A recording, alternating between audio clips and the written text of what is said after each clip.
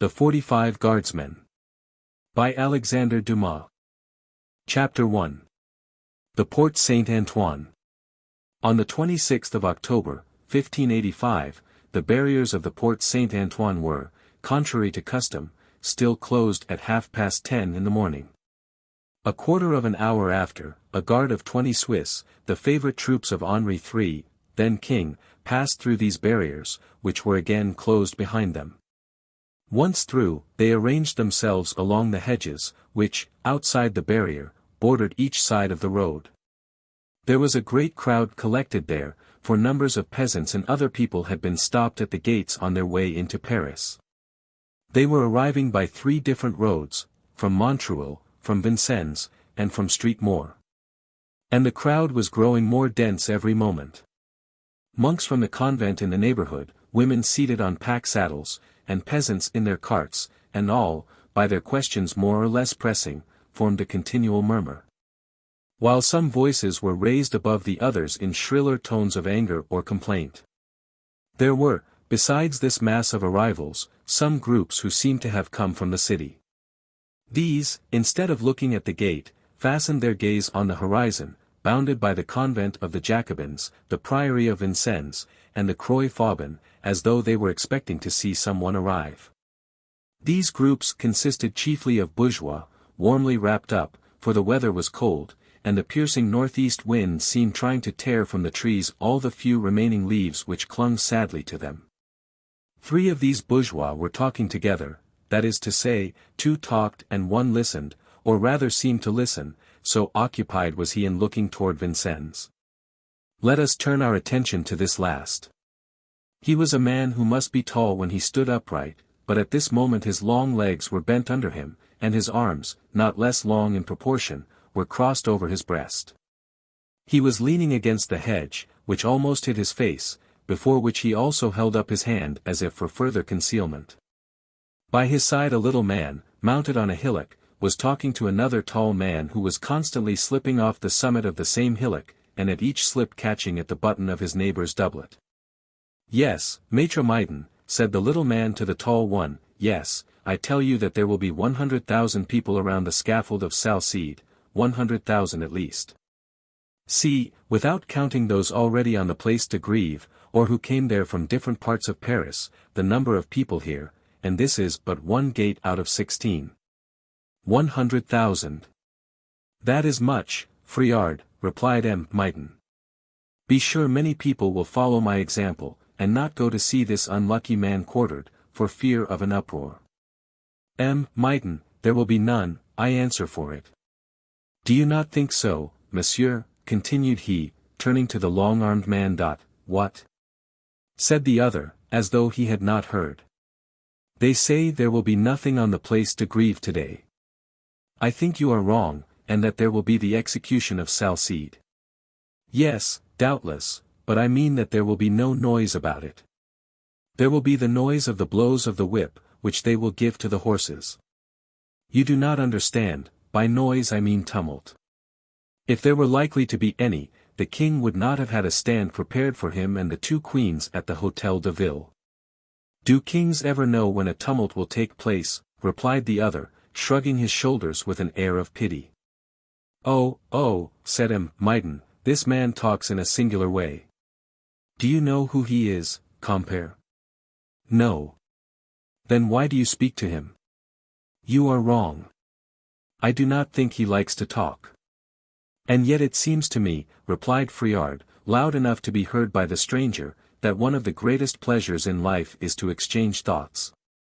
Yes, with those whom we know well, answered M. Maiden. Are not all men brothers, as the priests say? They were primitively, but in times like ours the relationship is singularly loosened. Talk low, if you must talk, and leave the stranger alone. But I know you so well, I know what you will reply, while the stranger may have something new to tell me. Hush! He is listening. So much the better, perhaps he will answer. Then you think, monsieur, continued he, turning again toward him, that there will be a tumult? I did not say so. No, but I believe you think so. And on what do you found your surmise, M. Friard? Why, he knows me. Have I not named you 2 or 3 times, said Myton. Ah. True. Well, since he knows me, perhaps he will answer. Now, monsieur, I believe you agree with me, or else would be there, while, on the contrary, you are here. But you, M. Friard, since you think the contrary of what you think I think, why are you not at the place to grieve? I thought the spectacle would have been a joyful one to all friends of the king.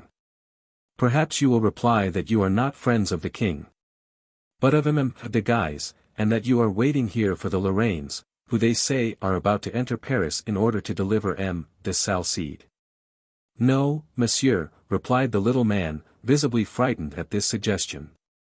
I wait for my wife, Nicole Friard, who has gone to take 24 tablecloths to the Priory of the Jacobins, having the honor to be washerwoman to Dame Modeste Gorenflot, the Abbé. Look, compere, cried Myton, at what is passing. M. Friard, following the direction of his friend's finger, saw them closing yet another door, while a party of Swiss placed themselves before it. How? More barriers, cried he. What did I tell you, said Myton. At the sight of this new precaution, a long murmur of astonishment and some cries of discontent proceeded from the crowd. Clear the road. Back, cried an officer. This maneuver was not executed without difficulty. The people in carts and on horseback tried to go back, and nearly crushed the crowd behind them. Women cried and men swore, while those who could escape, did, overturning the others.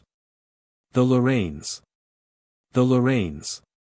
Cried a voice in the midst of this tumult. Oh, cried Myton, trembling, let us fly. Fly! And where? Said Friard. Into this enclosure, answered Myton, tearing his hands by seizing the thorns of the hedge. Into that enclosure, it is not so easy. I see no opening, and you cannot climb a hedge that is higher than I am. I will try, returned Myton, making new efforts. Oh!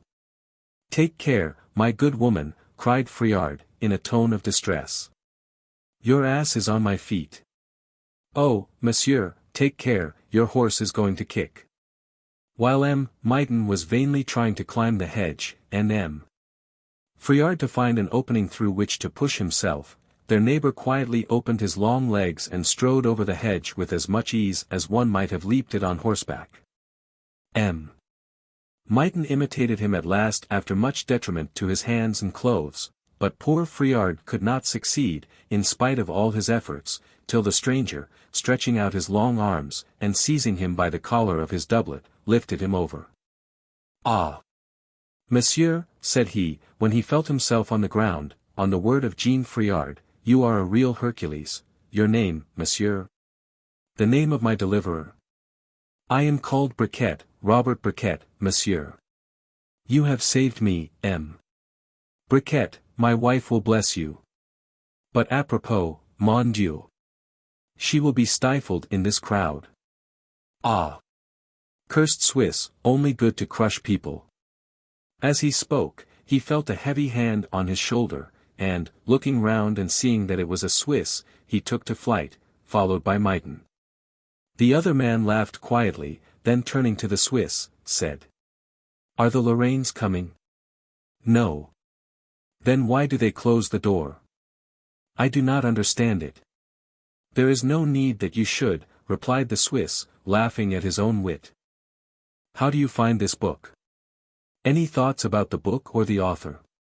Any suggestion for improvement? Please take a moment to share your thoughts in a comment. If you like it, share it with your friends who might enjoy it as well. Subscribe to keep in touch. Visit CompleteAudiobooks.com for more quality content. Chapter 2. What passed outside the Porte Saint-Antoine? One of the groups was formed of a considerable number of citizens. They surrounded 4 or 5 of a martial appearance, whom the closing of the doors annoyed very much, as it seemed, for they cried with all their might, the door. The door. Robert Briquet advanced toward this group, and began to cry also, the door. The door. One of the cavaliers, charmed at this, turned toward him and said, "Is it not shameful, monsieur, that they should close the gates in open day, as though the Spaniards or the English were besieging Paris?" Robert Briquet looked attentively at the speaker, who seemed to be about 45 years of age, and the principal personage in the group. "Yes, monsieur," replied he, "you are right, but may I venture to ask what you think their motive is for these precautions?" "Pardieu! The fear they have lest someone should eat their salcede." "Diable," said a voice, "a sad meal." Robert Briquet turned toward the speaker, whose voice had a strong Gascon accent, and saw a young man from 20 to 25, resting his hand on the crupper of the horse of the first speaker. His head was bare. He had probably lost his hat in the melee. "But as they say," replied Briquet, "that this salcede belongs to M. de Guise." "Bah! They say that. Then you do not believe it, monsieur?" "Certainly not," replied the cavalier. "Doubtless, if he had, the Duke would not have let him be taken, or at all events would not have allowed him to have been carried from Brussels to Paris bound hand and foot, without even trying to rescue him."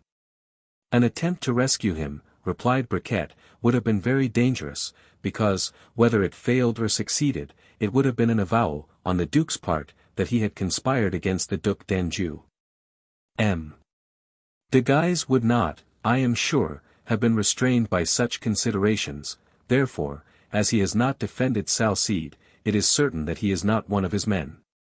Excuse me, monsieur, if I insist, but it is not I who invent, for it appears that Salcede has confessed." "Where? Before the judges?" "No, monsieur, at the torture. They asserted that he did, but they do not repeat what he said." "Excuse me again, monsieur, but they do." "And what did he say?" cried the cavalier impatiently. "As you seem so well informed, what were his words?" "I cannot certify that they were his words," replied Briquet, who seemed to take a pleasure in teasing the cavalier. "Well, then, those they attribute to him. They assert that he has confessed that he conspired for M. de Guise. Against the king, of course." "No, against the Duc d'Anjou." "If he confessed that." "Well." "Well, he is a poltroon," said the cavalier, frowning. "Ah! Monsieur, the boot and the thumbscrew make a man confess many things." "Alas!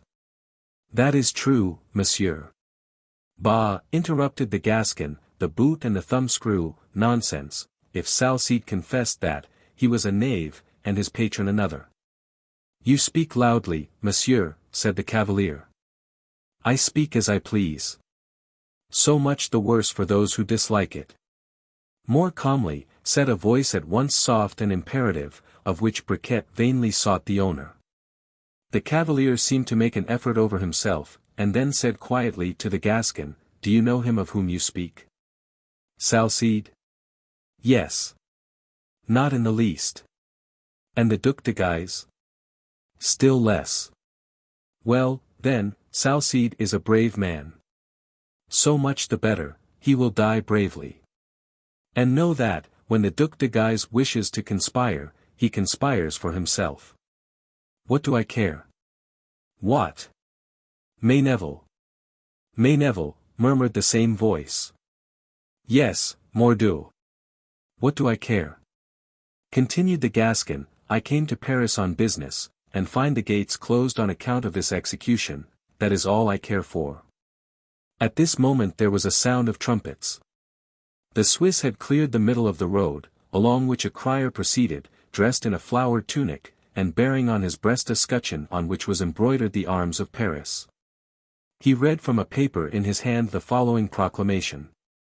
"This is to make known to our good people of Paris and its environs, that its gates will be closed for 1 hour, and that none can enter during that time. And this by the will of the king and the mayor of Paris." The crowd gave vent to their discontent in a long hoot, to which, however, the crier seemed indifferent. The officer commanded silence, and when it was obtained, the crier continued. "All who are the bearers of a sign of recognition, or are summoned by letter or mandate, are exempt from this rule. Given at the Hotel of the Provost of Paris, 26th of October, 1585. Scarcely had the crier ceased to speak, when the crowd began to undulate like a serpent behind the line of soldiers.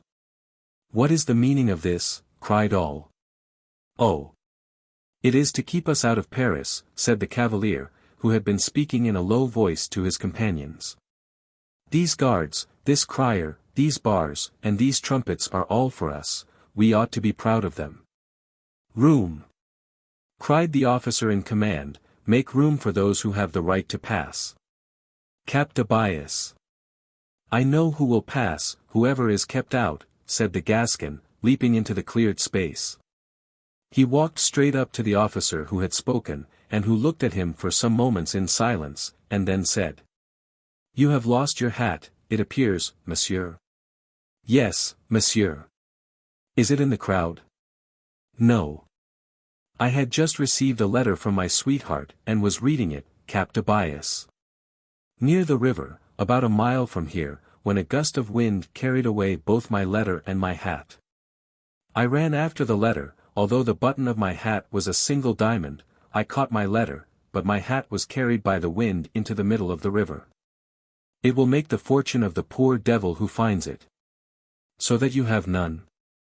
Oh, there are plenty in Paris, cap de bias. I will buy a more magnificent one, and put in it a still larger diamond." The officer shrugged his shoulders slightly, and said, "Have you a card?" "Certainly I have one, or rather two. One is enough, if it be the right one. But it cannot be wrong, oh, no, cap de bias. Is it to M. de Loignac that I have the honor of speaking?" "It is possible," said the officer coldly, and evidently not much charmed at the recognition. "M. de Loignac, my compatriot?" "I do not say no." "My cousin." "Good. Your card?" "Here it is," and the Gascon drew out the half of a card, carefully cut.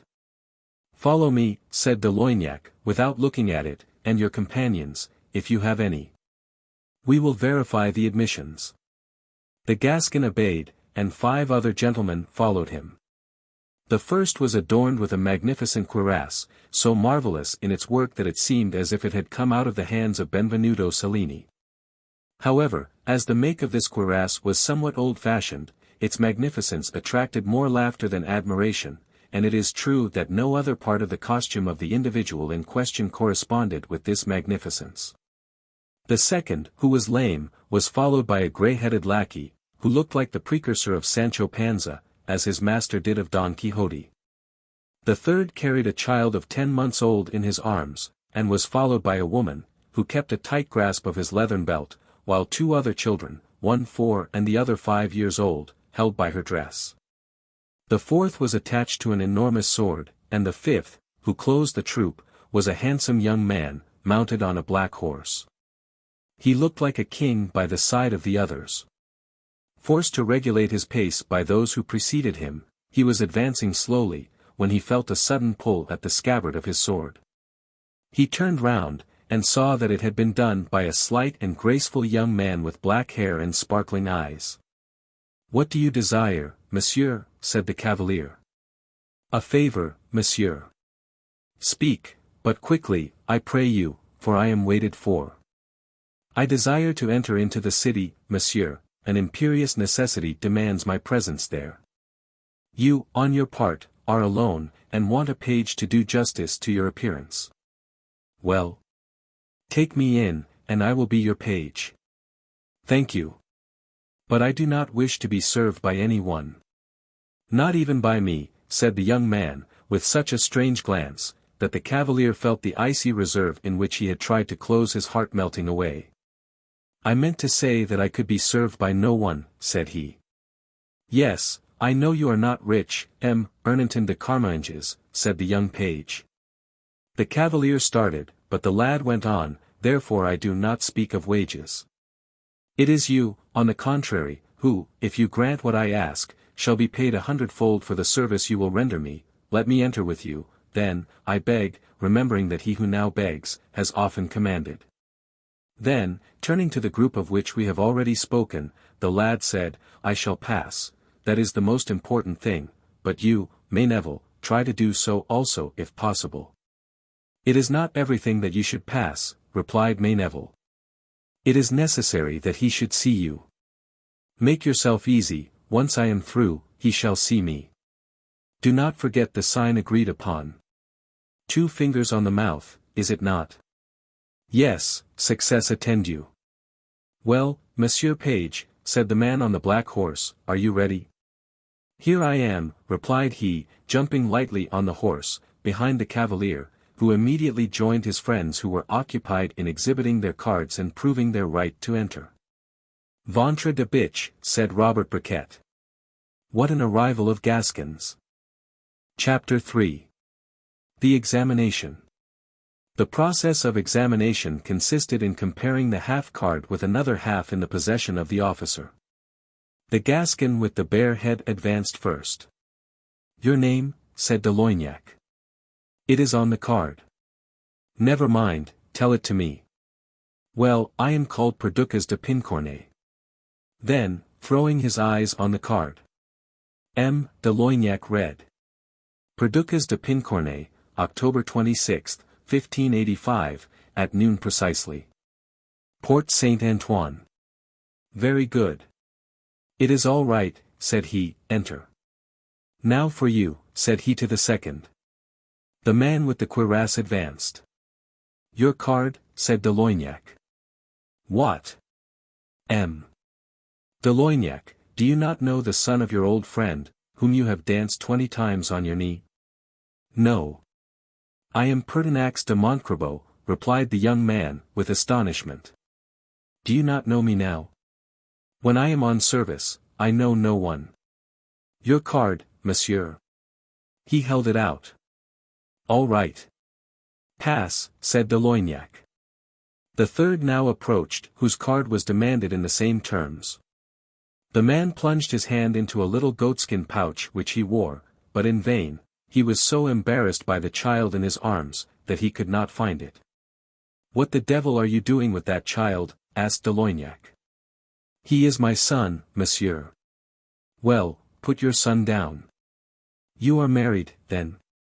Yes, monsieur. At 20. They marry young among us, you ought to know that, M. de Loignac, who were married at 18. Oh. Thought de Loignac, here is another who knows me. And why should he not be married? Cried the woman advancing. Yes, monsieur, he is married, and here are 2 other children who call him father, besides this great lad behind. Advance, Melitor, and bow to M. de Loignac. A lad of 16, vigorous and agile, with an incipient moustache, stepped forward. They are my wife's sons, monsieur. In heaven's name, your card, cried de Loignac. Lardille. Cried the Gascon to his wife, come and help me. Lardille searched the pouch and pockets of her husband, but uselessly. We must have lost it, she cried. Then I arrest you. The man turned pale, but said, I am Eustache de Méridor, and M. de Saint-Malin is my patron. Oh, said de Loignac, a little mollified at this name, well, search again. They turned to their pockets again, and began to re-examine them. Why, what do I see there, on the sleeve of that blockhead? Said de Loignac. Yes, yes, cried the father. I remember, now, Lardille sewed it on. That you might carry something, I suppose, you great lazy fellow. The card was looked at and found all right, and the family passed on in the same order as before. The 4th man advanced and gave his name as Caliber. It was found correct, and he also entered. Then came M. de Carminges. He got off his horse and presented his card, while the page hid his face by pretending to adjust the saddle. The page belongs to you? Asked de Loignac. You see, he is attending to my horse. Pass, then. Quick, my master, said the page. Behind these men the door was closed, much to the discontent of the crowd.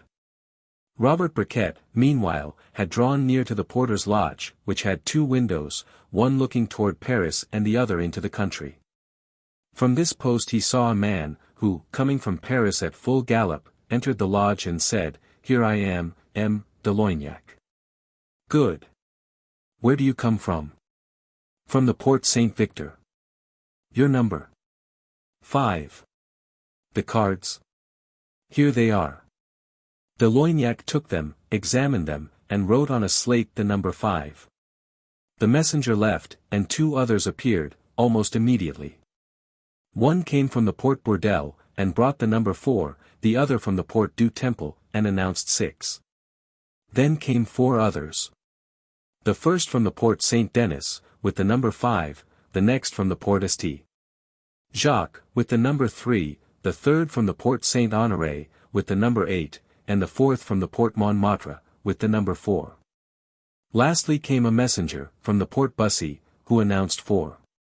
De Loignac wrote all these down, added them to those who had entered the Porte Saint-Antoine, and found the total number to be 45. Good, said he. Now open the gates, and all may enter. The gates were thrown open, and then horses, mules, and carts, men, women, and children, pressed into Paris, at the risk of suffocating each other, and in a quarter of an hour all the crowd had vanished. Robert Briquet remained until the last. I have seen enough, said he. Would it be very advantageous to me to see M. Salcede torn in 4 pieces? No, pardieu. Besides, I have renounced politics, I will go and dine. Chapter 4. His Majesty Henri III. M. Friard was right when he talked of 100,000 persons as the number of spectators who would meet on the Place de Grève and its environs, to witness the execution of Salcede. All Paris appeared to have a rendezvous at the Hôtel de Ville, and Paris is very exact, and never misses a fete, and the death of a man is a fate, especially when he has raised so many passions that some curse and others bless him. The spectators who succeeded in reaching the place saw the archers and a large number of Swiss and light horse surrounding a little scaffold raised about 4 feet from the ground. It was so low as to be visible only to those immediately surrounding it, or to those who had windows overlooking the place. 4 vigorous white horses beat the ground impatiently with their hoofs, to the great terror of the women, who had either chosen this place willingly, or had been forcibly pushed there. These horses were unused, and had never done more work than to support, by some chance, on their broad backs the chubby children of the peasants. After the scaffold and the horses, what next attracted all looks was the principal window of the Hôtel de Ville, which was hung with red velvet and gold, and ornamented with the royal arms. This was for the king. 1:30 had just struck when this window was filled. First came Henri III. Pale, almost bald, although he was at that time only 35, and with a somber expression, always a mystery to his subjects, who, when they saw him appear, never knew whether to say, Vive le roi, or to pray for his soul. He was dressed in black, without jewels or orders, and a single diamond shone in his cap, serving as a fastening to 3 short plumes. He carried in his hand a little black dog that his sister-in-law Marie Stuart had sent him from her prison, and on which his fingers looked as white as alabaster.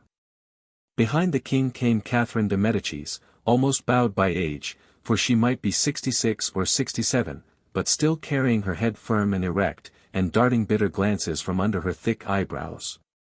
At her side appeared the melancholy but sweet face of the queen, Louise de Touraine.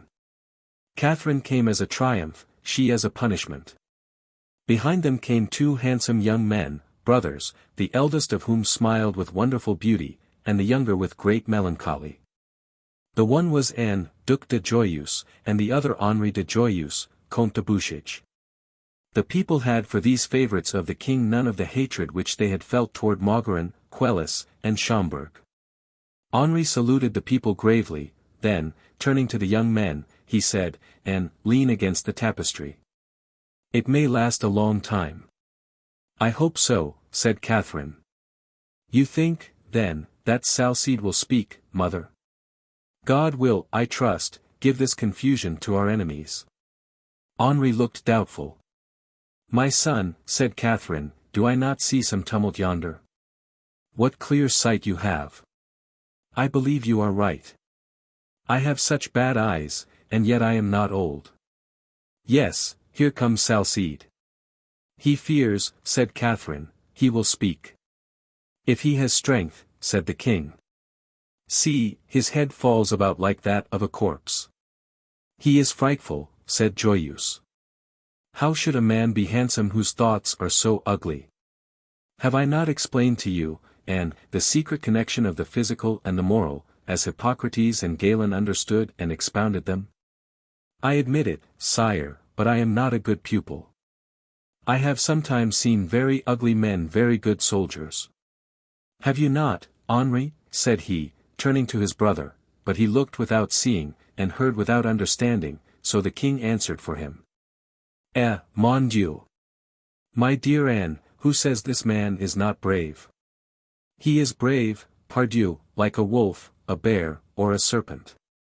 He burned in his house a Norman gentleman, his enemy, he has fought 10 duels, and killed 3 of his adversaries. He has now been taken in the act of coining, for which he has been condemned to death. That is a well-filled existence, but which will soon finish. On the contrary, said Catherine, I trust it will finish as slowly as possible. Madam, said Joyeuse, I see those 4 stout horses, who appear to me so impatient of their state of inactivity that I do not believe in a long resistance of the muscles, tendons, and cartilages of M. de Salcede. Yes, but my son is merciful, replied she, with the smile peculiar to herself, and he will tell the men to go gently. But, madam, said the queen timidly, I heard you say this morning that there were only to be 2 draws.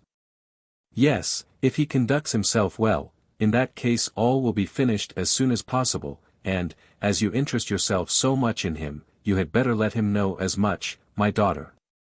Madam, said the queen, I have not your strength when looking at suffering. Do not look, then. The king heard nothing, he was all eyes. They were lifting Salcede from the car on to the scaffold, round which the archers had cleared a large space, so that it was distinctly visible to all eyes. Salcede was about 35 years of age, strong and vigorous. And his pale features, on which stood drops of blood, were animated alternately by hope and anguish. He was no vulgar assassin, he was of good birth, and even distantly related to the queen, and had been a captain of some renown. Those bound hands had valiantly borne the sword, and that livid head, on which were depicted the terrors of death, had conceived great designs. Therefore, to many of the spectators, he was a hero, to others, a victim. Some looked on him as an assassin, but the crowd seldom despises those very great criminals who are registered in the book of history as well as in that of justice. Thus they told, in the crowd, that Salcede was of a race of warriors. That his father had fought against the Cardinal de Lorraine, but that the son had joined with the Guises to destroy in Flanders the rising power of the Duke d'Anjou, so hated by the French. He had been arrested and conducted to France, and had hoped to be rescued by the way, but unfortunately for him, M. de Bellievre had kept such good watch, that neither Spaniards nor Lorraines, nor Leaguers, had been able to approach. In the prison Salcede hoped, during the torture, on the car, even on the scaffold, he still hoped. He wanted neither courage nor resignation, but he was one of those who defend themselves to their last breath. He darted curious glances toward the crowd, but constantly turned away, with a look of disappointment. At this moment an usher, raising the tapestry of the royal tent, announced that the President Brisson and 4 councillors desired the honor of an instant's conversation with the king on the subject of the execution. Good, said the king. Mother, you will be satisfied. Sire, a favor, said Joyeuse. Speak, Joyeuse, and provided it be not the pardon of the criminal. Sire, permit my brother and me to retire. What? You take so little interest in my affairs that you wish to retire at such a moment. Do not say so, sire, all that concerns your Majesty profoundly interests me. But I am of a miserable organization, and the weakest woman is stronger than I am on this point. I cannot see an execution without being ill for a week. And as I am the only person who ever laughs at the Louvre, since my brother, I know not why, has given it up, think what would become of the Louvre, so sad already, if I were sad also. You wish to leave me then, Anne? Peste! Sire, you are exacting, an execution is a spectacle of which, unlike me, you are fond. Is not that enough for you, or must you also enjoy the weakness of your friends? If you will remain, joyeuse, you will see that it is interesting. I do not doubt it, sire, I only think that the interest will be carried to a point that I cannot bear, and he turned toward the door. Go, then, said Henri, sighing, my destiny is to live alone. Quick. Do bouchage, said Anne to his brother. The king says yes now, but in 5 minutes he will say no. Thanks, my brother, said Bouchage, I was as anxious as you to get away. Chapter 5. The Execution. The councillors entered. Well, gentlemen, said the king, is there anything new? Sire, replied the president, we come to beg your majesty to promise life to the criminal. He has revelations to make, which, on this promise, we shall obtain. But have we not obtained them? Yes, in part, is that enough for your majesty? No, said Catherine. And the king has determined to postpone the execution, if the culprit will sign a confession substantiating his depositions before the judge. Yes, said Henri, and you can let the prisoner know this. Your majesty has nothing to add. Only that there must be no variation in the confessions, or I withdraw my promise, they must be complete. Yes, sire, with the names of the compromised parties. With all the names. Even if they are of high rank. If they were those of my nearest relations. It shall be as your majesty wishes. No misunderstanding, M. Brisson. Writing materials shall be brought to the prisoner, and he will write his confessions, after that we shall see. But I may promise. Oh. Yes, promise. M. Brisson and the councillors withdrew. He will speak, sire, said the queen, and your majesty will pardon him. See the foam on his lips. No, said Catherine, he is seeking something.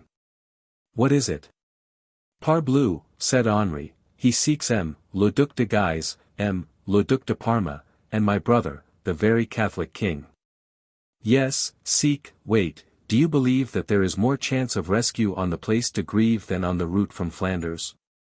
Salcede had seen the archers sent off for the horses, and he understood that the order for punishment was about to be given, and it was then that he bit his lips till they were covered with blood, as the queen had remarked. No one, murmured he. Not one of those who had promised me help. Cowards! Cowards! The horses were now seen making their way through the crowd, and creating everywhere an opening which closed immediately behind them. As they passed the corner of the Rue St. Vannery, a handsome young man, whom we have seen before, was pushed forward impatiently by a young lad, apparently about 17. It was the Vicomte Erneton de Carmainges and the mysterious page. Quick, cried the page. Throw yourself into the opening, there is not a moment to lose. But we shall be stifled, you are mad, my little friend. I must be near, cried the page, imperiously. Keep close to the horses, or we shall never arrive there. But before we get there, you will be torn to pieces. Never mind me, only go on. The horses will kick. Take hold of the tail of the last, a horse never kicks when you hold him so. Erneton gave way in spite of himself to the mysterious influence of this lad, and seized the tail of the horse, while the page clung to him. And thus, through the crowd, waving like the sea, leaving here a piece of a cloak, and there a fragment of a doublet, they arrived with the horses at a few steps from the scaffold. Have we arrived? Asked the young man, panting. Yes, happily. Answered Erneton, for I am exhausted. I cannot see. Come before me. Oh, no. Not yet. What are they doing? Making slip knots at the ends of the cords. And he, what is he doing? Who? The condemned. His eyes turn incessantly from side to side. The horses were near enough to enable the executioner to tie the feet and hands of the criminal to the harness. Salcede uttered a cry when he felt the cord in contact with his flesh. Monsieur, said the Lieutenant Tanchon to him politely, will it please you to address the people, and added in a whisper, a confession will save your life. Salcede looked earnestly at him, as though to read the truth in his eyes. You see, continued Tanchen, they abandon you. There is no other hope in the world but what I offer you. Well, said Salcede, with a sigh, I am ready to speak. It is a written and signed confession that the king exacts. Then untie my hands, and give me a pen and I will write it. They loosened the cords from his wrists, and an usher who stood near with writing materials placed them before him on the scaffold. Now, said Tanchen, state everything. Do not fear, I will not forget those who have forgotten me, but as he spoke, he cast another glance around. While this was passing, the page, seizing the hand of Ernanton, cried, Monsieur, take me in your arms, I beg you, and raise me above the heads of the people who prevent me from seeing. Ah! You are insatiable, young man. This one more service, I must see the condemned, indeed I must. Then, as Ernanton still hesitated, he cried, for pity's sake, Monsieur, I entreat you. Ernanton raised him in his arms at this last appeal, and was somewhat astonished at the delicacy of the body he held. Just as Salcede had taken the pen, and looked round as we have said, he saw this young lad above the crowd, with 2 fingers placed on his lips. An indescribable joy spread itself instantaneously over the face of the condemned man, for he recognized the signal so impatiently waited for, and which announced that aid was near.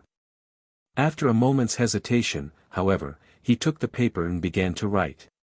He writes, cried the crowd. He writes, exclaimed Catherine.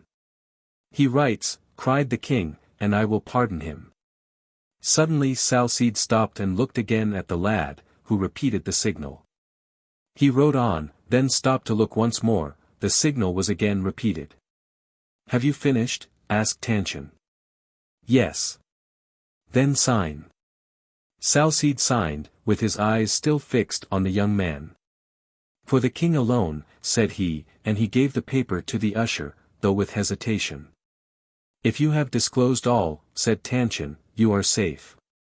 A strange smile strayed over the lips of Salcede. Ernanton, who was fatigued, wished now to put down the page, who made no opposition. With him disappeared all that had sustained the unfortunate man, he looked round wildly and cried, well, come. No one answered. Quick! Quick! The king holds the paper, he is reading. Still there was no response. The king unfolded the paper. Thousand devils, cried Salcede, if they have deceived me. Yet it was she, it was really she. No sooner had the king read the first lines, than he called out indignantly, oh! The wretch! What is it, my son? He retracts all, he pretends that he confessed nothing, and he declares that the Guises are innocent of any plot. But, said Catherine, if it be true? He lies, cried the king. How do you know, my son? Perhaps the Guises have been calumniated, the judges, in their zeal, may have put false interpretation on the depositions. Oh! No, madam. I heard them myself, cried Henri. You, my son? Yes, I. How so? When the criminal was questioned, I was behind a curtain and heard all he said. Well, then, if he will have it, order the horses to pull. Henri, in anger, gave the sign. It was repeated, the cords were refastened, for men jumped on the horses, which, urged by violent blows, started off in opposite directions. A horrible cracking, and a terrible cry was heard. The blood was seen to spout from the limbs of the unhappy man, whose face was no longer that of a man but of a demon. Ah, heaven, he cried, I will speak, I will tell all. Ah! Cursed Dutch! The voice had been heard above everything, but suddenly it ceased. Stop, stop, cried Catherine, let him speak. But it was too late. The head of Salcede fell helplessly on one side, he glanced once more to where he had seen the page, and then expired. Tanchen gave some rapid orders to his archers, who plunged into the crowd in the direction indicated by Salcede's glance. I am discovered, said the page to Ernanton. For pity's sake, aid me. They come, they come. What do you want? To fly. Do you not see that it is me they want? But who are you, then? A woman. Oh, save me. Protect me. Ernanton turned pale, but generosity triumphed over fear. He placed his protégée before him, opened a path with blows, and pushed her toward the corner of the Rue du Mouton, toward an open door. Into this door she entered. And she seemed to have been expected, for it closed behind her. Ernanton had not even time to ask her name, or where he should find her again, but in disappearing she had made a sign full of promise. Meanwhile, Catherine was standing up in her place, full of rage. "My son," said she, "at last, you would do well to change your executioner, he is a leaguer." "What do you mean, mother?" "Salcede suffered only one draw, and he is dead." "Because he was too sensible to pain." "No, but because he has been strangled with a fine cord underneath the scaffold, just as he was about to accuse those who let him die. Let a doctor examine him, and I am certain that he will find round his neck the circle that the cord has left." "You are right," cried Henri, with flashing eyes, "my cousin of Guise is better served than I am." "Hush, my son, no éclat. We shall only be laughed at, for once more we have missed our aim." "Joyeuse did well to go and amuse himself elsewhere," said the king, "one can reckon on nothing in this world, not even on punishments. Come, ladies, let us go." Chapter 6. The Brothers. De Joyeuse had, as we have seen, left this scene, and were walking side by side in the streets generally so populous but now deserted, for every one was in the place to grieve. Henri seemed preoccupied and sad, and was unquiet on account of his brother. He was the first to speak. "Well, Henri," said he, "where are you taking me?" "I take you nowhere, brother, I was only walking before you." "Do you wish to go anywhere?" "Do you?" "Oh. I do not care where I go." "Yet you go somewhere every evening, for you always go out at the same hour and return late at night." "Are you questioning me, brother?" said Henri, with gentleness. "Certainly not, let each keep his own secrets if he wishes to do so." "If you wish it, brother, I will have no secrets from you." "Will you not, Henri?" "No, are you not my elder brother and friend?" "Oh. I thought you had secrets from me, who am only a poor layman." "I thought you confessed to our learned brother, that pillar of theology, that light of the church, who will be a cardinal some day, and that you obtained absolution from him, and perhaps, at the same time, advice." Henri took his brother's hand affectionately. "You are more than a confessor to me, my dear Anne, more than a father, you are my friend." "Then, my friend, why, from so gay as you used to be, have I seen you become sad? And why, instead of going out by day, do you only go out at night?" "My brother, I am not sad." "What, then?" "In love." "Good. And this preoccupation?" "Is because I am always thinking of my love." "And you sigh in saying that?" "Yes." "You sigh, you, Henri, Comte de Bouchage, you, the brother of Joyeuse, you, whom some people call the third king in France? You know de Guise is the second, if not the first. But you, rich and handsome, who will be peer and duke on the first occasion, are in love, and you sigh, you, whose device is hilaritor. My dear Anne, I have never reckoned the gifts of fortune, past and to come, as things to constitute happiness. I have no ambitions. That is to say, you have not at present. At all events, not for the things you speak of. Not just now, perhaps, but later you will return to them. Never, brother, I desire nothing, I want nothing. You are wrong. When one is called Joyeuse, one of the best names in France, when one has a brother a king's favorite, one desires everything, and has everything. Henri hung his blonde head sadly. Come, continued Anne, we are quite alone here. Have you anything to tell me?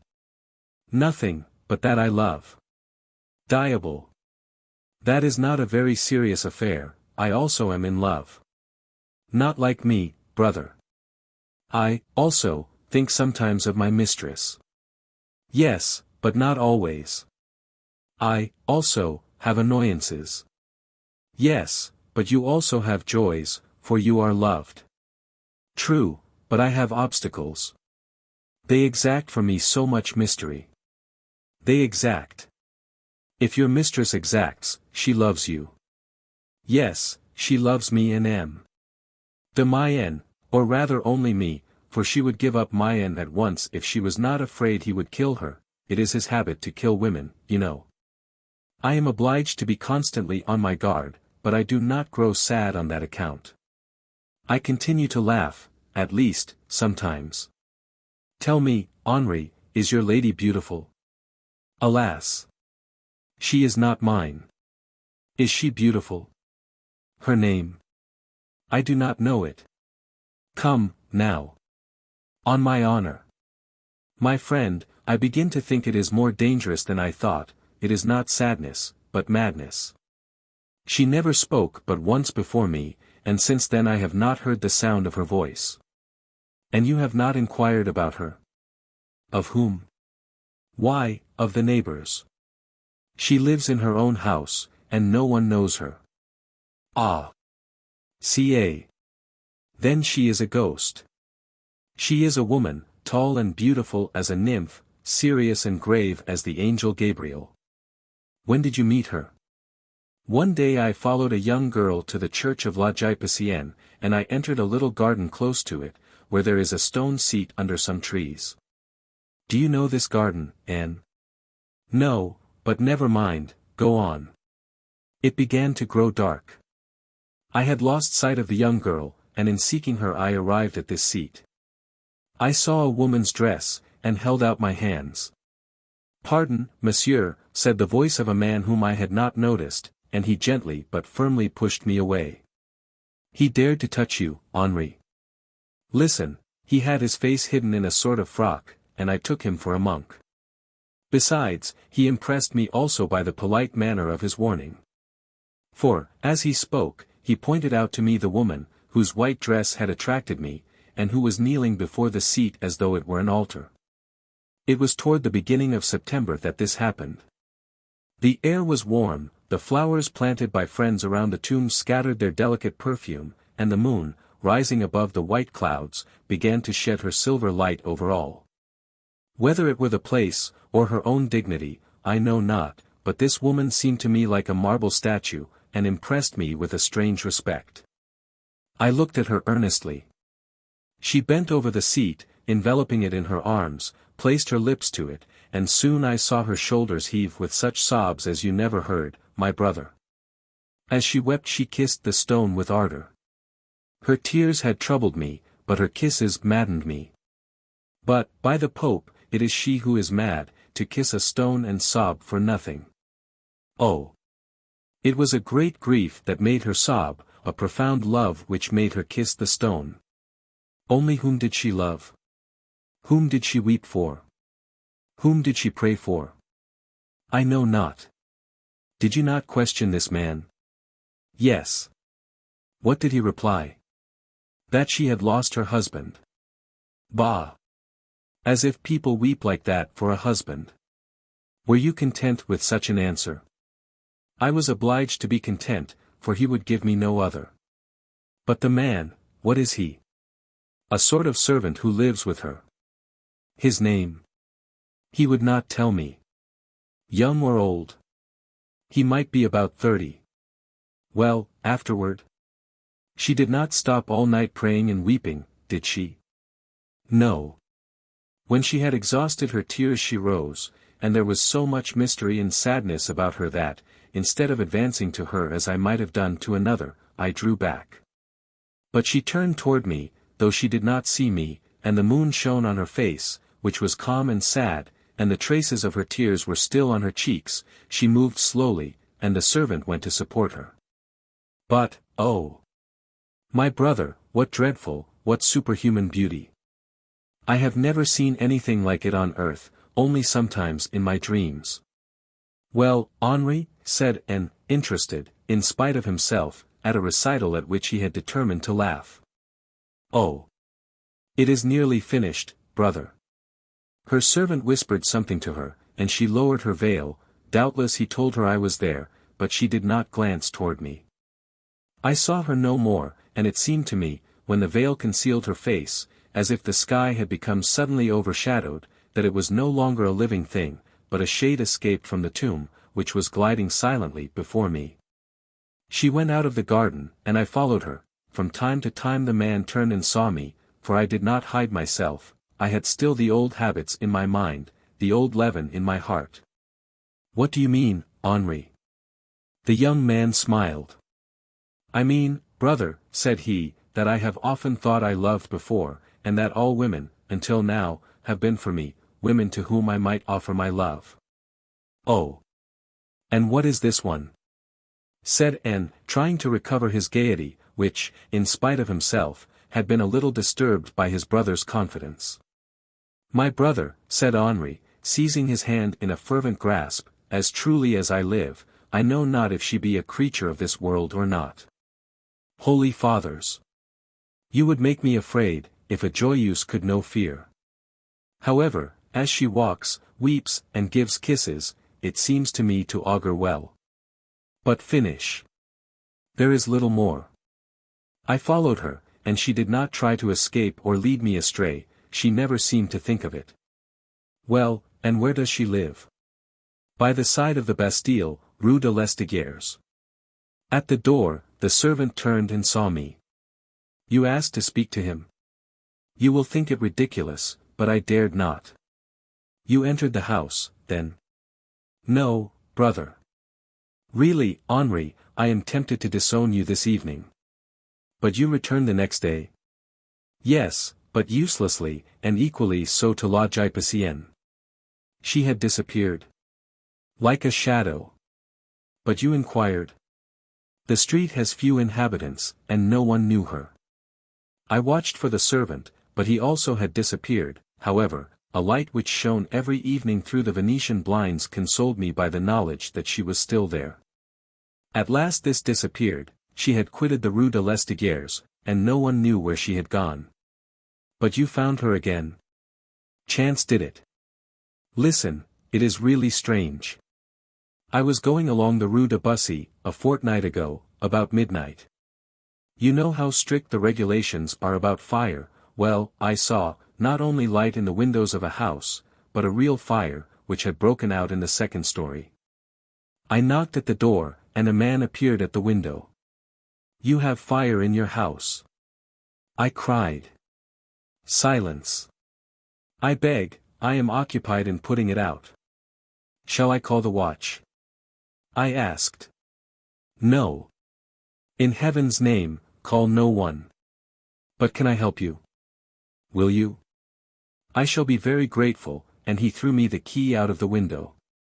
I mounted the stairs rapidly, and entered the room where the fire was burning. It was used as a chemist's laboratory, and in making I know not what experiments, an inflammable liquid had been spilled, which had ignited the floor. When I entered, the fire was almost got under. I looked at the man. A dreadful scar disfigured his cheek, and another his forehead, the rest of his face was hidden by a thick beard. I thank you, monsieur, said he, but you see all is finished now. If you are as gallant a man as you seem, have the goodness to retire, for my mistress may return at any moment, and will be angry if she sees a stranger here. The sound of his voice struck me instantly. I was about to cry, you are the man of La Gypicienne, of the Rue de l'Estiguières, for you remember that I had not seen his face before, but only heard his voice, when suddenly a door opened, and a woman entered. What is the matter, Remy, and why this noise? She asked. Oh! My brother, it was she. More beautiful than ever, by the dying light of the fire. It was she, the woman whose memory had ever lived in my heart. At the cry which I uttered the servant looked narrowly at me. Thanks, monsieur, said he, again, you see the fire is out, go, I beg of you. My friend, said I, you dismiss me very rudely. Madam, said he, it is he. Who? The young man we met in the garden, and who followed us home.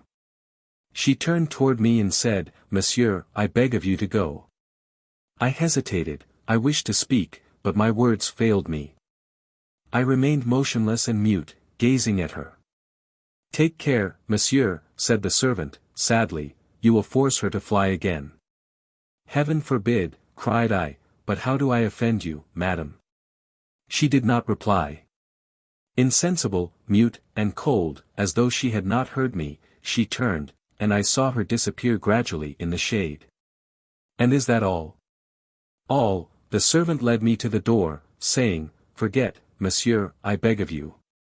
I fled, bewildered and half crazy, and since then I have gone every evening to this street, and, concealed in the angle of the opposite house, under the shade of a little balcony, I see, once in 10 times, a light in her room. That is my life. My happiness. What happiness! Alas! I should lose this, if I tried for more. But in acting thus, you lose all the amusements of the world. "My brother," said Henri, with a sad smile, "I am happy thus." "Not so, mordieu. One monk in a family is enough. No railleries, brother. But let me say one thing." "What is it?" "That you have been taken in like a schoolboy." "I am not taken in, I only gave way to a power stronger than mine. When a current carries you away, you cannot fight against it. But if it lead to an abyss, you must be swallowed up." "Do you think so?" "Yes. I do not, and in your place. What would you have done?" "Enough, certainly, to have learned her name Anne."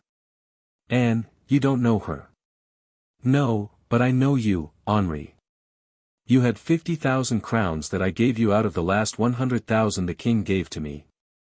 They are still in my chest, Anne. I have not touched one of them. Mordieu. If they were not there, you would be in a different position."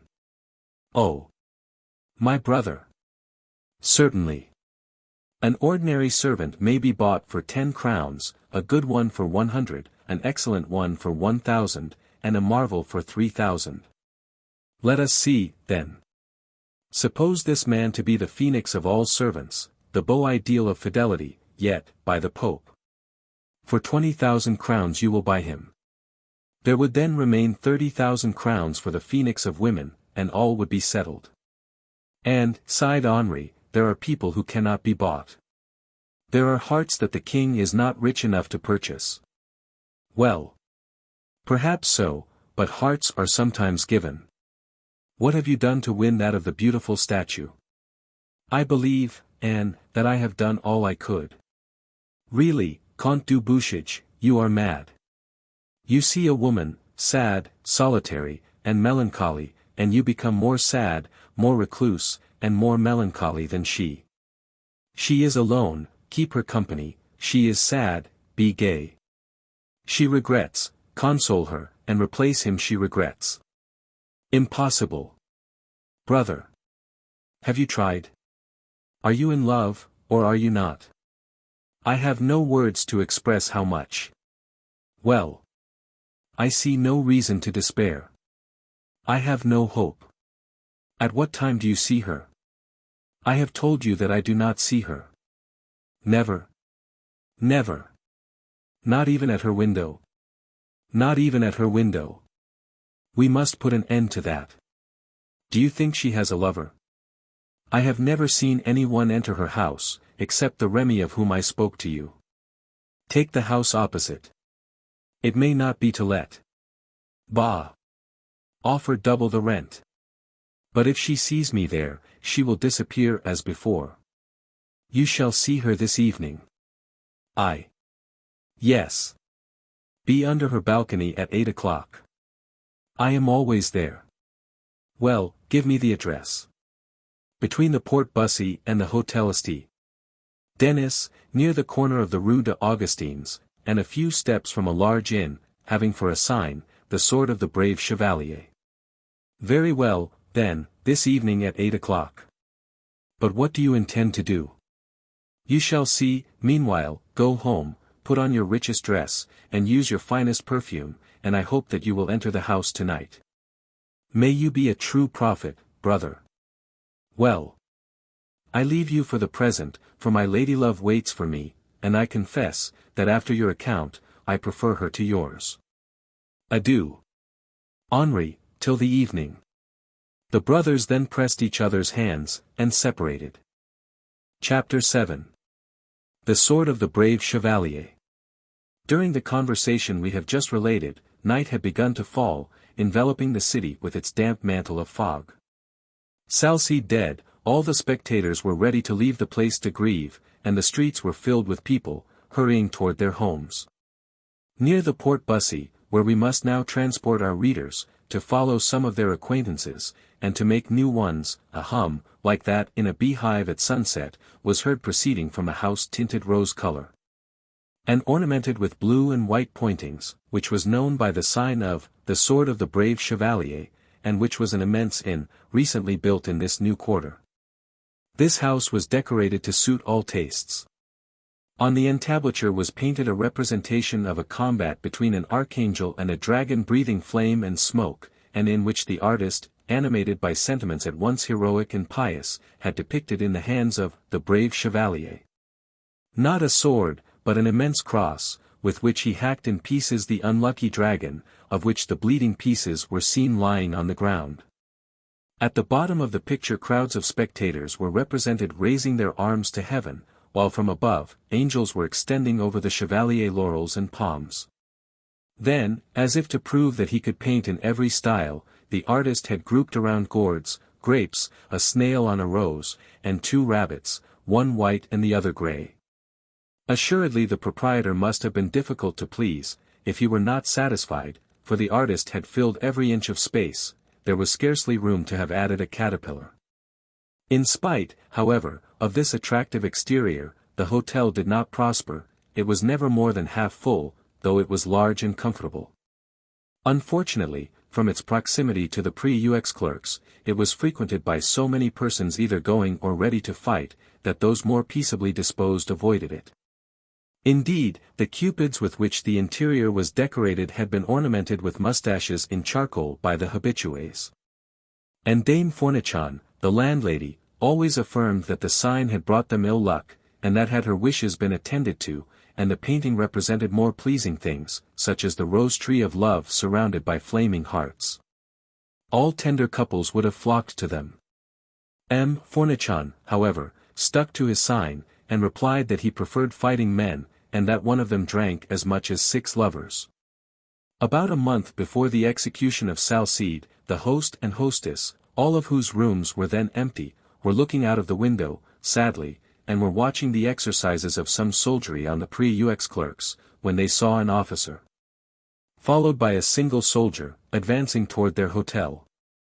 He was about to pass, when the host called out loudly, "Oh, wife, what a beautiful horse!" Madame Fournichon replied in an equally audible voice, "And what a handsome cavalier!" The officer, who did not appear insensible to flattery, raised his head and looked first at the host and hostess and then at the hotel. Fournichon ran rapidly downstairs and appeared at the door. "Is the house empty?" asked the officer. "Yes, monsieur, just at present," replied the host, humiliated, "but it is not usually so." However, Dame Fournichon, like most women, was more clear-sighted than her husband, and called out, "If monsieur desires solitude, he will find it here." "Yes, my good woman, that is what I desire, at present," said the officer, who dismounted, threw the bridle to the soldier, and entered the hotel. He was a man of about 35 years of age, but he did not look more than 28, so carefully was he dressed. He was tall, with a fine countenance and a distinguished air. "Ah! Good," said he, "a large room and not a single guest. But there must be something," he added, "either in your house or conduct that keeps people away." "Neither, monsieur," replied Madame Fournichon, "only the place is new, and we choose our customers." "Oh! Very well. For example," continued she, "for a person like your lordship, we would send away a dozen." "Thanks, my kind hostess." "Will monsieur taste the wine?" asked M. Fournichon. "Will monsieur visit the rooms?" added his wife. "Both, if you please." Fournichon descended to the cellar. "How many people can you lodge here?" asked the captain of the hostess. 30. "That is not enough." "Why so, monsieur?" "I had a project, but we will speak of it no more." "Ah! Monsieur, you will find nothing larger, except the Louvre itself." "Well, you can lodge 30 people." "Yes, doubtless. But for a day?" "Oh! For a day, 40, or even 45. Without making a commotion outside. We have often 80 soldiers here, on Sundays. And no crowd before the house, no spying by the neighbors." "Mon Dieu! No. Our nearest neighbors are a worthy bourgeois, who meddles with no one, and a lady who lives so retired, that although she has been here for 3 weeks, I have not seen her." "That will do excellently. So much the better. And in a month from today. That will be the 26th of October. "Precisely. Well, on that day I hire your inn." "The whole of it?" "Yes, the whole. I wish to give a surprise to some countrymen, officers, or at least, soldiers. They will be told to come here." "But if it be a surprise?" "Oh! If you are curious, or indiscreet." "No, no, monsieur," cried she. M. Fournichon, who had heard what had passed, added, "Monsieur, you shall be master here, and all your friends will be welcome." "I did not say my friends, I said countrymen," replied the officer, haughtily. "Yes, monsieur, it was my mistake." "You will give them supper?" "Certainly. If necessary, they will sleep here." "Yes, monsieur. In a word, give them all they want, and ask no questions." "Very well, monsieur. Here are 30 livres in advance." "Well, monsieur, these gentlemen shall be treated like princes. Will you assure yourself by tasting the wine?" "Thank you, I never drink." "But, monsieur, how shall I know these gentlemen?" "That is true, Parfandious. I forgot. Give me paper, light, and wax." When they were brought, the captain made a seal on the paper with a ring he had on his finger. "Do you see this figure?" said he. "A beautiful woman." "Yes, a Cleopatra." "Well, each of these men will present a similar one, on which you will receive him. You will have further orders afterward." The captain then descended the stalls and rode off, leaving the Fournichons delighted with their 30 livres in advance. "Decidedly," said the host, "the sign has brought us good fortune." Chapter 8. The Gascon. We dare not affirm that Dame Fournichon was as discreet as she had promised to be, for she interrogated the first soldier whom she saw pass as to the name of the captain who had conducted the review. The soldier, more cautious than she, asked her why she wished to know. "Because he has just been here," she replied, "and one likes to know to whom one has been talking." The soldier laughed. "The captain who conducted the review would not have entered this hotel," said he. "Why not? Is he too great for that?" "Perhaps so." "Well, but it is not for himself that he wanted the hotel." "For whom then?" "For his friends. He would not lodge his friends here, I am sure." "Peste! Why, who can he be, then?" "Well, my good woman, he who conducted the review is simply Monsieur le Duc Nogaret de la Valette d'Épernon, peer of France, and Colonel-General of Infantry." "What do you say to that?" "That if it was he did me great honor." "Did you hear him say, Parfandious?" "Oh. Yes." We may now judge if the 26th of October was impatiently expected. On the evening of the 25th a man entered, bearing a heavy bag, which he placed on Fournichon's table. "It is the price of the repast ordered for tomorrow," said he. "At how much a head?" "At 6 livres. "Will they have only one meal here?" "That is all." "Has the captain found them a lodging, then?" "It appears so," said the messenger, who went, and declined to answer any more questions. At last the much-desired day arrived. 12:30 had just struck when some cavaliers stopped at the door of the hotel. One, who appeared to be their chief, came with 2 well-mounted lackeys. Each of them produced the seal of Cleopatra's head, and were received with all sorts of courtesies, especially the young man with the lackeys. Nevertheless, excepting this young man, they all seemed timid and preoccupied. Most of them dispersed, however, until supper time, either to swell the crowd at the execution of Salcede, or to see Paris. About 2 o'clock, others began to arrive. One man came in alone, without a hat, a cane in his hand, and swearing at Paris, where he said the thieves were so adroit that they had stolen his hat as he had passed through a crowd, without his being able to see who had taken it. However, he said, it was his own fault, for wearing a hat ornamented with such a superb diamond. At 4 o'clock, 40 people had arrived. "Is it not strange," said Fournichon to his wife, "they are all Gascons?" "Well, what of that? The captain said they were all countrymen, and he is a Gascon. M. d'Épernon is from Toulouse." "Then you still believe it was M. d'Épernon? Did he not say 3 times the famous Parfandius?" Very soon the 5 other Gascons arrived. The number of guests was complete. Never was such surprise painted on so many faces. For an hour nothing was heard but Saudius, Mordiax, and Cap de Bias. And such noisy joy, that it seemed to the Fournichons that all Poitou and Languedoc were collected in their room. Some knew, and greeted each other. "Is it not singular to find so many Gascons here?" asked one. "No," replied Perducas de Pincornay, "the sign is tempting for men of honor." "Ah! Is it you?" said Saint Malin, the gentleman with the lackeys. "You have not yet explained to me what you were about to do, when the crowd separated us." "What was that?" asked Pincornay, reddening. "How it happens that I met you on the road between Angoulême and Angers without a hat, as you are now. It seems to interest you, monsieur." "Ma foi. Yes. Poitiers is far from Paris, and you came from beyond Poitiers." "Yes, from Street André de Cubsac." "And without a hat?" "Oh. It is very simple. My father has 2 magnificent horses, and he is quite capable of disinheriting me for the accident that has happened to one of them." "What is that?" "I was riding one of them when it took fright at the report of a gun that was fired close to me, and ran away. It made for the bank of the Dordogne and plunged in." "With you?" "No. Luckily I had time to slip off, or I should have been drowned with him." "Ah! Then the poor beast was drowned?" "Pardiax. You know the Dordogne, half a league across." "And then?"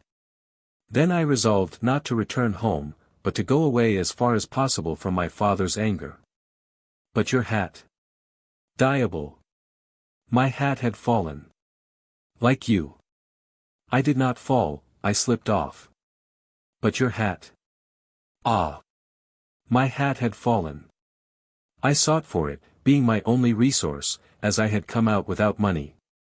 "But how could your hat be a resource?" "Saudius. It was a great one, for I must tell you that the plume of this hat was fastened by a diamond clasp, that His Majesty the Emperor Charles V, gave to my grandfather, when, on his way from Spain to Flanders, he stopped at our castle." "Ah! Ah! And you have sold the clasp, and the hat with it. Then, my dear friend, you ought to be the richest of us all, and you should have bought another glove. Your hands are not alike, one is as white as a woman's, and the other as black as a negro's. But listen, as I turned to seek my hat I saw an enormous crow seize hold of it." "Of your hat?" "Or rather of the clasp, attracted by the glitter, and in spite of my cries, he flew away with it, and I saw it no more. So that, overwhelmed by this double loss, I did not dare to return home, but came to seek my fortune in Paris." "Good," cried a third, "the wind has changed into a crow. I heard you tell M. de Loignac that the wind had carried it away while you were reading a letter from your mistress." "Now," cried Saint Malin, "I have the honor of knowing M. d'Aubagne, who, though a brave soldier, writes well, and I recommend you to tell him the history of your hat. He will make a charming story of it." Several stifled laughs were heard. Ah! Gentlemen, cried the Gascon, do you laugh at me? They turned away to laugh again. Perducas threw a glance around him, and saw a young man near the fireplace hiding his face in his hands. He thought it was to laugh, and, going up to him, struck him on the shoulder, saying, "Eh! Monsieur, if you laugh, at all events show your face." The young man looked up. It was our friend Ernanton de Carminges. "I beg you will leave me alone," said he, "I was not thinking of you." Pincornay turned away, grumbling. But at this moment an officer entered. De Loignac, cried 20 voices. At this name, known through all Gascony, every one rose and kept silence. Chapter 9. De Loignac. Supper, cried de Loignac, and from this moment let all be friends, and love each other like brothers. Said Saint Malin. That would be difficult, added Ernanton. See, cried Pincornay, they laugh at me because I have no hat, and they say nothing to Montcrabeau, who is going to supper in a cuirass of the time of the Emperor Pertinax, from whom it probably came. See what it is to have defensive arms. Gentlemen, cried Montcrabeau, I take it off, so much the worse for those who prefer seeing me with offensive instead of defensive arms, and he gave his cuirass to his lackey, a man about 50 years of age. Peace! Peace! Cried de Loignac, and let us go to table. Meanwhile the lackey whispered to Pertinax, and am I not to sup? Let me have something, Pertinax. I am dying of hunger. Pertinax, instead of being offended at this familiar address, replied, I will try, but you had better see for something for yourself. That is not reassuring. Have you no money? We spent our last crown at Senator's. Diable. Then try to sell something. A few minutes after a cry was heard in the street of Old Iron. Who wants to sell old iron? Madame Fournichon ran to the door, while Fournichon placed the supper on the table, and to judge by its reception it must have been exquisite. As his wife did not return, however, the host asked a servant what she was doing. Oh, master, he replied, she is selling all your old iron for new money. I hope not my cuirass and arms, said he, running to the door. No, said de Loignac, it is forbidden to buy arms. Madame Fournichon entered triumphantly. You have not been selling my arms, cried her husband. Yes, I have. I will not have them sold. Bah! In time of peace, and I have got 10 crowns instead of an old cuirass. 10 crowns. Samuel, do you hear? Said Pertinax, looking for his valet, but he was not to be seen. It seems to me that this man carries on a dangerous trade. But what does he do with them? Sells them again by weight. By weight. And you say he gave you 10 crowns, for what? A cuirass and a helmet. Why, even if they weighed 20 pounds, that is half a crown a pound. This hides some mystery. Voices rose, and the mirth grew loud with all, except Carminges, who still thought of the mysterious page. He sat by de Loignac, who said to him, Here are a number of joyful people, and they do not know what for. Nor I, neither, but at least I am an exception. You are wrong, for you are one of those to whom Paris is a paradise. Do not laugh at me, de Loignac. I do not, I distinguished you at once, and that other young man also who looks so grave. Who? De Saint Malin. And why this distinction, if this question be not too curious? I know you, that is all. Me. You know me. You, and he, and all here. It is strange. Yes, but necessary. Why? Because a chief should know his soldiers. And all these men will be my soldiers tomorrow. But I thought that d'Épernon. Hush. Do not pronounce that name here. Then rising, de Loignac said, Gentlemen, since chance unites here 45 compatriots, let us empty a glass of wine to the prosperity of all. This proposal gave rise to frantic applause. They are almost all half drunk, said de Loignac. It would be a good opportunity to make them repeat their histories, only time does not permit of it. Then he added aloud, Hola! M. Fournichon, dismiss from the room all women, children and lackeys. Lardil retired grumbling, but Molitor did not move. Did you not hear, M. Molitor, said de Loignac, to the kitchen. There remained only 45 men, and M. De Loignac then said, now, gentlemen, each knows who called him to Paris. Good. That will do, do not call out his name. You know also that you have come to obey him. A murmur of assent came from all, mingled with astonishment, for each one knew only what concerned himself, and was ignorant that his neighbor had been moved by the same influence. Well, then, continued de Loignac, you will have time to become acquainted with each other afterward. You agree that you have come here to obey him? Yes, yes, they cried. Then, to begin, go quietly out of this hotel to the lodgings prepared for you. For all? Asked Saint Malines. Yes, for all. We are all equal here, cried Perducas, whose limbs felt rather doubtful under him. Yes, replied de Loignac, all are equal before the will of the master. Oh, cried Carmainges, coloring. I do not know that M. d'Épernon would be called my master. Wait. I did not expect that.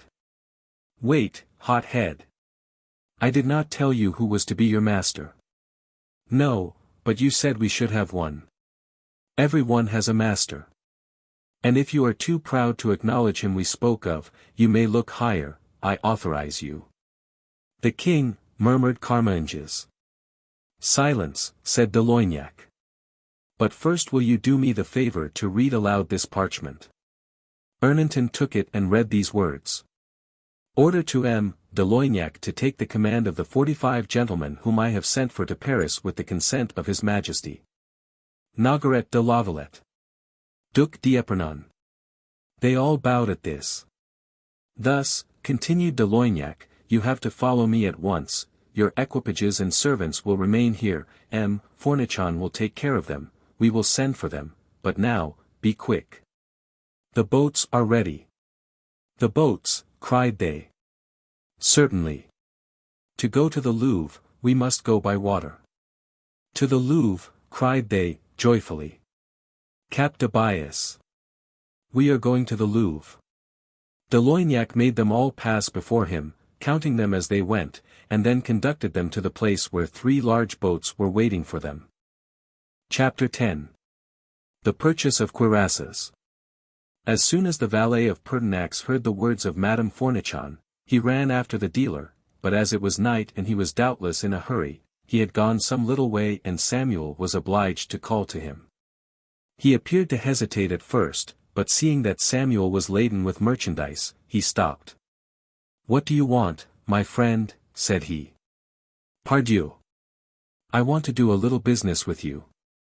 Well, be quick. Are you in a hurry? Yes.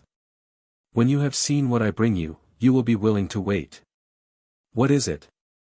A magnificent piece, of which the work, but you do not listen.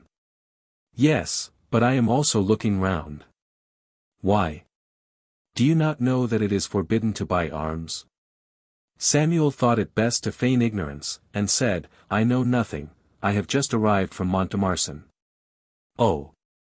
That is another thing, but how did you know that I bought arms?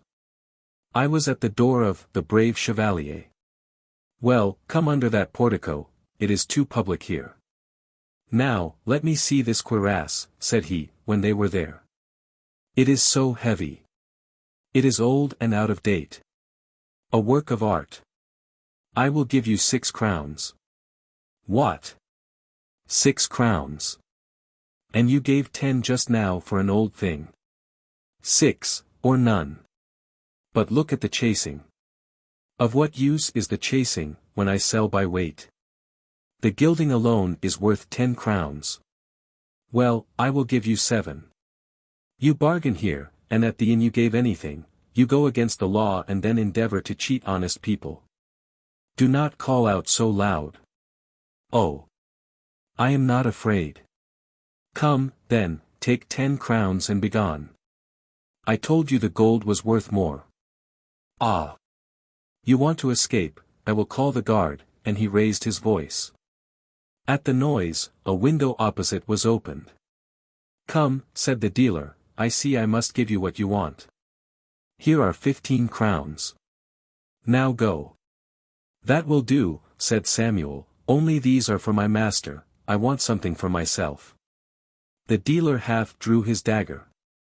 Yes, yes, I see your dagger, said Samuel, but I also see the figure in that balcony, watching you. The dealer, white with terror, looked up, and saw a man who had witnessed the whole scene. Oh, said he, affecting to laugh, you get all you want out of me, here is another crown. And may the devil take you, he added to himself. Thanks, my good friend, said Samuel, and he made off. The dealer began to take up his wares and was also going, when the bourgeois opposite cried out. It seems, monsieur, that you buy armor. No, monsieur, replied the unlucky dealer. This was a mere chance. A chance that suits me. In what respect, monsieur? I have a heap of old things that I want to get rid of. I have as much as I can carry. But let me show them to you. It is useless, I have no more money. Never mind, I will give you credit, you look like an honest man. Thank you, but I cannot wait. It is odd how I seem to know you. Know me, cried the dealer, trembling. Look at this helmet, said the bourgeois, showing it from the window. You say you know me? Asked the dealer. I thought so. Are you not? He seemed seeking for the name. Are you not Nicholas? The dealer looked frightened. Nicholas Trouchon, ironmonger, Rue de la Cossonnerie. No, no, cried the man, breathing more freely again. Never mind, will you buy all my armor, cuirass, sword, and all? It is a forbidden commerce. I know that. He whom you dealt with just now called it out loud enough. You heard. Yes, all, and you were liberal. But be easy, I will not be hard upon you, I have been a trader myself. What did you sell? Never mind, I have made my fortune. I congratulate you. Well, will you buy all my armor? No, I only want the cuirass. Do you only buy cuirasses? Yes.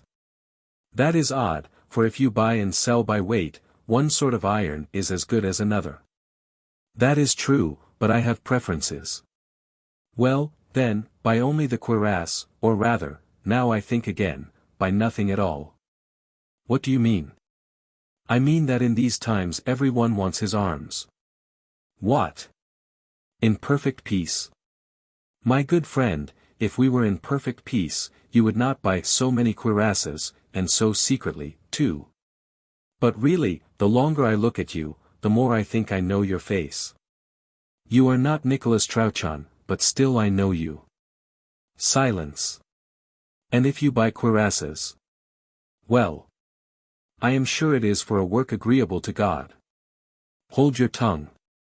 You enchant me, cried the bourgeois, stretching out a long arm over the balcony and seizing the hand of the dealer. Then who the devil are you, cried he, who felt his hand held as if in a vice. I am Robert Briquet, the terror of schismatics, the friend of the Union, and a fierce Catholic, and you are not Nicholas Gimbalot, the courier. No, no. Goodbye. What? Are you going? Yes, and he ran off. But Robert Briquet was not a man to be foiled, he jumped from his balcony and ran after him. You are mad, said he. If I were your enemy, I have but to cry out, and the watch is in the next street. But you are my friend, and now I know your name. You are Nicholas Poulain, lieutenant to the provost of Paris. I knew it was Nicholas something. I am lost, murmured the man. No, you are saved. I will do more for the good cause than ever you would, you have found a brother. Take one cuirass, and I will take another. I give you my gloves and the rest of my armor for nothing. Come on, and vive l'Union. You accompany me. I will help you to carry these cuirasses which are to conquer the Philistines. Go on, I follow. A spark of suspicion lingered in the soul of the lieutenant, but he thought, if he wished me ill, he would not have acknowledged he knew me. Come on then, he added aloud, if you will. To life or death, cried Briquet, and he continued to talk in this strain till they arrived near the Hotel Guise, where Nicolas Poulain stopped. I fancied it would be here, thought Briquet. Now, said Nicolas, with a tragic air, there is still time to retire before entering the lion's den. Bah! I have entered many. Edi non intermut medulla mea, exclaimed Briquet, but pardon me, perhaps you do not understand Latin. Do you? As you see. What a catch, thought Poulain, learned, strong, bold, and rich. Then he added aloud, well. Let us enter, and he conducted Briquet to the door of the hotel. The court was full of guards and men wrapped in cloaks, and 8 horses, saddled and bridled, waited in a corner, but there was not a light to be seen. Poulain whispered his name to the porter, and added, I bring a good companion. Pass on. Take these to the magazine, said Poulain, handing the cuirasses to a soldier. Now I will present you, said he to Briquet. No, I am very timid. When I have done some work, I will present myself. As you please. Then wait here for me. What are we waiting for? Asked a voice. For the master, replied another. At this moment, a tall man entered. Gentlemen, said he, I come in his name. Ah! It is M. de Méneville, said Poulain. Ah, really? Said Briquet, making a hideous grimace, which quite altered him. Let us go, gentlemen, said M. de Méneville, and he descended a staircase leading to a vault. All the others followed, and Briquet brought up the rear, murmuring, but the page. Where the devil is the page? Chapter 11. Still the League. At the moment when Robert Briquet was about to enter, he saw Poulain waiting for him. Pardon, said he, but my friends do not know you, and decline to admit you to their councils till they know more of you. It is just, and I retire, happy to have seen so many brave defenders of the Holy Union. Shall I reconduct you? No, I thank you, I will not trouble you. But perhaps they will not open for you, yet I am wanted. Have you not a password? Yes. Then give it to me. I am a friend, you know. True. It is Parma and Lorraine. And they will open. Yes. Thanks, now return to your friends. Briquet took some steps as if to go out, and then stopped to explore the locality. The result of his observations was, that the vault ran parallel to the exterior wall, and terminated in a hall destined for the mysterious council from which he had been excluded. What confirmed him in this supposition was that he saw a light at a barred window, pierced in the wall, and guarded by a sort of wooden pipe, such as they placed at the windows of convents and prisons to intercept the view from without. While the air was still admitted. Briquet imagined this to be the window of the hall, and thought that if he could gain this place he could see all. He looked round him, the court had many soldiers and servants in it, but it was large, and the night was dark. Besides, they were not looking his way, and the porter was busy, preparing his bed for the night. Briquet rapidly climbed on to the cornice which ran toward the window in question, and ran along the wall like a monkey, holding on with his hands and feet to the ornaments of the sculpture. Had the soldiers seen in the dark this figure gliding along the wall without apparent support, they would not have failed to cry, magic, but they did not see him. In 4 bounds he reached the window, and established himself between the bars and the pipe, so that from the inside he was concealed by the one, and from the outside by the other. He then saw a great hall, lighted by a torch, and filled with armor of all sorts. There were enough pikes, swords, halberds, and muskets to arm 4 regiments. He gave less attention, however, to the arms than to the people engaged in distributing them, and his piercing eyes sought eagerly to distinguish their faces. Oh! Oh, thought he, there is M. Cruz, little Brigard and Leclerc, who dares to call himself Bussy. Peste! The bourgeoisie is grandly represented, but the nobility, ah! M. de Méneville presses the hand of Nicolas Poulain, what a touching fraternity. An orator, too. Continued he, as M. de Méneville prepared to harangue the assembly. Briquet could not hear a word, but he thought that he did not make much impression on his audience, for one shrugged his shoulders, and another turned his back. But at last they approached, seized his hand, and threw up their hats in the air. But though Briquet could not hear, we must inform our readers of what passed. First, Cruz, Marteau, and Bussy had complained of the inaction of the Duc de Guise. Marteau was spokesman, and said, M. de Méneville, you come on the part of M. le Duc de Guise, and we accept you as his ambassador, but the presence of the Duke himself is indispensable. After the death of his glorious father, he, when only 18 years of age, made all good Frenchmen join this project of the Union, and enrolled us under this banner. We have risked our lives, and sacrificed our fortunes, for the triumph of this sacred cause, according to our oaths, and yet, in spite of our sacrifices, nothing progresses, nothing is decided. Take care, M. de Méneville, Paris will grow tired, and then what will you do? This speech was applauded by all the Leaguers. M. de Méneville replied, Gentlemen, if nothing is decided, it is because nothing is ripe. Consider our situation, M. Le Duc and his brother the Cardinal are at Nancy, the one is organizing an army to keep in check the Huguenots of Flanders, whom M.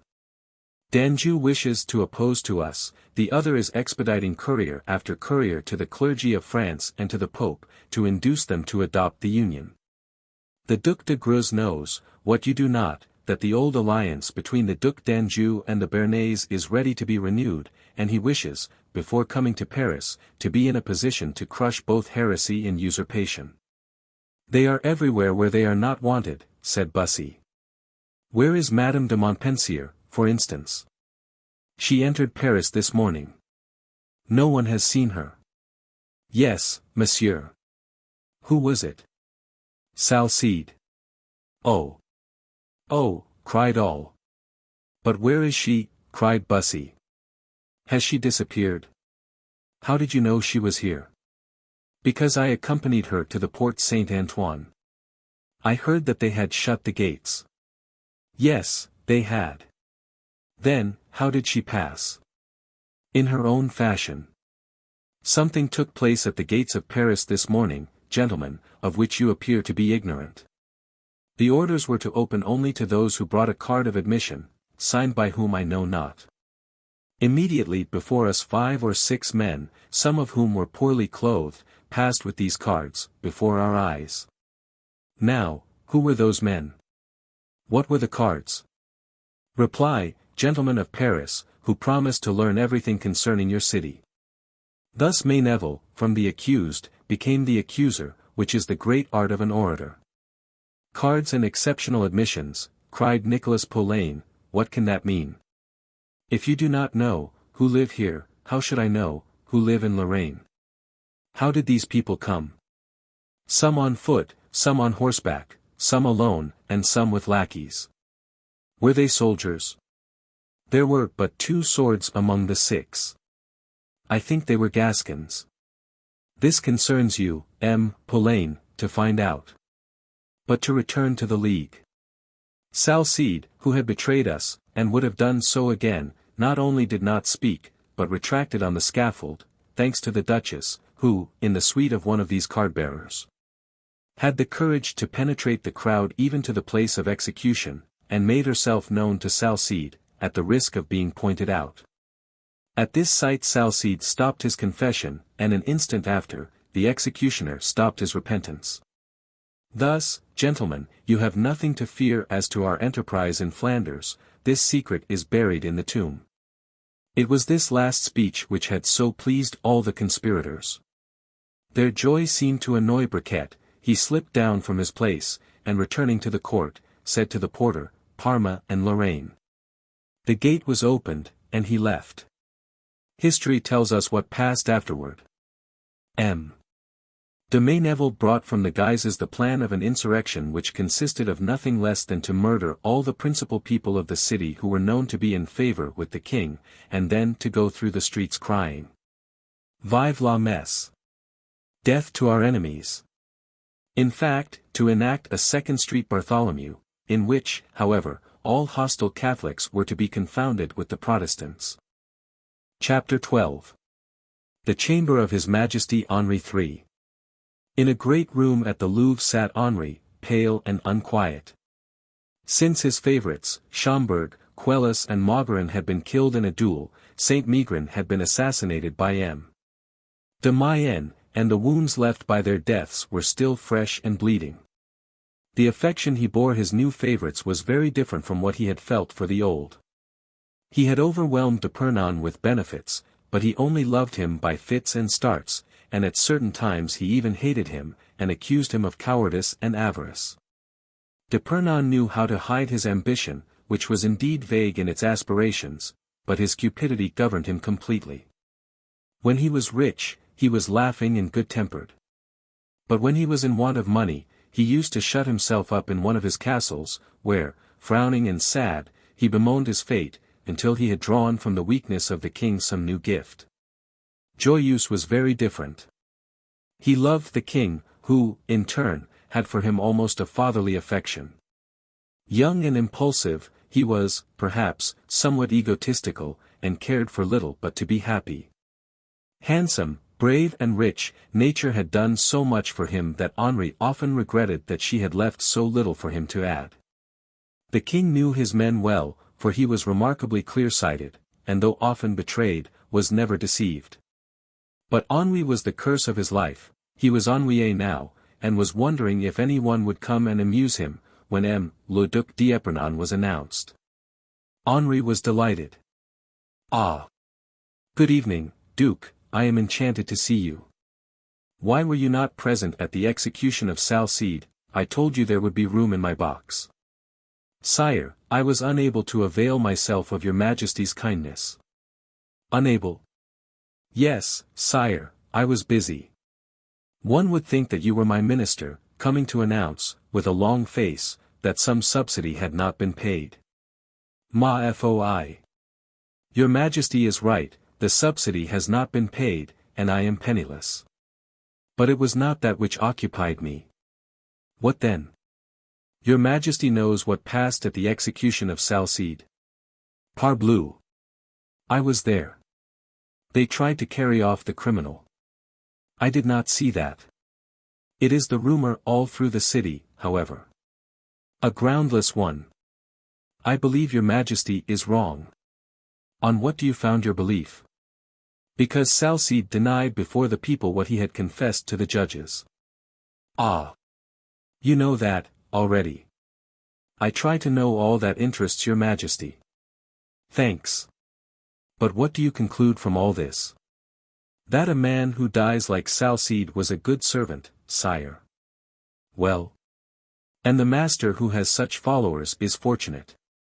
"You mean to say that I have none such, or, rather, that I no longer have them." "You are right, if that be what you mean."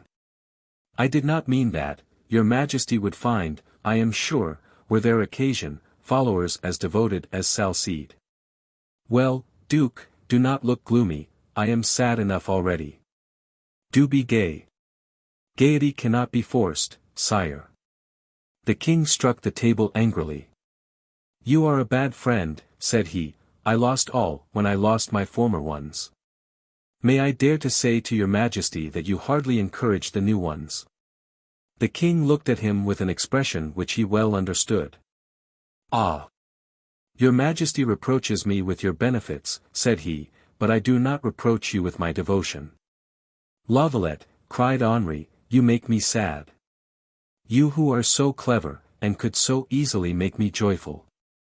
It is not your nature to fight continually, like my old favorites, but you are facetious and amusing, and give good counsel. You know all my affairs, like that other more humble friend, with whom I never experienced a moment's ennui. Of whom does your Majesty speak? Of my poor jester, Chicot. Alas! Where is he? D'Épernon rose, piqued. Your Majesty's souvenirs, today, are not very amusing for other people, said he. Why so? Your Majesty, without intending it, perhaps, compared me to Chicot, which is not very flattering. You are wrong, D'Épernon. I could only compare to Chicot a man who loves me, and whom I love. It was not to resemble Chicot, I suppose, that your Majesty made me a duke. Chicot loved me, and I miss him, that is all I can say. Oh! When I think that in the same place where you now are have been all those young men, handsome, brave, and faithful, that there, on that very chair on which you have placed your hat, Chicot has slept more than 100 times. Perhaps that was very amusing, interrupted the Duke, but certainly not very respectful. Alas! He has now neither mind nor body. What became of him? He died, like all who loved me. Well, sire, I think he did well to die, he was growing old, and I have heard that sobriety was not one of his virtues. Of what did he die? Indigestion. Of grief. Oh! He told you so, to make you laugh once more. You are wrong, he would not sadden me with the news of his illness. He knew how I regretted my friends, he, who had so often seen me weep for them. Then it was his shade that came to tell you. No, I did not even see his shade. It was his friend, the worthy Prior Gorenflot, who wrote me this sad news. I see that if he lived your Majesty would make him Chancellor. I beg, Duke, that you will not laugh at those who loved me, and whom I loved. Oh! Sire, I do not desire to laugh, but just now you reproached me with want of gaiety, Parfandious. Well, now I am in the mood to hear bad news, if you have any to tell. Luckily I have strength to bear it, or I should be dead 10 times a day. Which would not displease certain people of our acquaintance. Oh! Against them I have the arms of my Swiss. I could find you a better guard than that. You? Yes, sire. What is it? Will your Majesty be so good as to accompany me to the old buildings of the Louvre? On the site of the Rue de l'Elastros? Precisely. What shall I see there? Oh! Come first. It is a long way, Duke. We can go in 5 minutes through the galleries. D'Épernon. Well, sire.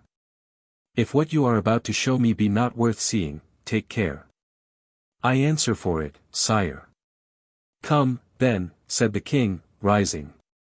The duke took his cloak, presented the king's sword to him, then, taking a light, preceded his Majesty. Chapter 13. The Dormitory. In less than 5 minutes they arrived at their destination. The duke took out a key, and, after crossing a court, opened an arched door, the bottom of which was overgrown with long grass. They went along a dark corridor, and then up a staircase to a room, of which D'Épernon had also the key. He opened the door, and showed the king 45 beds, and in each of them a sleeper. The king looked at all this with a troubled curiosity. Well, said he, who are these people? People who sleep tonight, but will not do so tomorrow night. Why not? That your Majesty may sleep in peace. Explain yourself. Are these your friends? Chosen by me, sire. Intrepid guards, who will not quit your Majesty, and who, gentlemen all, will be able to go wherever your Majesty goes, and will let no one approach you. And you thought of this, D'Épernon? I, alone, sire. We shall be laughed at. No, we shall be feared. But they will ruin me. How can a king be ruined? I cannot pay my Swiss. Look at these men, sire, do you think they would be very expensive to keep? But they could not always live like this, they would be stifled. And look at their doublets. Oh! I confess they are not all very sumptuously clothed, but if they had been born dukes and peers. Yes, I understand. They would have cost me more. Just so. Well, how much will they cost? That will, perhaps, decide me, for, in truth, d'Épernon, they do not look very inviting. Sire, I know they are rather thin and burned by our southern sun, but I was so when I came to Paris. They will fatten and whiten like me. How they snore! Sire, you must not judge them tonight, they have supped well. Stay, there is one speaking in his sleep, let us listen. Indeed, one of the gentlemen called out, if you are a woman, fly. The king approached him softly. Ah! Ah, said he is a gallant. What do you think of him, sire? His face pleases me, and he has white hands and a well-kept beard. It is Ernanton de Carmainges, a fine fellow, who is capable of much. He has left behind him some love, I suppose, poor fellow. But what a queer figure his next neighbor is. Ah! That is M. de Calibre. If he ruins your Majesty, it will not be without enriching himself, I answer for it. And that one, with such a sombre air, he does not seem as though he dreamed of love. What number, sire? Number 12. M. de Saint-Malin, a brave fellow, with a heart of bronze. Well, Valette, you have had a good idea. I should think so. Imagine the effect that will be produced by these new watchdogs, who will follow you like your shadow. Yes, yes. But they cannot follow me in this guise. Now we return to the money. But about this, also, I have an idea. D'Épernon. My zeal for your Majesty doubles my imagination. Well, let us hear it. If it depended upon me, each of these gentlemen should find by his bed a purse containing 1,000 crowns, as payment for the first 6 months. 1,000 crowns for 6 months. 6,000 livres a year.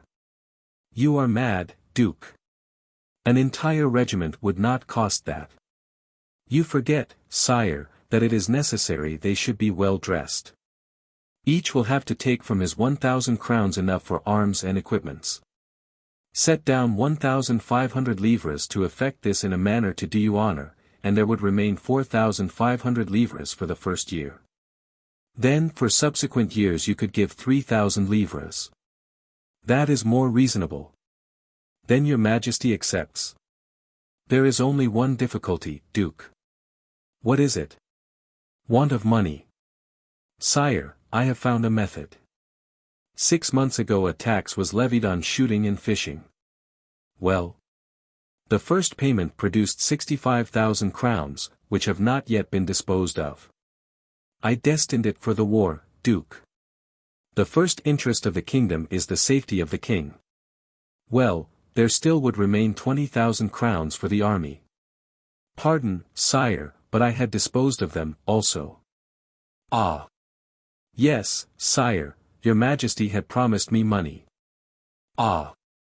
And you give me a guard to obtain it. Oh! Sire! But look at them, will they not have a good effect? Yes, when dressed, they will not look bad. Well, so be it. Well, then, sire, I have a favor to ask. I should be astonished if you had not. Your Majesty is bitter today.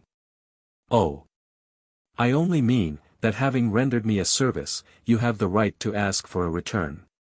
Well, sire, it is an appointment. Why, you are already Colonel General of Infantry, more would crush you. In your Majesty's service, I am a Samson. What is it, then? I desire the command of these 45 gentlemen. What? You wish to march at their head? No, I should have a deputy, only I desire that they should know me as their head. Well, you shall have it. But who is to be your deputy? M. de Loignac, sire. Ah! That is well. He pleases your Majesty? Perfectly. Then it is decided? Yes, let it be as you wish. Then I will go at once to the treasurer, and get my 45 purses. Tonight? They are to find them tomorrow, when they wake. Good, then I will return. Content, sire? Tolerably. Well guarded, at all events. By men who sleep. They will not sleep tomorrow, sire. Chapter 14. The Shade of Chicot. The king, as we have said, was never deceived as to the character of his friends. He knew perfectly well that Épernon was working for his own advantage, but as he expected to have had to give and receive nothing in return, whereas he had got 45 guards, he had thought it a good idea. Besides, it was a novelty, which was a thing that a poor king of France could not always get, and especially Henri III, who, when he had gone through his processions, counted his dogs, and uttered his usual number of sighs, had nothing left to do. Therefore he became more and more pleased with the idea as he returned to his room.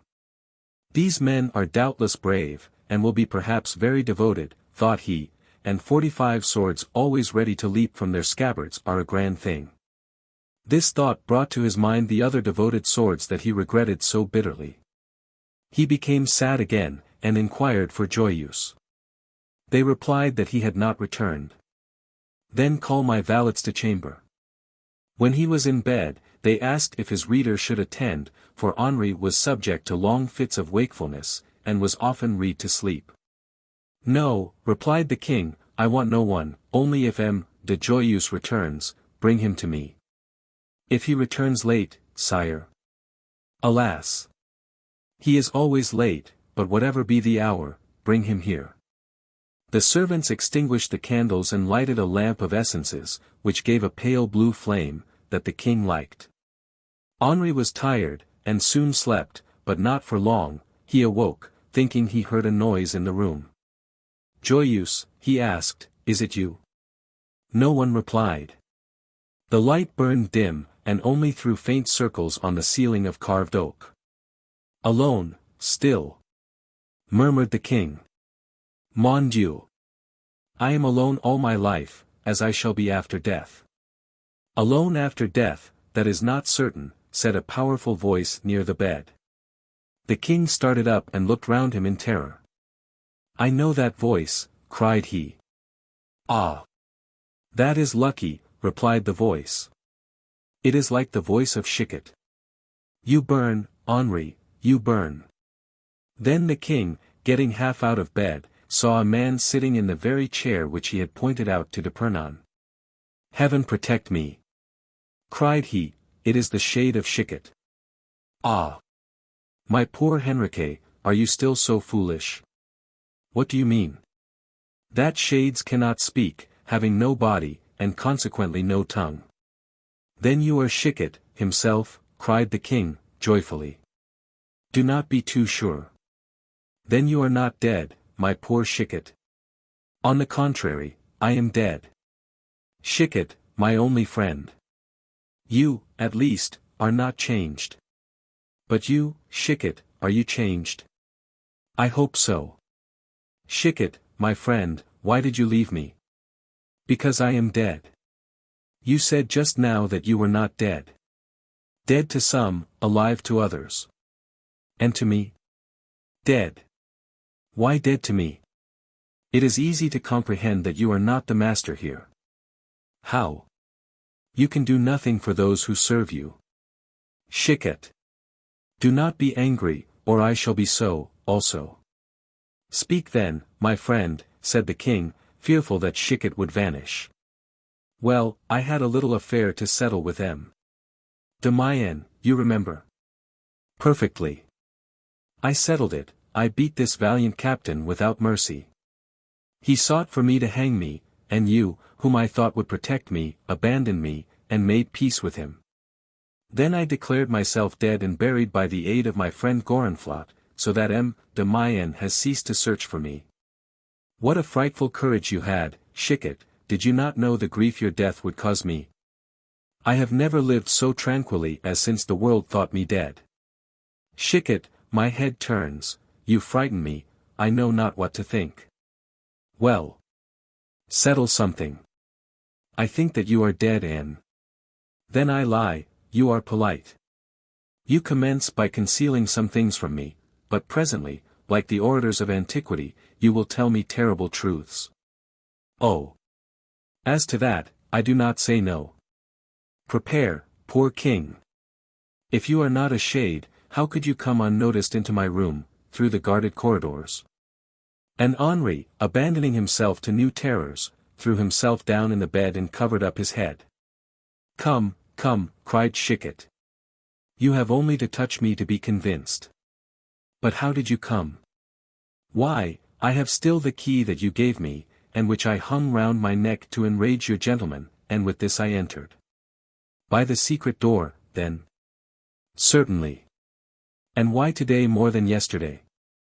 Ah! That you shall hear.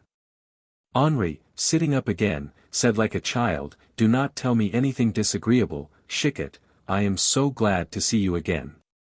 I will tell the truth. So much the worse if it be disagreeable. But your fear of Mayenne is not serious? Very serious, on the contrary. You understand that M. de Mayenne gave me 50 blows with a stirrup leather, in return for which I gave him 100 with the sheath of my sword. No doubt he thinks, therefore, that he still owes me 50, so that I should not have come to you now, however great your need, had I not known him to be at Soissons. Well, Chicot, I take you now under my protection, and I wish that you should be resuscitated and appear openly. What folly!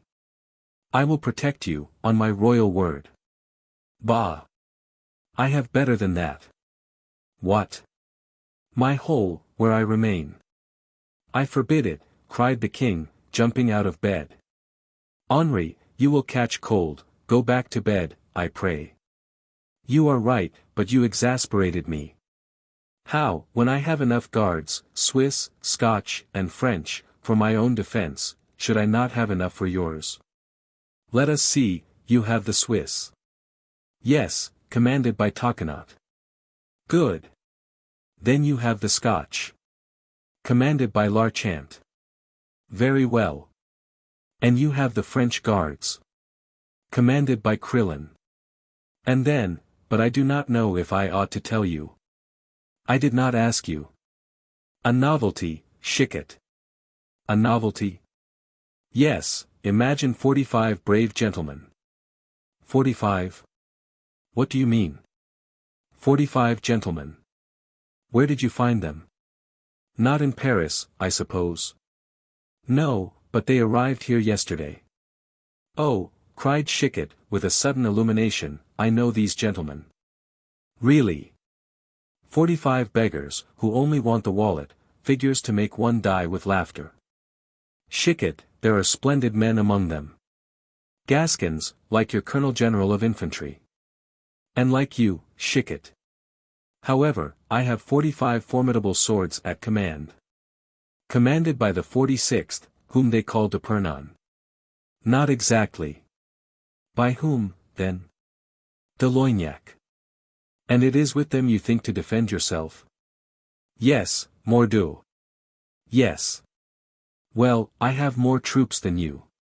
You have troops. Why not? What are they? You shall hear. First, all the army that Mem de Guise are raising in Lorraine. Are you mad?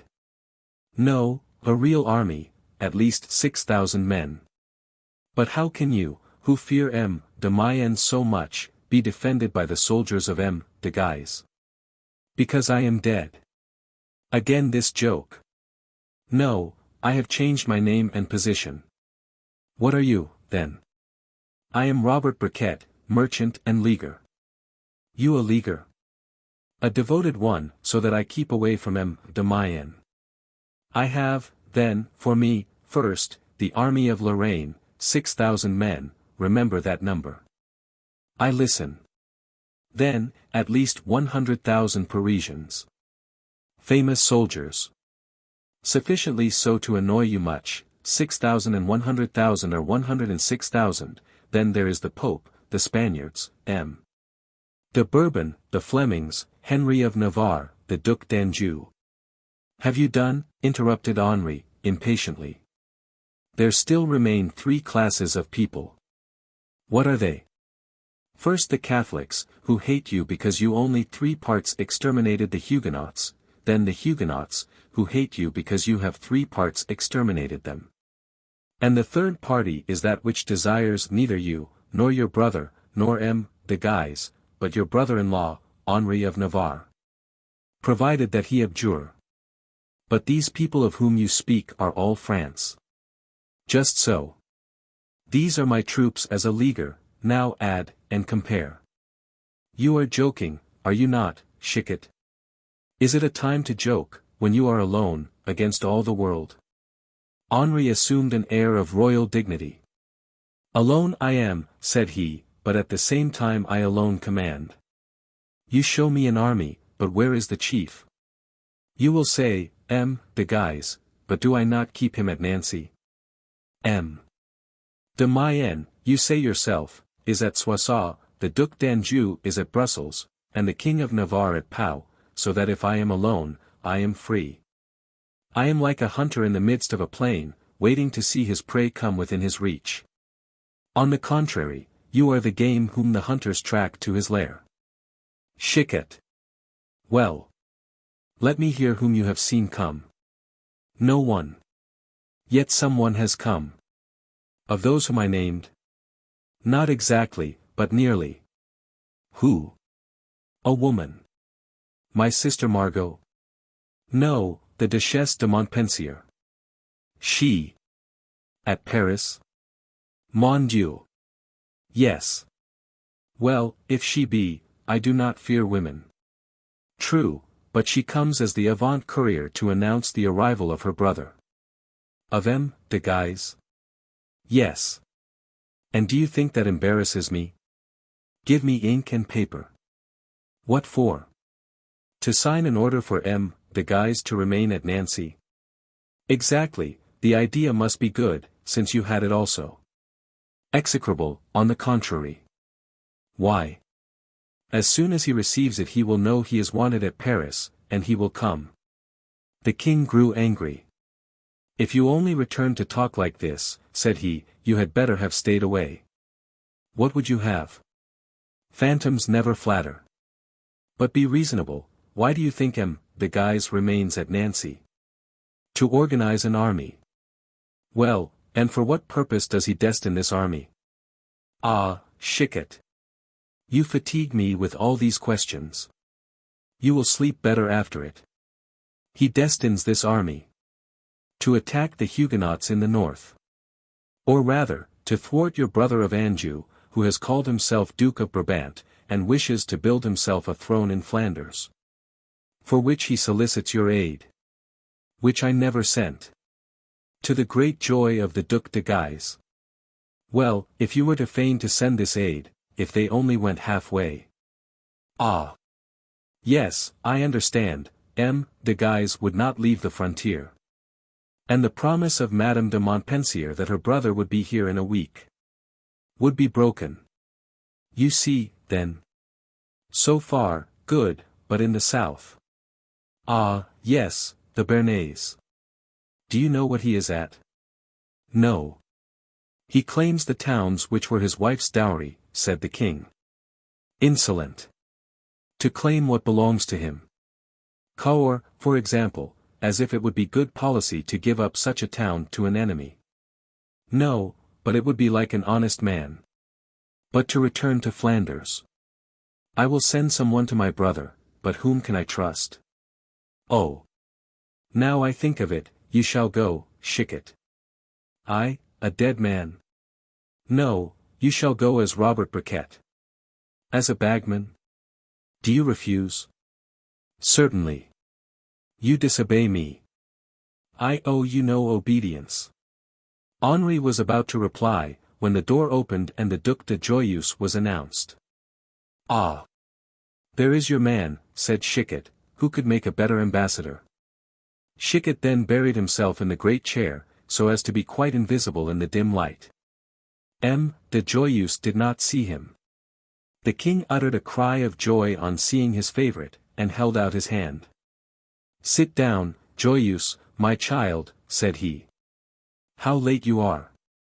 Your Majesty is very good, answered Joyeuse, approaching the bed, on which he sat down. Chapter 15. The difficulty of finding a good ambassador. Chicot was hidden in his great chair, and Joyeuse was half lying on the foot of the bed in which the king was bolstered up, when the conversation commenced. "Well, Joyeuse," said Henri, "have you well wandered about the town?" "Yes, sire," replied the duke, carelessly. "How quickly you disappeared from the place to grieve." "Sire, to speak frankly, I do not like to see men suffer." "Tender heart." "No, egotistical heart, rather, then sufferings act on my nerves." "You know what passed?" "Ma foi. No." Salcede denied all. "Ah. You bear it very indifferently, Joyeuse." "I confess I do not attach much importance to it. Besides, I was certain he would deny everything. But since he confessed before the judges, all the more reason that he should deny it afterward. The confession put the Guises on their guard, and they were at work while your Majesty remained quiet." "What? You foresee such things, and do not warn me." "I am not a minister, to talk politics." "Well, Joyeuse, I want your brother. He, like myself, is at your Majesty's service." "Then I may count on him?" "Doubtless.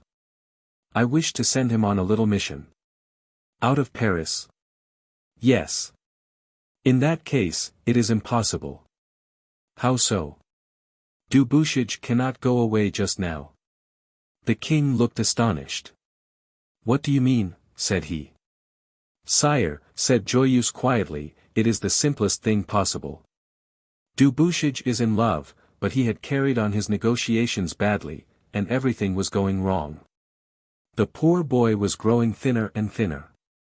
"Indeed," said the king, "I have remarked it." "And he had become sad, mordieu. As if he had lived in your Majesty's court." A kind of grunt, proceeding from the corner of the room interrupted Joyeuse, who looked round astonished. "It is nothing, Joyeuse," said the king, laughing, "only a dog asleep on the footstool." "You say, then, that Dubuchage grew sad?" "Sad as death, sire. It seems he has met with some woman of an extraordinary disposition.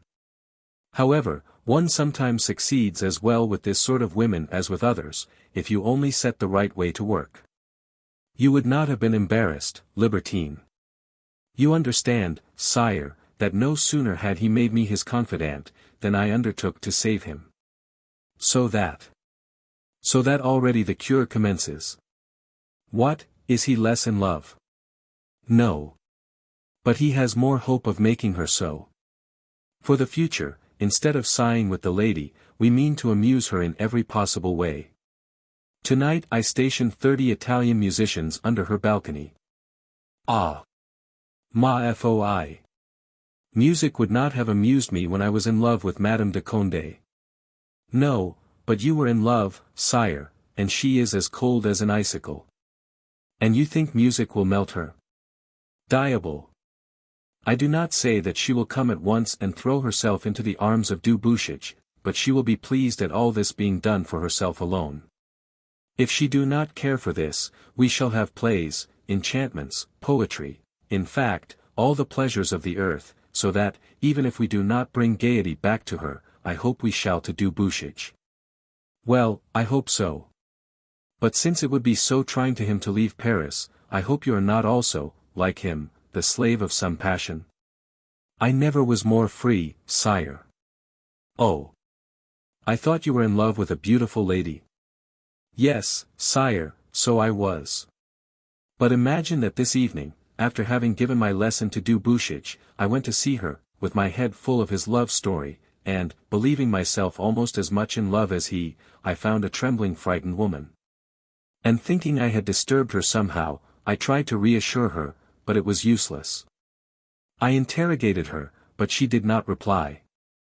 I tried to embrace her, and she turned her head away. I grew angry, and we quarreled, and she told me she should never be at home to me any more." "Poor Joyeuse, what did you do?" "Pardieu, sire. I took my hat and cloak, bowed, and went out, without once looking back." "Bravo, Joyeuse, it was courageous." "The more so, sire, that I thought I heard her sigh." "But you will return?" "No, I am proud. Well, my friend, this rupture is for your good. Perhaps so, sire, but I shall probably be horribly ennuyé for a week, having nothing to do. It may perhaps amuse me, however, as it is something new, and I think it distingué. Certainly it is, I have made it so, said the king. However, I will occupy you with something. Something lazy, I hope. A second noise came from the chair. One might have thought the dog was laughing at the words of Joyeuse. What am I to do, sire? Continued Joyeuse. Get on your boots. Oh. That is against all my ideas. Get on horseback. On horseback. Impossible. And why? Because I am an admiral, and admirals have nothing to do with horses. Well, then, admiral, if it be not your place to mount a horse, it is so at all events to go on board ship. So you will start at once for Rouen, where you will find your admiral's ship, and make ready to sail immediately for Antwerp. For Antwerp, cried Joyeuse, in a tone as despairing as though he had received an order for Canton or Valparaiso.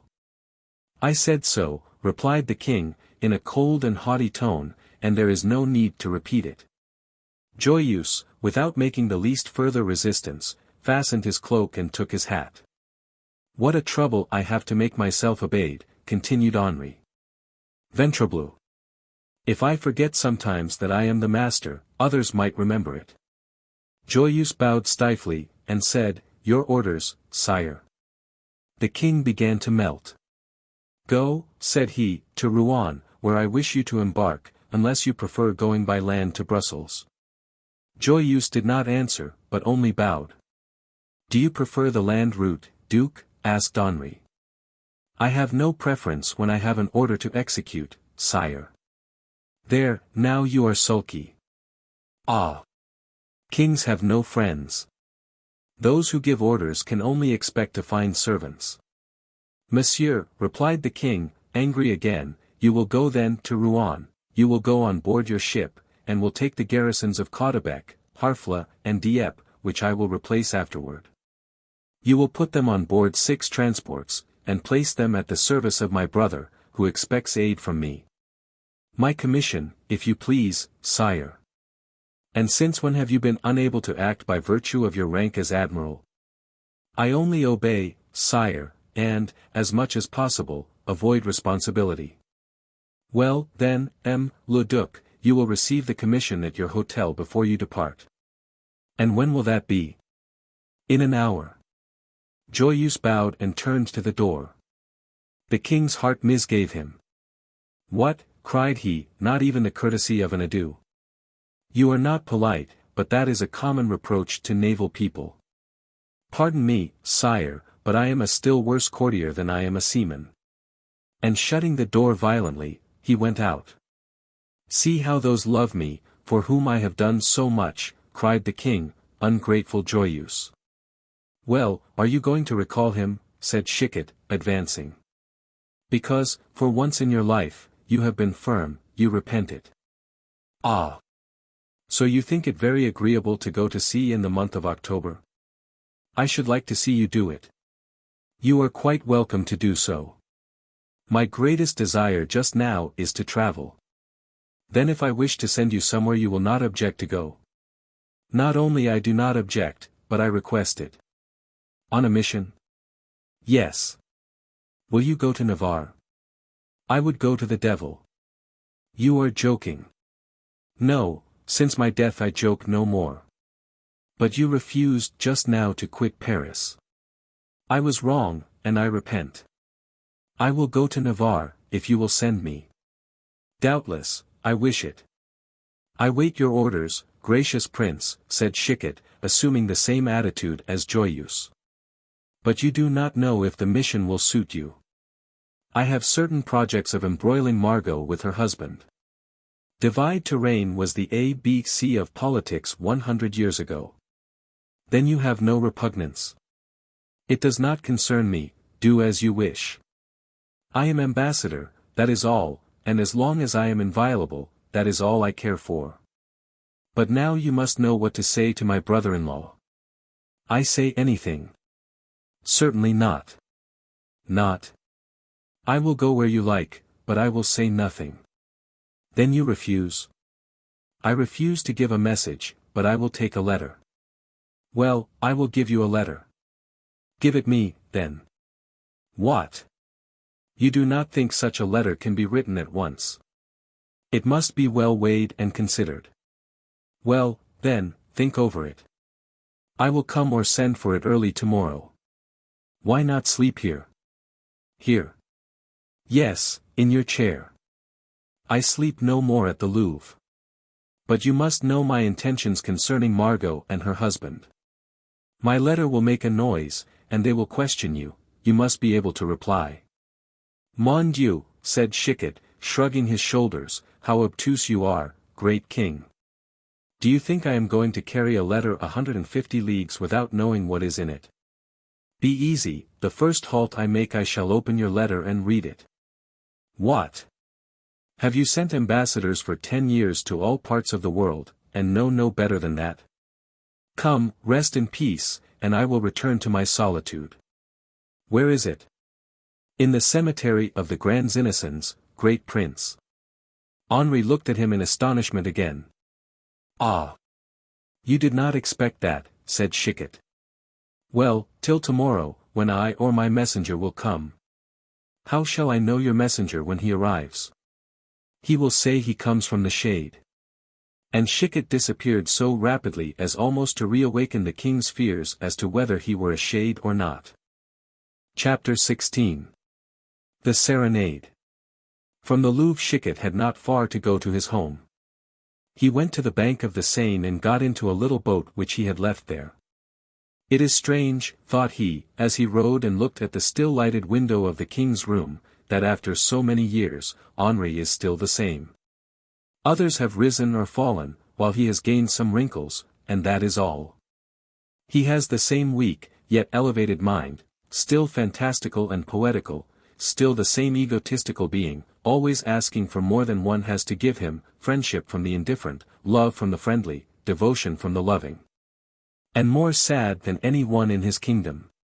By the by, he did not speak of giving me any money for my journey, that proves at least that he thinks me a friend. And he laughed quietly. He soon arrived at the opposite bank, where he fastened his boat. On entering the Rue des Augustins, he was struck by the sound of instruments and voices in the street at that late hour. Is there a wedding here, thought he, I have not long to sleep, and now this will keep me awake. As he advanced, he saw a dozen flambeaux carried by pages, while 30 musicians were playing on different instruments. The band was stationed before a house, that Chicot, with surprise, recognized as his own. He remained for an instant stupefied, and then said to himself, there must be some mistake, all this noise cannot be for me. Unless, indeed, some unknown princess has suddenly fallen in love with me. This supposition, flattering as it was, did not appear to convince Chicot, and he turned toward the house facing his, but it showed no signs of life. They must sleep soundly, there, said he, such a noise is enough to wake the dead. Pardon me, my friend, said he, addressing himself to a torch-bearer, but can you tell me, if you please, who all this music is for? For the bourgeois who lives there, replied he, pointing out to Chicot his own house. Decidedly it is for me, thought he. Whom do you belong to? He asked. To the bourgeois who lives there. Ah! They not only come for me, but they belong to me, still better. Well. We shall see, and piercing through the crowd, he opened his door, went upstairs, and appeared at his balcony, in which he placed a chair and sat down. Gentlemen, said he, are you sure there is no mistake? Is all this really for me? Are you Robert Briquet? Himself. Then we are at your service, monsieur, said the leader of the band, giving the sign to recommence. Certainly it is unintelligible, thought Chicot. He looked around. All the inhabitants of the street were at their windows, excepting those of the opposite house, which, as we have said, remained dark and quiet. But on glancing downward, he saw a man wrapped in a dark cloak, and who wore a black hat with a red feather, leaning against the portico of his own door, and looking earnestly at the opposite house. The leader of the band just then quitted his post and spoke softly to this man, and Chicot instantly guessed that here lay all the interest of the scene. Soon after, a gentleman on horseback, followed by 2 squires, appeared at the corner of the street, and pushed his way through the crowd, while the music stopped. De Joyeuse, murmured Chicot, who recognized him at once. The cavalier approached the gentleman under the balcony. "Well, Henri," said he, "what news?" "Nothing, brother." "Nothing?" "No, she has not even appeared. They have not made noise enough. They have roused all the neighborhood. They did not cry as I told them, that it was all in honor of this bourgeois. They cried it so loud, that there he is, sitting in his balcony, listening. And she has not appeared. Neither she, nor anyone." The idea was ingenious, however, for she might, like the rest of the people, have profited by the music given to her neighbor. "Ah! You do not know her, brother." "Yes, I do. Or at all events I know women, and as she is but a woman, we will not despair." "Ah! You say that in a discouraged tone, brother." "Not at all, only give the bourgeois his serenade every night." "But she will go away." "Not if you do not speak to her, or seem to be doing it on her account, and remain concealed." "Has the bourgeois spoken?" "Yes, and he is now speaking again." "Hold your tongue up there and go in," cried Joyeuse, out of humor. "Diable! You have had your serenade, so keep quiet." "My serenade? That is just what I want to know the meaning of. To whom is it addressed?" "To your daughter." "I have none." "To your wife, then." "Thank God, I am not married." "Then to yourself, and if you do not go in," cried Joyeuse, advancing with a menacing air. "Ventre de bitch! But if the music be for me." "Old fool," growled Joyeuse. "If you do not go in and hide your ugly face they shall break their instruments over your head." "Let the man alone, brother," said Henri, "the fact is, he must be very much astonished." "Oh! But if we get up a quarrel, perhaps she will look to see what is the matter. We will burn his house down, if necessary." "No, for pity's sake, brother, do not let us force her attention. We are beaten, and must submit." Chicot, who heard all, was mentally preparing the means of defense, but Joyeuse yielded to his brother's request, and dismissed the pages and musicians. Then he said to his brother, "I am in despair, all conspires against us." "What do you mean?" "I have no longer time to aid you. I see now that you are in traveling dress, I did not remark it before. I set off tonight for Antwerp, by desire of the king." "When did he give you the order?" "This evening." "Mon Dieu! Come with me, I entreat." "Do you order me, brother?" said Henri, turning pale at the thought. "No, I only beg you." "Thank you, brother. If I were forced to give up passing my nights under this window, well, I should die." "You are mad." "My heart is here, brother, my life is here." Joyeuse crossed his arms with a mixture of anger and pity. "If our father," he said, "begged you to let yourself be attended by Myron, who is at once a philosopher and a doctor, I should reply to my father that I am well and that my brain is sound, and that Myron cannot cure love sickness. Well, then, Henri, I must make the best of it. She is but a woman, and at my return I hope to see you more joyous than myself." "Yes, yes, my good brother, I shall be cured, I shall be happy, thanks to your friendship, which is my most precious possession. After your love. Before my life." Joyeuse, much touched, interrupted him. "Let us go, brother," said he. "Yes, brother, I follow you," said Du Bouchage, sighing. "Yes, I understand, the last adieus to the window, but you have also one for me, brother." Henri passed his arms round the neck of his brother, who leaned down to embrace him. "No!" cried he. "I will accompany you to the gates," and with a last look toward the window, he followed his brother. Chicot continued to watch. Gradually every one disappeared, and the street was deserted. Then one of the windows of the opposite house was opened, and a man looked out. "There is no longer any one, madam," said he.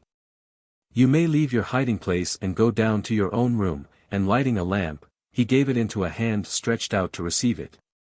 Chicot looked earnestly, but as he caught sight of her pale but sublime face, he shuddered and sat down, entirely subjugated, in his turn, by the melancholy influence of the house. Chapter 17. Chicot's Purse.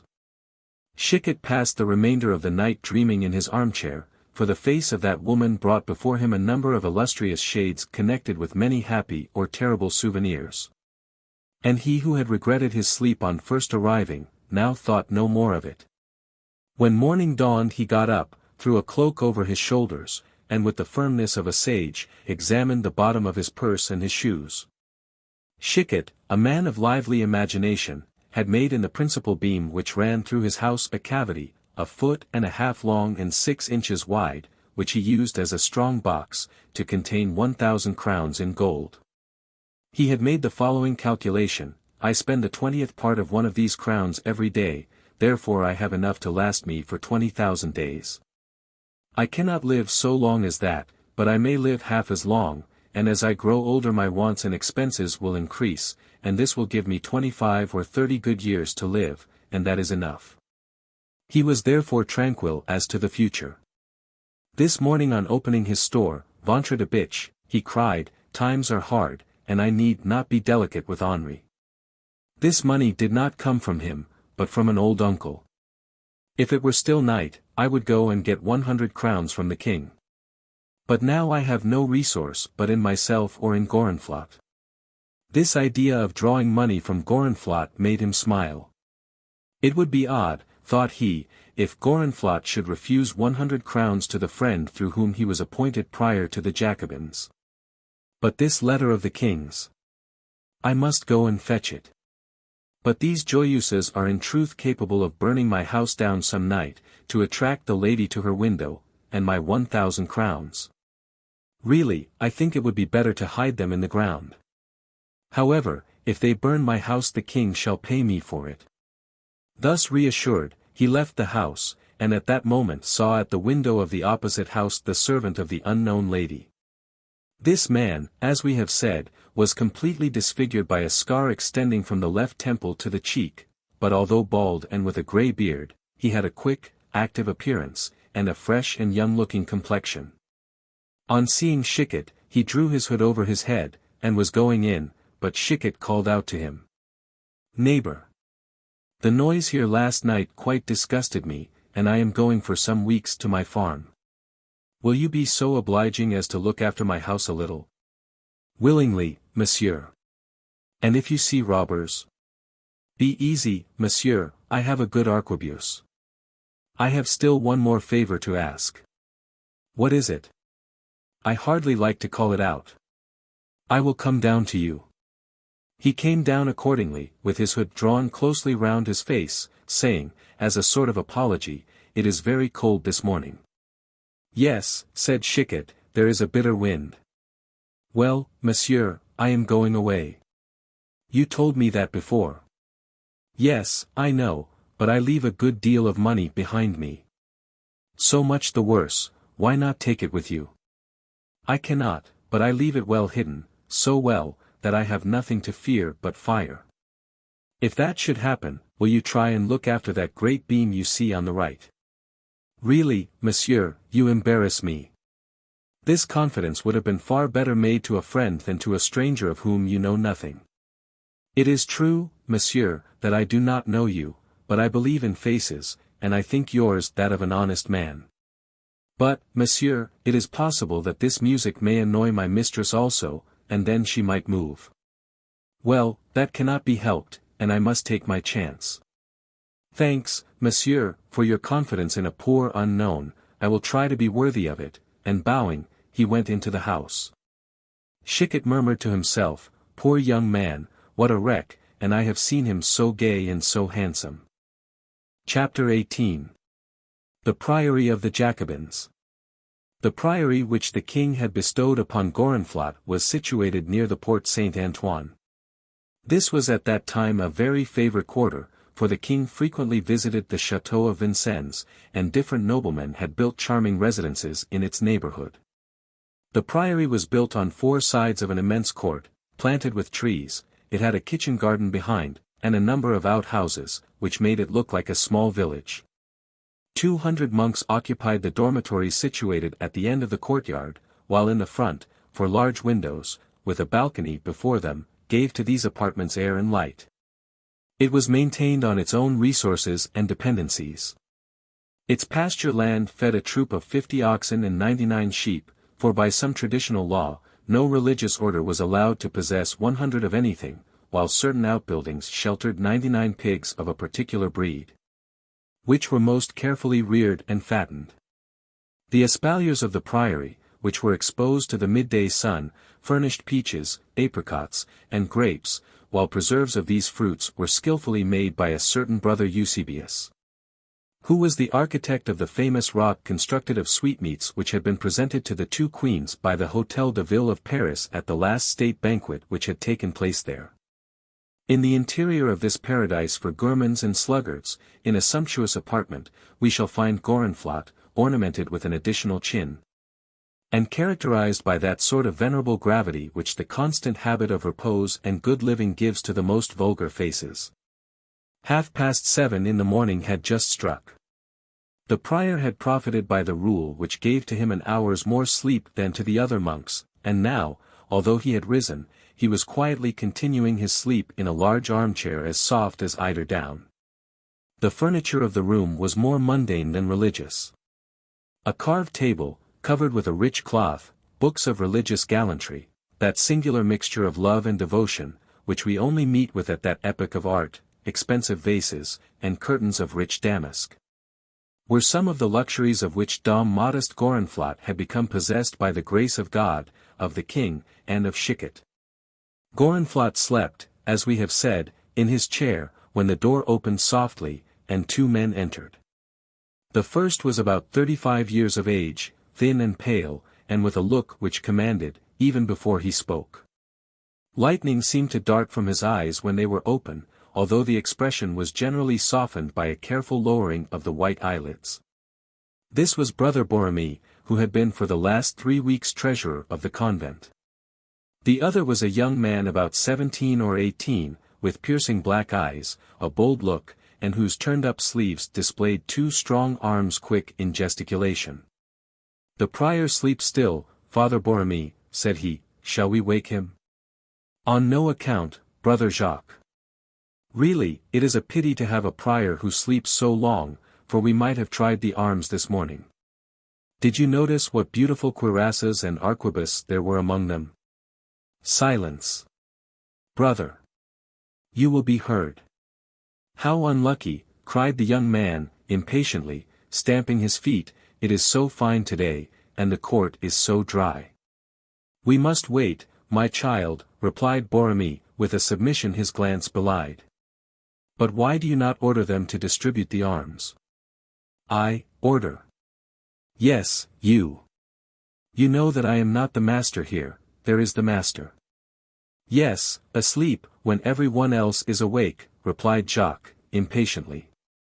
"Let us respect his sleep," said Borromée, overturning a chair, however, as he spoke.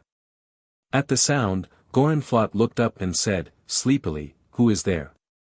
"Pardon us," said Borromée, "if we interrupt your pious meditations, but I have come to take your orders." "Ah! Good morning, Brother Borromée, what orders do you want?" "About the arms." "What arms?" "Those which your reverence ordered to be brought here." "Aye, and when?" "About a week ago." "I ordered arms." "Without doubt," replied Borromée, firmly. "And what for?" "Your reverence said to me, Brother Borromée, it would be wise to procure arms for the use of the brethren. Gymnastic exercises develop the bodily forces, as pious exhortations do those of the soul." "I said that?" "Yes, Reverend Prior. And I, an unworthy but obedient brother, hasten to obey." "It is strange, but but I remember nothing about it. You even added this text, militat spiritu, militat gladio. What? Cried Gorenflot, I added that text. I have a faithful memory, said Borromée, lowering his eyes. Well, if I said so, of course I had my reasons for it. Indeed, that has always been my opinion. Then I will finish executing your orders, Reverend Prior, said Borromée, retiring with Jacques. Go, said Gorenflot, majestically. Ah, said Borromée, I had forgotten, there is a friend in the parlour who asks to see your reverence. What is his name? Robert Briquet. Oh. He is not a friend, only an acquaintance. Then your reverence will not see him? Oh, yes. Let him come up, he amuses me. Chapter 19. The Two Friends. When Chicot entered, the prior did not rise, but merely bent his head. Good morning, said Chicot. Ah. There you are, you appear to have come to life again. Did you think me dead? Diable. I never saw you. I was busy. Ah. Chicot knew that before being warmed by 2 or 3 bottles of old Burgundy, Gorenflot was sparing of his words, and so, considering the time of the morning, it was probable that he was still fasting. Chicot sat down to wait. Will you breakfast with me, Briquet? Asked Gorenflot. Perhaps. You must not be angry with me, if it has become impossible for me to give you as much time as I could wish. And who the devil asked you for your time? I did not even ask you for breakfast, you offered it. Certainly I offered it, but you thought I should not accept. Oh. No, is that my habit? Ah. A superior man like you can adopt any habits, le prior. Gorenflot looked at Chicot, he could not tell whether he was laughing at him or speaking seriously. Chicot rose. Why do you rise, Briquet? Asked Gorenflot. Because I am going away. And why are you going away, when you said you would breakfast with me? I did not say I would, I said, perhaps. You are angry. Chicot laughed.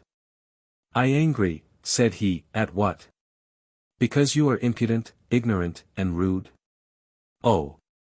My dear monsieur, I have known you too long to be angry at these little imperfections. Gorenflot remained stupefied. Adieu, said Chicot. Oh. Do not go. My journey will not wait. You travel. I have a mission. From whom? From the king. A mission from the king. Then you have seen him again? Certainly. And how did he receive you? With enthusiasm, he has a memory, king as he is. A mission from the king, stammered Gorenflot. Adieu, repeated Chicot. Gorenflot rose, and seized him by the hand. Come. Let us explain ourselves, said he. On what? On your susceptibility today. I am the same today as on all other days. No. A simple mirror of the people I am with.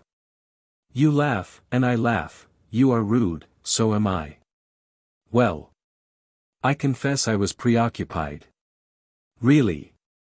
Can you not be indulgent to a man who has so much work on his shoulders? Governing this priory is like governing a province, remember, I command 200 men.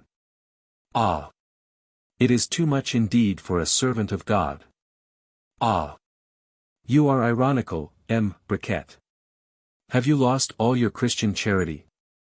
I think you are envious, really. Envious. Of whom? Why, you say to yourself, Dame Modeste Gorenflot is rising, he is on the ascending scale. While I am on the descending one, I suppose. It is the fault of your false position, Briquet. Gorenflot, do you remember the text, he who humbles himself, shall be exalted? Nonsense, cried Gorenflot. Ah. Now he doubts the Holy Writ, the heretic. Heretic, indeed. But what do you mean, Briquet? Nothing, but that I set out on a journey, and that I have come to make you my adieus, so, goodbye. You shall not leave me thus. I must. A friend. In grandeur one has no friends. Chicot. I am no longer Chicot. You reproached me with my false position just now. But you must not go without eating, it is not wholesome. Oh. You live too badly here. Badly, here, murmured the prior, in astonishment. I think so. You had to complain of your last dinner here. I should think so. Diable. And of what? The pork cutlets were burned. Oh.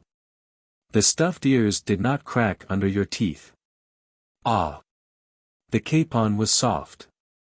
Good heavens. The soup was greasy. Misericorde. And then you have no time to give me. You said so, did you not? It only remains for you to become a liar. Oh. I can put off my business, it was only a lady who asks me to see her. See her, then. No, no. Dear M. Chicot, although she has sent me 100 bottles of Sicilian wine. 100 bottles. I will not receive her, although she is probably some great lady. I will receive only you. You will do this? To breakfast with you, dear M. Chicot, to repair my wrongs toward you. Which came from your pride. I will humble myself. From your idleness. Well. From tomorrow I will join my monks in their exercises. What exercises? Of arms. Arms. Yes, but it will be fatiguing to command. Who had this idea? It seems. You. Impossible. No. I gave the order to Brother Borromée. Who is he? The new treasurer. Where does he come from? Look, Cardinal de Guise recommended him. In person? No, by letter. And it is with him you decided on this? Yes, my friend. That is to say, he proposed it and you agreed. No, my dear M. Chicot, the idea was entirely mine. And for what end?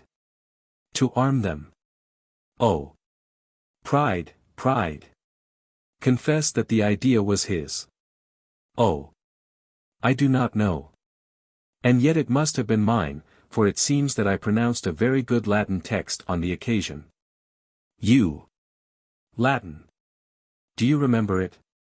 Militat spiritu. Militat gladio. Yes, yes, that was it. Well, you have excused yourself so well that I pardon you. You are still my true friend. Gorenflot wiped away a tear. Now let us breakfast, and I promise to be indulgent. Listen. I will tell the cook that if the fare be not regal, he shall be placed in confinement, and we will try some of the wine of my penitent. I will aid you with my judgment. Chapter 20. The breakfast. Gorenflot was not long in giving his orders. The cook was summoned. Brother Eusebius, said Gorenflot, in a severe voice, listen to what my friend M. Briquet is about to tell you.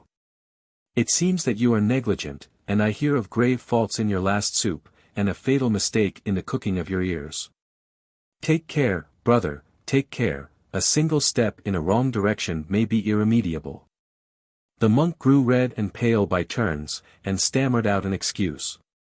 Enough, said Gorenflot, what can we have for breakfast today? Eggs fried with cock's combs. After? Mushrooms. Well?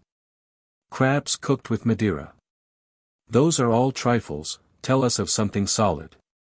A ham boiled with pistachios. Chicot looked contemptuous.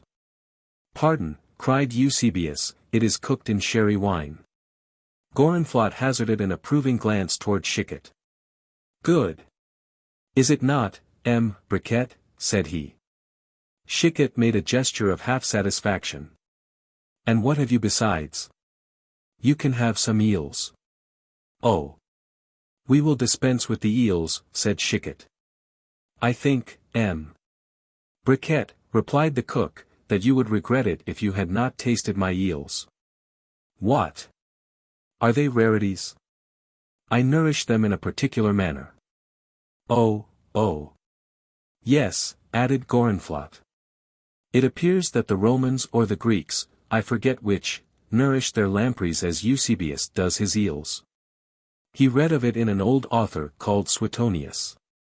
Yes, monsieur, I mince the intestines and livers of fowls and game with a little pork, and make a kind of sausage meat, which I throw to my eels, and they are kept in soft water, often renewed, in which they become large and fat. The one which I shall offer you today weighs 9 pounds. It must be a serpent, said Chicot. It swallowed a chicken at a meal.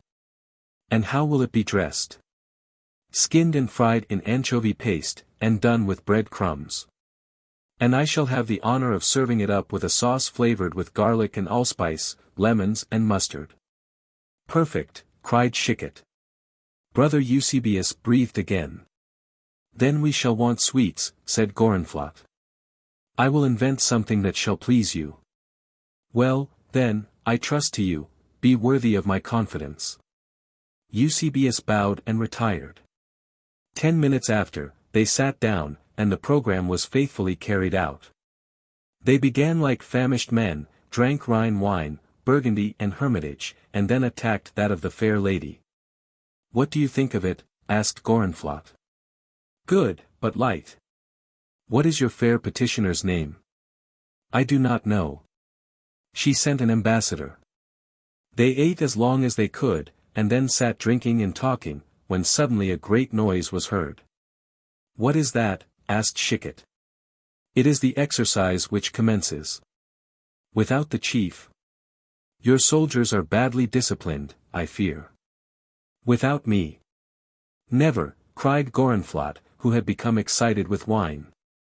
That cannot be, since it is I who command, I who instruct, and stay, here is Brother Borromée, who comes to take my orders. Indeed, as he spoke, Borromée entered, throwing on Chicot a sharp and oblique glance.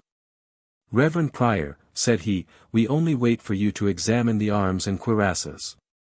Cuirasses, thought Chicot, I must see this, and he rose quietly. You will be present at our maneuvers, said Gorenflot, rising in his turn, like a block of marble on legs. Your arm, my friend, you shall see some good instruction. Chapter 21. Brother Borromée. When Chicot, sustaining the Reverend Prior, arrived in the courtyard, he found there 2 bands of 100 men each, waiting for their commander. About 50 among the strongest and most zealous had helmets on their heads and long swords hanging to belts from their waists. Others displayed with pride bucklers, on which they loved to rattle an iron gauntlet. Brother Borromée took a helmet from the hands of a novice, and placed it on his head. While he did so, Chicot looked at it and smiled. You have a handsome helmet there, Brother Borromée, said he, where did you buy it, my dear prior? Gorenflot could not reply, for at that moment they were fastening a magnificent cuirass upon him, which, although spacious enough to have covered Hercules, Farnese constrained woefully the undulations of the flesh of the worthy prior. Who was crying? Not so tight. I shall stifle, stop. But Borromée replied, it made part of a lot of armor that the Reverend Prior bought yesterday to arm the convent. Aye, said Gorenflot. Yes. Do you not remember that they brought several cuirasses and casques here, according to your Reverence's orders? It is true, said Gorenflot. Ventre de bitch, thought Chicot. My helmet is much attached to me, for, after having taken it myself to the Hotel Guise, it comes here to meet me again. At a sign from Borromée, the monks now formed into lines, while Chicot sat down on a bench to look on. Gorenflot stood up. Attention, whispered Borromée to him. Gorenflot drew a gigantic sword from the scabbard, and waving it in the air, cried in the voice of a stentor, attention.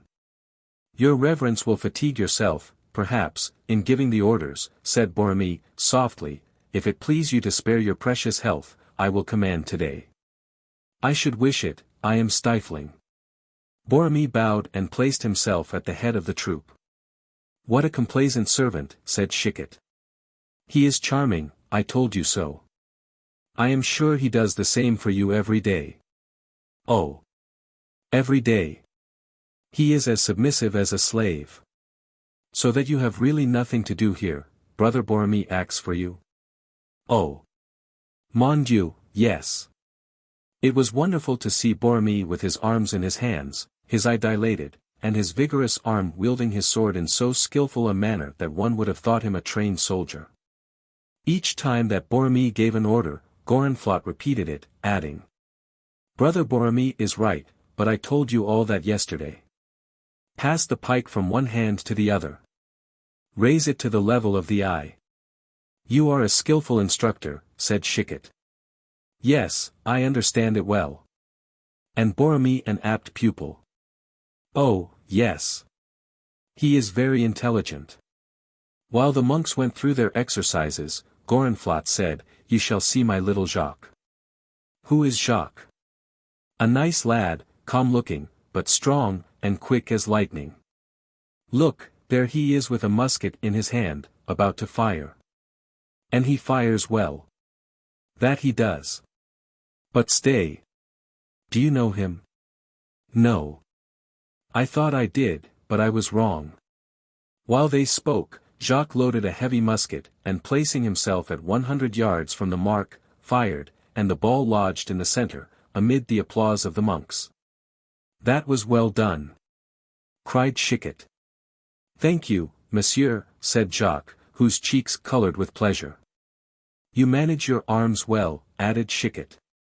I study, monsieur. But he is best at the sword, said Gorenflot. Those who understand it, say so, and he is practicing from morning till night. Ah! Let us see, said Chicot. No one here, except perhaps myself, is capable of fencing with him, but will you try him yourself, monsieur, said Borromée. I am but a poor bourgeois, said Chicot, formerly I have used my sword like others, but now my legs tremble and my arm is weak. But you practice still? A little, replied Chicot, with a smile. However, you, Brother Borromée, who are all muscle and tendon, give a lesson to Brother Jacques, I beg, if the prior will permit it. I shall be delighted, cried Gorenflot. The two combatants prepared for the trial. Borromée had the advantage in height and experience. The blood mounted to the cheeks of Jacques and animated them with a feverish color. Borromée gradually dropped all appearance of a monk, and was completely the maître d'armes. He accompanied each thrust with a counsel or a reproach, but often the vigor and quickness of Jacques triumphed over the skill of his teacher, who was several times touched. When they paused, Chicot said, Jacques touched 6 times and Borromée 9, that is well for the scholar, but not so well for the master. The flash of Borromée's eyes showed Chicot that he was proud. Monsieur, replied he, in a tone which he endeavored to render calm, the exercise of arms is a difficult one, especially for poor monks. Nevertheless, said Chicot, the master ought to be at least half as good again as his pupil, and if Jacques were calmer, I am certain he would fence as well as you. I do not think so, replied Borromée, biting his lips with anger. Well. I am sure of it. M. Briquet, who is so clever, had better try Jacques himself, replied Borromée, in a bitter tone. Oh. I am old. Yes, but learned. Ah. You mock, thought Chicot, but wait. Then he said, I am certain, however, that Brother Borromée, like a wise master, often let Jacques touch him out of complaisance. Ah, cried Jacques, frowning in his turn. No, replied Borromée, I love Jacques, certainly, but I do not spoil him in that manner. But try yourself, M. Briquet. Oh, no. Come, only one pass. Try, said Gorenflot. I will not hurt you, monsieur, said Jacques, I have a very light hand. Dear child, murmured Chicot, with a strange glance. Well. Said he, since every one wishes it, I will try, and he rose slowly, and prepared himself with about the agility of a tortoise. Chapter 22. The lesson. Fencing was not at that time the science that it is now. The swords, sharp on each side, made them strike as often with the edge as with the point. Besides, the left hand, armed with a dagger, was at the same time offensive and defensive, and hence resulted a number of slight wounds, which, in a real combat, kept up a continual excitement. Fencing, then in its infancy, consisted in a crowd of evolutions, in which the actor moved continually, and which, on a ground chosen by chance, might be continually impeded by its nature. It was common to see the fencer throw himself forward, draw back again, or jump to the right or left, so that agility, not only of the hand, but of the whole body, was necessary. Chicot did not appear to have learned in this school, but seemed to have forestalled the modern style, of which the superiority and grace is in the agility of the hands and immovability of the body. He stood erect and firm, with a wrist at once strong and supple, and with a sword which seemed a flexible reed from the point to the middle of the blade, and an inflexible steel from thence to the guard. At the very first commencement, Jacques, seeing before him this man of bronze, whose wrist alone seemed alive, gave some impatient passes, which merely made Chicot extend his arm, and at every opening left by the young man, strike him full on the chest. Jacques, red with anger and emulation as this was repeated, bounded back, and for 10 minutes displayed all the resources of his wonderful agility. He flew like a tiger, twisted like a serpent, and bounded from right to left. But Chicot, with his calm air and his long arm, seized his time, and putting aside his adversary's sword, still sent his own to the same place, while Borromée grew pale with anger. At last, Jacques rushed a last time on Chicot, who, parrying his thrust with force, threw the poor fellow off his equilibrium, and he fell, while Chicot himself remained firm as a rock. "You did not tell us you were a pillar," said Borromée, biting his nails with vexation. "I, a poor bourgeois," said Chicot. "But, monsieur, to manage a sword as you do, you must have practiced enormously." "Oh! Mon Dieu! Yes, monsieur, I have often held the sword, and have always found one thing." "What is that?" "That for him who holds it, pride is a bad counselor and anger a bad assistant. Now, listen, Jacques," added he, "you have a good wrist, but neither legs nor head, you are quick, but you do not reason. There are 3 essential things in arms, first the head, then the hands and legs. With the one you can defend yourself, with the others you may conquer, but with all 3 you can always conquer." "Ah! Monsieur," said Jacques, "try Brother Borromée, I should like to see it." "No," said the treasurer, "I should be beaten, and I would rather confess it than prove it." "How modest and amiable he is," said Gorenflot. "On the contrary," whispered Chicot, "he is stupid with vanity. At his age I would have given anything for such a lesson," and he sat down again. Jacques approached him, and admiration triumphing over the shame of defeat. "Will you give me some lessons, M. Briquet?" said he. "The prior will permit it, will you not, your reverence?" "With pleasure, my child." "I do not wish to interfere with your master," said Chicot, bowing to Borromée. "Oh! I am not his only master," said he. "Neither all the honor or the defeat are wholly due to me." "Who is the other, then?" "Oh! No one!" cried Borromée, fearing he had committed an imprudence. "Who is he, Jacques?" asked Chicot. "I remember," said Gorenflot, "he is a little fat man who comes here sometimes and drinks well." "I forget his name," said Borromée. "I know it," said a monk who was standing by. "It is Bussy Leclerc." "Ah! A good sword," said Chicot. Jacques reiterated his request. "I cannot teach you," said Chicot. "I taught myself by reflection and practice. And I advise you to do the same." Gorenflot and Chicot now returned to the house.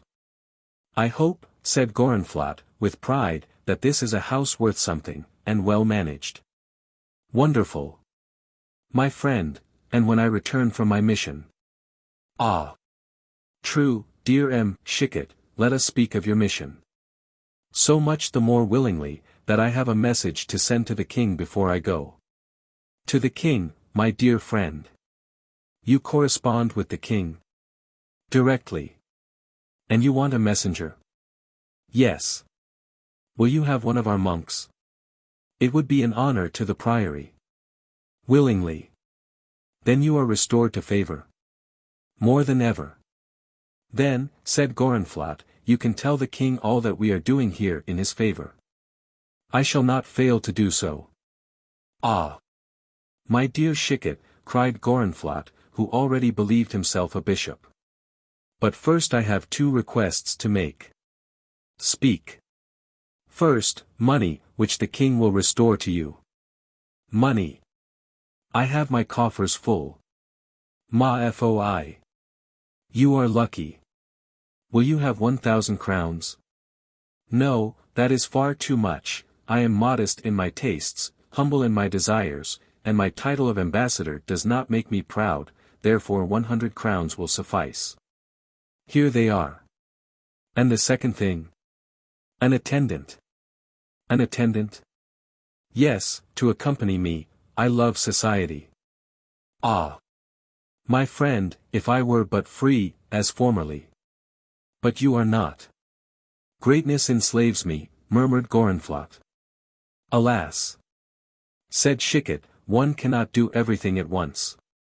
But not being able to have your honorable company, my dear prior, I will content myself with that of the little Jacques, he pleases me. You are right, Chicot, he is a rare lad. I am going to take him 250 leagues, if you will permit it. He is yours, my friend. The prior struck a bell, and when the servant appeared said, let brother Jacques come here, and also our messenger. 10 minutes after both appeared at the door. Jacques, said Gorenflot, I give you a special mission. Me, cried the young man, astonished. Yes, you are to accompany M. Robert Briquet on a long journey. Oh! Cried he, enthusiastically, that will be delightful. We shall fight every day, shall we not, monsieur? Yes, my child. And I may take my arquebuse? Certainly. Jacques bounded joyfully from the room. As to the message, I beg you to give your orders. Advance, brother Panurge. Chapter 23. The Penitent. Panurge advanced. He looked intelligent, but like a fox. Do you know the Louvre? Said Chicot. Yes, monsieur. And in the Louvre a certain Henri de Valois. The king? People generally call him so. Is it to him that I am to go? Just so. You will ask to speak to him. Will they let me? Yes, till you come to his valet de chamber. Your frock is a passport, for the king is very religious. And what shall I say to the valet de chamber? Say you are sent by the shade. What shade? Curiosity is a vice, my brother. Pardon. Say then that you want the letter. What letter? Again. Ah. True. You will add that the shade will wait for it, going slowly along the road to Charenton. It is on that road, then, that I am to join you. Exactly. As Panurge went out, Chicot thought he saw someone listening at the door, but could not be sure. He fancied it was Borromée. Where do you go? Asked Gorenflot. Toward Spain. How do you travel? Oh. Anyhow. On foot, on horseback, in a carriage, just as it happens. Jacques will be good company for you. Thanks, my good friend, I have now, I think, only to make my adieus. Adieu, I will give you my benediction. Bah! It is useless between us. You are right, but it does for strangers, and they embraced. Jacques, called the prior, Jacques. Borromée appeared. Brother Jacques, repeated the prior. Jacques is gone. What? Gone, cried Chicot. Did you not wish someone to go to the Louvre? Yes, but it was Panurge. Oh. Stupid that I am, cried Borromée, I understood it to be Jacques. Chicot frowned, but Borromée appeared so sorry that it was impossible to say much. I will wait, then, said he, till Jacques returns. Borromée bowed, frowning in his turn. "Apropos," said he, "I forgot to announce to your reverence that the unknown lady has arrived and desires to speak to you." "Is she alone?" asked Gorenflot. "No, she has a squire with her." "Is she young?" Borromée lowered his eyes. "She seems so," said he. "I will leave you," said Chicot, "and wait in a neighboring room. It is far from here to the Louvre, monsieur, and Jacques may be long, or they may hesitate to confide an important letter to a child." "You make these reflections rather late," replied Chicot, "however, I will go on the road to Charenton and you can send him after me." And he turned to the staircase. "Not that way, if you please," said Borromée, "the lady is coming up, and she does not wish to meet anyone." "You are right," said Chicot, smiling, "I will take the little staircase." "Do you know the way?" "Perfectly." And Chicot went out through a cabinet which led to another room, from which led the secret staircase. The room was full of armor, swords, muskets, and pistols. "They hide Jacques from me," thought Chicot, "and they hide the lady, therefore of course I ought to do exactly the opposite of what they want me to do. I will wait for the return of Jacques, and I will watch the mysterious lady. Oh! Here is a fine shirt of mail thrown into a corner. It is much too small for the prior, and would fit me admirably. I will borrow it from Gorenflot, and give it to him again when I return." And he quietly put it on under his doublet. He had just finished when Borromée entered. Chicot pretended to be admiring the arms. "Is monsieur seeking some arms to suit him?" asked Borromée. "I. Mon Dieu! What do I want with arms? You use them so well. Theory, all theory. I may use my arms well, but the heart of a soldier is always wanting in a poor bourgeois like me. But time passes, and Jacques cannot be long. I will go and wait for him at the Croix Faubin. I think that will be best." "Then you will tell him as soon as he comes?" "Yes." "And send him after me?" "I will not fail." "Thanks, brother Borromée, I am enchanted to have made your acquaintance." He went out by the little staircase, and Borromée locked the door behind him. "I must see the lady," thought Chicot. He went out of the priory and went on the road he had named. Then, when out of sight, he turned back, crept along a ditch and gained, unseen, a thick hedge which extended before the priory. Here he waited to see Jacques return or the lady go out. Chapter 24. The Ambush. Chicot made a slight opening through the hedge, that he might see those who came and went. The road was almost deserted as far as he could see. There was no one but a man poorly clothed measuring the ground with a long, pointed stick. Chicot had nothing to do, and therefore was preparing to watch this man, when a more important object attracted his attention. The window of Gorenflot's room opened with folding doors on to a balcony, and Chicot saw them open, and Gorenflot come out, with his most gallant manner and winning smile, leading a lady almost hidden under a mantle of velvet and fur. "Oh!" thought Chicot, "here is the penitent. She looks young, it is very odd, but I find resemblances in every one I see. And here comes the squire, as for him, there is no mistake, I know him, and if he be Mayneville, ventre de bitch. Why should not the lady be Madame de Montpensier? And, morbleu! That woman is the Duchess." After a moment, he saw the pale head of Borromée behind them. "What are they about?" thought Chicot, "does the Duchess want to board with Gorenflot?" At this moment Chicot saw M. de Mayneville make a sign to some one outside. Chicot looked round, but there was no one to be seen but the man measuring.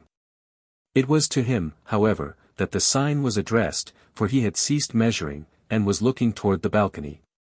Borromée began also to gesticulate behind Mayneville, in a manner unintelligible to Chicot, but apparently clear to this man, for he went further off, and stationed himself in another place, where he stopped at a fresh sign. Then he began to run quickly toward the gate of the priory, while M. de Mayneville held his watch in his hand. "Diable," said Chicot, "this is all very odd." As the man passed him, he recognized Nicolas Poulain, the man to whom he had sold his armor the day before. Shortly after, they all re-entered the room and shut the window, and then the Duchess and her squire came out of the Priory and went toward the litter which waited for them. Gorenflot accompanied them to the door, exhausting himself in bows and salutations. The curtains of the litter were still open, when a monk, in whom Chicot recognized Jacques, advanced from the Porte. Antoine approached, and looked earnestly into it. The Duchess then went away, and Nicolas Poulain was following, when Chicot called out from his hiding place. "Come here, if you please." Poulain started, and turned his head. "Do not seem to notice, Nicolas Poulain," said Chicot. The lieutenant started again. "Who are you, and what do you want?" asked he. "I am a friend, new, but intimate. What I want will take long to explain. Come here to me." "To you?" "Yes. Here in the ditch." "What for?" "You shall know when you come." "But come and sit down here, without appearing to notice me." "Monsieur." "Oh. Robert Briquet has the right to be exacting." "Robert Briquet!" cried Poulain, doing as he was desired. "That is right. It seems you were taking measures in the road." "Yes, there is nothing surprising that you should be a surveyor, especially as you acted under the eyes of such great people." "Great people? I do not understand." "What? You did not know? What do you mean? You did not know who that lady and gentleman on the balcony were?" "I declare. Oh. How fortunate I am to be able to enlighten you. Only imagine, Poulain. You had for admirers Madame de Montpensier and de Mayneville. Do not go away. If a still more illustrious person, the king, saw you. Ah! Briquet. Never mind, I am only anxious for your good. But what harm have I done to the king, or to you, or anybody? Dear Poulain, my ideas may be wrong, but it seems to me that the king would not approve of his lieutenant of the provostry acting as surveyor for de Mayneville. And that he might also take it ill that you should omit in your daily report the entrance of Madame de Montpensier and de Mayneville, yesterday, into his good city of Paris. Briquet, an omission is not an offense, and his Majesty is too good. Poulain, I see clearer than you, and I see. What? A gallows. Briquet. And more, a new cord, for soldiers at the 4 cardinal points, a number of Parisians around, and a certain lieutenant of my acquaintance at the end of the cord. Nicolas Poulain trembled so that he shook the hedge. "Monsieur!" cried he, clasping his hands. "But I am your friend, dear Poulain, and I will give you a counsel." "A counsel?" "Yes, and very easy to follow. Go at once, you understand, to whom? Let me think. To d'Épernon. D'Épernon, the king's friend. Take him aside, and tell him all about this. This is folly. No, it is wisdom. It is clear that if I denounce you as the man of the cuirasses and measures, they will hang you.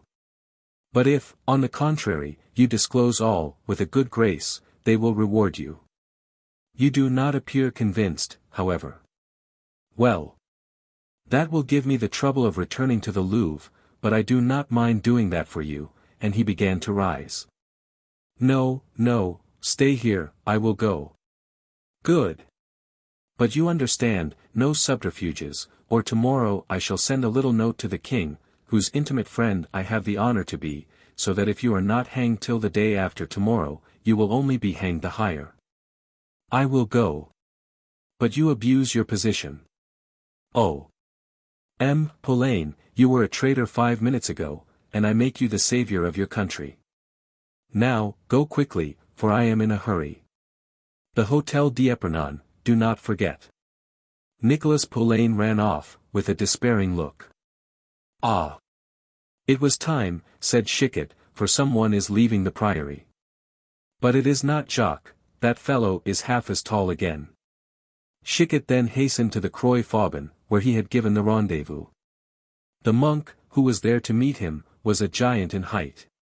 His monk's robe, hastily thrown on, did not hide his muscular limbs, and his face bore anything but a religious expression. His arms were as long as Chicot's own, and he had a knife in his belt. As Chicot approached, he turned and said, "Are you M. Robert Briquet?" "I am." "Then I have a letter for you from the Reverend Prior." Chicot took the letter, and read as follows. "My dear friend, I have reflected since we parted. It is impossible for me to let the lamb confided to me go among the wolves of the world. I mean, you understand, our little Jacques, who has fulfilled your message to the king.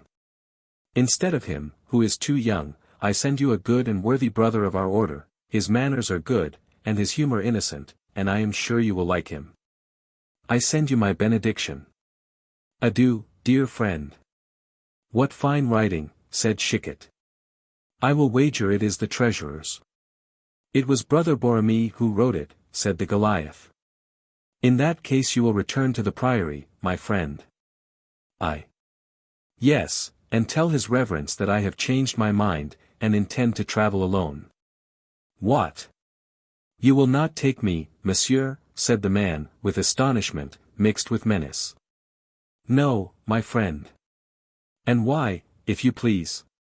"Because I must be economical, and you would eat too much." "Jacques eats as much as I do." "Yes, but Jacques was a monk." "And what am I?" "You, my friend, are a gendarme, or a foot soldier." "What do you mean? Do you not see my monk's robe? The dress does not make the monk, my friend. Tell Brother Borromée that, if you please." The giant disappeared, grumbling, like a beaten hound. Chapter 25. The Guises.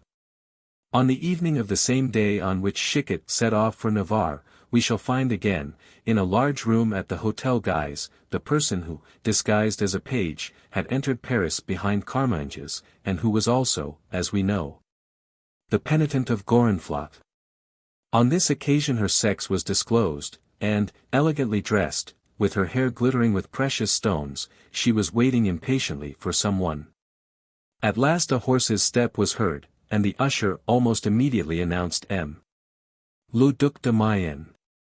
Madame de Montpensier ran to her brother so hastily that she forgot to proceed on the point of the right foot, as was her habit, in order to conceal her lameness. "Are you alone, brother?" asked she. "Yes, my sister." "But Henri, where is Henri? Do you know that everyone expects him here?" "Henri has nothing to do here, and plenty to do in Flanders and Picardy. We have work to do there, and why should we leave it to come here, where our work is done? But where it will be quickly undone, if you do not hasten." "Bah! Bah! If you like. I tell you the citizens will be put off no longer, they insist upon seeing their Duke Henri.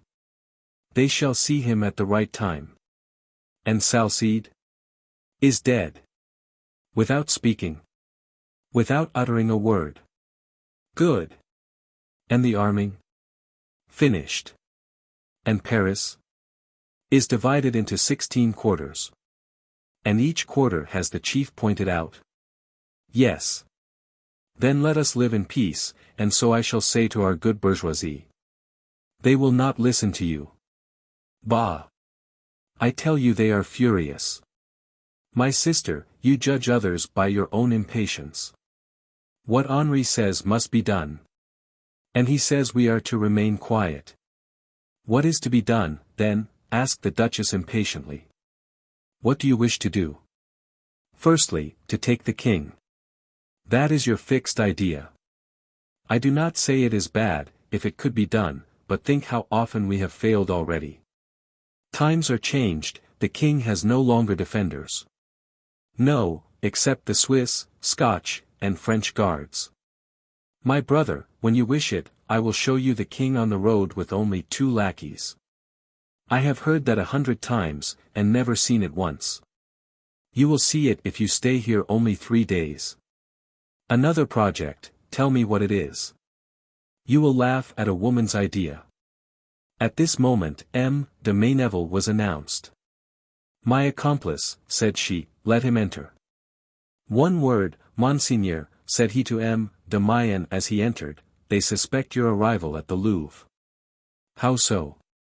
"I was conversing with the captain of the guards at Saint-Germain-l'Auxerrois, when two Gascons passed." "Do you know them?" "No, they were quite newly dressed." "Cap de bias." Said one, "You have a magnificent doublet, but it will not render you so much service as your cuirass of yesterday." "Bah," said the other, "however heavy the sword of M. de Mayenne may be, it will do no more harm to this satin than to my cuirass," and then he went on in a series of bravadoes, which showed that they knew you were near. "And to whom did these men belong?" "I do not know. They talked so loudly that some passers-by approached, and asked if you were really coming." They were about to reply, when a man approached, whom I think was de Loignac, and touched them on the shoulder. He said some words in a low voice, and they looked submissive, and accompanied him, so that I know no more, but be on your guard. "You did not follow them?" "Yes, but from afar. They went toward the Louvre, and disappeared behind the Hôtel de Mobiles." "I have a very simple method of reply," said the Duke. "What?" "To go and pay my respects to the king tonight." "To the king?" "Certainly. I have come to Paris, he can have nothing to say against that." "The idea is good," said Méneville. "It is imprudent," said the Duchess. "It is indispensable, sister, if they indeed suspect my arrival. Besides, it was the advice of Henri to go at once and present to the king the respects of the family, that once done, I am free, and can receive whom I please. The members of the committee, for example, who expect you. I will receive them at the Hôtel Saint-Denis on my return from the Louvre. You will wait for us, if you please, my sister." "Here." "No, at the Hôtel Saint-Denis, where I have left my equipages. I shall be there in 2 hours. Chapter 26. The Louvre. That same day, about noon, the king came out of his cabinet and called for M. d'Épernon. The duke, when he came, found the king attentively examining a young monk. The king took d'Épernon aside. "Look, what an odd-looking monk," said he. "Does your majesty think so? I think him very ordinary." "Really?" Then to the monk, the king said, "What is your name?" "Brother Jacques, sire." "Your family name?" "Clement." "Good. You have performed your commission very well." "What commission, sire?" said the duke, with his wonted familiarity. "Nothing," said Henri. "It is a little secret between me and someone you do not know." "How strangely you look at the lad, sire. You embarrass him." "It is true, I know not why, but it seems to me that I have seen him before, perhaps it was in a dream." "Go, my child, I will send the letter to him who asks for it, be easy. D'Épernon, give him 10 crowns. "Thanks, sire," said the monk. "You did not say that as if you meant it," said d'Épernon, who did not understand a monk despising 10 crowns. "I would rather have one of those beautiful Spanish knives on the wall," said Jacques. "What? You do not prefer money?" "I have made a vow of poverty." "Give him a knife, then, and let him go, La Valette," said the king. The duke chose one of the least rich and gave it to him. Jacques took it, quite joyful to possess such a beautiful weapon. When he was gone, the king said to d'Épernon, "Duke, have you among your 45 2 or 3 men who can ride?" 12, at least, sire, and in a month all will be good horsemen." "Then choose 2, and let them come to me at once." The duke went out, and calling de Loignac, said to him, "Choose me 2 good horsemen, to execute a commission for his majesty." De Loignac went to the gallery where they were lodged, and called M. de Carmainges and M. de Saint-Malin. They soon appeared, and were conducted to the duke, who presented them to the king, who dismissed the duke. "You are of my 45, then?" said he to the young men. "I have that honor, sire," said Saint-Malin. "And you, monsieur?" "And I, also, sire," replied Carmainges, and I am devoted to your Majesty's service, as much as any one in the world. Good. Then mount your horses, and take the road to Tours. Do you know it? We will inquire. Go by Charenton. Yes, sire. And proceed till you overtake a man travelling alone. Will your Majesty describe him? Said Saint Malines. He has long arms and legs, and has a large sword by his side. May we know his name, sire? Asked Carmainges. He is called the Shade. We will ask the name of every traveller we see, sire. And we will search the hotels. When you find him, give him this letter. Both the young men held out their hands. The king was embarrassed. What is your name? Said he. Ernanton de Carmainges, sire. And yours? René de Saint Malines. M. de Carmainges, you shall carry the letter, and you, M. de Saint Malines, shall deliver it. Ernanton took the precious deposit, and was going to place it in his doublet, when Saint Malines stopped him, kissed the letter, and then returned it to Ernanton. This made Henri smile. Come, gentlemen, said he, I see I shall be well served. Is this all, sire? Yes, gentlemen, only our last recommendation. This letter is more precious than the life of a man, for your heads, do not lose it. Give it secretly to the Shade, who will give you a receipt for it, which you will bring back to me, and, above all, travel as though it were on your own affairs. Go. The two young men went out, Ernanton full of joy, and St. Malines filled with jealousy. M. d'Épernon waited for them, and wished to question them, but Ernanton replied. Le Duc, the king did not authorize us to speak. They went to the stables, when the king's huntsman gave them 2 strong horses. M. d'Épernon would have followed them, but at that moment he was told that a man much wished to speak to him at once. Who is he? He asked. The lieutenant of the provost of the Isle de France. Parfandious. Am I sheriff or provost? No, monsieur, but you are a friend of the king, and, as such, I beg you to hear me, said a humble voice at his side. The duke turned. Near him was a man, bowing perpetually. Who are you? Asked the duke. Nicolas Poulain, monsieur. And you wish to speak to me? I beg for that favor. I have no time. Not even to hear a secret. I hear 100 every day. But this concerns the life of His Majesty, said Poulain, in a low voice. Oh. Oh. Then come into my cabinet. Chapter 27. The Revelation.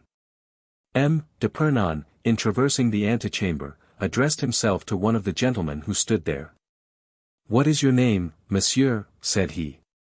Pertinax de Montcrabeau, monsieur. Well, M. de Montcrabeau, place yourself at that door, and let no one enter. Yes, le Duc, and Pertinax, who was sumptuously dressed, with a blue satin doublet and orange stockings, obeyed. Nicolas Poulain followed the duke into his cabinet. Now let us hear your conspiracy, said the duke. Oh. Le Duc, it concerns the most frightful crimes. They wish to kill me, I suppose. It does not concern you, monsieur, it is the king. They wish to carry him off. Oh. Again that old story, replied the duke, disdainfully. This time the thing is serious, le Duc. On what day do they intend to do it?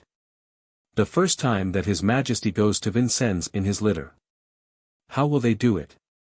By killing his 2 attendants. And who will do it? Madame de Montpensier. D'Épernon began to laugh. That poor duchess, what things are attributed to her? Less than she projects, monsieur. And she occupies herself with that at Soissons. No, she is in Paris. In Paris. I can answer for it. Have you seen her? Yes. You thought you did? I have had the honor of speaking to her. The honor. I am wrong. The misfortune. But, My dear lieutenant, the Duchess cannot carry off the king. With her associates, of course. And where will she be when this takes place? At a window of the Jacobin Priory, which is, as you know, on the road to Vincennes. What the devil do you tell me? The truth, monsieur, all is prepared to stop the litter at the gate of the Priory. And who made the preparations? Alas! Finish quickly. I did, monsieur. D'Épernon started back. You, who denounced them? Monsieur, a good servant should risk all in the service of the king. Mordieu! You risk hanging. I prefer death to infamy, or to the death of the king, therefore I came, and I thought, le Duc, that you, the friend of the king, would not betray me, and would turn my news to good account. The Duke looked fixedly at Pauline. There must be more in it, said he, resolute as the Duchess is, she would not attempt such an enterprise alone. She expects her brother. The Duke Henri? No, monsieur, only the Duc de Mayenne. Ah! Good, said D'Épernon. Now I must set to work to counteract these fine projects. Doubtless, monsieur, it was for that I came. If you have spoken the truth you shall be rewarded.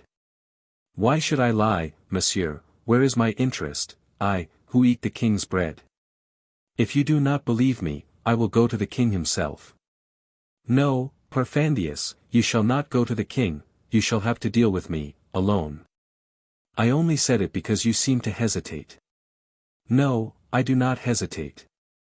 And, first, here are 1,000 crowns for you, and you shall keep this secret between you and me. I have a family, monsieur. Well.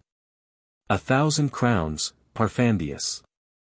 If they knew in Lorraine that I had spoken, each word would cost me a pint of blood, and in case of any misfortune, my family must be able to live, therefore I accept the 1,000 crowns. The Duke approached a coffer. Pauline thought it was for the money, and held out his hand, but he only drew out a little book and wrote, 3,000 livres to M. Nicolas Pauline.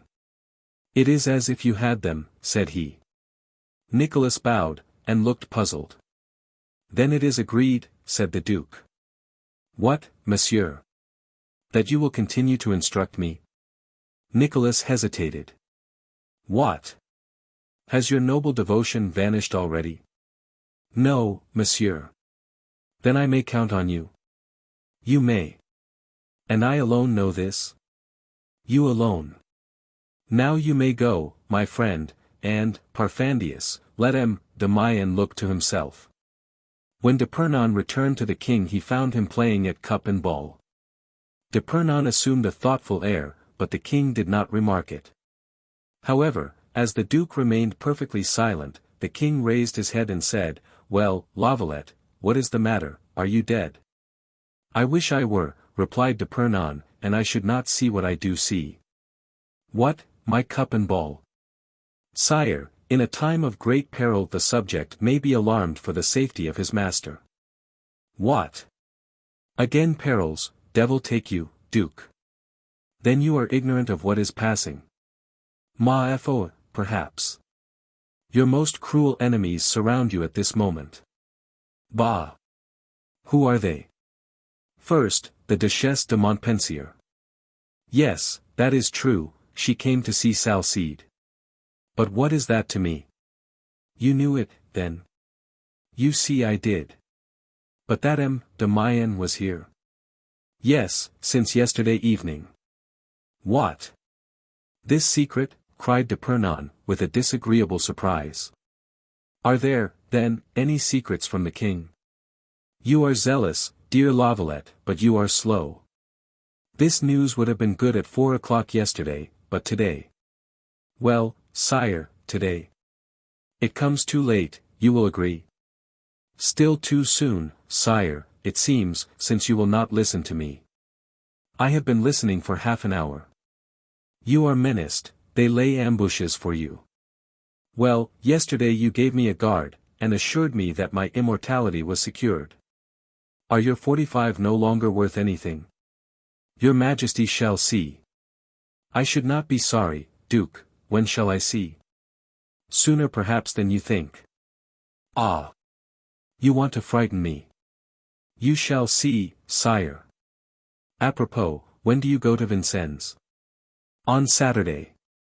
That is enough, sire. Épernon bowed and withdrew. Chapter 28. Two Friends. We will now follow the two young men sent by the king. Scarcely on horseback, Ernanton and Saint Malin, determined that one should not get before the other, nearly crushed each other in the gateway. The face of St. Malin became purple, and that of Ernanton pale. You hurt me, monsieur, cried the former, do you wish to crush me? You also hurt me, only I did not complain. You wish to give me a lesson, I believe. I wish to give you nothing. Ah! Cried Saint Malin, pray repeat that. You are seeking a quarrel, are you not? Replied Ernanton, quietly, so much the worse for you. And why should I wish to quarrel? I do not know you, replied Saint Malin, disdainfully. You know me perfectly, monsieur, because at home my house is but 2 leagues from yours, and I am well known there, being of an old family, but you are furious at seeing me in Paris, when you thought that you alone were sent for. Also, because the king gave me the letter to carry. Well, said Saint Malin, it may be true, but there is one result. What is it? That I do not like to be near you. Go away, then, pardieu, I do not want to keep you. On the contrary, I understand perfectly, you would like to take the letter from me and carry it yourself, but unfortunately you must kill me first. And who tells you that I do not wish to do that? To desire and to do are 2 different things. Descend with me to the banks of the water, and you will see that with me they are the same. My dear monsieur, when the king gives me a letter to carry, I carry it. I will tear it from you by force. You will not force me, I hope, to shoot you like a dog. You. Yes, I have a pistol, and you have not. You shall pay for this. I trust so, after my commission is over. But, meanwhile, I beg you to observe that as we belong to the king, it is setting a bad example to quarrel. Saint Malin was furious, he bit his fingers with rage. As they crossed the Rue Saint-Antoine, Ernanton saw a litter with a lady in it. My page, cried he, and he rode toward it, but she did not seem to recognize him, and passed on. The young men now rode on without speaking. St. Malin soon discovered, to his chagrin, that his horse was not as good as Ernanton's, and could hardly keep pace with him. This annoyed him so much that he began to quarrel with his horse, and to fret him so perpetually with the spur, that at last the animal started off and made for the river Beavre, where he got rid of his rider by throwing him in. One might have heard half a mile off the imprecations of Saint Malin, although he was half stifled by the water. By the time he scrambled out his horse had got some little way off. He himself was wet and muddy, and his face bleeding with scratches, and he felt sure that it was useless to try and catch it, and to complete his vexation, he saw Ernanton going down a crossroad which he judged to be a short cut. He climbed up the banks of the river, but now could see neither Ernanton nor his own horse. But while he stood there, full of sinister thoughts toward Ernanton, he saw him reappear from the crossroad, leading the runaway horse, which he had made a detour to catch. At this sight Saint Malin was full of joy and even of gratitude. But gradually his face clouded again as he thought of the superiority of Ernanton over himself, for he knew that in the same situation he should not even have thought of acting in a similar manner. He stammered out thanks, to which Ernanton paid no attention, then furiously seized the reins of his horse and mounted again. They rode on silently till about 2:30, when they saw a man walking with a dog by his side. Ernanton passed him. But Saint Malin, hoping to be more clever, rode up to him and said, "Traveller, do you expect something?" The man looked at him. Certainly his aspect was not agreeable. His face still bore marks of anger, and the mud half dried on his clothes and the blood on his cheeks, and his hand extended more in menace than interrogation, all seemed very sinister to the traveller. "If I expect something," said he, "it is not someone, and if I expect someone, it is not you." "You are impolite," said Saint Malin, giving way to the anger that he had restrained so long. And as he spoke he raised his hand armed with a cane to strike the traveller, but he, with his stick, struck Saint Malin on the shoulder, while the dog rushed at him, tearing his clothes, as well as his horse's legs. The horse, irritated by the pain, rushed furiously on. Saint Malin could not stop him for some time, but he kept his seat.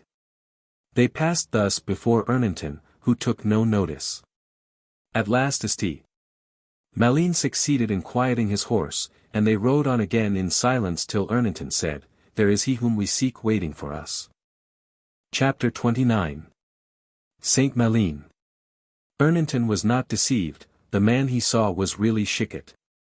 He on his side had seen the cavaliers coming, and suspecting that it was for him that they came, waited for them. Ernanton and Saint Malin looked at each other. "Speak, monsieur, if you wish," said Ernanton to his adversary. Saint Malin was suffocated by this courtesy, he could not speak, he could only bend his head.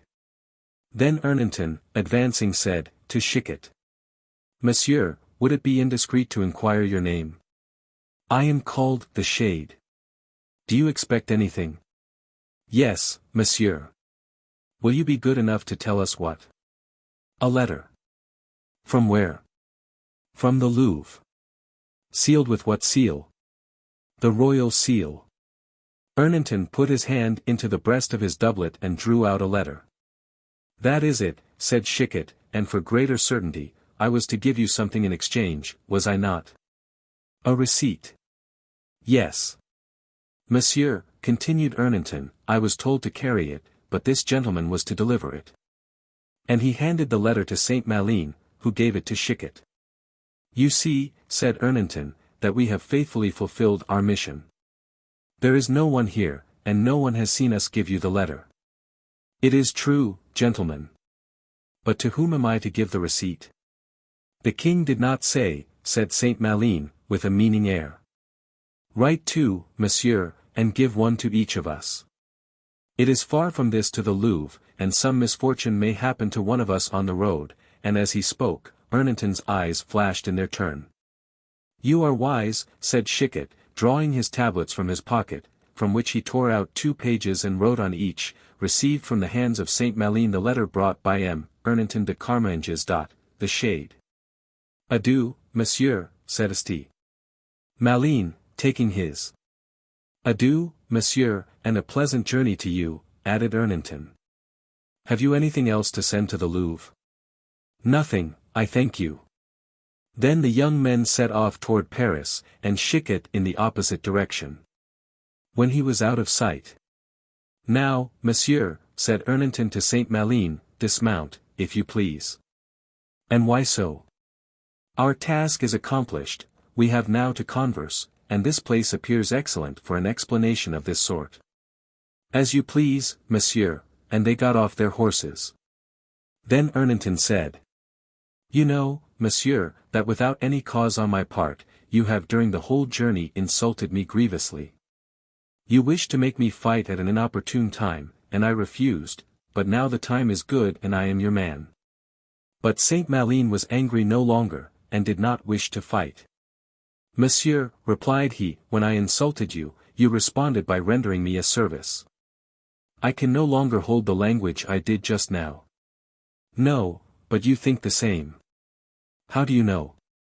"Because your words were dictated by hatred and envy, and they cannot already be extinct in your heart." Saint Malin colored, but did not reply. Ernanton continued. "If the king preferred me to you, it was because I pleased him best. If I was not thrown into the beaver like you, it was because I ride better. If I did not accept your challenge before, it was because I was wiser than you. If I was not bitten by the dog, it was because I had more sagacity. If I now summon you to draw your sword, it is because I have more honor, and if you hesitate, I shall say more courage." Saint Malin looked like a demon, and drew his sword furiously. "I have fought 11 times, said he, "and 2 of my adversaries are dead. Are you aware of that, monsieur?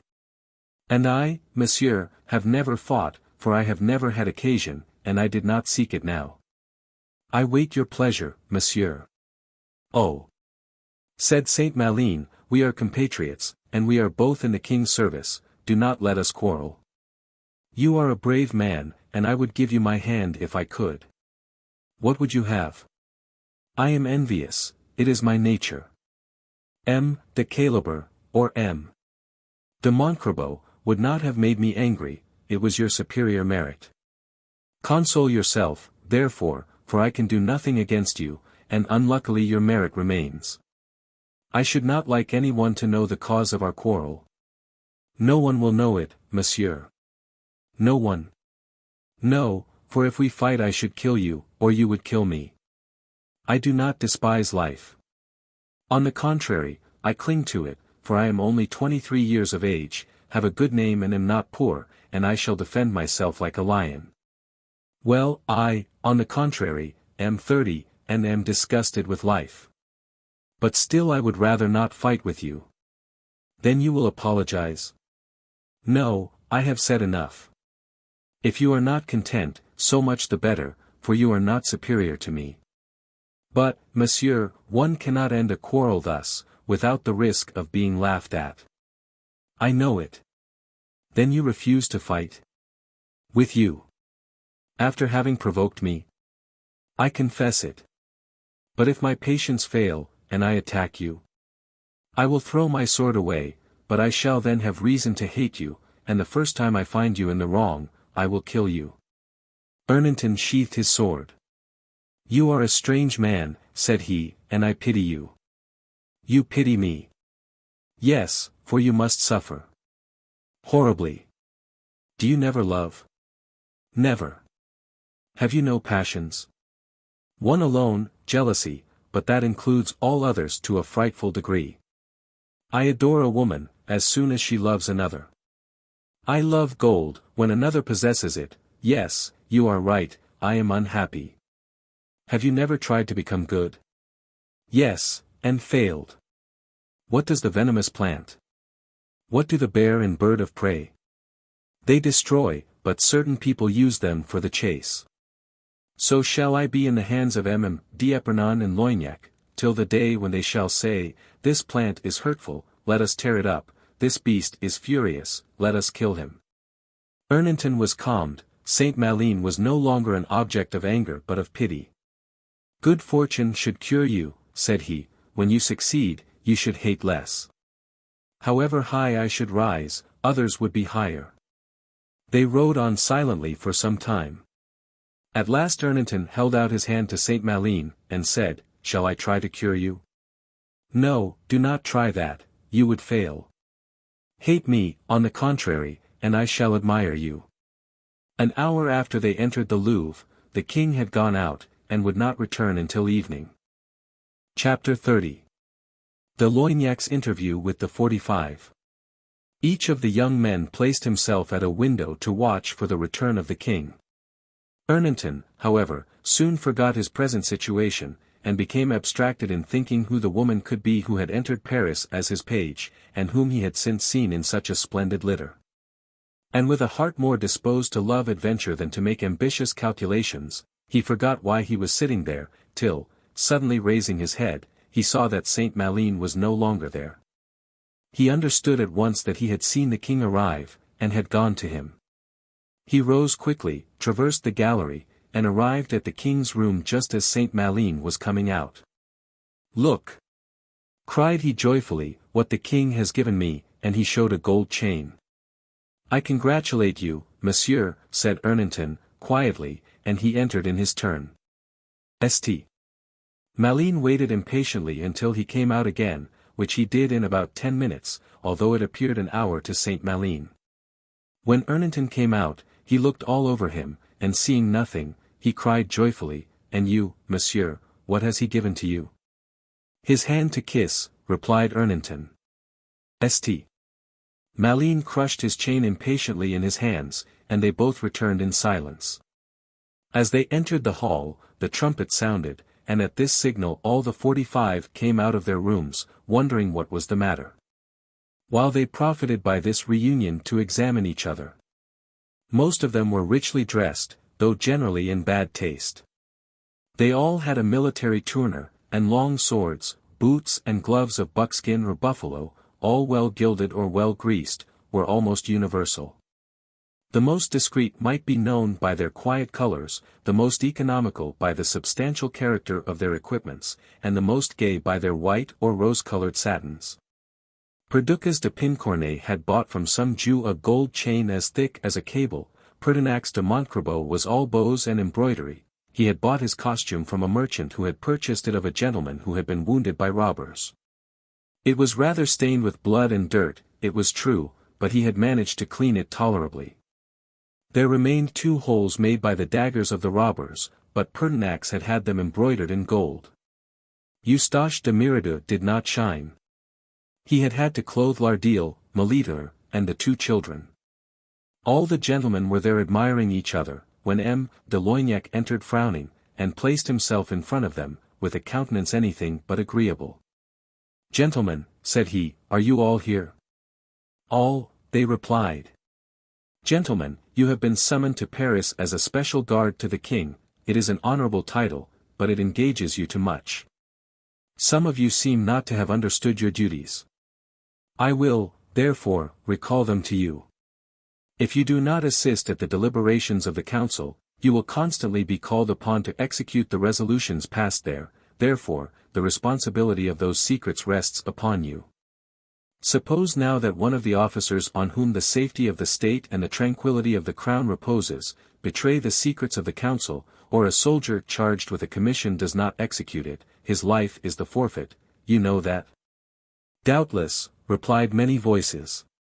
"Well, gentlemen, this very day a measure of His Majesty's has been betrayed, and a step which he wished to take rendered, perhaps, impossible." Terror began to replace pride in the minds of the 45, and they looked at each other with suspicion and disquietude. "2 of you, gentlemen," continued de Loignac, "have been heard in the open street chattering like a couple of old women, and that about grave things." Saint Malin advanced. "Monsieur," said he, "pray explain at once, that suspicion may not rest on us all." "That is easy.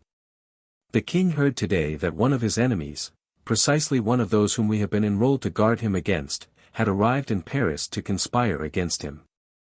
This name was pronounced quietly, but was overheard by a soldier on guard, that is to say, by a man who should be regarded as a wall, deaf, dumb, and immovable. However, that man repeated this name in the street with a noise and boasting which attracted the attention of the passers-by and raised quite an emotion. I know it, for I was there, and heard and saw all, and had I not placed my hand on his shoulder to stop him, he would have compromised such grave interests, that, had he not been quiet at my touch, I should have been compelled to poniard him on the spot." Pertinax de Montcrabeau and Perducas de Pincornay turned deadly pale, and Montcrabeau tried to stammer out some excuses. All eyes were turned toward them. "Nothing can excuse you," said de Loignac. "Even if you were drunk you should be punished for that, and you shall be punished." A terrible silence ensued. Then Pertinax said, "Pardon, monsieur.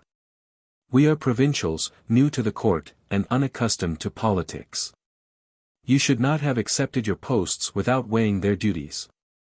For the future we will be as mute as sepulchres, we swear to you." "Good, but can you repair the evil you have done today?" "We will try." "It is impossible, I tell you." "Then, for this time, pardon us." "You live," continued de Loignac, "with a sort of license which I must repress. Those who find the terms too hard will return, I can easily replace them. But I warn you that justice will be done among us, secretly and expeditiously. Traitors will be punished with death on the spot." Montcrabeau nearly fainted, and Pertinax grew paler than ever. "I shall have," de Loignac continued, "for smaller offences lighter punishments, as imprisonment, for instance. For this time, I spare the lives of M. de Montcrabeau and M. de Pincornay, because they probably acted in ignorance, and shall only enforce against them my third method of punishment, a fine. You have received 1,000 livres apiece, gentlemen, you will each return 100. 100. Cried Pincornay, cap de bias. I have not got them, I have spent them on my equipment. Sell your chain, then. But I have something else to add. I have remarked many signs of irritation between different members of your body, and each time a difference arises I wish the matter referred to me, and I alone shall have the power of allowing a duel to take place. Dueling is much in fashion now, but I do not wish, that, to follow the fashion, my company be constantly left imperfect. The first duel, therefore, that takes place without my permission will be punished with a rigorous imprisonment and a heavy fine. Now 15 of you will place yourselves this evening at the foot of the staircase when His Majesty receives, 15 will keep without, and 15 remain at home.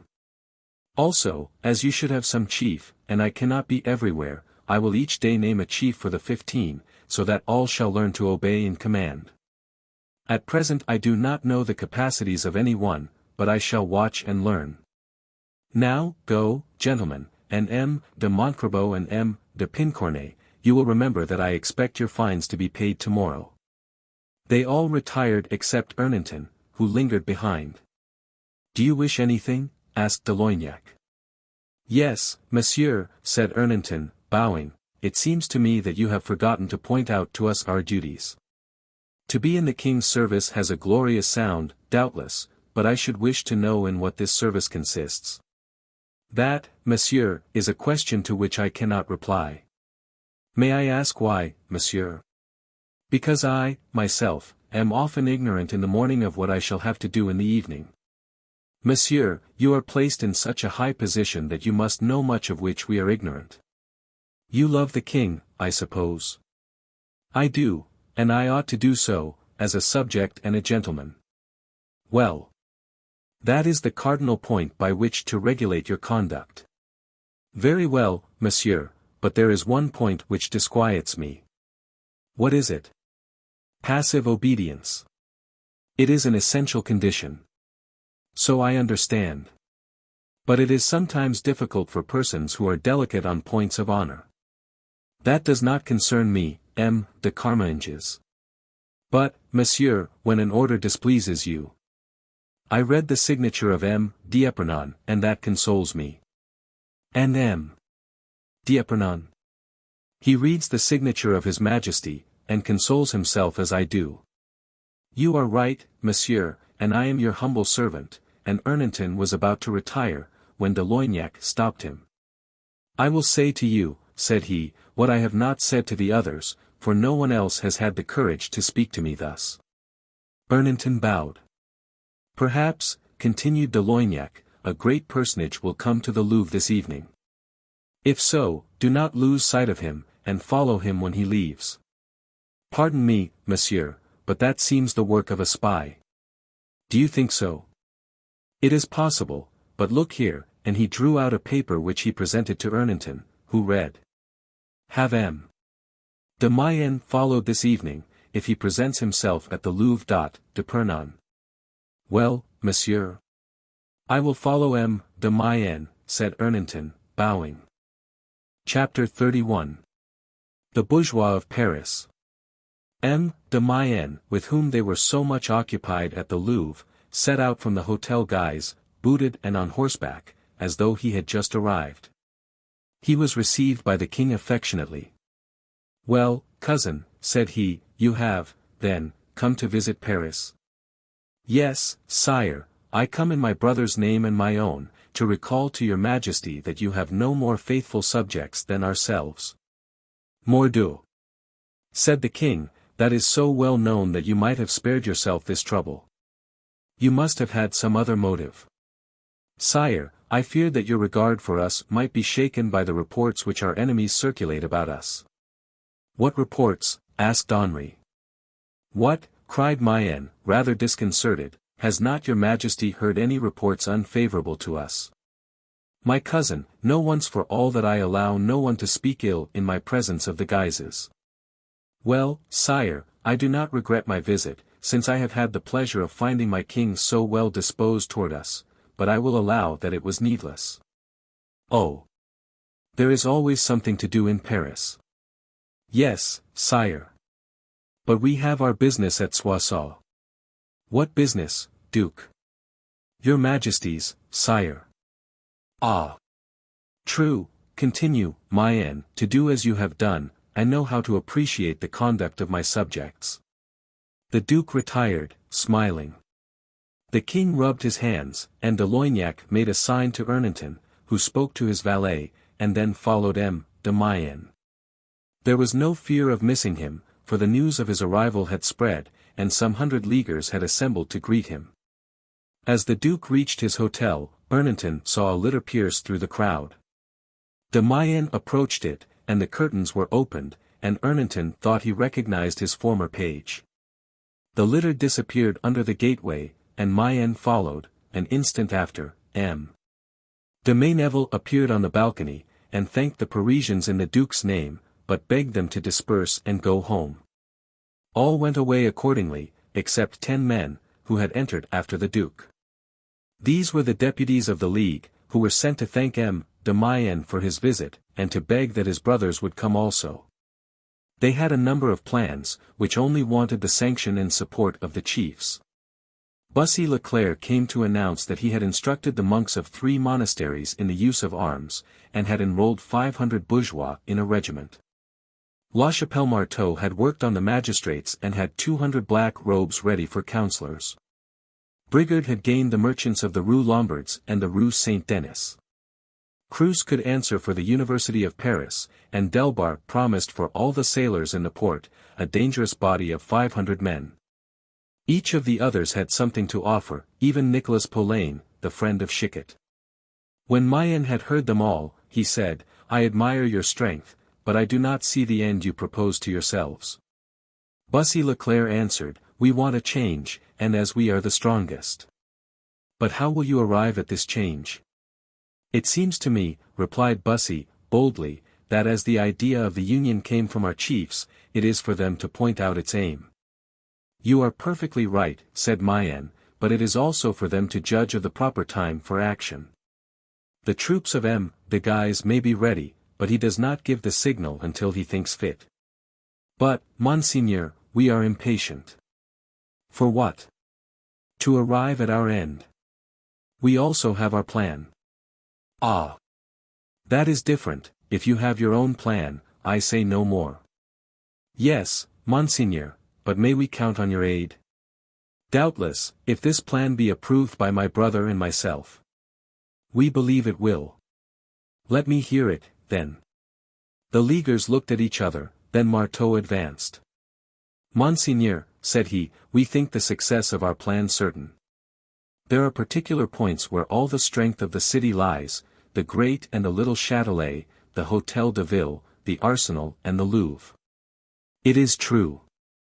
All these are guarded, but could easily be surprised. I admit this also. The town itself, however, is defended outside, firstly, by the Chevalier of the Watch with his archers. We thought of seizing him in his house, which could be easily done, as it is a lonely place." Mayenne shook his head. "However lonely," said he, "you cannot force a door and fire 20 shots without attracting attention. We have foreseen this objection, but one of the archers of the watch is on our side. In the middle of the night, 2 or 3 of us will go and knock at the door, the archer will open, and tell his chief that the king wishes to speak to him, which would not appear strange, as he is often sent for in this manner. Once the door is open, we will introduce 10 men, sailors who lodge near, who will soon finish him." "Murder him?" "Yes, Monseigneur. At the same time we will force the doors of the other functionaries who might take his place, such as M. de Chiverny, and M. le Procureur Leguessel. Saint Bartholomew has taught us how to manage. This is all well, gentlemen, but you have not told me if you mean, at the same time, to force the doors of the Louvre, that strong and well-guarded fortress. Believe me, the king is not so easily taken as the Chevalier of the Watch. We have chosen 4,000 men, who hate the king, for this undertaking. And you think that enough? Doubtless, we shall be 10 to 1. Why, the Swiss are 4,000 strong. Yes, but they are at Lagny, and that is 8 leagues from Paris, and supposing they were to send for them, it would take 2 hours for the messenger to go on horseback, and 8 for them to return on foot. So that they would just arrive in time to be stopped at the gates, and in a few hours we should be masters of Paris. Very good, but supposing all this accomplished, the watch disarmed, the authorities disappeared, and all obstacles removed, what do you mean to do? Form a new government of honest people. As for ourselves, so long as our commerce is successful, and we have enough for our wives and children, we care for little else. Some among us might desire a command, and they should have it. We are not difficult to satisfy. I know you are all honest, and would not suffer a mixture in your ranks. No, no, cried several voices. Now, Pauline, said the Duke, are there many idlers and bad people in the Isle de France? Nicolas Pauline, who had hitherto kept in the background, was now forced to advance. Certainly, Monseigneur, there are a great many, he replied. Could you guess at their number? About 4,000 thieves, 3,000 or more beggars, and 400 or 500 assassins. Well, there are at least 8,000 good-for-nothings. Of what religion are they? Pauline laughed. Of all, Monseigneur, or, rather, of none. Gold is their god, and blood their prophet. Yes, but their politics? Are they Valois, Leaguers, Navarrais, or what? Robbers only. Monseigneur, said Cruz, do not suppose that we mean to take these people for allies. No, I do not suppose so, and that is what disturbs me. And why so, Monseigneur? They asked with surprise. Because as soon as there are no longer magistrates in Paris, as soon as there is no longer royalty, or public force, or anything to restrain them, they will begin to pillage your shops while you fight, and your houses while you occupy the Louvre. Sometimes they will join the Swiss against you, and sometimes you against the Swiss, so that they will always be the strongest. Diable, cried the deputies, looking at each other. I think this is a question for grave consideration, gentlemen, said the Duke. I will think it over, and endeavor to find the means of overcoming the difficulty. Your interests, before our own, has ever been our maxim. The deputies gave a murmur of approbation. Now, gentlemen, permit a man who has travelled 24 leagues on horseback in 48 hours to seek a little sleep. We humbly take our leave, Monseigneur, said Brigard. What day shall you fix for our next meeting? As soon as possible, gentlemen, tomorrow, or the day after. Au revoir. No sooner had he disappeared than a door opened, and a woman rushed in. The Duchesse, they cried. Yes, gentlemen. Who comes to save you from your embarrassments? What the Hebrews could not do, Judith did. Hope, then, gentlemen, for I also have my plan, and she disappeared through the same door as her brother. To do, cried Bussy Leclerc. I believe that is the man of the family. Oh, murmured Nicolas Pauline, I wish I were out of all this. Chapter 32. Brother Borromée. It was about 10 o'clock in the evening when the deputies returned home. Nicolas Pauline remained behind the others, reflecting on the perplexing situation in which he found himself, and considering whether he should report all that he had heard to M. d'Épernon, when, in the middle of the Rue de la Pierrerie, he ran right against a Jacobin monk. They both began to swear, but, looking up, recognized each other. Brother Borromée, cried Pauline. Nicolas Pauline, exclaimed the monk. How are you? Asked Nicolas cautiously. Where in the world were you running to in such a hurry at this time of night? Is the Priory on fire? No, I was going to the Duchesse de Montpensier's hotel, to speak to M. de Mayneville. And what for? Oh. It is very simple, said Borromée, seeking for a specious answer. The Reverend Prior was solicited by the Duchesse to become her confessor. He accepted at the time, but since then he has had scruples, and has sent me to tell her not to rely upon him. Very good, but you are going away from the Hotel Guise. Exactly so, for I hear she is at the Hotel Saint Denis, with her brother. Quite true, but why do you deceive me? It is not the treasurer who is sent with these sort of messages. But to a princess. Now do not detain me, or I shall miss her. She will return, you might have waited for her. True. But I shall not be sorry to see le Duc also. Oh. That is more like the truth, so go on. There is something new going on, thought Nicholas, but why should I try to discover what it is?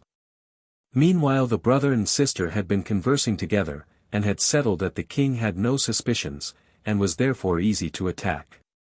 They also agreed that the first thing to be done was to organize the League more generally in the provinces, while the king abandoned his brother, who was the only enemy they had to fear. So long as Henri of Navarre occupied himself only with love affairs. Paris is all ready, but must wait, said Mayenne. At this moment de Mayneville entered, and announced Borromée. Borromée. Who is he? Cried the duke. The man whom you sent me from Nancy, when I asked for a man of action and mind. I remember, I told you he was both. But he was called Borreville. Yes, Monseigneur, but now he is a monk, and Borromée. Borreville a monk. And why so? That is our secret, Monseigneur. You shall know hereafter, but now let us see him, for his visit disquiets me. Why, Borreville, cried the duke, laughing, as he entered, what a disguise. Yes, Monseigneur, I am not much at my ease in this devil of a dress, I confess. But, as it is worn in the service of her highness, I do not complain. And what do you want so late? I could not come sooner, I have all the Priory on my hands. Well. Now speak. Le Duc, the king is sending succors to the Duc d'Anjou. Bah! We have heard that the last 3 years. Yes, but this time it is certain. At 2 o'clock this morning de Joyeuse set out for Rouen, he is to take ship to Dieppe, and convey 3,000 men to Antwerp. Oh! Who told you that, Borreville? I heard it from a man who is going to Navarre. To Navarre? To Henri? Yes, Monseigneur. And who sends him? The king, with a letter. What is his name? Robert Briquet. He is a great friend of Gorenflot's. And an ambassador of the king's. Yes, I am sure of it, for he sent one of our monks to the Louvre to fetch the letter. And he did not show you the letter? The king did not give it to him. He sent it by his own messenger. We must have this letter. Certainly, said the Duchess. How was it that this did not occur to you, said Mayneville. I did think of it, and wished to send one of my men, who is a perfect Hercules, with Briquet, but he suspected, and dismissed him. You must go yourself. Impossible. And why? Because he knows me. As a monk, but not as captain, I hope. Ma foi. I do not know, he seems to know everything. What is he like? He is tall, all nerves, muscles and bones, silent, but mocking. Ah! Ah! And clever with his sword? Marvelously. A long face? Yes. And an old friend of the prior's? Yes. Oh. I have a suspicion which I must have cleared up. Borreville, you must go to Soissons, to my brother. But the Priory? Oh. You can invent some excuse to Gorenflot, he believes all you say, said Mayneville. You will tell my brother all you know about the mission of de Joyeuse. Yes, Monseigneur. And Navarre, said the Duchess. Oh. I charge myself with that, said Mayenne. Let them saddle me a fresh horse, Mayneville. Then he murmured to himself, can he be still alive? Chapter 33. Chicot, Latinist. After the departure of the young men, Chicot went on quietly, but as soon as they had disappeared in the valley, he stopped at the top of a hill and looked all round him. Then, seeing no one, he seated himself, and commenced an examination. He had now 2 purses, for he perceived that the packet he had received contained money, besides the letter. It was quite a royal purse, embroidered with an H at each end. It is pretty, said Chicot, no one could be more generous or more stupid. Decidedly I shall never make anything of the king. All that astonishes me is that he did not have the letter embroidered outside also. Now let me see how much money he has sent. 100 crowns, just the sum I borrowed from Gorenflot.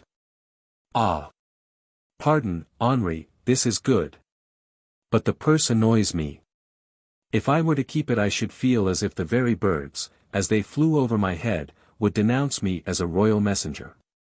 So saying, he drew from his pocket Gorenflot's bag, emptied the king's money into it, then placed a stone in the purse, and threw it into the Orge, which flowed under the bridge at his feet. So much for myself, now for Henri, said Chicot. And he took up the letter, broke the seal with the utmost tranquillity, and sent the envelope into the river after the purse. Now, said he, let us read. Dear brother, the deep love which you felt for our late dear brother and king, Charles IX, still clings to the Louvre and to my heart. It grieves me, therefore, to have to write to you about vexatious things. You are strong, however, against ill fortune, so that I do not hesitate to communicate these things to you, things which can only be told to a tried friend. Besides, I have an interest in warning you, the honor of my name and of your own, my brother. We resemble each other in one thing, that we are each surrounded with enemies. Chicot will explain to you. M. de Turenne, your servant, causes daily scandal at your court. God forbid that I should interfere in your affairs, except where your honor is concerned, but your wife, whom to my regret I call my sister, should be more careful than she is of your honor. I advise you, therefore, to watch the communications of Margot with Turenne, that she does not bring shame on the house of Bourbon. Act as soon as you shall be sure of the fact, into which I pray you to inquire as soon as Chicot shall have explained to you my letter. Those whom as brother and king I denounce to you, generally meet at a little chateau called Loignac, the pretext being generally the chase. This chateau is, besides, the focus for intrigues to which the Guises are not strangers, and you know the strange love with which my sister pursued Henri de Guise. I embrace you, and am ever ready to aid you in all, and for all. Meanwhile aid yourself by the advice of Chicot, whom I send to you. Your affectionate, etc. Age Octor Chicot, said Chicot, here am I, installed counsellor of the King of Navarre. This seems to me a bad commission, and in flying one ill, I have fallen into a worse one. Really, I should almost prefer mine. But the letter is clever, and if Henriette be like other husbands, it will embroil him at once with his wife, Turenne, the Guises, and even with Spain. But if Henri de Valois is so well informed of all that passes in Navarre, he must have some spy there. Then, again, continued he, this letter will lead me into mischief if I meet a Spaniard, a Lorraine, a Béarnais, or a Fleming curious enough to wish to know what brings me here. And I should be very foolish not to remember that there is a chance of that. M. Borromée, above all, I suspect may play me some trick. Besides, what did I seek in asking the king for this mission? Tranquility. And now I am going to embroil the King of Navarre with his wife. However, that is not my affair, except that I shall make mortal enemies, who will prevent me from ever reaching the happy age of 80. Ma foi. But that is not much, for it is only worth living when you are young. But then I might as well have waited for the knife of M. de Mayenne. However, I will take precautions, and will translate this fine letter into Latin, and engrave it on my memory. Then I will buy a horse, because from Juvisy to Pau I should have too often to put the right foot before the left if I walked, but first I will destroy this letter. This he proceeded to do. Tearing it into an infinite number of little pieces, sending some into the river, others into the air, and burying the rest in holes in the ground.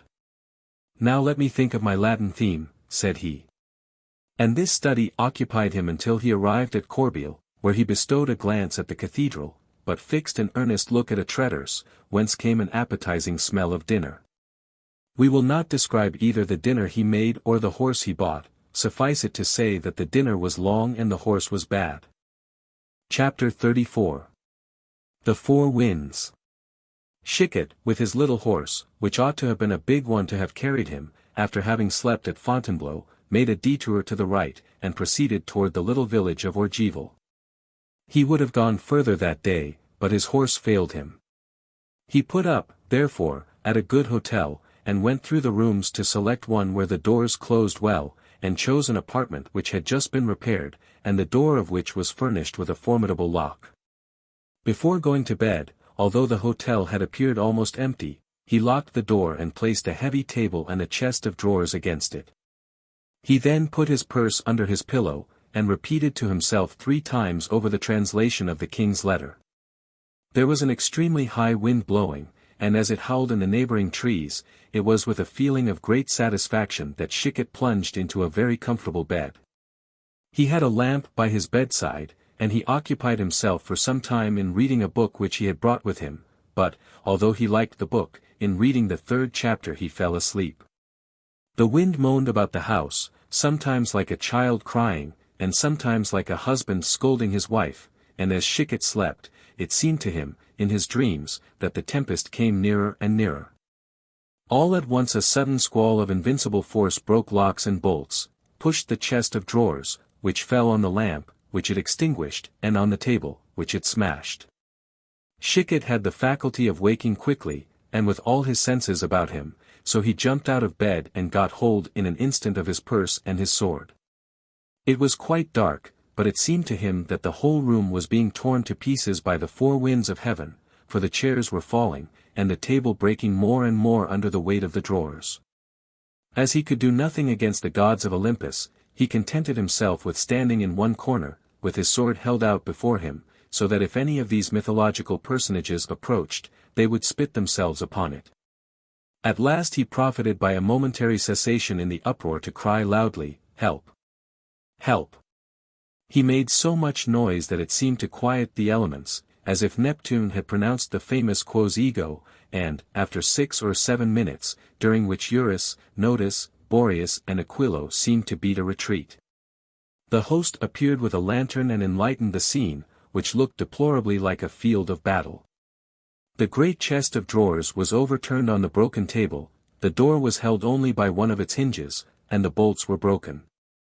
3 or 4 chairs were on the floor with their legs in the air, and, to crown all, the crockery, which had been on the table, lay in bits on the floor.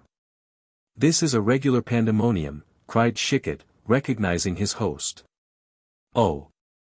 Monsieur," cried the host, clasping his hands, "what has happened?" "Are there demons lodging here?" asked Chicot. "Oh! What weather," replied the host pathetically. "But the bolts do not hold, this house must be made of cardboard. I would rather go away, I prefer the road." "Oh! My poor furniture," sighed the host. "But my clothes? Where are they?" "They were on this chair." "If they were there, they ought to be there still," replied the host. "What, if they were there? Do you think I came here yesterday in this costume?" "Mon Dieu! Monsieur," answered the host, with embarrassment, "I know you were clothed. It is lucky you confess it. But what? The wind has dispersed everything." "Ah! That is a reason. You see. But, my friend, when the wind comes in it comes from outside, and it must have come in here if it made this destruction." "Certainly, monsieur." "Well, the wind in coming in here should have brought with it the clothes of others, instead of carrying mine out." "So it should, and yet the contrary seems to have happened." "But what is this? The wind must have walked in the mud, for here are footmarks on the floor." And Chicot pointed out the traces left by a muddy boot, on seeing which the host turned pale. "Now, my friend," said Chicot, "I advise you to keep a watch over these winds which enter hotels, penetrate rooms by breaking doors, and retire, carrying away the clothes of the guests." The host drew back toward the door. "You call me thief?" said he. "You are responsible for my clothes, and they are gone, you will not deny that?" "You insult me." Chicot made a menacing gesture. "Hola!" cried the host, "hola! Help!" For men armed with sticks immediately appeared. "Ah! Here are the 4 winds," cried Chicot, making a thrust with his sword at one of them, but they all rapidly disappeared, not, however, before one of them had whispered something to the host. "Your clothes shall be found," growled he. "Well, that is all I ask." They soon made their appearance, but visibly deteriorated. "Ah! There are nails in your staircase, what a devil of a wind it was," said Chicot. "Now you will go to bed again," said the host. "No, I thank you, I have slept enough, leave me your lantern and I will read." Chicot replaced the chest of drawers against the door, dressed himself, got into bed again, and read till daybreak, when he asked for his horse, paid his bill, and went away, saying to himself, "We shall see, tonight." Chapter 35. How Chicot continued his journey, and what happened to him. Chicot passed his morning in congratulating himself on the sang-froid and patience he had displayed through his night of trials. But, thought he, they never take an old wolf twice in the same snare, therefore, it is nearly certain that they will invent some new devilry to practice on me today, so I must be on my guard. The result of this reasoning was, that Chicot made a march that day worthy of being immortalized by Xenophon. Every tree, rising ground, or wall, served him for a point of observation. He also concluded on the road alliances, if not offensive, at least defensive. For grocers from Paris, who were going to Orleans to order preserves, and to Limoges for dried fruits, allowed Chicot, who called himself a hosier from Bordeaux, returning home, to join their company. Which was rendered more formidable by 4 clerks, who were following their masters. It was quite a little army, and scarcely less formidable in mind than in number, so warlike a spirit had the league introduced among the Parisian shopkeepers. At all events, 3 cowards together have less fear than 1 brave man alone. At last they reached Étampes, the town fixed on for supper and sleeping. They supped, and then each went to his room. Chicot, who had not been sparing during the repast either of his fun, which amused his companions, or of the muscat and burgundy, went to bed, after having settled to travel again with the grocers on the morrow. Chicot, therefore, thought himself guarded like a prince by the 4 travelers, whose rooms were in the same corridor and close to his own. Indeed, at this epoch, the roads being far from safe, travelers were in the habit of promising each other mutual aid in case of need. Chicot then, after bolting his door and striking the walls, which returned everywhere a satisfactory sound, went to bed and to sleep. But there arrived, during his first sleep, an event which the Sphinx himself, the diviner par excellence, could not have foreseen, but the devil was mixing himself up with Chicot's affairs, and he is more cunning than all the sphinxes in the world. About 9:30 a blow was struck on the door of the room where the clerks all slept. One of them opened in a very bad humor, and found himself face to face with the host. "Gentlemen," said he, "I see with pleasure that you are sleeping already dressed, for I wish to render you a great service. Your masters grew very warm over politics at supper time, and it seems that a sheriff of the town heard them and reported it. Now, as we are very loyal here, the mayor sent down the watch, and they have arrested your masters and carried them off. The prison is near the Hôtel de Ville. Go, my lads, your mules are ready for you, your masters will join you on the road." The 4 clerks shook like hares, ran downstairs, jumped on their mules, and took the road back to Paris, telling the host to let their masters know, if they should return to the hotel. Having seen them disappear, the host went to knock very gently at one of the doors in the corridor. One of the merchants cried out in a loud voice, "Who is there?" "Silence," replied the host, "and come quietly to the door."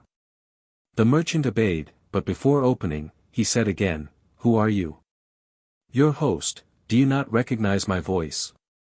"Mon Dieu! What is the matter?" "Why, it seems you talked rather too freely at table, and the mayor has been informed by some spy, and has sent to arrest you. Luckily, I thought of showing them your clerk's room instead of yours, so that they are busy upstairs arresting them. Can this be true? Pure and simple truth. Make haste, and escape while you can.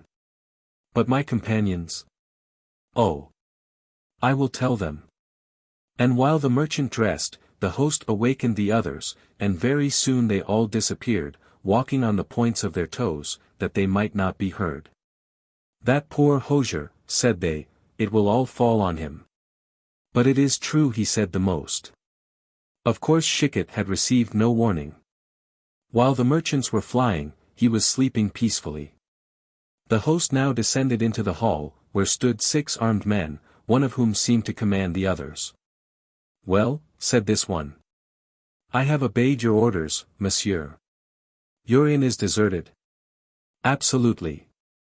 "The person is not awakened?" "No." "You know in whose name we act, and what cause we serve, for you serve the same?" "Yes, certainly. Therefore, I have sacrificed, to keep my oath, the money that these men would have spent at my house, for it is said in the oath, I will sacrifice my goods to the defense of the Catholic religion." "And my life, you forget that," replied the officer. "Oh. I have a wife and children. You must obey blindly what is ordered you." "Oh. I will obey." "Then go to bed, shut the doors, and whatever you see or hear, do not come out, even if your house is burning." "Oh. I am ruined. I am instructed to indemnify you, here are 30 crowns. "My house estimated at 30 crowns. Cried the innkeeper, piteously. "We shall not break even a window, complainer that you are." "Oh. What a champion of the Holy League." The host went away and did as he was told. Then the officer ordered 2 men to place themselves under Chicot's window, while he himself, with the 3 others, mounted to his room. "You know the order," said the officer. "If he opens and lets us search, and we find what we seek, we will not do him the least harm, but if the contrary happens, a good blow with a dagger, no pistol, you understand, besides, it is useless, being 4 against 1. The officer knocked. "Who is there?" cried Chicot. "Your friends the grocers, who have something important to tell you." "Oh," cried Chicot, "how last night's wine has strengthened your voice."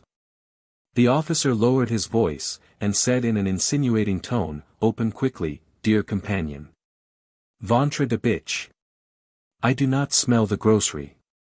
"Ah! You will not open," cried the officer, impatiently. "Break open the door." Chicot ran to the window, but saw below 2 naked swords shining. "I am caught," said he. "Ah! Ah!" cried the officer, who had heard the noise of the window opening, "you fear the perilous leap, and you are right. Come, open." "Ma foi. No. The door is solid, and I shall get help when you make a noise." And he began to call for the merchants. The officer laughed. "Fool," cried he. "Do you think we have left you their help? Undeceive yourself, you are alone, so make up your mind to it. Go on, soldiers." Chicot heard 3 blows struck on the door. "They have 3 muskets," said he, "and below there are only 2 swords, and only 15 feet to jump, I prefer the swords to the muskets." And tying his bag to his belt, he got on the windowsill with his drawn sword. The 2 men below stood ready with their drawn swords, but, as Chicot guessed, on seeing him jump sword in hand, they drew back, intending to strike him as he came to the ground. Chicot alighted on his feet, and one of the men gave him a thrust immediately. Thanks, however, to Gorenflot's coat of mail, the blade broke like glass. "He has armor," cried the soldier. "Pardieu!" said Chicot, cutting open his head with a blow of his sword. The other began to cry out, thinking now only of defending himself, but, at the second pass, Chicot laid him by his comrade. So that when the door was burst open, the officer saw through the window his 2 sentinels lying in their blood, and Chicot running quietly away.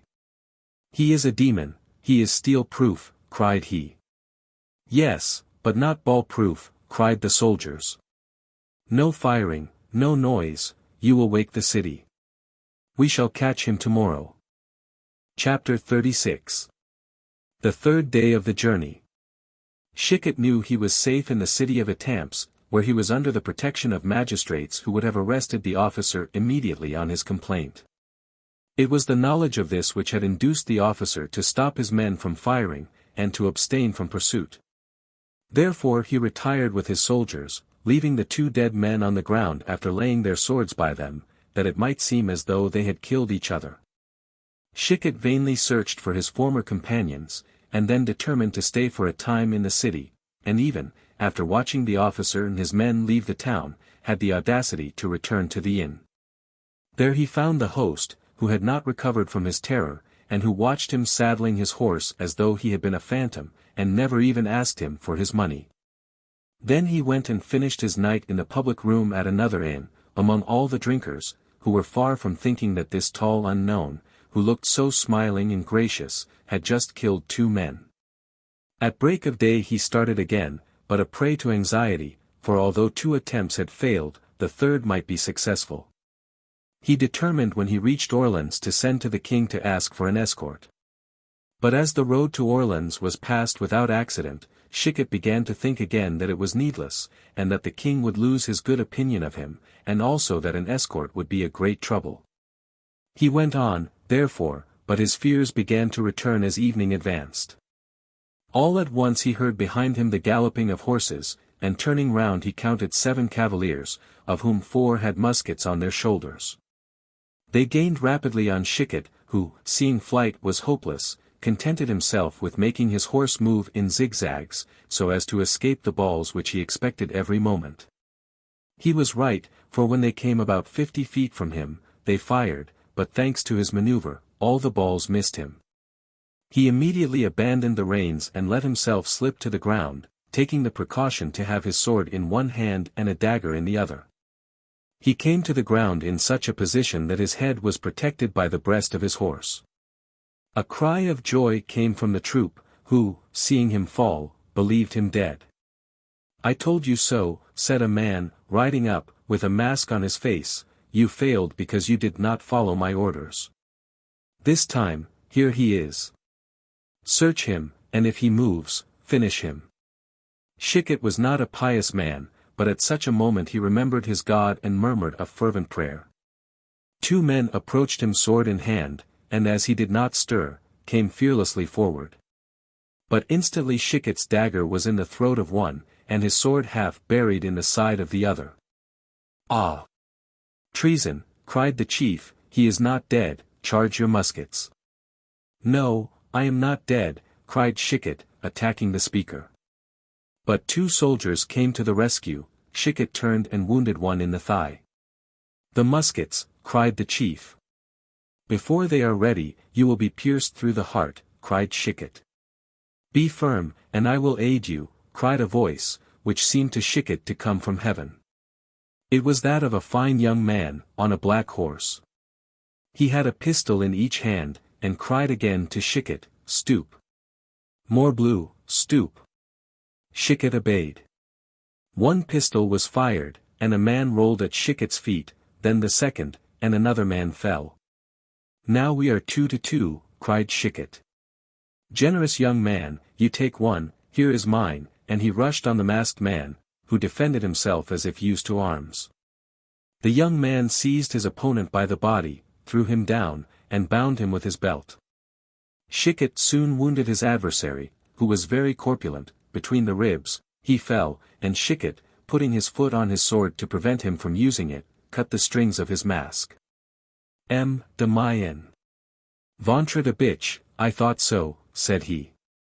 The Duke did not reply. He had fainted from the loss of blood and the weight of his fall. Chicot drew his dagger, and was about coolly to cut off his head, when his arm was seized by a grasp of iron, and a voice said, "Stay, monsieur. One does not kill a fallen enemy."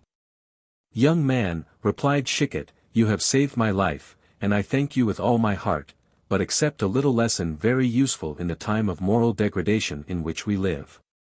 When a man has been attacked 3 times in 3 days, when he has been each time in danger of death, when his enemies have, without provocation, fired 4 musket balls at him from behind, as they might have done to a mad dog, then, young man, he may do what I am about to do." And Chicot returned to his work. But the young man stopped him again. "You shall not do it, while I am here. You shall not shed more of that blood which is now issuing from the wound you have already inflicted. Bah! Do you know this wretch? That wretch is le Duc de Mayenne, a prince equal in rank to many kings. All the more reason. And who are you? He who has saved your life, monsieur. And who, if I do not deceive myself, brought me a letter from the king 3 days ago. Precisely. Then you are in the king's service? I have that honor. And yet you say de Mayenne. Permit me to tell you, monsieur, that is not being a good servant. I think differently. Well, perhaps you are right. What is your name? Ernanton de Carmainges. Well, Ernanton, what are we to do with this great carcass? I will watch over de Mayenne, monsieur. And his follower, who is listening there. The poor devil hears nothing. I have bound him too tightly, and he has fainted. De Carmainges, you have saved my life today, but you endanger it furiously for the future. I do my duty today, God will provide for the future. As you please, then, and I confess I dislike killing a defenseless man. Adieu, monsieur. But first, I will choose one of these horses. Take mine, I know what it can do. Oh! That is too generous. I have not so much need as you have to go quickly. Chicot made no more compliments, but got on Ernanton's horse and disappeared. Chapter 37. Ernanton de Carmainges. Ernanton remained on the field of battle, much embarrassed what to do with the 2 men, who would shortly open their eyes. As he deliberated, he saw a wagon coming along, drawn by 2 oxen, and driven by a peasant. Ernanton went to the man and told him that a combat had taken place between the Huguenots and Catholics, that 4 had been killed, but that 2 were still living. The peasant, although desperately frightened, aided Ernanton to place first de Mayenne and then the soldier in the wagon. The 4 bodies remained.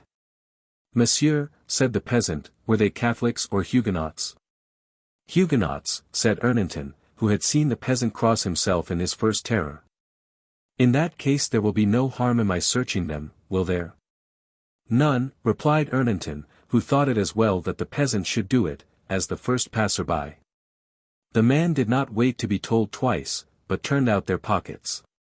It seemed that he was far from disappointed, for his face looked smiling when he had finished the operation, and he drove on his oxen at their quickest pace, in order to reach his home with his treasure. It was in the stable of this excellent Catholic, on a bed of straw, that de Mayenne recovered his consciousness. He opened his eyes, and looked at the men and the things surrounding him with a surprise easy to imagine. Ernanton immediately dismissed the peasant. Who are you, monsieur? Asked Mayenne. Ernanton smiled. Do you not recognize me? Said he. Yes, I do now, you are he who came to the assistance of my enemy. Yes, but I am he who prevented your enemy from killing you. That must be true, since I live, unless, indeed, he thought me dead. He went away knowing you to be alive. Then he thought my wound mortal. I do not know.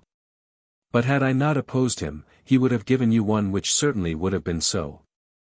But then, monsieur, why did you aid him in killing my men? Nothing more simple, monsieur. And I am astonished that a gentleman, as you seem to be, does not understand my conduct. Chance brought me on your road, and I saw several men attacking one. I defended the one, but when this brave man, for whoever he may be, he is brave, when he remained alone with you, and would have decided the victory by your death, then I interfered to save you. You know me, then? Said Mayenne with a scrutinizing glance. I had no need to know you, monsieur, you were a wounded man, that was enough. Be frank, you knew me. It is strange, monsieur, that you will not understand me. It seems to me that it is equally ignoble to kill a defenseless man, as 6 men to attack one. There may be reasons for all things. Ernanton bowed, but did not reply. Did you not see, continued Mayenne, that I fought sword to sword with that man? It is true.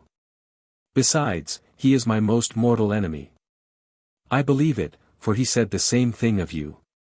Do you think me dangerously wounded? I have examined your wound, monsieur, and I think that, although it is serious, you are in no danger of death. I believe the sword slipped along the ribs, and did not penetrate the breast. Breathe, and I think you will find no pain in the lungs. It is true, but my men are dead, all but one. Are they left on the road? Yes. Have they been searched? The peasant whom you must have seen on opening your eyes, and who is your host, searched them. What did he find? Some money. Any papers? I think not. Ah, said Mayenne, with evident satisfaction. But the living man, where is he? In the barn, close by. Bring him to me, monsieur. And if you are a man of honor, promise me to ask him no questions. I am not curious, monsieur, and I wish to know no more of this affair than I know already. The duke looked at him uneasily. Monsieur, said Ernanton, will you charge someone else with the commission you have just given me? I was wrong, monsieur, I acknowledge it, have the kindness to render me the service I ask of you. 5 minutes after, the soldier entered the stable. He uttered a cry on seeing the duke, but he put his finger on his lip, and the man was silent. Monsieur, said Mayenne to Ernanton, my gratitude to you will be eternal. And, doubtless, some day we shall meet under more favorable circumstances. May I ask to whom I have the honor of speaking? I am the Vicomte Ernanton de Carmainges, monsieur. You were going to Beaugency? Yes, monsieur. Then I have delayed you, and you cannot go on tonight. On the contrary, monsieur, I am about to start at once. For Beaugency? No, for Paris, said Ernanton, somewhat unwillingly. The duke appeared astonished. Pardon, said he. But it is strange that going to Beaugency, and being stopped by an unforeseen circumstance, you should return without fulfilling the end of your journey. Nothing is more simple, monsieur. I was going to a rendezvous for a particular time, which I have lost by coming here with you, therefore I return. Oh. Monsieur, will you not stay here with me for 2 or 3 days? I will send this soldier to Paris for a surgeon, and I cannot remain here alone with these peasants, who are strangers to me. Then let the soldier remain with you, and I will send you a doctor. Do you know the name of my enemy? No, monsieur. What? You saved his life, and he did not tell you his name. I did not ask him. You did not ask him. I have saved your life also, monsieur, have I asked you your name? But, in exchange, you both know mine. I see, monsieur, there is nothing to be learned from you, you are as discreet as brave. I observe that you say that in a reproachful manner. But, on the contrary, you ought to be reassured, for a man who is discreet with one person will be so with another. You are right. Your hand, M. de Carmainges. Ernanton did quietly as he was asked. You have blamed my conduct, monsieur, said Mayenne, but I cannot justify myself without revealing important secrets. You defend yourself, monsieur, when I do not accuse. Well. I will only say that I am a gentleman of good rank, and able to be of use to you. Say no more, monsieur, thanks to the master whom I serve, I have no need of assistance from any one. Your master, who is he? I have asked no questions, monsieur. It is true. Besides, your wound begins to inflame, I advise you to talk less. You are right, but I want my surgeon. I am returning to Paris, as I told you, give me his address. M. De Carmainges, give me your word of honor that if I entrust you with a letter it shall be given to the person to whom it is addressed. I give it, monsieur. I believe you, I am sure I may trust you. I must tell you a part of my secret. I belong to the guards of Madame de Montpensier. Oh. I did not know she had guards. In these troublous times, monsieur, every one guards himself as well as he can, and the house of Guise being a princely one. I ask for no explanation, monsieur.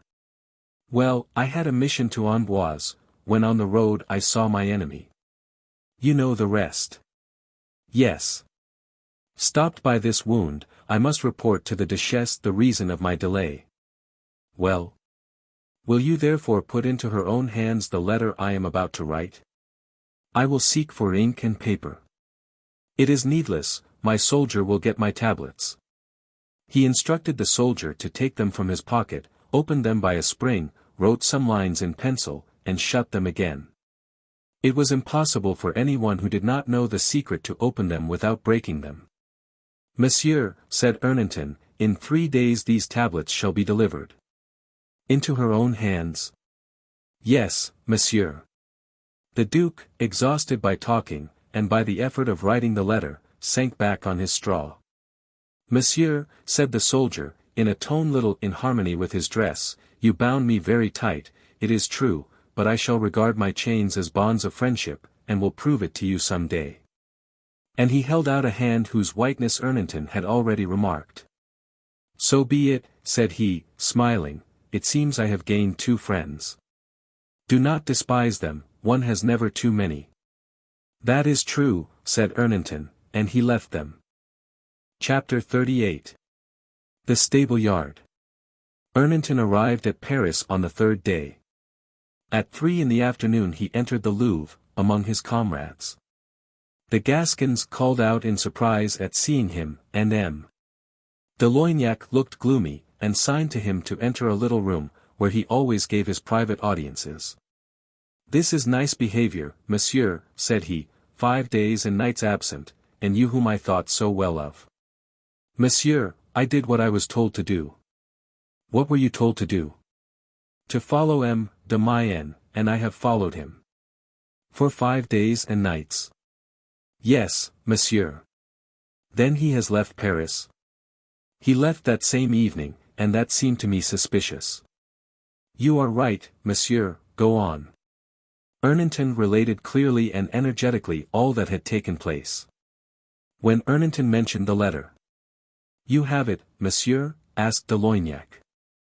Yes, monsieur. Diable. That deserves attention, come with me, I beg of you. Ernanton followed de Loignac to the courtyard of the Louvre. All was preparing for the king's going out, and M. D'Épernon was seeing 2 new horses tried, which had been sent from England, as a present from Elizabeth to Henri, and which were that day to be harnessed to the king's carriage for the first time. De Loignac approached Épernon. Great news, M. Le Duc, said he. What is it? Said Épernon, drawing to one side. M. de Carmainges has seen M. de Mayenne lying wounded in a village beyond Orleans. Wounded? Yes, and more, he has written a letter to Madame de Montpensier, which M. de Carmainges has in his pocket. Oh. Oh. Send M. de Carmainges to me. Here he is, said de Loignac, signing to Ernanton to advance. Well, monsieur, it seems you have a letter from M. de Mayenne. Yes, monsieur.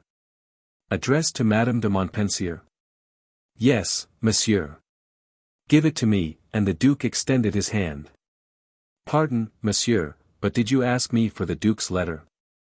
Certainly. You do not know that this letter was confided to me. What matters that? It matters much, monsieur, I passed my word to the duke to give it to Madame la Duchesse herself. Do you belong to the king, or M. de Mayenne? To the king. Well. The king wishes to see the letter. Monsieur, you are not the king. I think you forget to whom you speak, M. de Carmainges. I remember perfectly, monsieur, and that is why I refuse. You refuse? Yes, monsieur. M. de Carmainges, you forget your oath of fidelity.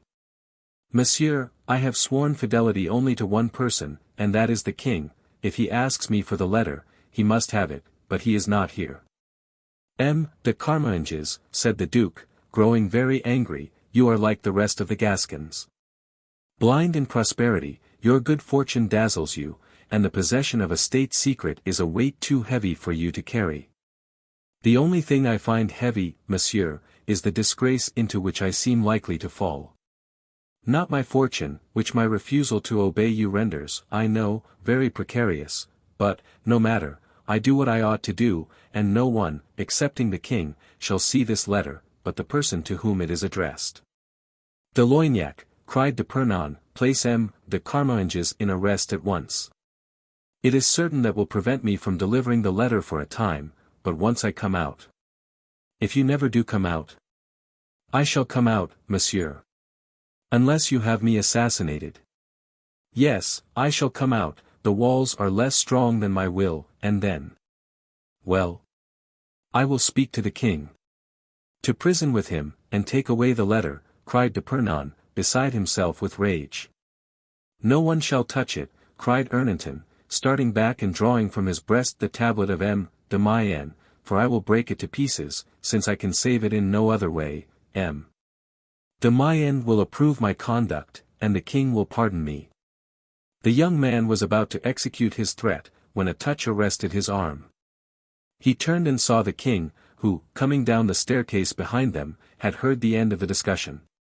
What is the matter, gentlemen? Said he. Sire, cried Épernon, furiously, this man, one of your 45 guardsmen, of which he shall soon cease to form part, being sent by me to watch M. de Mayenne, in Paris, followed him to Orleans, and received from him a letter for Madame de Montpensier. You have received this letter? Asked the king of Ernanton. Yes, sire, but M. d'Épernon does not tell you under what circumstances. Well, where is this letter? That is just the cause of the quarrel, sire. M. de Carmainges resolutely refuses to give it to me, and determines to carry it to its address. Carmainges bent one knee before the king. Sire, said he, I am a poor gentleman, but a man of honor. I saved the life of your messenger, who was about to be assassinated by M. de Mayenne and 6 of his followers, for I arrived just in time to turn the fortune of the combat. And M. de Mayenne was dangerously wounded. Well, after. Your messenger, sire, who seemed to have a particular hatred of M. de Mayenne. The king smiled. Wished to kill his enemy. Perhaps he had the right, but I thought that in my presence, whose sword belongs to your majesty, this vengeance became a political assassination, and. Go on, monsieur. I saved the life of M. de Mayenne, as I had saved that of your messenger. Épernon shrugged his shoulders with a scornful smile. Go on, said the king. M. de Mayenne, reduced to one companion, for the 4 others were killed, did not wish to separate from him, and, ignorant that I belonged to your majesty, confided to me a letter to his sister. I have this letter, sire, and here it is. I offer it to your majesty who has the right to dispose of it and of me. My honor is dear to me, sire, but I place it fearlessly in your hands. Ernanton, so saying, held out the tablets to the king, who gently put them back. What did you say, Épernon? Said he. M. de Carmainges is an honest man and a faithful servant. What did I say, sire? Yes, I heard you pronounce the word prison. Mordieu. On the contrary, when one meets a man like M.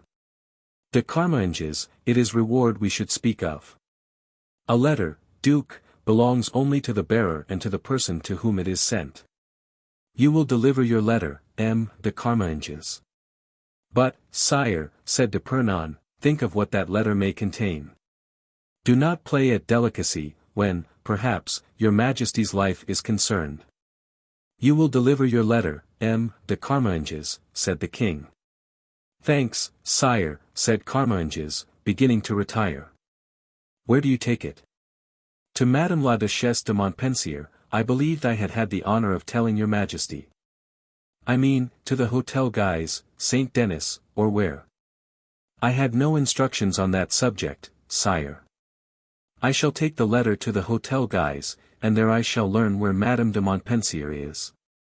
And when you have found her, I will deliver my letter. Just so. M. de Carmainges, have you promised anything else to M. de Mayenne than to deliver that letter to his sister? No, sire. No secrecy as to the place where you find her? No, sire. Then I will impose only one condition on you. I am your Majesty's servant. Deliver your letter, and then come to me at Vincennes, where I shall be this evening. Yes, sire. And you will tell me where you found the Duchess. I will, sire. I ask no other confidences, remember. Sire, I promise. What imprudence, sire, cried d'Épernon. There are men you cannot understand, Duke. This one is loyal to Mayenne, he will be loyal to me. Toward you, sire, I shall be more than loyal, I shall be devoted, cried Ernanton. Now, d'Épernon, no more quarrels, said the king, and you must at once pardon in this brave fellow what you looked upon as a want of loyalty, but which I regard as a proof of honesty. Sire, said Ernanton, Le Duc is too superior a man not to have discovered, through my disobedience, for which I confess my regret, my respect for him, only, before all things, I must do what I believe to be my duty. Parfandious, said the Duke, changing his expression like a mask, this trial has done you honor, my dear Carminges, and you are really a fine fellow, is he not, de Loignac? However, we gave him a good fright, and the Duke burst out laughing.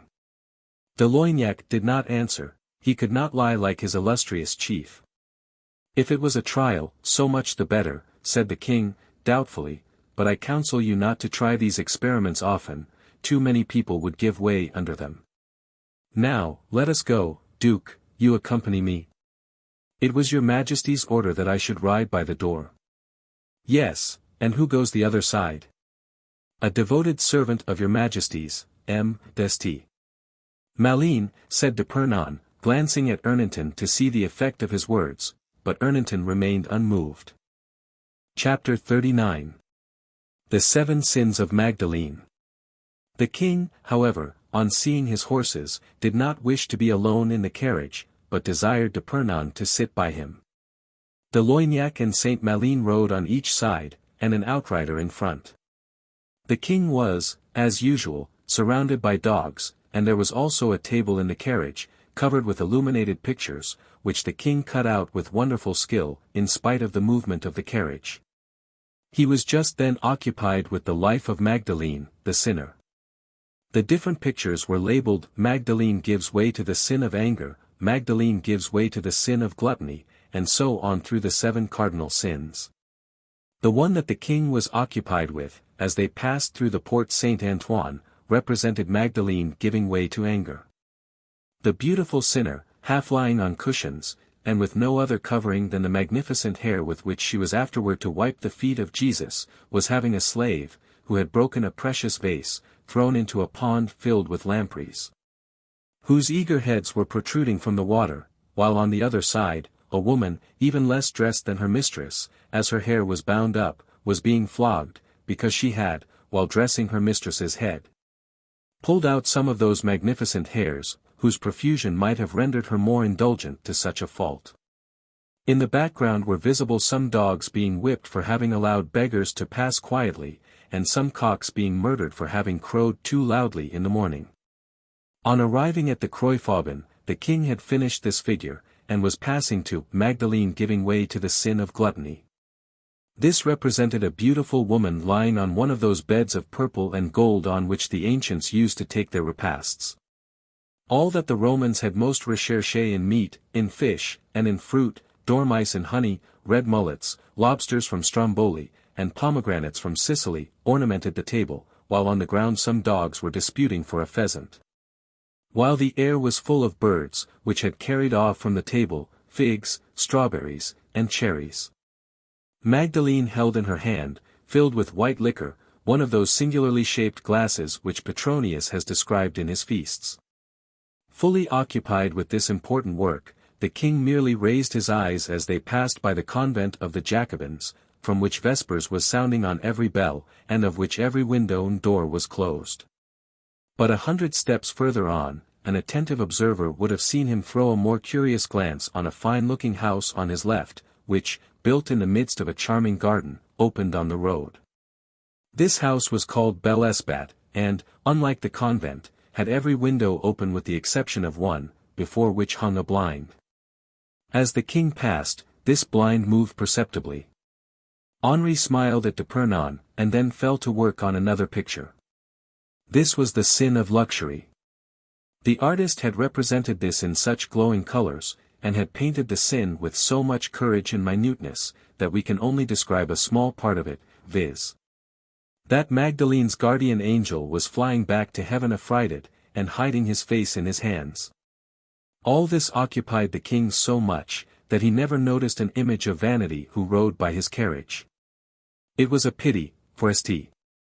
Malines was very happy and proud on his horse, as he rode so near that he could hear the king say to his dog, gently, love, you get in my way, or to le Duc d'Épernon, Duke, I believe these horses will break my neck. From time to time, however, St. Malines glanced at de Loignac, who was too much accustomed to these honors not to be indifferent to them. And he could not but feel the superiority of his calm and modest demeanor, and even would try to imitate, for a few minutes, until the thought would recur again, I am seen and looked at, and people say, who is that happy gentleman who accompanies the king? St. Malines' happiness seemed likely to last for a long time, for the horses, covered with harness heavy with gold and embroidery, and imprisoned in shafts like those of David's ark, did not advance rapidly. But as he was growing too proud, something peculiarly annoying to him came to temper it down. He heard the king pronounce the name of Ernanton, and not once, but 2 or 3 times. St. Malines strained his attention to hear more, but some noise or movement always prevented him. Either the king uttered some exclamation of regret at an unlucky cut of the scissors, or one of the dogs began to bark. So that between Paris and Vincennes, the name of Ernanton had been pronounced 6 times by the king, and 4 times by Épernon, without St. Malines knowing the reason. He persuaded himself that the king was merely inquiring the cause of Ernanton's disappearance, and that Épernon was explaining it. At last they arrived at Vincennes, and as the king had still 3 sins to cut out, he went at once to his own room to finish them. It was a bitterly cold day, therefore St. Malines sat down in a chimney corner to warm himself, and was nearly falling asleep, when de Loignac put his hand on his shoulder. You must work today, said he, you shall sleep some other day, so get up, de St. Malines.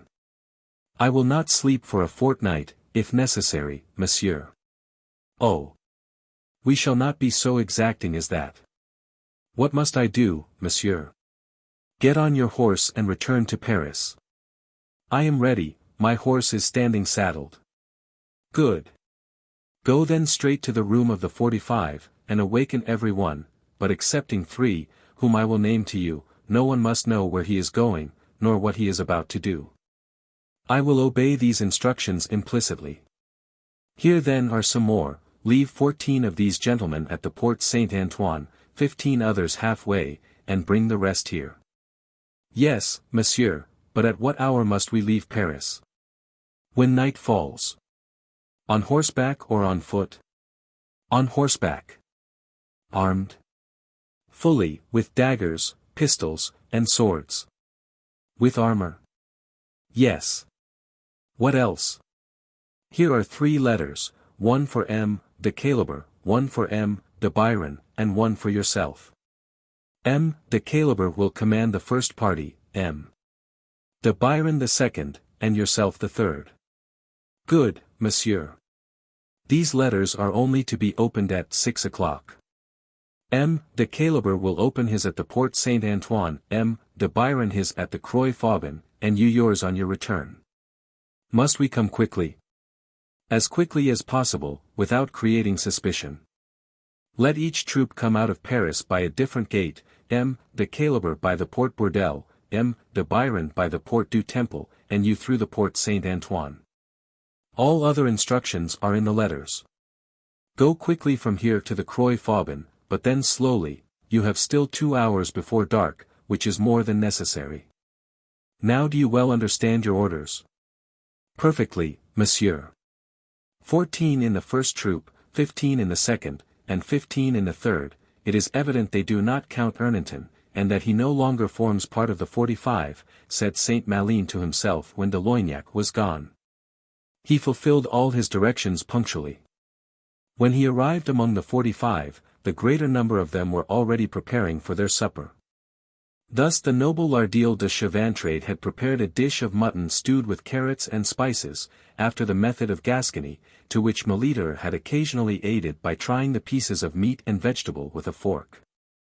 Pertinax de Montcrabeau, and the singular servant who spoke to him so familiarly, were preparing supper for themselves and 6 companions, who had each contributed 6 sous toward it. Each one, in fact, was disposing according to his fancy of the money of His Majesty Henri III. One might judge of the character of each man by the aspect of his little lodging. Some loved flowers, and displayed on their windowsills some fading rose or geranium, others had, like the king, a taste for pictures, others had introduced a niece or housekeeper, and M. d'Épernon had told M. de Loignac privately to shut his eyes on these things. At 8 o'clock in winter, and 10 in summer, they went to bed, but always leaving 15 on guard. As, however, it was but 5:30 when St. Malin entered, he found every one about, and, as we said, gastronomically inclined. But with one word he put an end to all this. "To horse, gentlemen," said he, and leaving them without another word, went to explain his orders to MM. de Biron and Caliber. Some, while buckling on their belts and grasping their cuirasses, ate great mouthfuls, washed down by a draught of wine, and others, whose supper was less advanced, armed themselves with resignation. They called over the names, and only 44, including Saint Malin, answered. M. Ernanton de Carmainges is missing, said de Caliber, whose turn it was to exercise these functions. A profound joy filled the heart of St. Malin, and a smile played on his lips, a rare thing with this sombre and envious man. The 44 therefore set off on their different routes. Chapter 40. Bel-Esbat.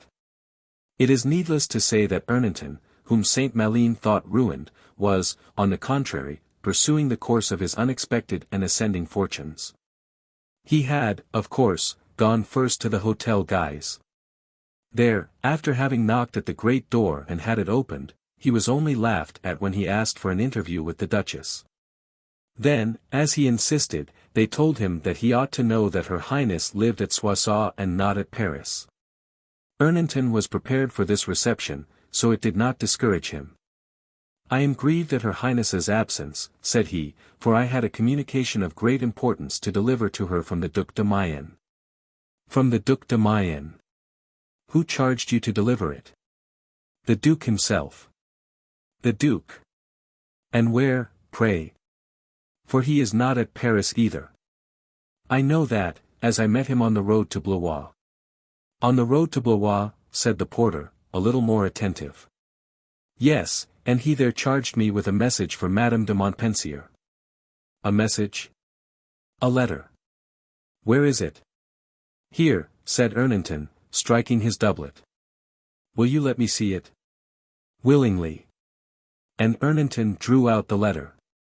"What singular ink," said the man. "It is blood," said Ernanton, calmly. The porter grew pale at these words, and at the idea that this blood belonged to M. de Mayenne.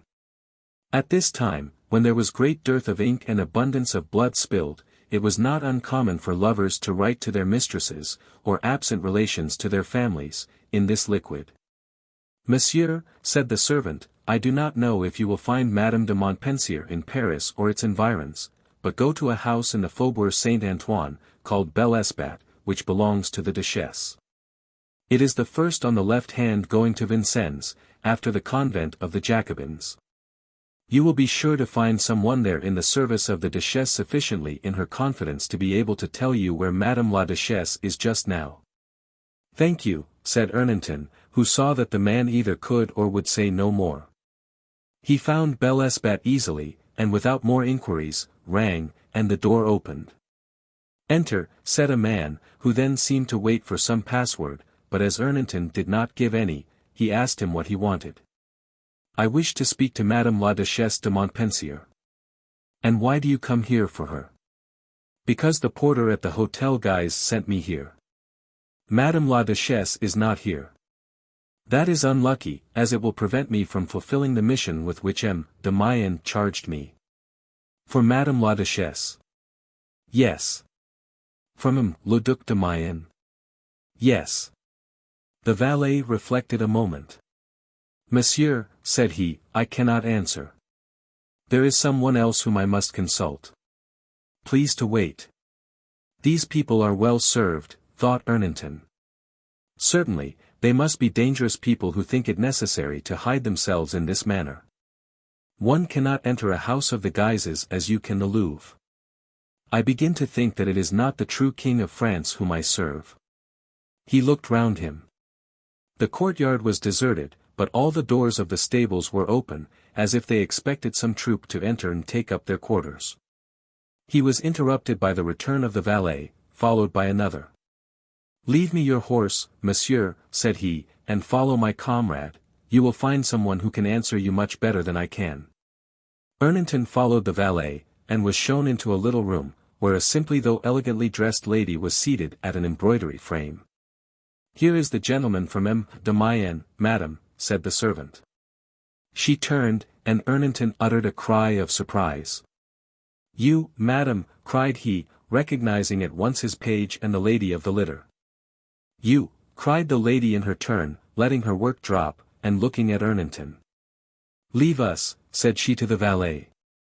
You are of the household of Madame de Montpensier, madam, said Ernanton. Yes, but you, monsieur, how do you bring here a message from the Duc de Mayenne? Through unforeseen circumstances, which it would take too long to repeat, replied Ernanton, cautiously. Oh! You are discreet, monsieur, said the lady, smiling. Yes, madam, whenever it is right to be so. But I see no occasion for your discretion here, for, if you really bring a message from the person you say, oh! Do not look angry. If you really do, I say, it interests me sufficiently that, in remembrance of our acquaintance, short though it was, you should tell it to me. The lady threw into these words all the caressing and seductive grace that a pretty woman can. Madam, replied Ernanton, you cannot make me tell what I do not know. And still less what you will not tell. Madam, all my mission consists in delivering a letter to Her Highness. Well, then, give me the letter, said the lady, holding out her hand. Madam, I believed I had the honor of telling you that this letter was addressed to the Duchesse. But, as the Duchesse is absent, and I represent her here, you may. I cannot, madam. You distrust me, monsieur. I ought to do so, madam. But, said the young man, with an expression there was no mistaking, in spite of the mystery of your conduct, you have inspired me, I confess, with very different sentiments. Really, said the lady, coloring a little under Ernanton's ardent gaze. Ernanton bowed. Take care, monsieur, said she, laughing, you are making a declaration of love. Yes, madam. I do not know if I may ever see you again, and the opportunity is too precious for me to let it slip. Then, monsieur, I understand. That I love you, madam, that is easy to understand. No, but how you came here. Ah, pardon, madam, but now it is I who do not understand. I think that, wishing to see me again, you invented a pretext to get in. I, madam. You judge me ill. I was ignorant if I should ever see you again, and I hoped only from chance, which already had twice thrown me in your way, but invent a pretext I could never do. I am strange, perhaps, I do not think like all the world. Oh! You say you are in love, and you have scruples as to the manner of introducing yourself again to her you love. It is very fine, monsieur, but I partly guessed it. How, madam, if you please? The other day you met me. I was in a litter, you recognized me, and you did not follow me. Madam, you are confessing you paid some attention to me. And why not? Surely the way in which we first met justified my putting my head out of my litter to look after you when you passed. But you galloped away, after uttering an ah, which made me tremble in my litter. I was forced to go away, madam. By your scruples? No, madam, by my duty. Well, said the lady, laughing, I see that you are a reasonable, circumspect lover, who, above all things, fears to compromise himself. If you had inspired me with certain fears, there would be nothing astonishing in it. Is it customary that a woman should dress as a man, force the barriers, and come to see an unfortunate wretch drawn to pieces, using meanwhile all sorts of gesticulations perfectly incomprehensible? The lady grew rather pale, although she tried to smile. Ernanton went on. Is it natural also that this lady, after this strange announcement, fearful of being arrested, should fly as though she were a thief, although she is in the service of Madame de Montpensier, a powerful princess?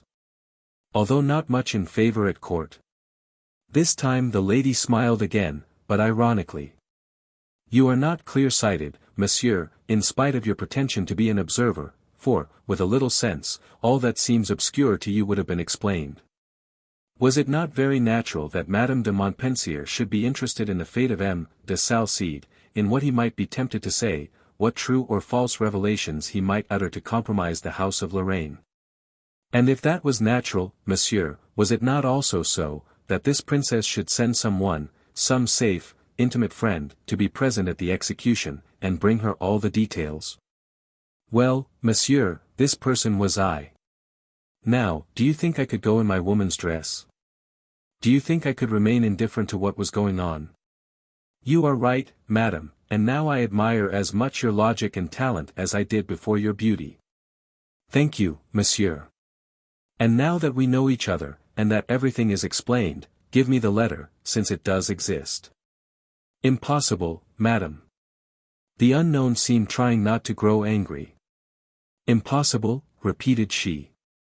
Yes, impossible, for I swore to M.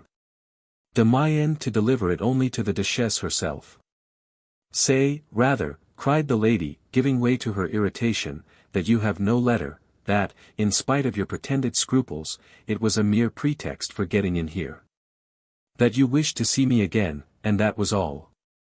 Well, monsieur, you are satisfied, not only you have effected your entrance, but you have seen me, and have told me you adore me. In that, as in all the rest, I have told you truth, madam. Well, so be it, you adore me, you wish to see me, and you have seen me. I have procured you a pleasure in return for a service. We are quits. Adieu. I will obey you, madam, since you send me away, I will go. Yes, cried she, now really angry, but if you know me, I do not know you. You have too much advantage over me. Ah! You think you can enter, on some pretext, into the house of a princess, and go away and say, I succeeded in my perfidy. Ah! Monsieur, that is not the behavior of a gallant man. It seems to me, madam, that you are very hard on what would have been, after all, only a trick of love, if it had not been, as I have already told you, an affair of the greatest importance. I put aside all your injurious expressions, and I will forget all I might have said, affectionate or tender, since you are so badly disposed toward me. But I will not go out from here under the weight of your unworthy suspicions. I have a letter from the Duke for Madame de Montpensier, and here it is, you can see the handwriting and the address. Ernanton held out the letter to the lady, but without leaving go of it. She cast her eyes on it, and cried, his writing. Blood!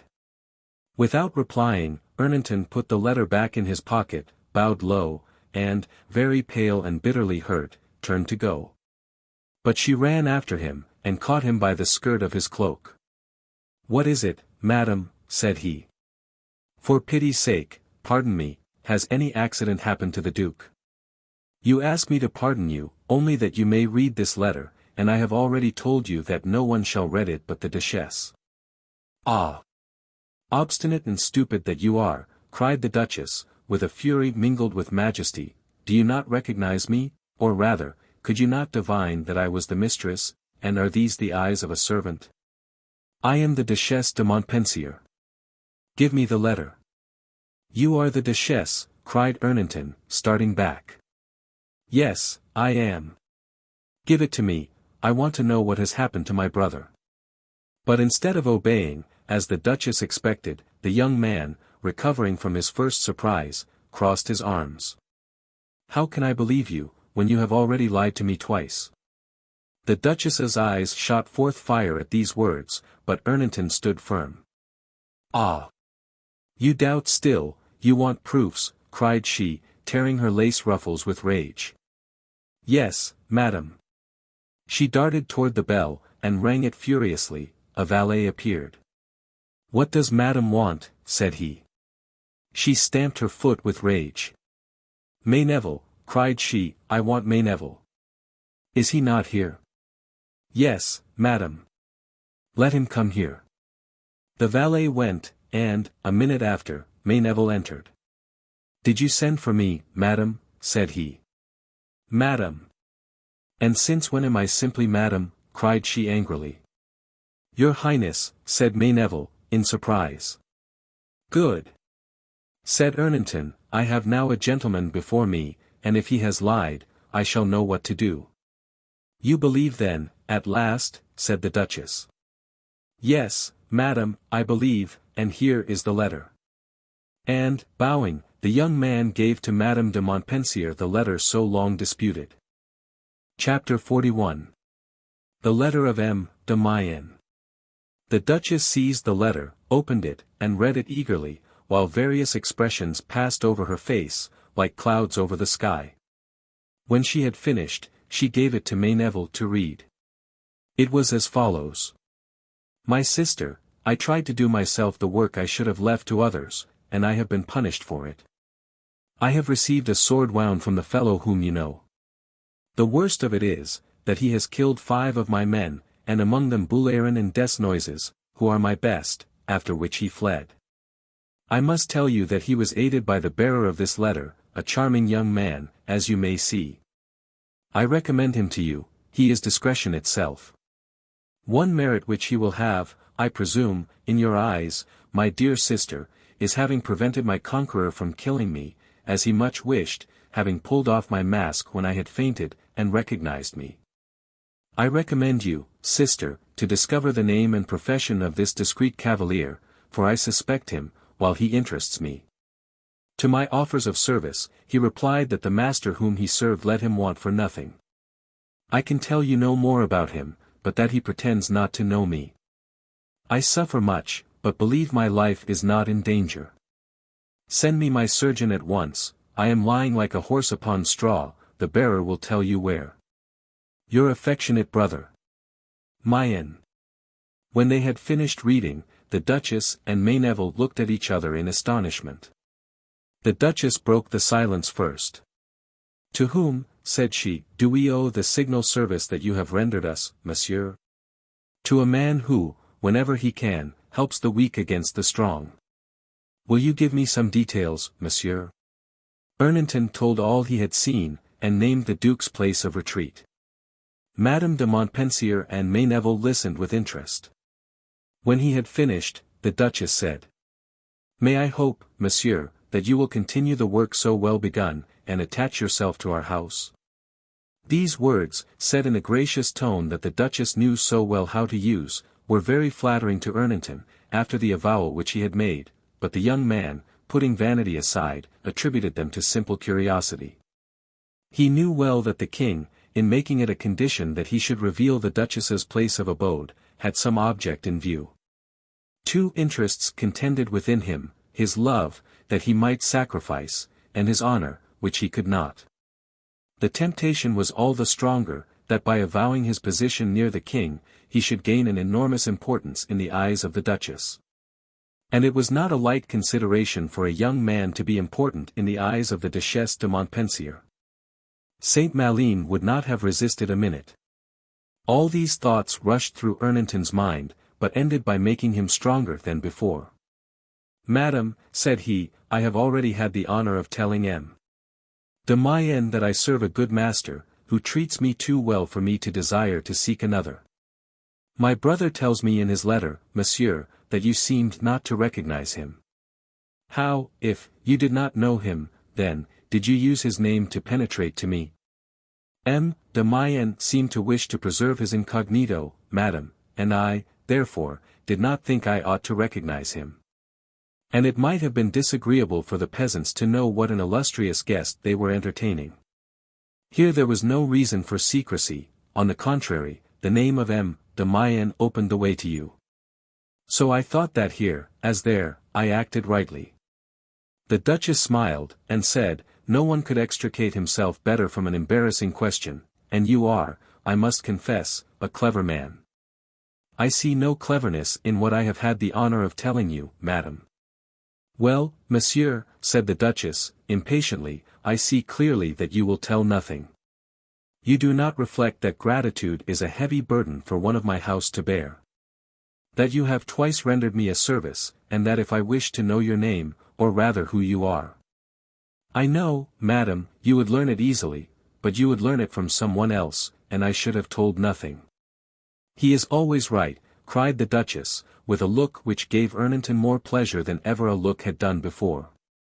Therefore he asked no more, but like the gourmand who leaves the table when he thinks he has had the best bit, he bowed, and prepared to take leave.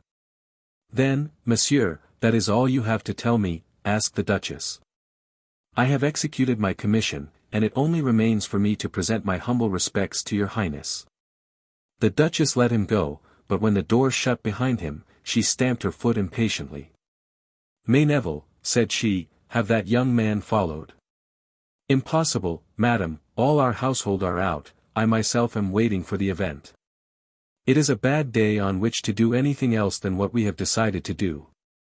You are right, Mayneville. But afterward. Oh. Afterward, if you please, madam.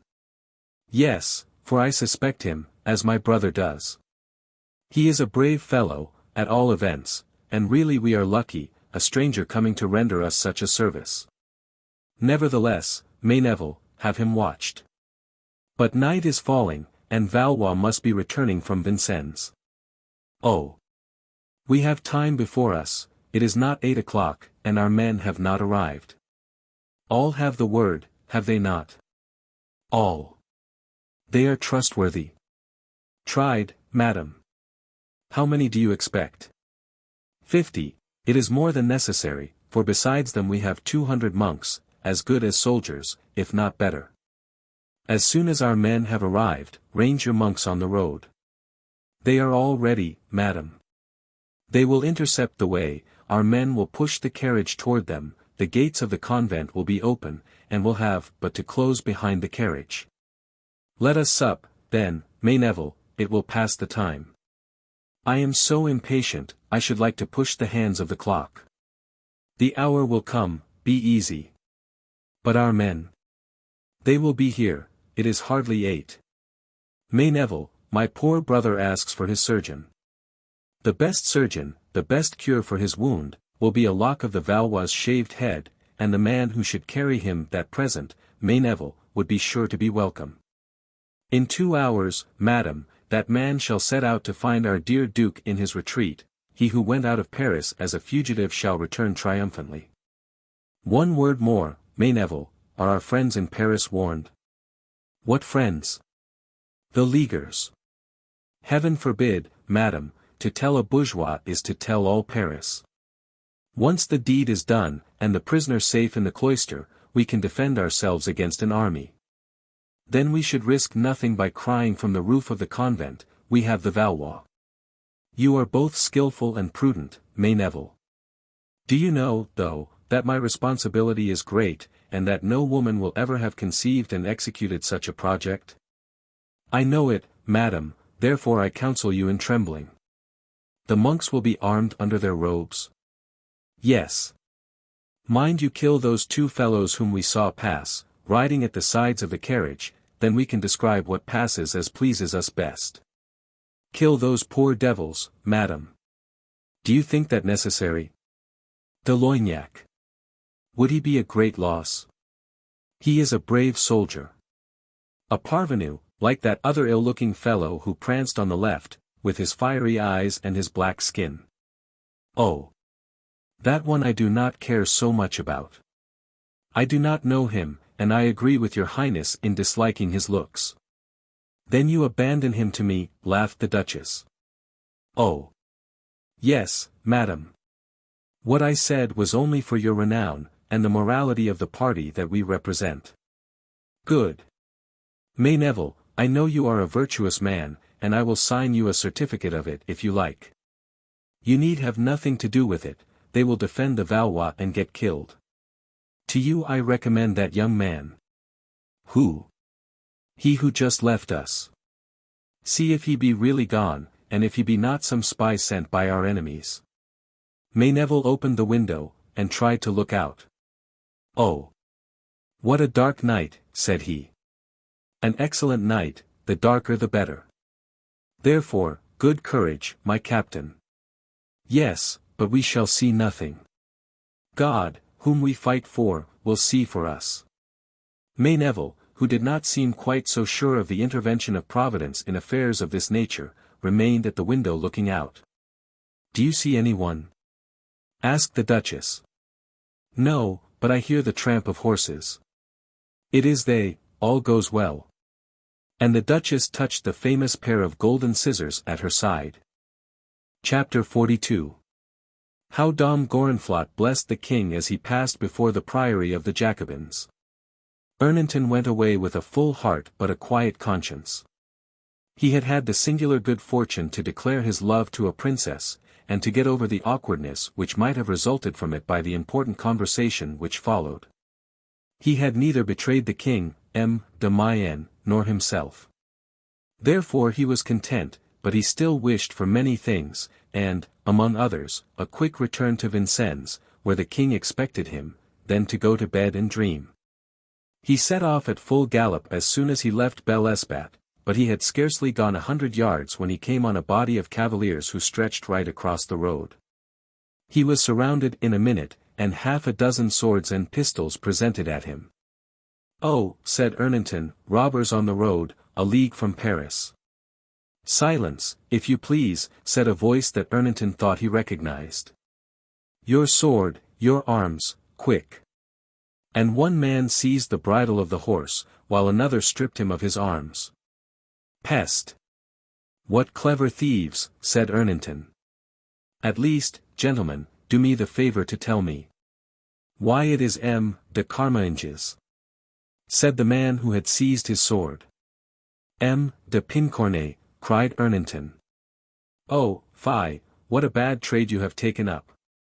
I said silence, cried the voice of the chief, and take this man to the depot. But, d'Este. Malines, it is our companion, Ernanton de Carmainges. Ernanton here, cried Saint Malines, angrily, what is he doing here? Good evening, gentlemen, said Carmainges, I did not, I confess, expect to find so much good company. Diable! Growled Saint Malines, this is unforeseen. By me also, I assure you, said Ernanton, laughing. It is embarrassing, what were you doing here? If I asked you that question, would you answer? No. Then let me act as you would. Then you will not tell me? No. Nor where you were going? Ernanton did not answer. Then, monsieur, since you do not explain, I must treat you like any other man. Do what you please, monsieur. Only I warn you, you will have to answer for it. To de Loignac. Higher than that. D'Épernon. Higher still. Well, I have my orders, and I shall send you to Vincennes. That is capital, it is just where I was going. It is lucky that this little journey pleases you so much. Ernanton was then conducted by his companions to the courtyard of Vincennes. Here he found 50 disarmed cavaliers, who, looking pale and dispirited, and surrounded by 50 light horse, were deploring their bad fortune, and anticipating a disastrous ending to an enterprise so well planned. The 45 had taken all these men either by force or cunning, as they had, for precaution, come to the rendezvous either singly, or 2 or 3 together at most. Now all this would have rejoiced Ernanton had he understood it, but he saw without understanding. Monsieur, said he to St. Malines, I see that you were told of the importance of my mission, and that, fearing some accident for me, you were good enough to take the trouble to escort me here. Now I will tell you that you were right. The king expects me, and I have important things to say to him. I will tell the king what you have done for his service." Saint Malin grew red and then pale. But he understood, being clever when not blinded by passion, that Ernanton spoke the truth, and that he was expected. There was no joking with him, de Loignac and d'Épernon, therefore he said, "You are free, Ernanton. I am delighted to have been agreeable to you." Ernanton waited for no more, but began to mount the staircase which led to the king's room. Saint Malin followed him with his eyes, and saw de Loignac meet him on the stairs, and signed to him to come on. De Loignac then descended to see the captives with his own eyes, and pronounced the road perfectly safe and free for the king's return. He knew nothing of the Jacobin convent, and the artillery and musketry of the fathers. But d'Épernon did, being perfectly informed by Nicolas Poulain. Therefore, when de Loignac came and said to his chief, "Monsieur, the roads are free," d'Épernon replied, "Very well, the king orders that the 45 guards form themselves into 3 compact bodies. One to go before and one on each side of the carriage, so that if there be any firing it may not reach the carriage." "Very good," said de Loignac, "only I do not see where firing is to come from." "At the Priory of the Jacobins, monsieur, they must draw close." This dialogue was interrupted by the king, who descended the staircase, followed by several gentlemen, among whom Saint Malin, with rage in his heart, recognized Ernanton. "Gentlemen," said the king, "are my brave 45 all here?" "Yes, sire," said d'Épernon, showing them. "Have the orders been given?" "Yes, sire, and will be followed." "Let us go, then." The light horse were left in charge of the prisoners, and forbidden to address a word to them. The king got into his carriage with his naked sword by his side, and, as 9 o'clock struck, they set off. De Mayneville was still at his window, only he was infinitely less tranquil and hopeful, for none of his soldiers had appeared, and the only sound heard along the silent black road was now and then horses' feet on the road to Vincennes. When this occurred, Mayneville and the Duchess vainly tried to see what was going on. At last Mayneville became so anxious that he sent off a man on horseback, telling him to inquire of the first body of cavaliers he met. The messenger did not return, so the Duchess sent another, but neither reappeared. "Our officer," said the Duchess, always hopeful, "must have been afraid of not having sufficient force, and must have kept our men to help him. It is prudent, but it makes one anxious." "Yes, very anxious," said Mayneville, whose eyes never quitted the horizon. "Mayneville, what can have happened?" "I will go myself, madam, and find out." "Oh, no. I forbid that. Who would stay with me, who would know our friends, when the time comes?" "No, no, stay, Mayneville. One is naturally apprehensive when a secret of this importance is concerned, but, really, the plan was too well combined, and, above all, too secret, not to succeed." 9 o'clock, replied Mayneville, rather to himself than to the Duchess. "Well. Here are the Jacobins coming out of their convent, and ranging themselves along the walls." "Listen," cried the Duchess. They began to hear from afar a noise like thunder. "It is cavalry," cried the Duchess. "They are bringing him, we have him at last," and she clapped her hands in the wildest joy.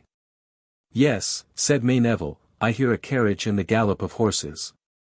And he cried out loudly, "Outside the walls, my brothers, outside." Immediately the gates of the Priory opened, and 100 armed monks marched out, with Borromée at their head, and they heard Gorenflot's voice crying, wait for me, I must be at the head to receive his Majesty." "Go to the balcony, Prior," cried Borromée, "and overlook us all." "Ah! True, I forgot that I had chosen that place, but luckily you are here to remind me." Borromée dispatched 4 monks to stand behind the Prior, on the pretense of doing him honor. Soon the road was illumined by a number of torches, thanks to which the Duchess and Mayneville could see cuirasses and swords shining. Incapable of moderation, she cried, "Go down, Mayneville, and bring him to me." "Yes, madam, but one thing disquiets me." "What is it?" "I do not hear the signal agreed on." What use is the signal, since they have him? But they were to arrest him only here, before the Priory. They must have found a good opportunity earlier. I do not see our officer. I do. Where? See that red plume. Ventrebleu. That red plume. Well. It is M. D'Épernon, sword in hand. They have left him his sword. Mordieu. He commands. Our people. There has been treason. Oh. Madam, they are not our people. You are mad, Mayneville. But at that moment de Loignac, at the head of the first body of guards, cried, brandishing his large sword, Vive le Roi. Vive le Roi, replied enthusiastically all the 45, with their Gascon accent. The Duchess grew pale and sank down almost fainting. Mayneville, sombre, but resolute, drew his sword, not knowing but what the house was to be attacked. The cortege advanced, and had reached Bel-Esbat. Borromée came a little forward, and as de Loignac rode straight up to him, he immediately saw that all was lost, and determined on his part. Room for the king, cried de Loignac. Gorenflot, delighted with the scene, extended his powerful arm and blessed the king from his balcony. Henri saw him, and bowed smilingly, and at this mark of favor Gorenflot gave out a Vive le Roi, with his stentorian voice. The rest, however, remained mute, they expected a different result from their 2 months' training. But Borromée, feeling certain from the absence of the Duchess's troops of the fate of the enterprise, knew that to hesitate a moment was to be ruined, and he answered with a Vive le Roi, almost as sonorous as Gorenflot's. Then all the rest took it up. Thanks, Reverend Father, thanks, cried Henri, and then he passed the convent, where his course was to have terminated, like a whirlwind of fire, noise, and glory, leaving behind him Bel-Esbat in obscurity. From her balcony, hidden by the golden scutcheon, behind which she was kneeling, the Duchess saw and examined each face on which the light of the torches fell. Oh, cried she, look, Mayneville. That young man, my brother's messenger, is in the king's service. We are lost. We must fly immediately, madam, now the Valois is conqueror. We have been betrayed, it must have been by that young man, he must have known all. The king had already, with all his escort, entered the Porte Saint-Antoine, which had opened before him and shut behind him. Chapter 43. How Chicot blessed King Louis II. For having invented posting, and resolved to profit by it.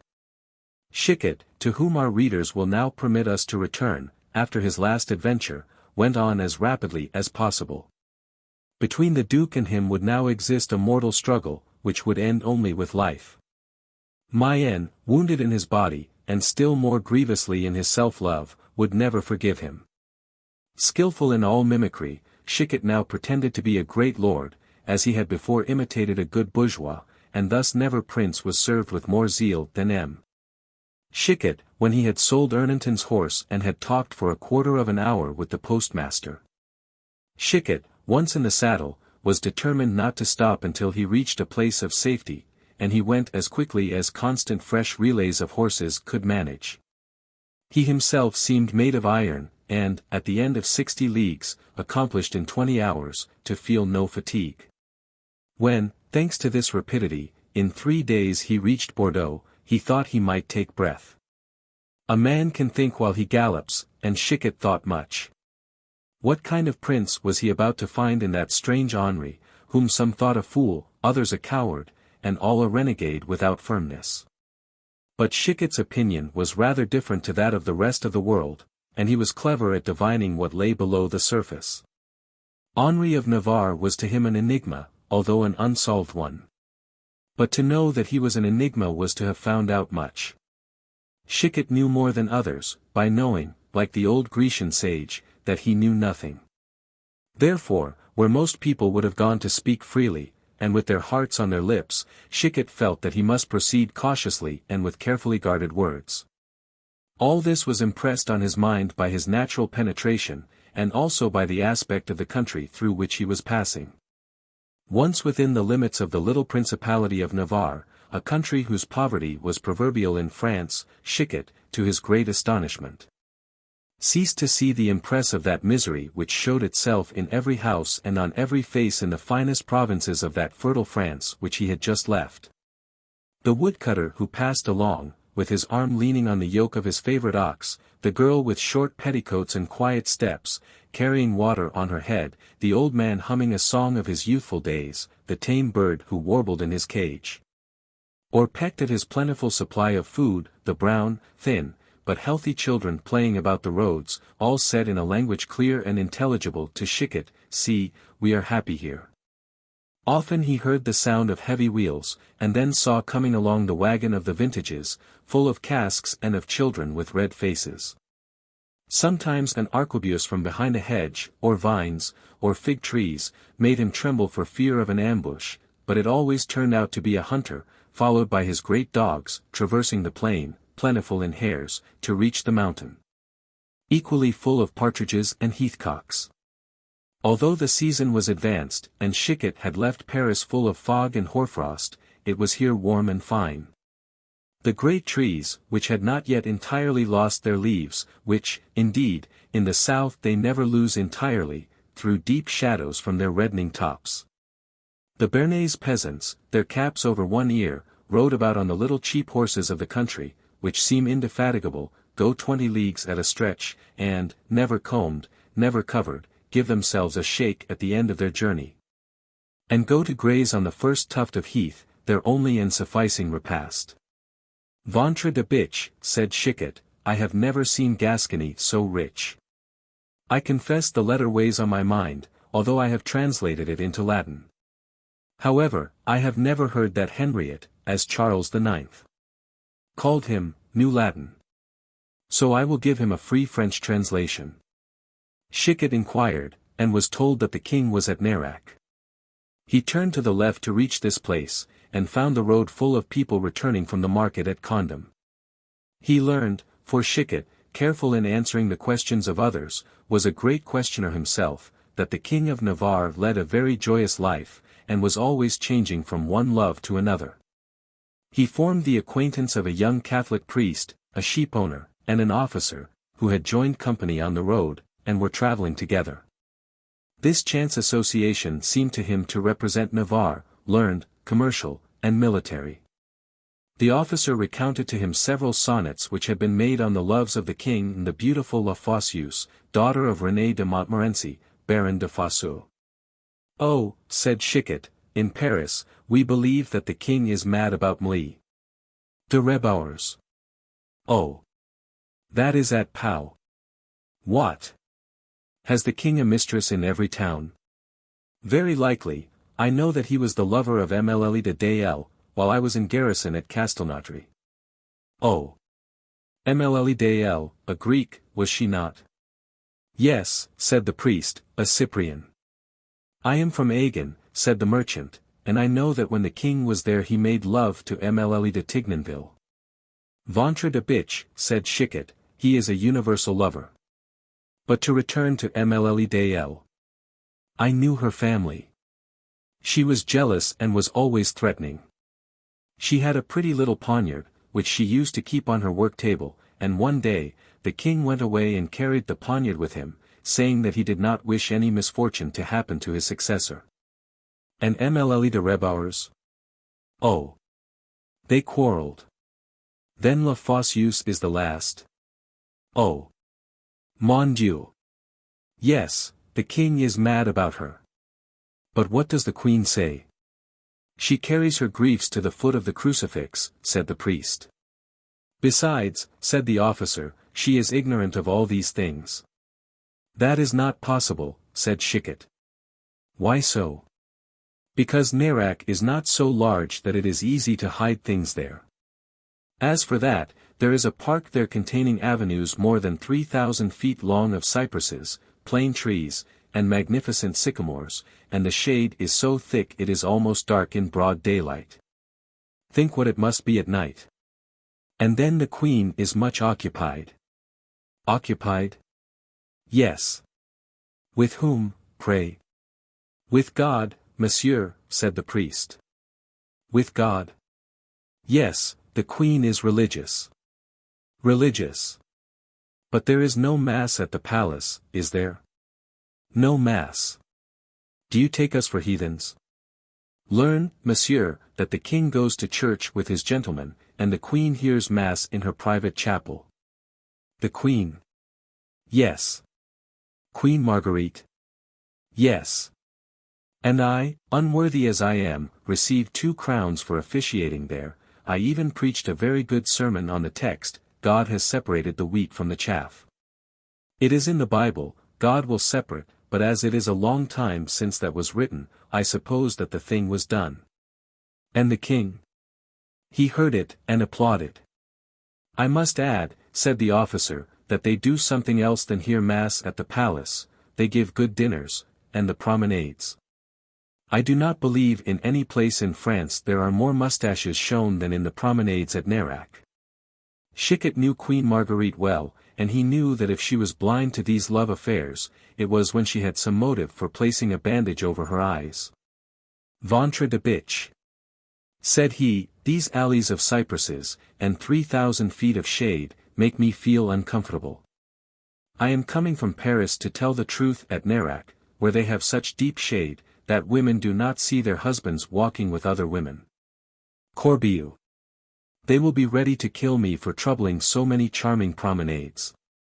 Happily I know the king is a philosopher, and I trust in that. Besides, I am an ambassador, and sacred. Chicot entered Nerac in the evening, just at the time of the promenades which occupied the king so much. Chicot could see the simplicity of the royal manners by the ease with which he obtained an audience. A valet opened the door of a rustic-looking apartment bordered with flowers, above which was the king's antechamber and sitting-room. An officer or page ran to find the king, wherever he might be when anyone wished for an audience, and he always came at the first invitation. Chicot was pleased with this. He judged the king to be open and candid, and he thought so still more when he saw the king coming up a winding walk bordered with laurels and roses, an old hat on his head, and dressed in a dark green doublet and grey boots. And with a cup and ball in his hand. He looked gay and happy, as though care never came near him. Who wants me? Said he to the page. A man who looks to me half courtier, half soldier. Chicot heard these words, and advanced. It is I, sire. What? M. Chicot in Navarre. Ventre Saint-Gris. Welcome, dear M. Chicot. 1,000 thanks, sire. Quite well. Ah, parbleu. We will drink together, I am quite delighted. Chicot, sit down there. And he pointed to a grass bank. Oh no, sire. Have you come 200 leagues for me to leave you standing? No, no, sit down, one cannot talk standing. But, sire, respect. Respect. Here in Navarre. You are mad, my poor Chicot. No, sire, I am not mad, but I am an ambassador. A slight frown contracted Henri's brow, but disappeared at once. Ambassador, from whom? From Henri III. I come from Paris and the Louvre, sire. Oh. That is different. Come with me, said the king, rising, with a sigh. Page, take wine up to my room. Come, Chicot, I will conduct you. Chicot followed the king, thinking, how disagreeable. To come and trouble this honest man in his peace and his ignorance. Bah! He will be philosophical. Chapter 44.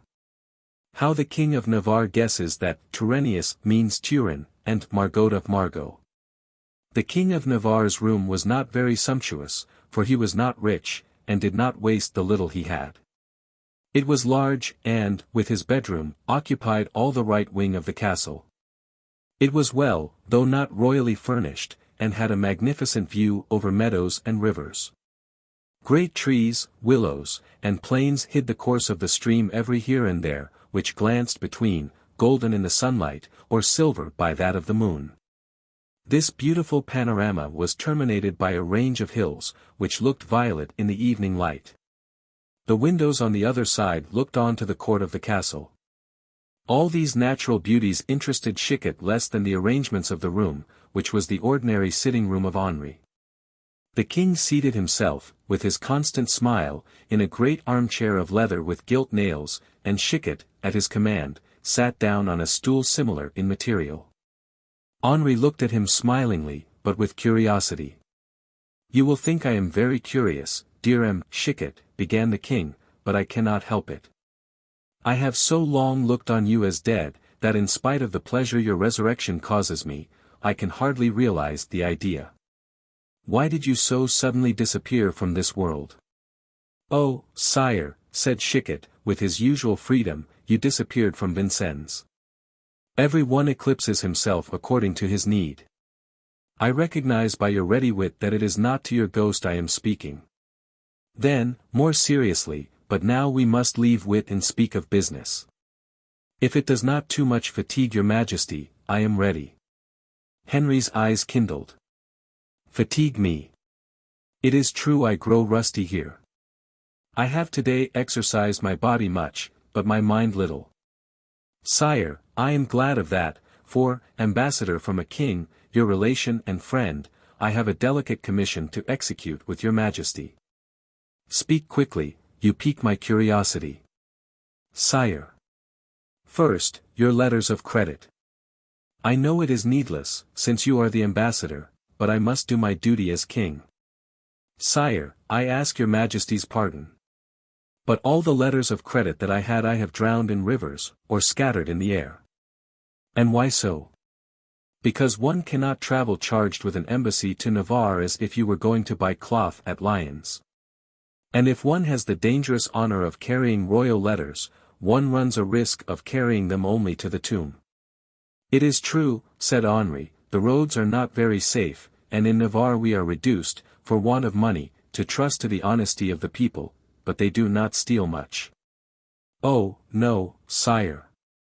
They behave like lambs or angels, but that is only in Navarre, out of it one meets wolves and vultures around every prey. I was a prey, sire, so I had both.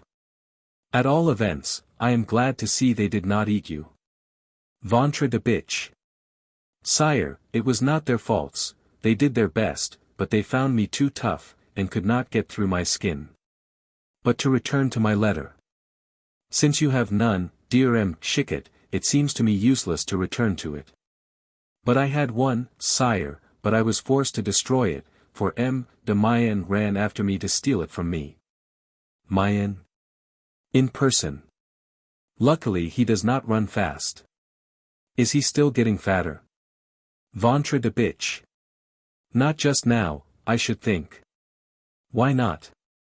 "Because, you understand, sire, he had the misfortune to catch me, and unfortunately got a sword wound." "And the letter?" "He had not a glimpse of it, thanks to my precautions." "Bravo! Your journey is interesting. You must tell me the details. But one thing disquiets me, if the letter was destroyed for M. de Mayenne, it is also destroyed for me. How, then, shall I know what my brother Henri wrote?" "Sire, it exists in my memory." "How so?" "Sire, before destroying it I learned it by heart." "An excellent idea, M. Chicot. You will recite it to me, will you not?" "Willingly, sire." "Word for word?" "Yes, sire, although I do not know the language, I have a good memory." "What language?" "Latin." "I do not understand you. Was my brother Henri's letter written in Latin?" "Yes, sire." "And why?" "Ah! Sire, doubtless because Latin is an audacious language, a language which may say anything, and in which Persius and Juvenal have immortalized the follies and errors of kings." "Kings? And of queens, sire." The king began to frown. "I mean emperors and empresses," continued Chicot. "You know Latin, M. Chicot?" "Yes and no, sire." "You are lucky if it is, yes, for you have an immense advantage over me, who do not know it, but you. They taught me to read it, sire, as well as Greek and Hebrew." You are a living book, Chicot. Your Majesty has found the exact word, a book. They print something on my memory, they send me where they like, I arrive, I am read and understood. Or not understood. How so, sire? Why, if one does not know the language in which you are printed? Oh, sire, kings know everything. That is what we tell the people, and what flatterers tell us. Then, sire, it is useless for me to recite to your Majesty the letter which I learned by heart, since neither of us would understand it. Is Latin not very much like Italian? So they say, sire. And Spanish? I believe so. Then let us try. I know a little Italian, and my Gascon patois is something like Spanish, perhaps I may understand Latin without ever having learned it. Your Majesty orders me to repeat it, then. I beg you, dear Chicot. Chicot began. Frater carissime. Sincerus amo quo te prosequebitur Germanus noster Carolus nonus, functus nuper, collet usque regiam nostram eti pectori meo pertinacitur et horit. If I am not mistaken, said Henri, interrupting, they speak in this phrase of love, obstinacy, and of my brother, Charles IX. Very likely, said Chicot, Latin is such a beautiful language, that all that might go in one sentence. Go on, said the king. Chicot began again, and Henri listened with the utmost calm to all the passages about Turin and his wife, only at the word Turennius, he said. Does not Turennius mean Turin? I think so, sire. And Margota must be the pet name which my brothers gave to their sister Marguerite, my beloved wife. It is possible, said Chicot, and he continued his letter to the end without the king's face changing in the least. Is it finished? Asked Henri, when he stopped. Yes, sire. It ought to be superb. I think so, also, sire. How unlucky that I only understood two words, Turennius, and Margota. An irreparable misfortune, sire, unless your Majesty decides on having it translated by someone. Oh. No, you yourself, Chicot, who were so discreet in destroying the autograph, you would not counsel me to make this letter public? But I think that the king's letter to you, recommended to me so carefully, and sent to your Majesty by a private hand, must contain something important for your Majesty to know. Yes, but to confide these important things to any one, I must have great confidence in him. Certainly. Well, I have an idea. Go and find my wife. She is learned, and will understand it if you recite it to her, then she can explain it to me. That is an excellent plan. Is it not? Go. I will, sire. Mind not to alter a word of the letter. That would be impossible, sire. To do that I must know Latin. Go, then, my friend. Chicot took leave and went, more puzzled with the king than ever. Chapter 45. The avenue 3,000 feet long. The queen inhabited the other wing of the castle. The famous avenue began at her very window, and her eyes rested only on grass and flowers. A native poet, Marguerite, in the provinces as in Paris, was always the star of the poets, had composed a sonnet about her. She wishes, said he, by all these agreeable sights to chase away painful souvenirs. Daughter, sister, and wife of a king as she was, she had indeed suffered much. Her philosophy, although more boasted of than that of the king, was less solid, for it was due only to study, while his was natural.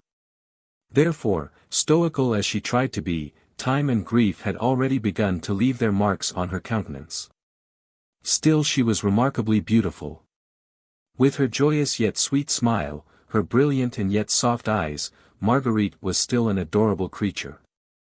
She was idolized at Nerac, where she brought elegance, joy, and life. She, a Parisian princess, supported patiently a provincial life, and this alone was a virtue in the eyes of the inhabitants. Every one loved her, both as queen and as woman. Full of hatred for her enemies.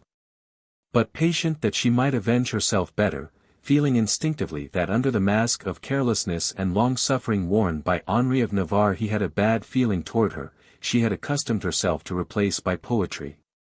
And by the semblance of love, relations, husband, and friends. No one, excepting Catherine de Médicis, Chicot, or some melancholy ghosts returned from the realms of death, could have told why Marguerite's cheeks were often so pale, why her eyes often filled with tears. Or why her heart often betrayed its melancholy void. Marguerite had no more confidence, she had been betrayed too often. However, the bad feeling which she believed Henri to have for her was only an instinct, and came rather from the consciousness of her own faults than from his behavior. He treated her like a daughter of France, always spoke to her with respectful politeness, or grateful kindness, and was always the husband and friend. When Chicot arrived at the place indicated to him by Henri, he found no one. Marguerite, they said, was at the end of the famous avenue. When he had gone about 2/3 down it, he saw at the end, in an arbor covered with jasmine, clematis, and broom, a group covered with ribbons, feathers, velvets, and swords. Perhaps all this finery was slightly old-fashioned, but for Nerac it was brilliant, and even Chicot, coming straight from Paris, was satisfied with the coup d'oeil. A page preceded Chicot.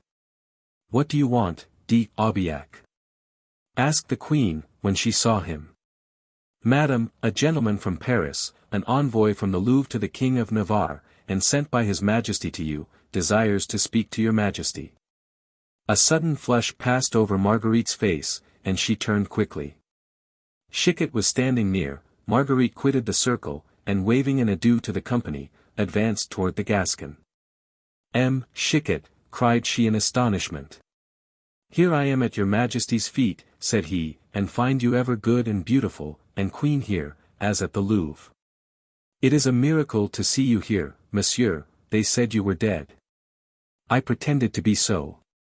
And what do you want with us, Chicot? Am I happy enough to be still remembered in France?"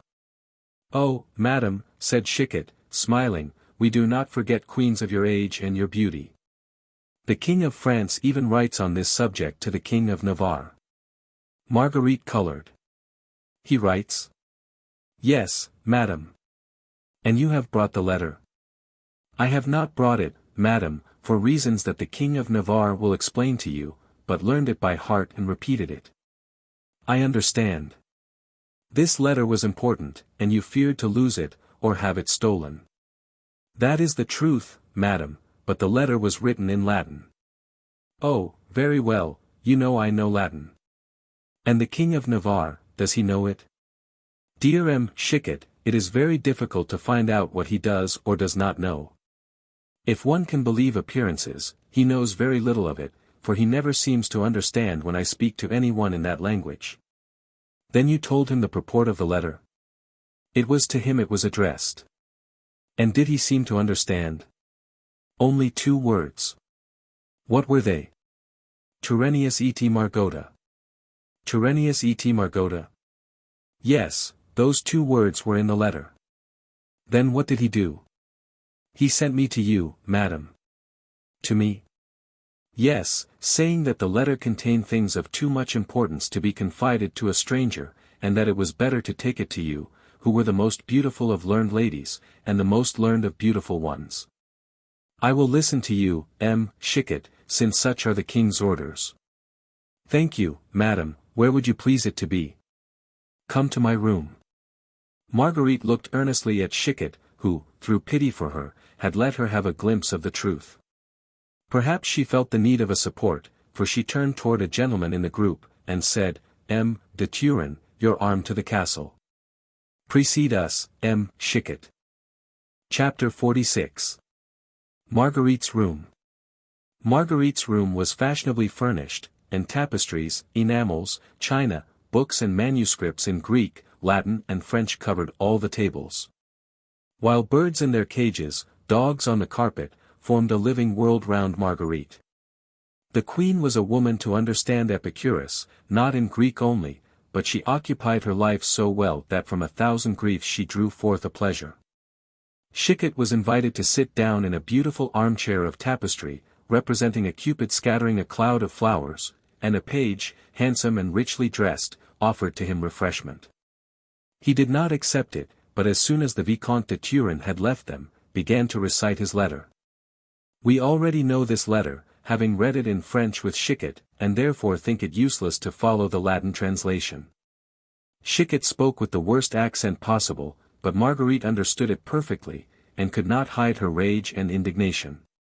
She knew her brother's dislike to her, and her mind was divided between anger and fear. But as he concluded, she decided on her part. "By the Holy Communion," said she, when Chicot had finished, "my brother writes well in Latin. What vehemence! What style! I should never have believed him capable of it. But do you not understand it, Chicot? I thought you were a good Latin scholar." "Madam, I have forgotten it. All that I remember is that Latin has no article, that it has a vocative, and that the head belongs to the neuter gender." "Really?" said someone, entering noiselessly and merrily. It was the King of Navarre. "The head is of the neuter gender, Chicot. Why is it not masculine?" "Ah, sire, I do not know, it astonishes me as much as it does your Majesty. It must be because it is sometimes the man, sometimes the woman that rules, according to their temperaments." "That is an excellent reason, sire. I am glad to be a more profound philosopher than I thought, but to return to the letter. Madam, I burn to hear news from the court of France, and Chicot brings them to me in an unknown tongue. Do you not fear, sire, that the Latin is a bad prognostic?" said Chicot. "Chicot is right, sire," said the queen. "What?" said Henri, "does the letter contain anything disagreeable, and from your brother, who is so clever and polite? Even when he had me insulted in my litter, as happened near Sens, when I left Paris to rejoin you, sire." "When one has a brother whose own conduct is irreproachable," said Henri, in an indefinable tone between jest and earnest, "a brother a king, and very punctilious. He ought to care for the true honor of his sister and of his house. I do not suppose, sire, that if your sister, Catherine d'Albret, occasioned some scandal, you would have it published by a captain of the guards. Oh! I am like a good-natured bourgeois, and not a king, but the letter. Since it was addressed to me, I wish to know what it contains." "It is a perfidious letter, sire." "Bah! Oh! Yes, and which contains more calumnies than are necessary to embroil a husband with his wife, and a friend with his friends." "Oh! Oh! Embroil a husband with his wife, you and me then?" "Yes, sire."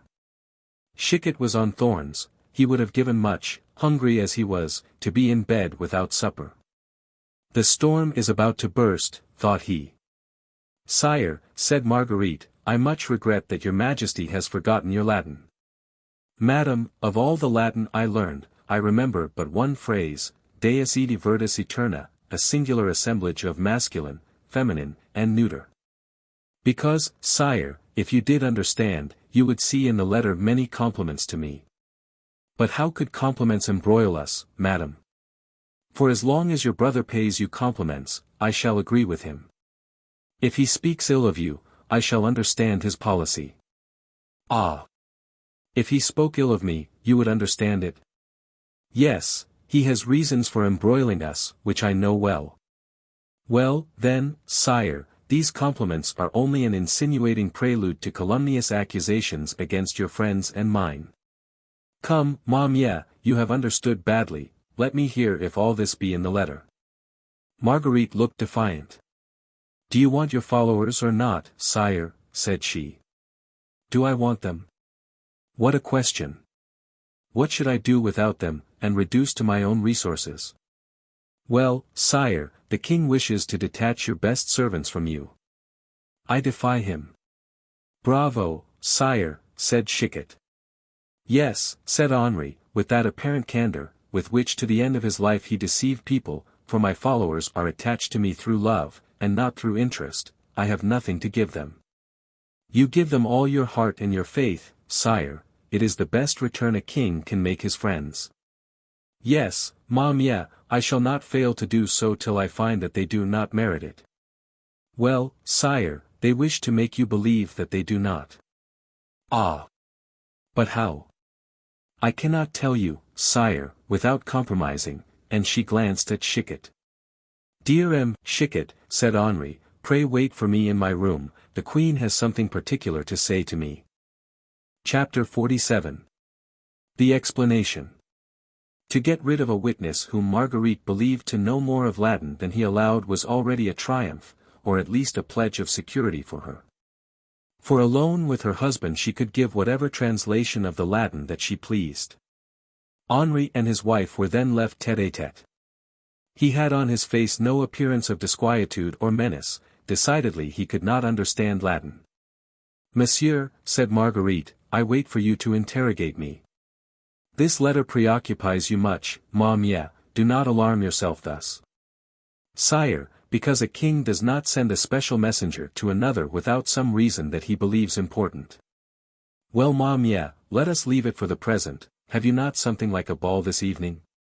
Yes, sire, said Marguerite, astonished, but that is not extraordinary, you know we dance nearly every evening. I have a great chase for tomorrow. Each our pleasure, sire, you love the chase, I the dance. Yes, Monsieur, and there is no harm in that, said Henri, sighing. Certainly not, but your Majesty sighed as you said it.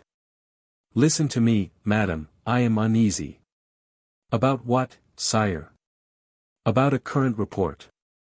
A report. Your Majesty uneasy about a report. What more simple, when this report may annoy you? Me? Yes, you. Sire, I do not understand you. Have you heard nothing? Marguerite began to tremble. I am the least curious woman in the world, said she, I hear nothing but what is cried in my very ears. Besides, I think so little of reports, that I should not listen to them if I heard them. It is then your opinion, madam, that one should despise reports? Absolutely, sire, particularly kings and queens. Why so, madam? Because, as every one talks of us, we should have enough to do to listen to them all. Well, I believe you are right, Monsieur, and I am about to furnish you with an excellent opportunity of exercising your philosophy. Marguerite believed that the decisive moment had come, and rallied all her courage. So be it, sire, said she. Henri began in the tone of a penitent who has some great sin to acknowledge. You know the great interest I take in Fosseuse. Ah, cried Marguerite, triumphantly, seeing he was not about to accuse her, yes, yes. The little Fosseuse, your friend. Yes, madam. My lady-in-waiting. Yes. Your passion, your love. Ah. You speak now just like one of the reports you were abusing just now. It is true, sire, and I ask your pardon, said Marguerite, smiling. Monsieur, you are right, public report often lies, and we sovereigns have great reason to establish this theory, and he laughed ironically. Well, and Fosseuse? Said Marguerite. She is ill, Monsieur, and the doctors do not understand her malady. That is strange, sire. Fosseuse, who you say is a pearl of purity, ought to allow the doctors to penetrate into the secret of her illness. Alas! It is not so. What, cried the Queen, is she not a pearl of purity? I mean that she persists in hiding the cause of her illness from the doctors. But to you, sire, her confidant, her father. I know nothing, or at least wish to know nothing. Then, sire, said Marguerite, who now believed that she had to confer instead of asking a pardon, then, sire, I do not know what you want, and wait for you to explain. Well, then, Monsieur, I will tell you. I wish you, but it is asking a great deal. Speak on, sire. To have the goodness to go to Fosseuse. I go to visit this girl whom every one says has the honor of being your mistress. A thing which you do not deny. Gently, gently, Monsieur. On my word you will make a scandal with your exclamations. And really I believe that will rejoice the court of France, for in the letter from my brother-in-law that Chicot repeated to me, there was these words, quodity scandalerne, which must mean daily scandal. It is not necessary to know Latin to understand that, it is almost French. But, sire, to whom did these words apply? Ah! That is what I want to know, but you, who know Latin, can help me to find out. Marguerite colored up to her ears. Well, monsieur, said she, you wish me to take a humiliating step for the sake of peace, and therefore I will comply. Thanks, Mamie, thanks. But what is the object of this visit? It is very simple, madam. Still, you must tell me, for I am not clever enough to guess it. Well. You will find Fosseuse among the ladies of honor, sleeping in their room. And they, you know, are so curious and indiscreet that one cannot tell to what extremity Fosseuse may be reduced. But then she fears something, cried Marguerite, with a burst of anger and hatred, she wishes to hide herself. I do not know. All I do know is, that she wishes to quit the room of the maids of honor. If she wishes to hide, let her not count on me. I may shut my eyes to certain things, but I will never be an accomplice, said Marguerite. Henri seemed not to have heard, but he stood for a minute in a thoughtful attitude, and then said, Margot de Comturenio. Ah! Those were the names, madam, Margot de Comturenio. Marguerite grew crimson. Calumnies, sire, cried she. What calumnies, replied he, with the most natural air possible. Do you find any calumny in it? It is a passage from my brother's letter, Margot de Comturenio convenient in Castello nomini Loignac. Decidedly I must get this letter translated. Leave this comedy, sire, said Marguerite, tremblingly, and tell me at once what you want from me. Well, I wish, Mamie, that you should separate Fosseuse from the other girls, and send her a discreet doctor, your own, for example. Ah! I see what it is, cried the queen, Fosseuse, the paragon, is near her accouchement. I do not say so, Mamie, it is you who affirm it. It is so, monsieur, your insinuating tone, your false humility, prove it to me. But there are sacrifices that no man should ask of his wife. Take care of Fosseuse yourself, sire, it is your business, and let the trouble fall on the guilty, not on the innocent. The guilty. Ah! That makes me think of the letter again. How so? Guilty is nocens, is it not? Yes. Well, there was that word in the letter, Margot de Comturenio, ambo nocentis, convenient in Castello nomini Loignac. Mon Dieu! How I regret that my knowledge is not as great as my memory is good. Ambo nocentis, repeated Marguerite, in a low voice, and turning very pale, he understood it all. Margot de Comturenio, ambo nocentis, repeated Henri. What the devil could my brother mean by ambo? Ventre Saint Gris, Mamie, it is astonishing that you who know Latin so well have not yet explained it to me. Ah! Pardieu! There is Tyrrenius walking under your windows, and looking up as if he expected you. I will call to him to come up, he is very learned, and he will explain it to me.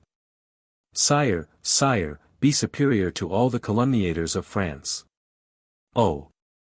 Mamie, it seems to me that people are not more indulgent in Navarre than in France. You, yourself, were very severe about poor Fosseuse just now.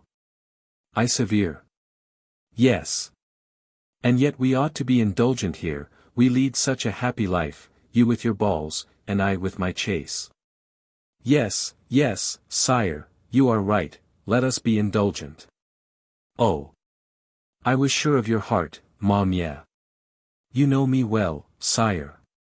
Yes. Then you will go and see Fosseuse? Yes, sire. And separate her from the others? Yes, sire.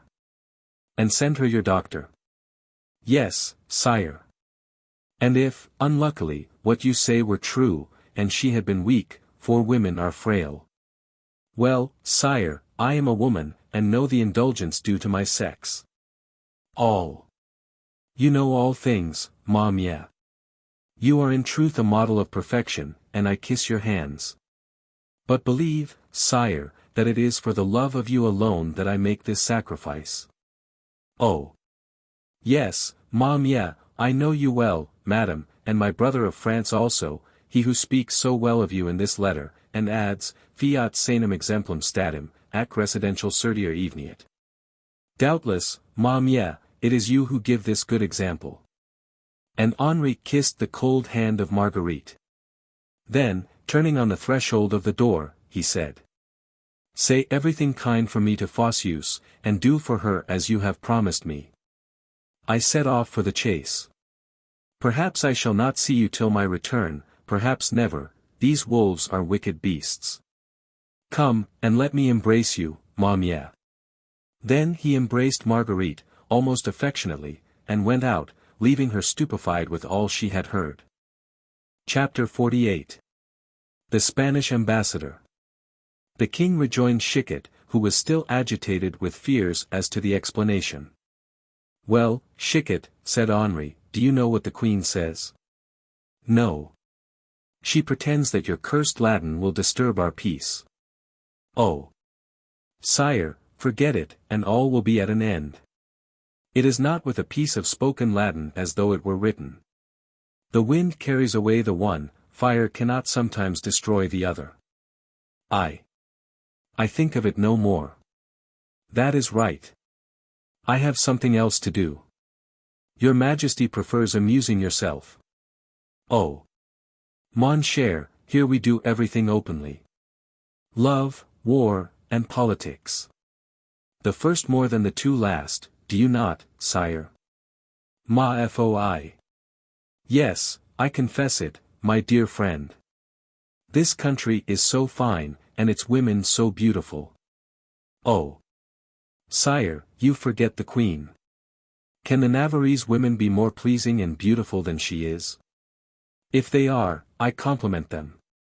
Ventre Saint Gris, you are right, Chicot, and I, who forgot that you are an ambassador, and represent King Henri III. And that he is the brother of Marguerite, and that consequently, before you, I ought to place her before every one, but you must excuse my imprudence, I am not accustomed to ambassadors. At this moment the door of the room opened, and D'Aubiac announced, the ambassador from Spain. Chicot gave a start which made the king smile. Ma foi, said Henri, that is a contradiction that I did not expect. And what the devil can he want here? Yes, said Chicot, what the devil does he want here? We shall soon know, perhaps our Spanish neighbor has some frontier dispute to settle with us. I will retire, said Chicot. This is doubtless a real ambassador from His Majesty Philippe II, while I open that library door, Chicot, and go in there.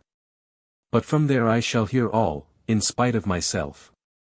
Oh. Never mind, I have nothing to hide. Apropos. Have you nothing more to say to me from your king? Nothing at all, sire. Very well, then, you have nothing to do but to see and hear, like all other ambassadors, and the library will do excellently for that purpose. Look with all your eyes, and listen with all your ears, my dear Chicot. D'Aubiac, let the ambassador enter. Chicot hastened to his place of concealment, and drew the tapestry close. When the first preliminaries of etiquette were over, the ambassador said, Can I speak freely to your Majesty? You may, monsieur. Sire, I bring the answer from His Catholic Majesty. An answer, thought Chicot, then there was a question. An answer to what, said Henri. To your proposals of last month. Ma foi. I am very forgetful. Please to recall to me what they were. About the invasions of the Lorraine princes. Yes, I remember, particularly those of M. de Guise. Go on, monsieur. Sire, the king, my master, although much begged to sign a treaty of alliance with Lorraine, prefers one with Navarre. I know my master's intentions with regard to you. May I also know them? Sire, my master will refuse nothing to Navarre. Chicot bit his fingers to convince himself that he was not dreaming. What can I ask then, said Henri. Whatever your majesty pleases. Diable. If your majesty will speak openly and frankly. Ventre Saint Gris, it is embarrassing. Shall I tell you his majesty the king of Spain's proposal? I listen. The king of France treats the queen of Navarre as an enemy, he repudiates her as a sister, and covers her with opprobrium. All this, but I beg your majesty's pardon for touching on so delicate a subject. Go on. All this, then, is public. Well. Monsieur, and what of all this? It is consequently easy for your majesty to repudiate as a wife her whom her brother disclaims as a sister. This once done, the alliance between the king of Navarre and the king of Spain is concluded, and the king of Spain will give the Infanta, his daughter, to your majesty, and he himself will marry Madame Catherine de Navarre, your majesty's sister. A movement of pride shook Henri, while Chicot shuddered with terror. The one saw his star rising, radiant like the morning sun, the other saw the scepter of the Valois ready to decline and fall. For an instant there was profound silence, and then Henri said. The proposal, monsieur, is magnificent, and crowns me with honor. His Majesty, said the negotiator, who already calculated on an enthusiastic acceptance, proposes only one condition. Ah! A condition. That is but just, let me hear it. In aiding your Majesty against the Lorraine princes, that is to say, in opening to your Majesty a way to the throne, my master desires to facilitate by your alliance the safety of Flanders, which the Duke d'Anjou is already attacking. Your Majesty will understand that it is pure preference on my master's part for you over the Lorraine princes, since de Guise, his natural allies, as Catholic princes, make of themselves a party against the Duke d'Anjou in Flanders. Now, this is the only condition, which you must think reasonable. His Majesty the King of Spain, allied to you by a double marriage, will help you to, the ambassador seemed to seek for the right word, to succeed to the King of France, and you will guarantee Flanders to him. I may then, now, knowing your Majesty's wisdom, regard the negotiation as happily terminated. Henri took 2 or 3 turns up and down the room. This, then, said he at last, is the answer you were charged to bring me? Yes, sire. Nothing else? Nothing else, sire. Well. I refuse the offer of the King of Spain. You refuse the hand of the Infanta, cried the Spaniard, with a start, as though he had received a sudden wound. It would be a great honor, but I cannot think it a greater one than that of having married a daughter of France. No, but that alliance brought you nearly to the tomb, and this will bring you to the throne. An incomparable piece of good fortune, monsieur, I know, but I will never buy it with the blood and honor of my future subjects. What? Monsieur. I draw the sword against the King of France, my brother-in-law, for the Spaniards. I arrest the standard of France in its career of glory, I kill brothers by brothers' hands, I bring the stranger into my country. No, monsieur. I ask the King of Spain for aid against the Guises, who wish to rob me of my inheritance, but not against the Duc d'Anjou, my brother-in-law, not against Henri III, my friend, not against my wife, sister of my king. You will aid the Guises, you will say, and lend them your support. Do so, and I will let loose on you and on them all the Protestants of Germany and France. The King of Spain wishes to reconquer Flanders, which is slipping from him. Let him do what his father, Charles V, did, and ask a free passage to go and claim his title of first bourgeois of Ghent, and Henri III, I am certain, will grant it to him, as François I did. I wish for the throne of France, says his Catholic Majesty, it is possible, but I do not need him to aid me in getting it, I will do that for myself, once it is vacant, in spite of all the kings in the world. Adieu, then, monsieur. Tell my brother Philippe that I am grateful for his offers, but cannot believe for a moment that he thought me capable of accepting them. Adieu, monsieur. Take care, sire, said the ambassador. The good understanding between 2 neighbors may be destroyed by a hasty word. Monsieur, my crown is so light that I should scarcely feel the difference if it slipped off, besides, I believe I can guard it. Therefore, once more adieu, monsieur, and tell the king your master that I have greater ambitions than he dreams of. And the Béarnais, becoming once more, not himself, but what he generally seemed to be, conducted the ambassador, with a courteous smile, to the door. Chapter 49. The Poor of Henri of Navarre. Chicot remained plunged in profound surprise. Henri lifted the tapestry, and, striking him on the shoulder, said, "Well, Chicot, how do you think I managed?" "Wonderfully, sire. And really, for a king who is not accustomed to ambassadors. It is my brother Henri who sends me such ambassadors." "How so, sire?" "If he did not incessantly persecute his poor sister, others would not dream of it. Do you believe that if the King of Spain had not heard of the public insult offered to the Queen, when a captain of the guards searched her litter, that he would have proposed to me to repudiate her?" "I see with pleasure, sire," replied Chicot, "that all attempts will be useless, and that nothing can interrupt the harmony that exists between the Queen and yourself. Oh, my friend, the interest they have in making us quarrel is too clear. I confess to you, sire, that I am not so penetrating as you are. Doubtless Henri would be delighted if I repudiated his sister." "How so? Pray explain to me." "You know they forgot to pay me my wife's dowry." "I guessed as much, sire. This dowry was to consist of 300,000 golden crowns and some towns, among others, Cahors. A pretty town, mordieu. I have claimed, not the money, but Cahors. Ventre de bitch. Sire, in your place, I should have done the same. And that is why, do you understand now?" "No, indeed, sire." "Why they wish me to quarrel with my wife and repudiate her. No wife, no dowry, no more 300,000 crowns, no Cahors. It is one way of eluding a promise, and Henri is clever in laying snares. You would much like to hold Cahors, sire." "Doubtless, for after all, what is my principality of Béarn? A poor little place, clipped by the avarice of my mother-in-law and brother-in-law. While Cahors would be my rampart, the safeguard of my religion. Well, sire, go into mourning for Cahors. For, whether you break with Madame Marguerite or not, the King of France will never give it to you, and unless you take it.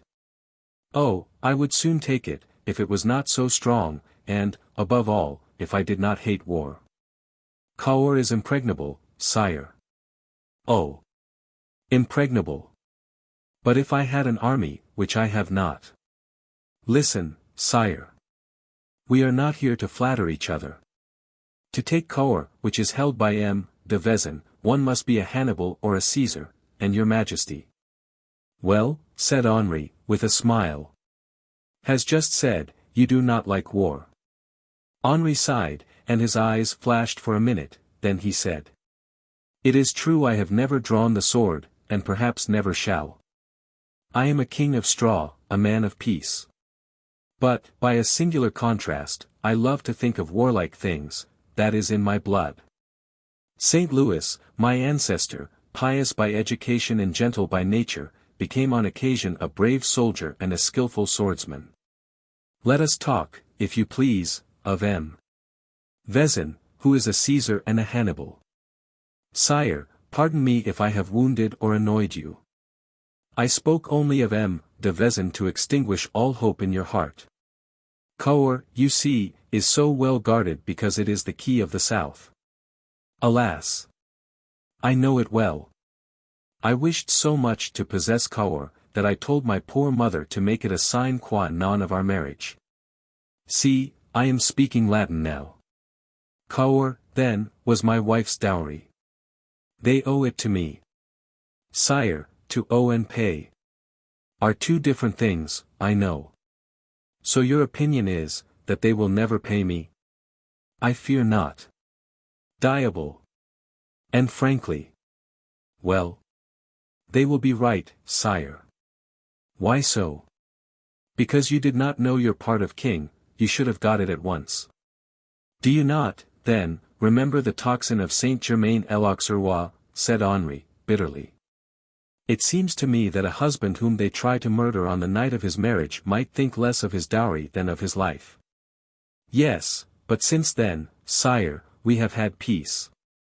And excuse me, sire, you should have profited by it, and, instead of making love, have negotiated.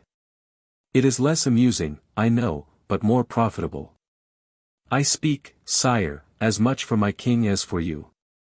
If Henri of France had a strong ally in Henri of Navarre, he would be stronger than any one, and if the Protestants and Catholics of France and Navarre would unite in a common political interest, they would make the rest of the world tremble. Oh, I do not pretend to make others tremble, so long as I do not tremble myself. But if I cannot get Cahors, then, and you think I cannot. I think so, sire, for 3 reasons. Tell them to me, Chicot. Willingly. The first is that Cahors is a town of good produce, which Henri III will like to keep for himself. That is not very honest. It is very royal, sire. Ah. It is royal to take what you like. Yes. That is called taking the lion's share, and the lion is the king of animals. I shall remember your lesson, Chicot. Now, your second reason. Madame Catherine. Oh. Does my good mother still mix in politics? Always. And she would rather see her daughter at Paris than at Nerac, near her than near you. You think so? Yet she does not love her daughter to distraction. No, but Madame Marguerite serves you as a hostage, sire. You are cunning, Chicot. Devil take me, if I thought of that.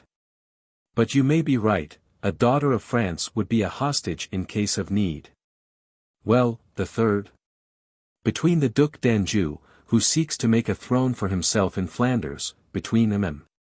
de Guise, who wish for a crown, and shake that of France, and His Majesty the King of Spain, who wishes for universal monarchy, you hold the balance and maintain a certain equilibrium. I, without weight? Just so. If you became powerful, that is to say, heavy, you would turn the scale, and would be no longer a counterpoise, but a weight. Ah! I like that reason, and it is admirably argued. This is the explanation of my situation. Complete. And I, who did not see all this, and went on hoping. Well, sire, I counsel you to cease to hope. Then I must do for this debt what I do for those of my farmers who cannot pay their rent, I put AP against their names. Which means paid. Just so.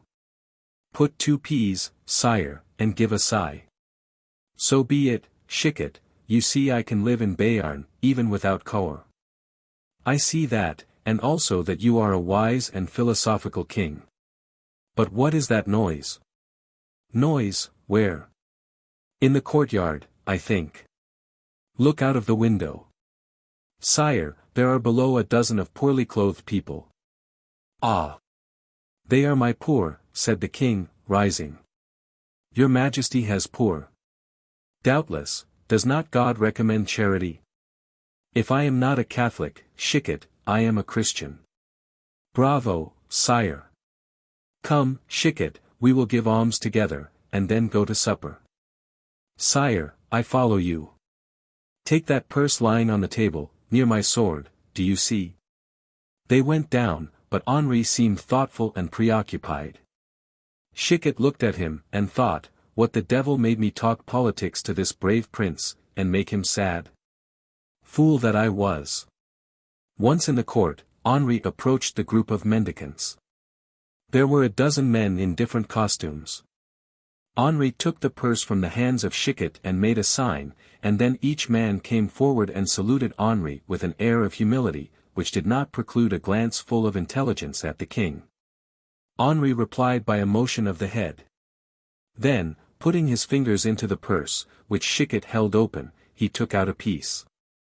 Do you know that it is gold, sire? Said Chicot. Yes, my friend, I know. Peste. You are rich. Do you not see that each of these pieces serves for 2? On the contrary, I am so poor that I am forced to cut my gold in 2. It is true, said Chicot, with surprise, they are half-pieces, with fantastic designs. Oh, I am like my brother Henri, who amuses himself in cutting out images, I amuse myself with clipping my ducats. Nevertheless, sire, it is an odd method of giving charity, said Chicot, who divined some hidden mystery. What would you do? Instead of cutting the gold, I would give one piece between two. They would fight, and I should do harm instead of good. Henri then took one of the pieces, and, placing himself before the first beggar, looked at him inquiringly. "Again," said the man. "How many?" asked Henri. 500. "Cour," and he gave him the piece and took a second. The man bowed and withdrew. The next advanced and said, "Auk." "How many?" 350. "Cour." And he gave him his piece. "Narbonne," said the third. "How many?" 800. "Cour," and he gave him his piece. "Montauban," said the fourth. "How many?" 600. "Cour." Each one in this way pronounced a name and a number, and received a piece of gold, and to each Henri replied, "Cour." This over, there were no pieces left in the purse. "That is all, sire," said Chicot. "Yes, I have finished." "Sire, am I permitted to be curious?" "Why not? Curiosity is natural. What did these beggars say, and what did you reply?" Henri smiled. "Indeed," continued Chicot, "all is mysterious here." "Do you think so?" "Yes. I have never seen alms given in that way. It is the custom at Nerac." "A singular one, sire." "No, nothing is more simple, each of those men came from a different city." "Well, sire?" "Well, that I may not always give to the same, they each tell me the name of their town, so that I can distribute my benefits equally among all the unfortunates in my kingdom." "Yes, sire, but why did you answer Cour?" "Ah!" cried Henri, with a most natural air of surprise, "did I say Cour?" "Yes, sire." "You think so?" "I am sure of it. It must have been because we had been talking so much about it. I wish for it so much that I must have spoken of it without meaning to do so."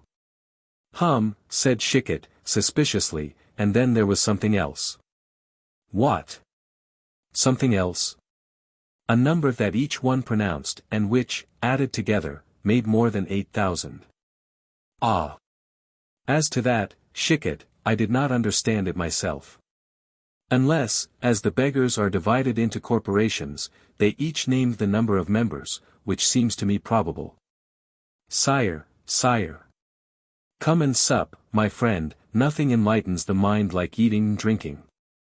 Let us go to table, and you shall see that if my pistoles are cut, my bottles are full." Then, passing his arm familiarly through Chicot's, the king went back to his room, where supper was served.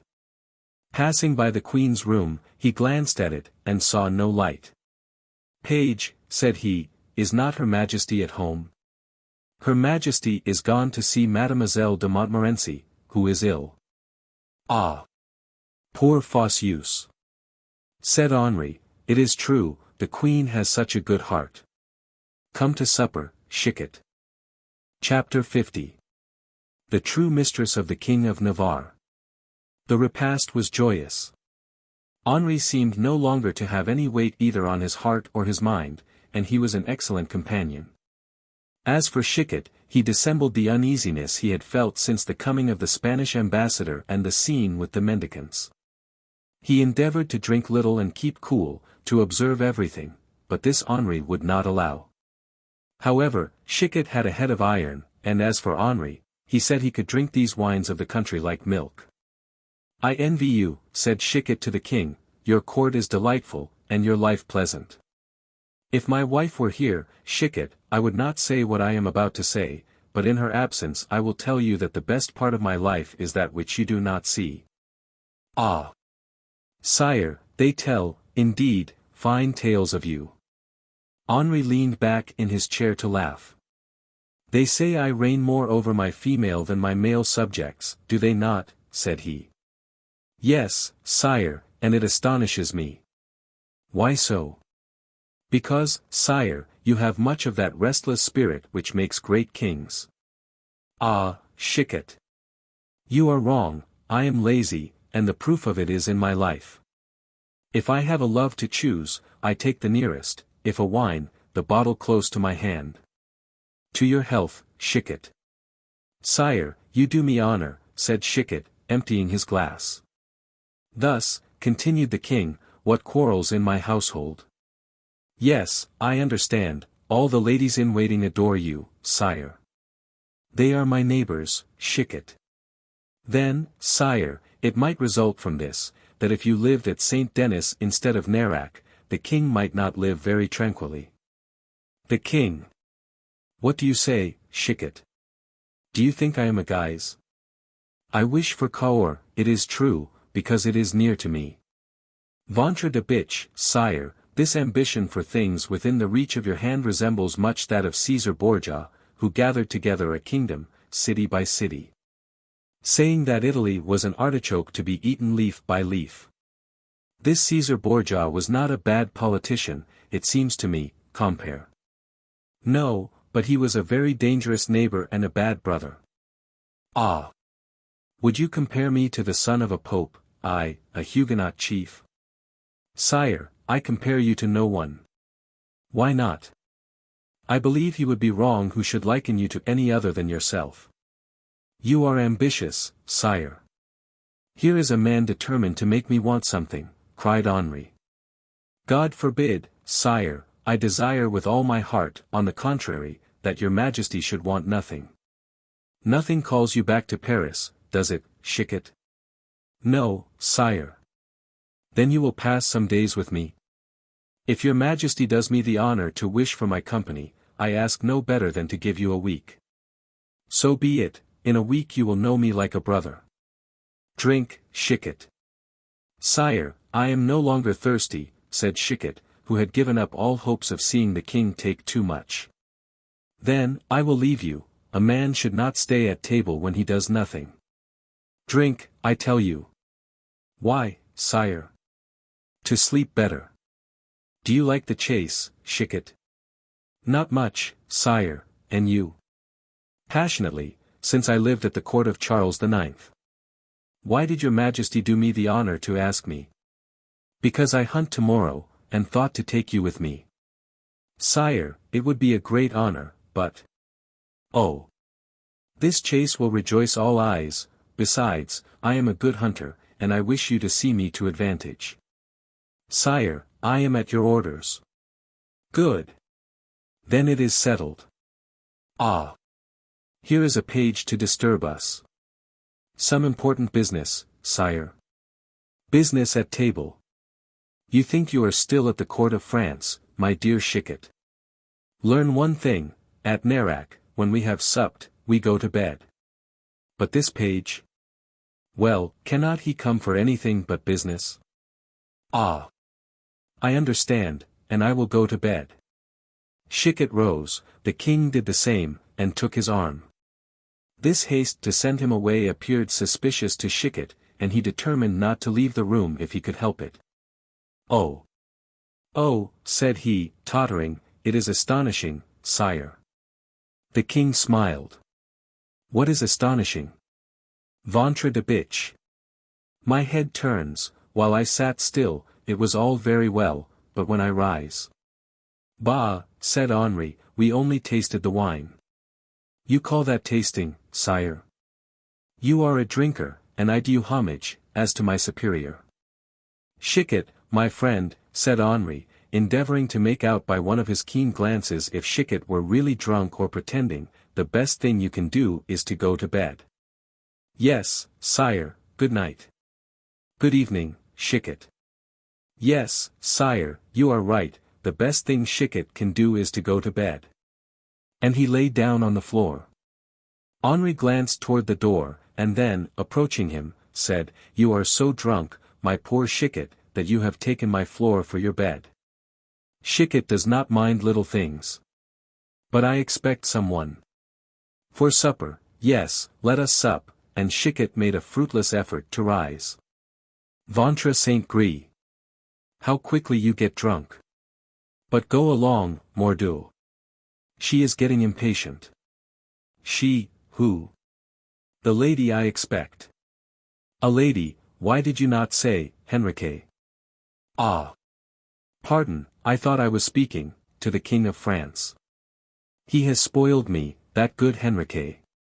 Ah. I will go. You are a gentleman, Chicot. Now go quickly. Adieu, sire. A good night to you. Adieu. And sleep well. You will find the page in the gallery, who will show you your room. Chicot went out, but, after taking a few steps, returned just in time to see Henri let in, not a woman, but a man. Chicot put his eye to the large keyhole. The man took off his hat, and Chicot saw the noble but severe face of Duplessis Mornay, the rigid and vigilant counselor of Henri of Navarre. Ah! Thought Chicot, this will annoy our lover more than I did. But Henri's face showed only joy, and after locking the door, he sat down eagerly to examine some maps, plans, and letters, which his minister had brought him. The king then began to write and to mark the maps. Oh! This is the way Henri of Navarre makes love, thought Chicot. At this moment he heard steps behind him, and fearful of being surprised, he turned hastily away, and, seeing the page, asked for his room. Come with me, if you please, monsieur, said D'Aubiac, and I will conduct you. Chicot began to understand the King of Navarre. Therefore, instead of going to sleep, he sat sombre and thoughtful on his bed, while the moon shed its silver light over stream and meadows. Henri is a real king, and he conspires, thought Chicot. All this palace, park, town, the whole province, is a focus of conspiracy. All the women make love, but it is political love, and all the men live in the hope of a future. Henri is clever, his talent borders on genius, and he is in communication with Spain, the land of deceit. Who knows if even his noble answer to the ambassador was not a farce, and if he did not warn the ambassador of it by some sign unknown to me. Henri has spies, those beggars were nothing more nor less than gentlemen in disguise. Those pieces of gold, so artistically cut, were pledges of recognition, rallying signs. Henri feigns to care for nothing but love and pleasure, and then passes his time working with Mornay, who never seems to sleep, and does not know what love means. Queen Marguerite has lovers, and the king knows it, and tolerates them, because he has need of them, or of her, perhaps of both. Happily, God, in giving him the genius for intrigue, did not add to it that of war. For they say he is afraid of the noise of musketry, and that when he was taken, when quite young, to battle, he could not stay more than a quarter of an hour in the saddle. It is lucky, for if he had the arm, as well as the head, this man might do anything.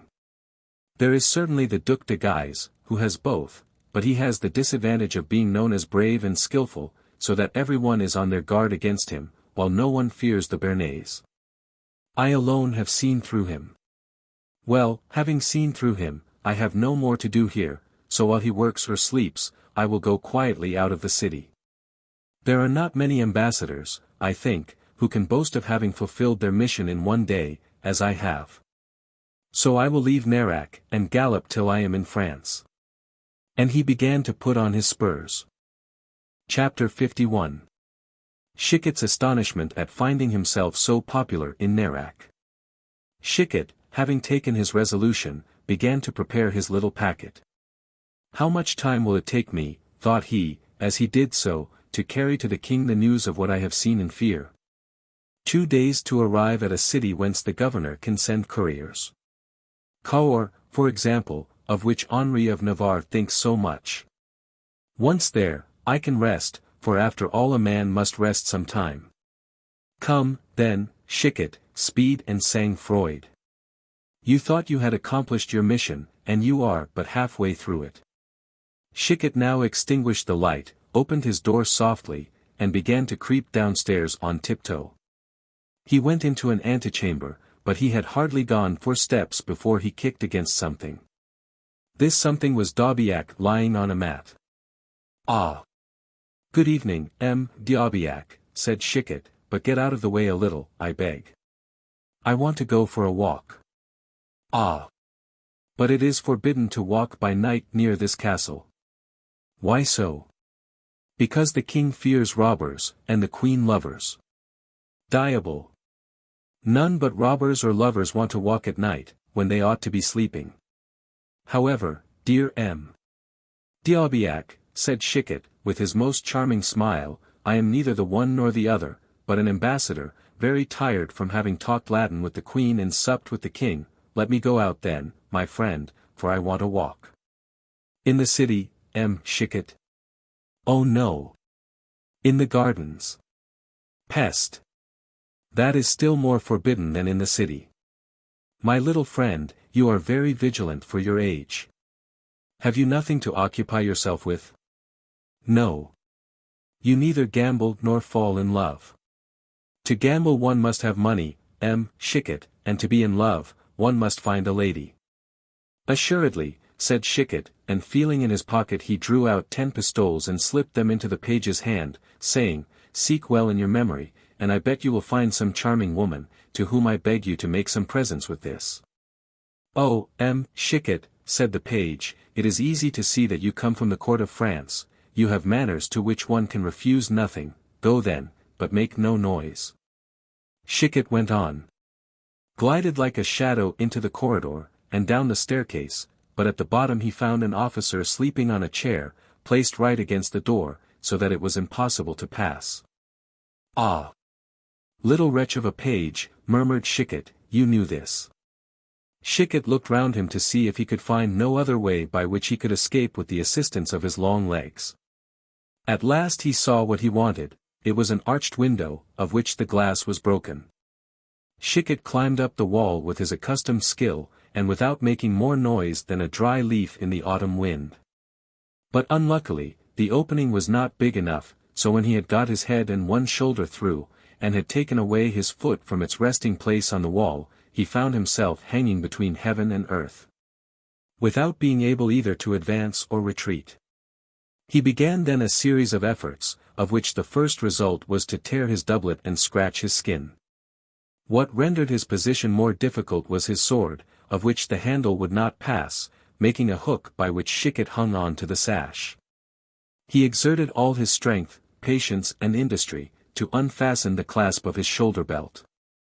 But it was just on this clasp that his body leaned, therefore he was obliged to change his maneuver, and at last he succeeded in drawing his sword from its sheath and pushing it through one of the interstices. The sword therefore fell first on the flagstones, and Chicot now managed to get through after it. All this, however, was not done without noise, therefore Chicot, on rising, found himself face to face with a soldier. Ah! Mon Dieu! Have you hurt yourself, Chicot? Said he. Chicot was surprised, but said, No, my friend, not at all. That is very lucky, there are not many people who could do such a thing.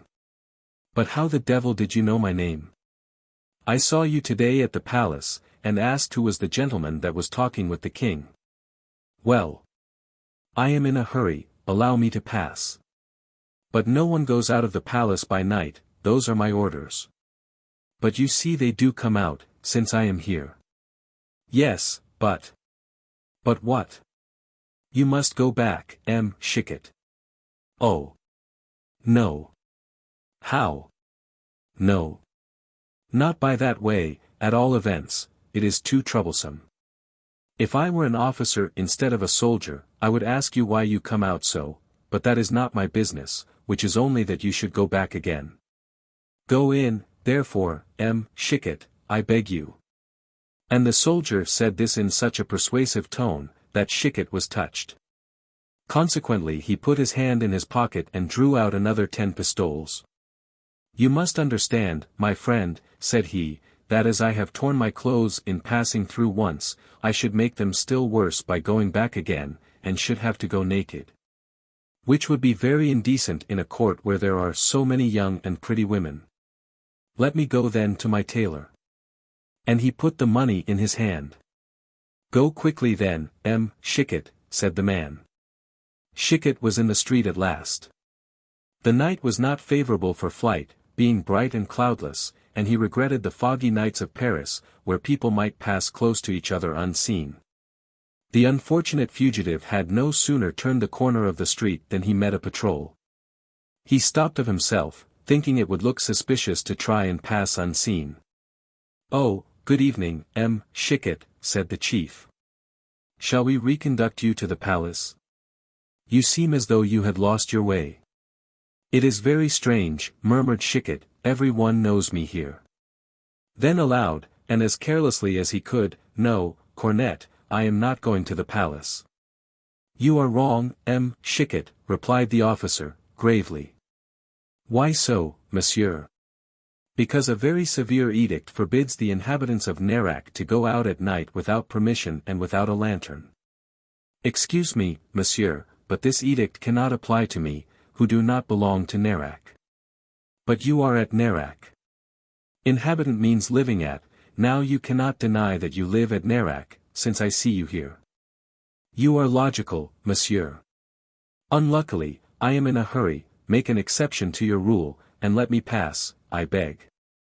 "You will lose yourself, M. Chicot, Nerac is a strange town. Allow 3 of my men to conduct you to the palace." "But I am not going there, I tell you." "Where are you going, then?" "I cannot sleep well at night, and then I always walk. Nerac is a charming city, and I wish to see it. My men shall conduct you where you please." "Oh, monsieur, I would rather go alone." "You will be assassinated." "I have my sword." "Ah, true, then you will be arrested for bearing arms." Chicot, driven to despair, drew the officer aside, and said, "Come, monsieur, you are young, you know what love is, an imperious tyrant." "Doubtless, M. Chicot." "Well, Cornet, I have a certain lady to visit." "Where?" "In a certain place." "Young." 23 years old. "Beautiful?" "As the Graces." "I felicitate you, M. Chicot." "Then you will let me pass." "It seems I must." "And alone, I cannot compromise." "Of course not, pass on, M. Chicot." "You are a gallant man, Cornet." "But how did you know me?" "I saw you at the palace with the king." "Apropos, which way are you going?" "Toward the port of Agen." "Am I not in the right road?" "Yes, go straight on, I wish you success." "Thank you," and Chicot went on. But before he had taken 100 steps he met the watch. "Peste! This town is well guarded," thought Chicot. "You cannot pass," cried the provost, in a voice of thunder. "But, monsieur, I want." "Ah, M. Chicot, is it you?" "In the streets in this cold?" asked the officer. "Ah, decidedly." "It must be a bet," thought Chicot. And, bowing, he tried to pass on. "M. Chicot, take care," said the provost. "Take care of what?" "You are going wrong, you are going toward the gates." "Just so." "Then I arrest you." "Not so, monsieur, you would be very wrong. However, approach, monsieur, that your soldiers may not hear." The man approached. "The king has given me a commission for the lieutenant of the port of Agen." "Ah! That astonishes you?" "Yes. It ought not, since you know me." "I know you from having seen you at the palace with the king." Chicot stamped his foot impatiently.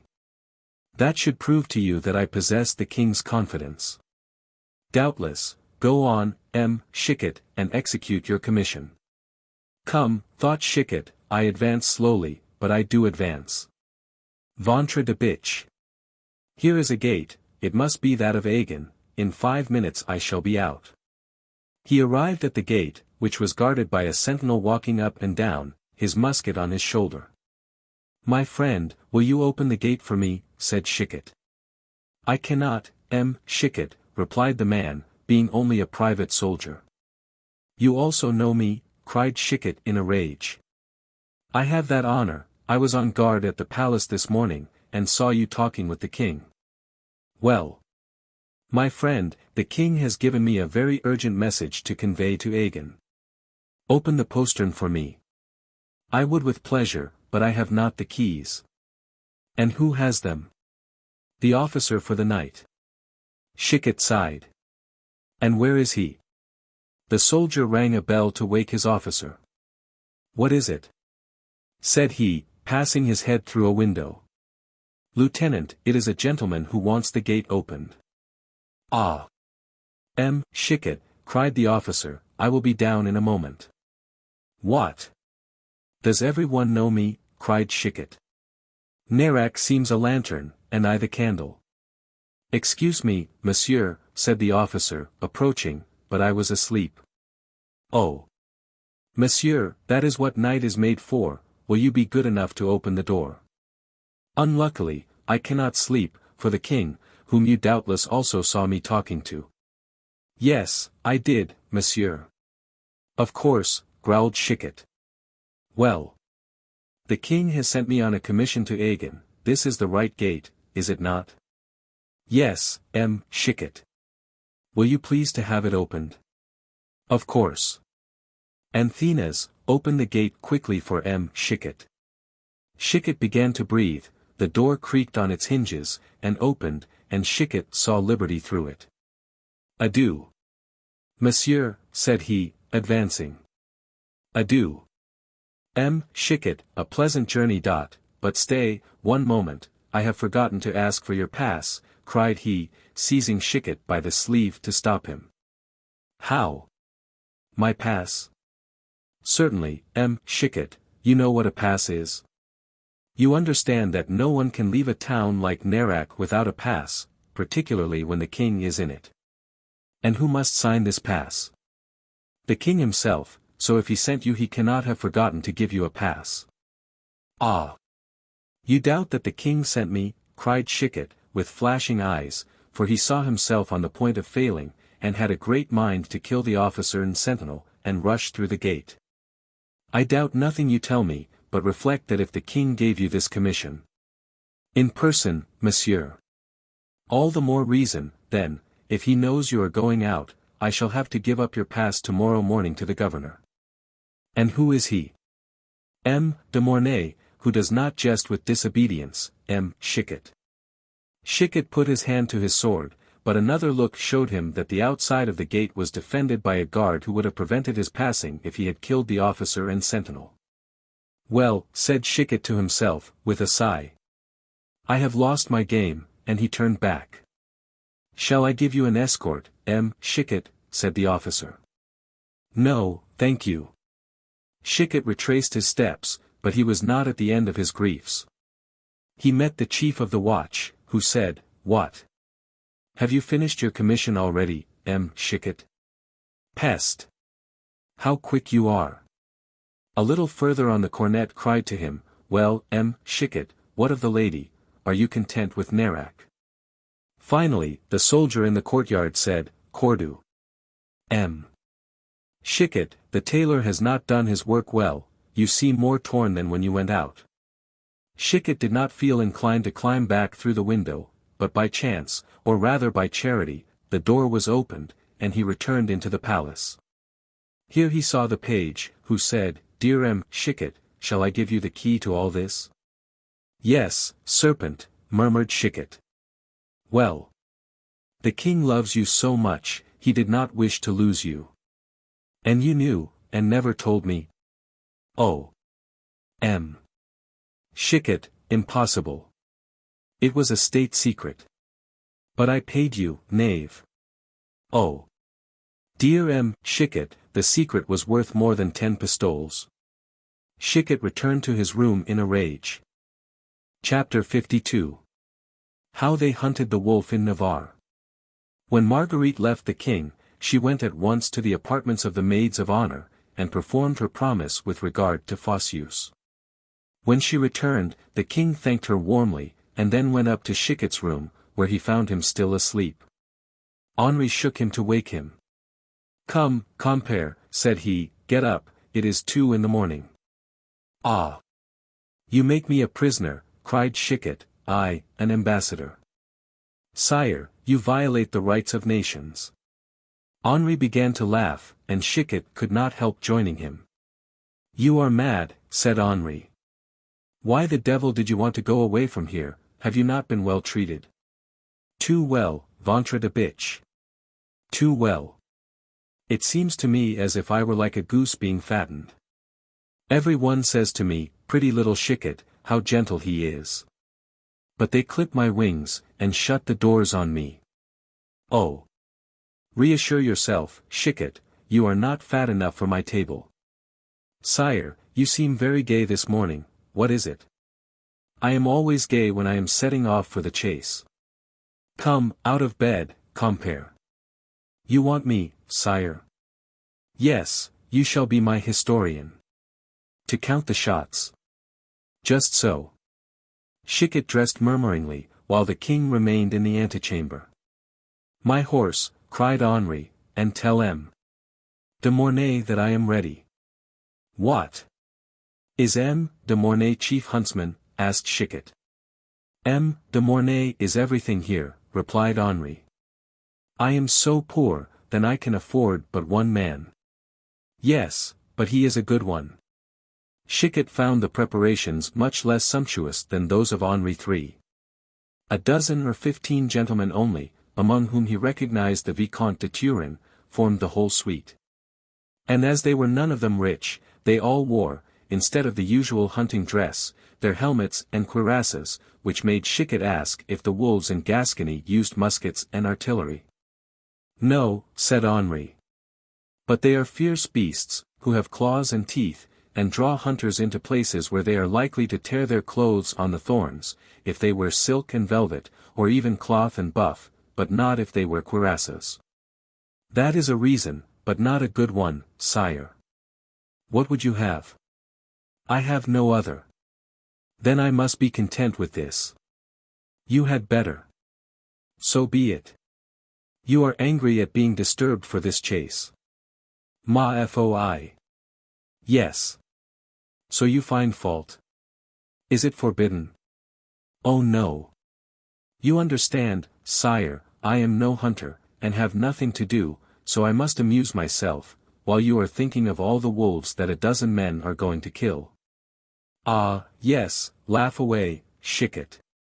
First it was the clothes, now the number of wolves. Oh, sire. But I must say you are not indulgent, for Béarn is not as large as France, so the king goes there with 200 huntsmen, I with a dozen, as you see. Yes, sire. But, said Henri, sometimes the country gentlemen, hearing I am going, quit their chateaux and join me, which sometimes makes up a good escort for me. When they had ridden about half an hour. Look, said Henri to Chicot, are not those cavaliers that I see there? Chicot looked and said, yes, sire, cavaliers, but not huntsmen. Why not? Because they are armed like Amadis or Rolando, replied Chicot. Ah! What matters the dress, my dear Chicot?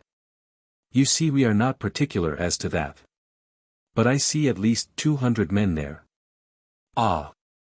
That is a good number. Chicot began to feel very curious. He had really named too low a number, for the group before them consisted of 200 men, who came silently and joined their party. Each man was well armed and mounted, and they were led by a gentleman who came and kissed Henri's hand with much devotion. They passed the river Gers, and then came on a second troop of 100 men. The chief approached, and seemed to be making excuses for not bringing more men. Henri gave him his hand. They went on till they came to the Garonne. This they also passed, and about half a league on the other side, 300 cavaliers, hidden in a pine forest, suddenly came in sight. Oh! Monseigneur, said Chicot, are not these enemies who have heard of your chase, and wish to oppose it? No, my son, you are wrong, they are friends from Pusmerol. Mordieu! Sire, you will have more men in your escort than trees in your forest. Chicot, I really believe the news of your arrival must have spread through the country, and all these people have come to welcome the ambassador from France. Chicot saw he was being laughed at, and felt rather offended. The day finished at Mouroy, where the gentlemen of the country gave a grand supper to the king, of which Chicot took his part enthusiastically, as it had not been deemed necessary to stop on the road for anything so unimportant as dinner. And he had eaten nothing since he had left Nerac. Henri had the best house in the town, half the troop slept within doors, the other half in the street where the king was. "When are we to begin the hunt?" asked Chicot of Henri, as he was undressing. "We are not yet in the territory of the wolves, my dear Chicot." "And when shall we be?" "Curious." "Not so, sire, but you understand, one likes to know where one is going." "You will know tomorrow. Meanwhile, lie down there on those cushions on my left, here is Mornay snoring already at my right." "Peste," said Chicot, "he makes more noise asleep than awake." It is true he is not very talkative, but see him at the chase. Day had partly appeared, when a great noise of horses awoke Chicot. They dressed, drank some spiced wine, and took other refreshment, and then Henri cried. "To horse! Gentlemen, we have a long day's work before us." Chicot saw with astonishment that 500 cavaliers had swelled the train during the night. "Sire," cried he, "you have an army." "Wait," replied Henri. At Lazert, 600 more men came and ranged themselves behind the cavaliers. "Foot soldiers," cried Chicot. "Nothing but beaters," said the king. Chicot frowned and spoke no more. 20 times his eyes turned toward the country, and the idea of flight presented itself to him. But Chicot had his guard of honor, doubtless as ambassador of the King of France, and so well was he recommended to this guard, that he could not make a movement that was not repeated by 10 men. This annoyed him, and he said so to the king. "Diable," said Henri, "it is your own fault, you tried to run away from Nerac, and I am afraid you will try it again." "Sire, if I give my word as a gentleman not to do so." "That will do. Besides, I should be wrong to do so." "How so?" "Yes, for if I stay, I believe I shall see curious things." "I am of your opinion, my dear Chicot." At this moment they were going through the town of Montcuq, and 4 field pieces took their place in the army. "I return to my first idea," said Chicot, "that the wolves in this country are different from others, and are differently treated, with artillery, for instance." "Ah," said Henri, "it is a mania of the people of Montcuq. Since I gave them these 4 pieces they take them about everywhere." "Well, sire, shall we arrive today?" "No, tomorrow." "Tomorrow morning or evening?" "Morning." "Then," said Chicot, "it is at Cahors we are to hunt, is it not, sire?" "On that side," replied Henri. "But, sire, you who have infantry, cavalry, and artillery to hunt wolves with, should also have taken the royal standard, and then the honor to the wolves would have been complete." "We have not forgotten it, Chicot, ventre Saint Gris.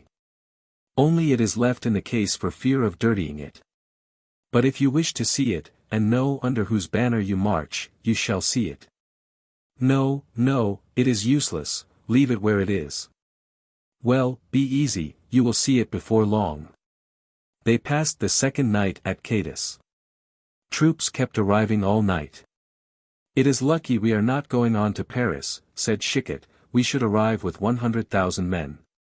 The next morning, by 8 o'clock, they were before Cahors, with 1,000 foot soldiers and 2,000 horse. They found the city in a state of defense, M. de Vezin having heard rumors of the advance. "Ah," said the king, "he is warned. That is very annoying." "We must lay siege in due form, sire," said Mornay, "we expect still about 2,000 men, and that is enough. Let us assemble the council and begin the trenches." Chicot listened to all this in amazement. The pensive air of Henri alone reassured him, for it confirmed his suspicions that he was no warrior. He let every one speak, and said nothing. All at once he raised his head, and said in a commanding tone, "Gentlemen, this is what we must do. We have 3,000 men, and you say you expect 2,000 more, Mornay." "Yes, sire. That will make 5,000. In a regular siege we should lose 1,000 or 1,500 men in 2 months, their death would discourage the others, and we should lose 1,000 more in retreating. Let us sacrifice 500 men at once, and take Cahors by assault." "What do you mean, sire?" asked Mornay. "My dear friend, we will go straight to the nearest gate. We shall find a fosse in our way, which we will cover with fascines. We may leave 200 men on the road, but we shall reach the gate. After, sire. Then we will break it down with petards and go in. It will not be difficult." Chicot looked at Henri, astonished. "Oh," growled he, "perhaps he is a coward and a boaster." "Let us not lose time, gentlemen," cried Henri. "Forward, and let all who love me follow." Chicot approached Mornay. "Well. Le Comte," said he, "do you all want to be cut to pieces?" "Oh. We take our chance. But the king will get killed." "Bah! He has a good cuirass. But he will not be foolish enough to fight himself, I suppose." Mornay shrugged his shoulders and turned on his heel. "After all, I like him better asleep than awake, he is more polite snoring than speaking," said Chicot. Chapter 53. How Henri of Navarre behaved in battle. The little army advanced near the town, then they breakfasted. The repast over, 2 hours were given for the officers and men to rest. Henri was very pale, and his hands trembled visibly, when at 3 o'clock in the afternoon the officers appeared under his tent. "Gentlemen," said he, "we are here to take Cahors, therefore we must take it, by force. Do you understand? M. de Biron, who has sworn to hang every Huguenot, is only 45 leagues from here, and doubtless a messenger is already dispatched to him by M. de Vezin. In 4 or 5 days he will be on us, and as he has 10,000 men with him, we should be taken between the city and him. Let us, then, take Cahors before he comes, that we may receive him well. Come, gentlemen, I will put myself at your head, and let the blows fall as thick as hail." The men replied to this speech by enthusiastic cries. "Well said," said Chicot to himself. It was lucky he had not to speak with his hands, though, or he would have stammered finely. "Let us see him at the work." As they were setting off, the king said to Chicot, "Pardon me, friend Chicot, I deceived you by talking of wolves, hunting, and such things, but you see Henri will not pay me his sister's dowry, and Margot cries out for her dear Cahors. One must do what one's wife wants, for peace' sake, therefore I am going to try and take Cahors. Why did she not ask you for the moon, sire, as you are such a complaisant husband?" "I would have tried for it, Chicot, I love my dear Margot so much. You will have quite enough to do with Cahors, and we shall see how you will get out of it." "Ah! Yes, the moment is critical and very disagreeable. Ah! I am not brave, and my nature revolts at every cannonade. Chicot, my friend, do not laugh too much at the poor Béarnais, your compatriot and friend. If I am afraid and you find it out, tell no one. If you are afraid—" "Yes. Are you, then, afraid of being afraid?" "I am. But then, ventre de bitch, why the devil do you undertake such a thing?" "I must. M. de Vezin is a terrible person. I know it well. Who gives quarter to no one?" "You think so, Chicot?" "I am sure of it, red plume or white, he will not care, but cry, fire." "You say that for my white feather, Chicot?" "Yes, sire, and as you are the only one who wears that color." "Well, I would take it off. But I put it on that I might be recognized." "Then you will keep it?" "Yes, decidedly." And Henri trembled again as he said it. "Come, sire," said Chicot, who did not understand this difference between words and gestures, "there is still time. Do not commit a folly, you cannot mount on horseback in that state." "Am I, then, very pale, Chicot?" "As pale as death, sire." "Good. How good." At this moment the noise of cannon and a furious fire of musketry was heard. It was M. De Vezin's reply to the summons to surrender given by Mornay. "Hem," said Chicot, "what do you think of this music, sire?" "It makes me cold in the marrow of my bones," replied Henri. "Here, my horse." "My horse," cried he. Chicot looked and listened, unable to understand him. Henri mounted, and then said. "Come, Chicot, get on horseback too, you are not a warrior, either, are you?" "No, sire." "Well, come, we will be afraid together, come and see, my friend. A good horse here, for Chicot." Henri set off at full gallop, and Chicot followed him. On arriving in front of his little army, Henri raised his visor, and cried. "Out with the banner! Out with the new banner!" They drew forth the banner, which had the double scutcheon of Navarre and Bourbon. It was white, and had chains of gold on one side, and fleur-de-lis on the other. Again the cannon from Cahors were fired, and the balls tore through a file of infantry near the king. "Ventre Saint-Gris! Did you see, Chicot?" said the king, whose teeth chattered. "He will be ill," thought Chicot.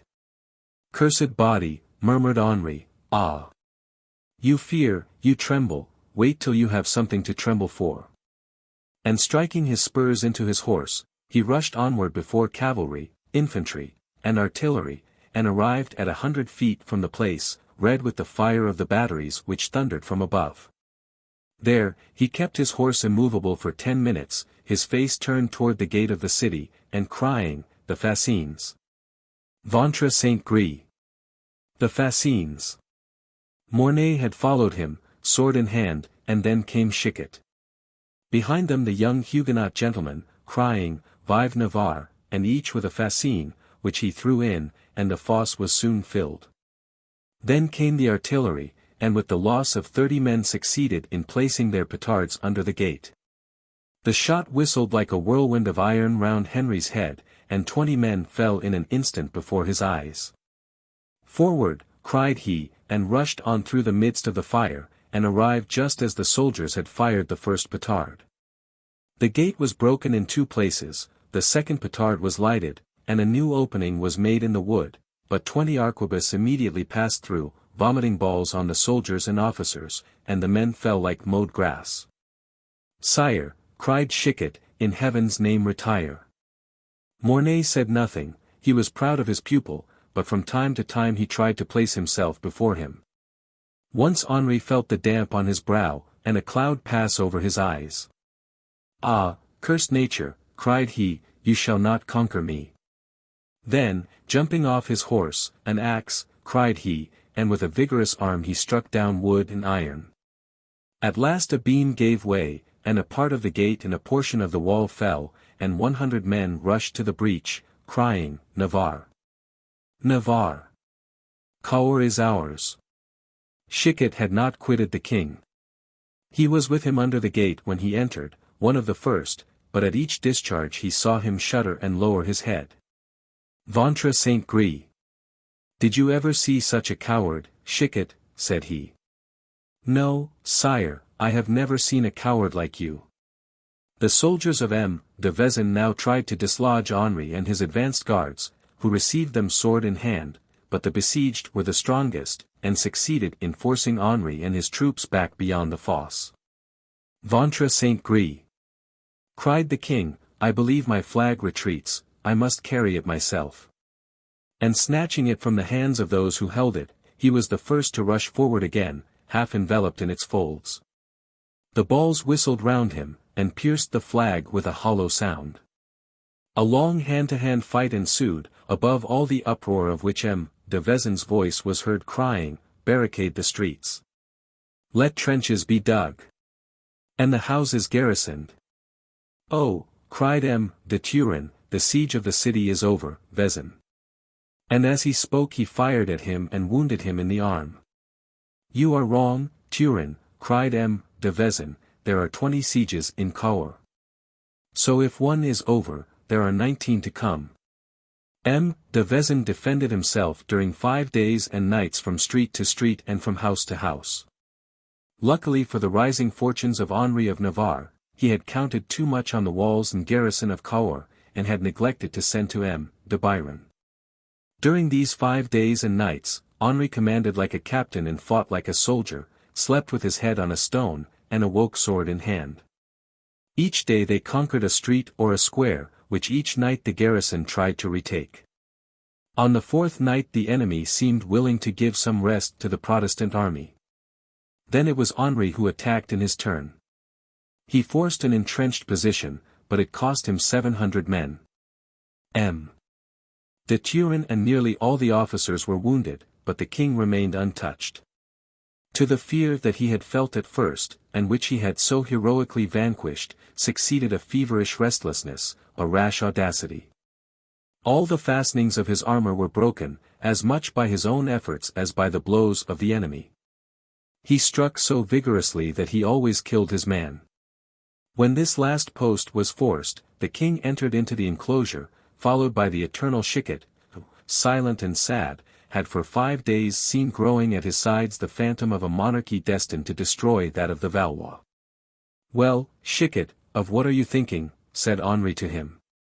"Sire, that you are a real king."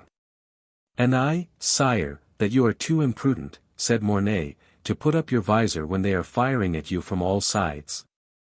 As he spoke a dozen arquebus were fired at them, one ball struck off a plume from Henri's helmet, his horse was killed by another, and Mornay's had his leg broken. The king fell, and there might have finished his career. But Chicot, whirling his sword round to keep off the nearest, helped Henri up and gave him his own horse, saying, "Sire, you will testify to the King of France that, if I drew the sword against him, I killed no one. Ventre Saint Gris." "You must be mine, Chicot," cried Henri. "You shall live and die with me." "Sire, I have but one service to follow, that of my king. His star diminishes, but I shall be faithful to his adverse fortunes. Let me serve and love him as long as I live, sire. I shall soon be alone with him, do not envy him his last servant. Chicot, you will be always dear to me, and, after Henri of France, you will have Henri of Navarre for a friend." "Yes, sire," said Chicot simple, kissing his hand. The siege was soon over after this. M. de Vezin was taken, and the garrison surrendered. Then Henri dictated to Mornay a letter, which Chicot was to carry to the King of France. It was written in bad Latin, and finished with these words. Quod mihi dixisti profut multum. Cognosco meos devotos, nos tuos. Chicotos quitera expedit. Which means, what you told me was very useful. I know my faithful followers, know yours. Chicot will tell you the rest. And now, friend Chicot, said Henri, embrace me, but take care not to soil yourself, for, mordieu, I am as bloody as a butcher. Take my ring, and adieu, Chicot. I keep you no longer, gallop to France, and tell all you have seen. Chapter 54. What was passing at the Louvre about the time Chicot entered Nerac? The necessity of following Chicot to the end of his mission has kept us a long time away from the Louvre. The king, after having passed so bravely through his adventurous return from Vincennes, experienced that retrospective emotion which sometimes is felt by the bravest heart after the danger is over. He entered the Louvre without saying anything, made his prayers longer than usual, forgetting to thank the officers and guards who had served him so well. Then he went to bed, astonishing his valets by the rapidity of his toilet. And Épernon, who remained in his room to the last, expecting thanks at least, went away in a very bad humor. At 2 o'clock every one slept in the Louvre. The next day, Henri took 4 bouillons in bed instead of 2, and then sent for MM. de Villeguy and Dio to come to his room, to speak about a new financial edict. The queen received the order to dine alone, but it was added that in the evening the king would receive. All day he played with love, saying, every time that the animal showed his white teeth, "Ah, rebel!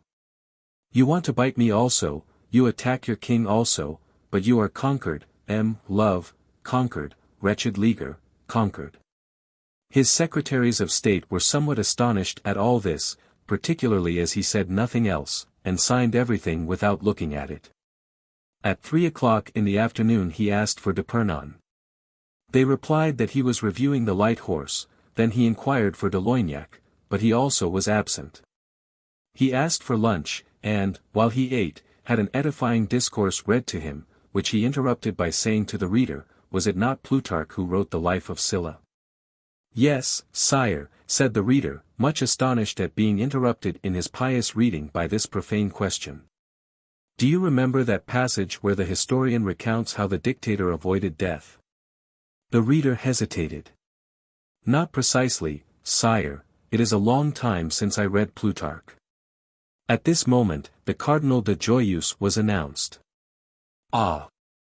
Here is a learned man, he will tell me at once," cried the king. "Sire," said the cardinal, "am I lucky enough to arrive apropos? It is a rare thing in this world." "Ma foi. Yes, you heard my question. Your Majesty asked, I think, in what manner, and when, Sylla narrowly escaped death. Just so, can you answer me, Cardinal?" "Nothing more easy, sire." "So much the better. Sylla, who had killed so many men, never risked his life but in combats. Did your Majesty mean in one of those?" "Yes. In one in which I think I recollect he was very near death." "Open a Plutarch, Cardinal, there should be one there translated by Amiot, and read me the passage where he escaped the javelins of his enemies, thanks to the swiftness of his white horse." "Sire, there is no need of opening Plutarch, the event took place in the combat with Telescrius the Samnite, and Lamponius the Lucanian." "You are so learned, my dear Cardinal. Your Majesty is too good. Now explain to me how this Roman lion, who was so cruel, was never annoyed by his enemies." "Sire, I will reply to your Majesty in the words of this same Plutarch." "Go on, Joyeuse." "Carbon, the enemy of Sylla, said often, I have to fight at once a lion and a fox who inhabit the soul of Sylla, but it is the fox who gives me most trouble." "Ah! It was the fox." "Plutarch says so, sire. And he is right, Cardinal. But apropos of combats, have you any news of your brother?" "Of which brother, sire?" "I have two." "Of the Duc d'Arques, my friend." "Not yet, sire. If M. d'Anjou, who always plays the fox, will only play the lion a little for once." The cardinal did not reply, so Henri, signing to him to remain, dressed himself sumptuously, and passed into the room where the court waited for him. He entered, looking full of good humor, kissed the hands of his wife and mother, paid all sorts of compliments to the ladies, and even offered them sweetmeats. "We were unquiet about your health, my son," said Catherine.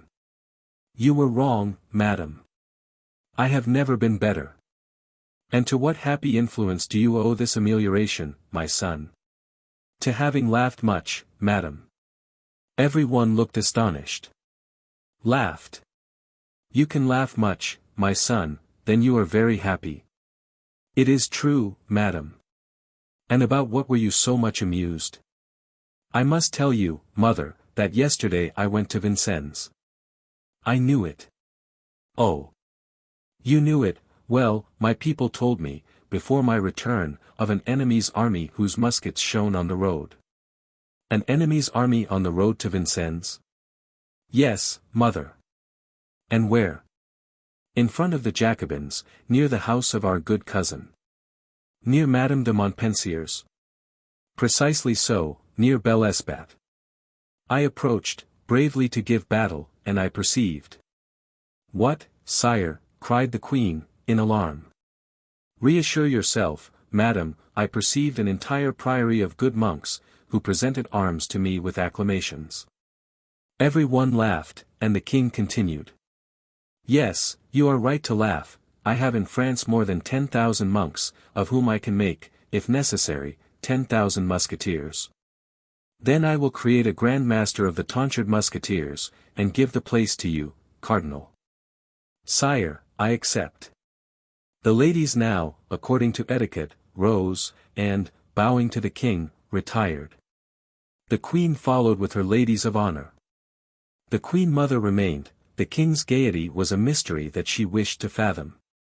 "Cardinal," said the king, "what has become of your brother, du Bouchage. I do not know, sire. How?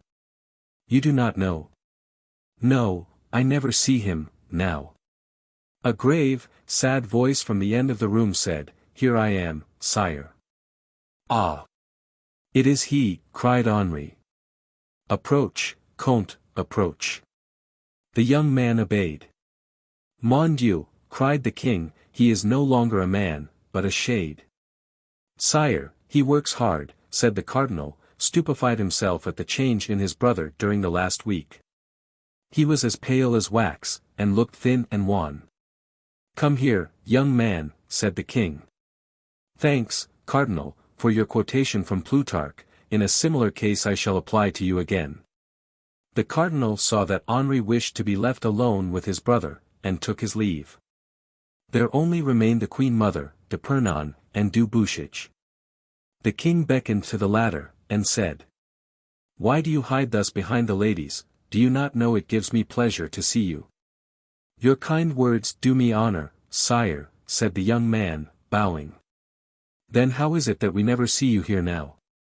If your majesty has not seen me, it is because you have not deigned to cast an eye on the corner of the room. I am here every day regularly, I never have failed, and never will, as long as I can stand upright, it is a sacred duty to me. And is it that makes you so sad? Oh! Your majesty cannot think so. No, for you and your brother love me, and I love you. Apropos, do you know that poor Anne has written to me from Dieppe? I did not, sire. Yes, but you know he did not like going. He confided to me his regrets at leaving Paris. Yes. But do you know what he said? That there existed a man who would have regretted Paris much more, and that if I gave you this order you would die. Perhaps, sire. He said yet more, for your brother talks fast when he is not sulky. He said that if I had given such an order you would have disobeyed it. Your majesty was right to place my death before my disobedience, it would have been a greater grief to me to disobey than to die, and yet I should have disobeyed. You are a little mad, I think, my poor comte, said Henri. I am quite so, I believe. Then the case is serious. Joyeuse sighed. What is it? Tell me. Joyeuse tried to smile. A great king like you, sire, would not care for such confidences. Yes, Henri, yes, tell me. It will amuse me, said the king. Sire, you deceive yourself, there is nothing in my grief that could amuse a noble heart like yours. The king took the young man's hand. Do not be angry, du Bouchage, said he, you know that your king also has known the griefs of an unrequited love. I know it, sire, formerly. Therefore, I feel for your sufferings. Your majesty is too good. Not so, but when I suffered what you suffer, no one could aid me, because no one was more powerful than myself, whereas I can aid you. Sire. And, consequently, hope soon for an end of your sorrows. The young man shook his head. Du Bouchage, you shall be happy, or I am no longer king of France, cried Henri. Happy. Alas, sire, it is impossible, said the young man with a bitter smile. And why so? Because my happiness is not of this world. Henri, your brother, when he went, recommended you to my friendship. I wish, since you consult neither the experience of your father, nor the wisdom of your brother the cardinal, to be an elder brother to you. Come, be confiding, and tell me all. I assure you, du Bouchage, that for everything except death my power and love shall find you a remedy. Sire, replied the young man, falling at the king's feet, do not confound me by the expression of a goodness to which I cannot reply. My misfortune is without remedy, for it is that which makes my only happiness. Du Bouchage, you are mad, you will kill yourself with fancies. I know it well, sire. But, cried the king, impatiently, is it a marriage you wish for? Sire, my wish is to inspire love. You see that the whole world is powerless to aid me in this, I alone can obtain it for myself. Then why despair? Because I feel that I shall never inspire it. Try, my child, you are young and rich. Where is the woman that can resist at once beauty, youth and wealth? There are none, Dubuchich. Sire, your goodness is great. If you wish to be discreet, and tell me nothing, do so, I will find out, and then act. You know what I have done for your brother, I will do as much for you, 100,000 crowns shall not stop me. Dubuchich seized the king's hand, and pressed his lips to it. May your majesty ask one day for my blood, and I will shed it to the last drop to show you how grateful I am for the protection that I refuse. Henri III turned on his heel angrily. Really, said he, these Joyeuses are more obstinate than a Valois. Here is one who will bring me every day his long face and eyes circled with black, that will be delightful. Oh! Sire, I will smile so, when I am here, that every one shall think me the happiest of men. Yes, but I shall know the contrary, and that will sadden me. Does your majesty permit me to retire? Asked Dubuchich. Go, my child, and try to be a man. When he was gone the king approached Épernon, and said. Valette, have money distributed this evening to the 45, and give them holiday for a night and a day to amuse themselves. By the mass. They saved me like Scylla's white horse. Saved, said Catherine. Yes, mother. From what? Ah. Asked Épernon. I ask you, my son. Well, madam, our dear cousin, the sister of your good friend M. de Guise, oh. Do not deny it. You know he is your good friend, laid an ambush for me. An ambush. Yes, madam, and I narrowly escaped imprisonment or assassination. By M. de Guise? You do not believe it? I confess I do not. Épernon, my friend, relate the adventure to my mother. If I go on speaking, and she goes on shrugging her shoulders, I shall get angry, and that does not suit my health. Adieu, madam, cherish M. de Guise as much as you please, but I would advise them not to forget Salcede. Chapter 55. Red Plume and White Plume. It was 8 in the evening, and the house of Robert Briquet, solitary and sad-looking, formed a worthy companion to that mysterious house of which we have already spoken to our readers. One might have thought that these two houses were yawning in each other's face. Not far from there the noise of brass was heard, mingled with confused voices, vague murmurs, and squeaks. It was probably this noise that attracted a young and handsome cavalier, with a violet cap, red plume, and grey mantle, who, after stopping for some minutes to hear this noise, went on slowly and pensively toward the house of Robert Briquet. Now this noise of brass was that of saucepans, these vague murmurs, those of pots boiling on fires and spits turned by dogs, those cries, those of M. Fournichon, host of the brave Chevalier, and of Madame Fournichon, who was preparing her rooms. When the young man with the violet hat had well looked at the fire, inhaled the smell of the fowls, and peeped through the curtains, he went away, then returned to recommence his examinations. He continued to walk up and down, but never passed Robert Briquet's house, which seemed to be the limit of his walk. Each time that he arrived at this limit he found there, like a sentinel, a young man about his own age, with a black cap, a white plume, and a violet cloak, who, with frowning brow and his hand on his sword, seemed to say, "Thou shalt go no further." But the other took 20 turns without observing this, so preoccupied was he. Certainly he saw a man walking up and down like himself, but, as he was too well dressed to be a robber, he never thought of disquieting himself about him. But the other, on the contrary, looked more and more black at each return of the red plume, till at last it attracted his attention, and he began to think that his presence there must be annoying to the other. And wondering for what reason, he looked first at Briquet's house, then at the one opposite, and seeing nothing, turned round and recommenced his walk from west to east. This continued for about 5 minutes, until, as they once again came face to face, the young man in the white plume walked straight up against the other, who, taken unawares, with difficulty saved himself from falling. "Monsieur," cried he, "are you mad, or do you mean to insult me?" "Monsieur, I wish to make you understand that you annoy me much. It seems to me that you might have seen that without my telling you. Not at all, monsieur. I never see what I do not wish to see.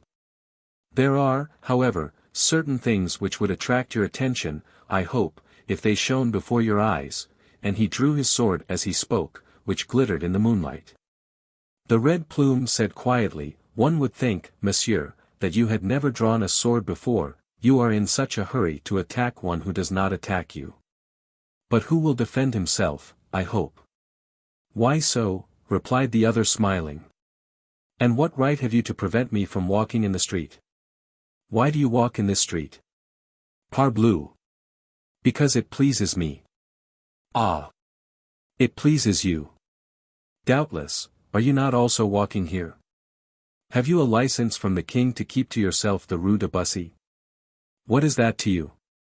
A great deal, for I am a faithful subject of the king's, and would not disobey him. Ah! You laugh. And you threaten. Heaven and earth. I tell you, you annoy me, monsieur, and that if you do not go away willingly I will make you. Oh! Oh! We shall see that. Yes, we shall see. Monsieur, I have particular business here. Now, if you will have it, I will cross swords with you, but I will not go away. Monsieur, I am Comte Henri du Bouchage, brother of the Duc de Joyeuse. Once more, will you yield me the place, and go away? Monsieur, replied the other, I am the Vicomte Ernanton de Carmanges. You do not annoy me at all, and I do not ask you to go away. Du Bouchage reflected a moment, and then put his sword back in its sheath. Excuse me, monsieur, said he. I am half mad, being in love. And I also am in love, but I do not think myself mad for that. Henri grew pale. You are in love, said he. Yes, monsieur. And you confess it? Is it a crime? But with someone in this street? Yes, for the present. In heaven's name tell me who it is. Ah! Du Bouchage, you have not reflected on what you are asking me. You know a gentleman cannot reveal a secret, of which only half belongs to him. It is true, pardon, de Carmanges, but, in truth, there is no one so unhappy as I am under heaven. There was so much real grief and eloquent despair in these words, that Ernanton was profoundly touched. Oh! Mon Dieu! I understand, said he. You fear that we are rivals. I do. Well, monsieur, I will be frank. Joyeuse grew pale again. I, continued Ernanton, have a rendezvous. A rendezvous? Yes. In this street? Yes. Written? Yes, in very good writing. A woman's? No, a man's. What do you mean? What I say. I have an invitation to a rendezvous with a woman, written by a man. It seems she has a secretary. Ah! Go on, monsieur. I cannot refuse you, monsieur. I will tell you the tenor of the note. I listen. You will see if it is like yours. Oh! Monsieur, I have no rendezvous, no note. Ernanton then drew out a little paper. Here is the note, monsieur, said he. It would be difficult to read it to you by this obscure light, but it is short, and I know it by heart, if you will trust to me. Oh! Entirely. This is it, then, Ernanton, my secretary is charged by me to tell you that I have a great desire to talk with you for an hour. Your merit has touched me. I pass over another phrase still more flattering. Then you are waited for. No, I wait, as you see. Are they to open the door to you? No, to whistle 3 times from the window. Henri, trembling all over, placed one hand on Ernanton's arm and with the other pointed to the opposite house. From there, said he. Oh! No. From there, said Ernanton, pointing to the brave Chevalier. Henri uttered a cry of joy. Oh! 1,000 thanks, monsieur, said he, pardon my incivility, my folly. Alas! You know, for a man who really loves, there exists but one woman, and, seeing you always return to this house, I believed that it was here you were waited for.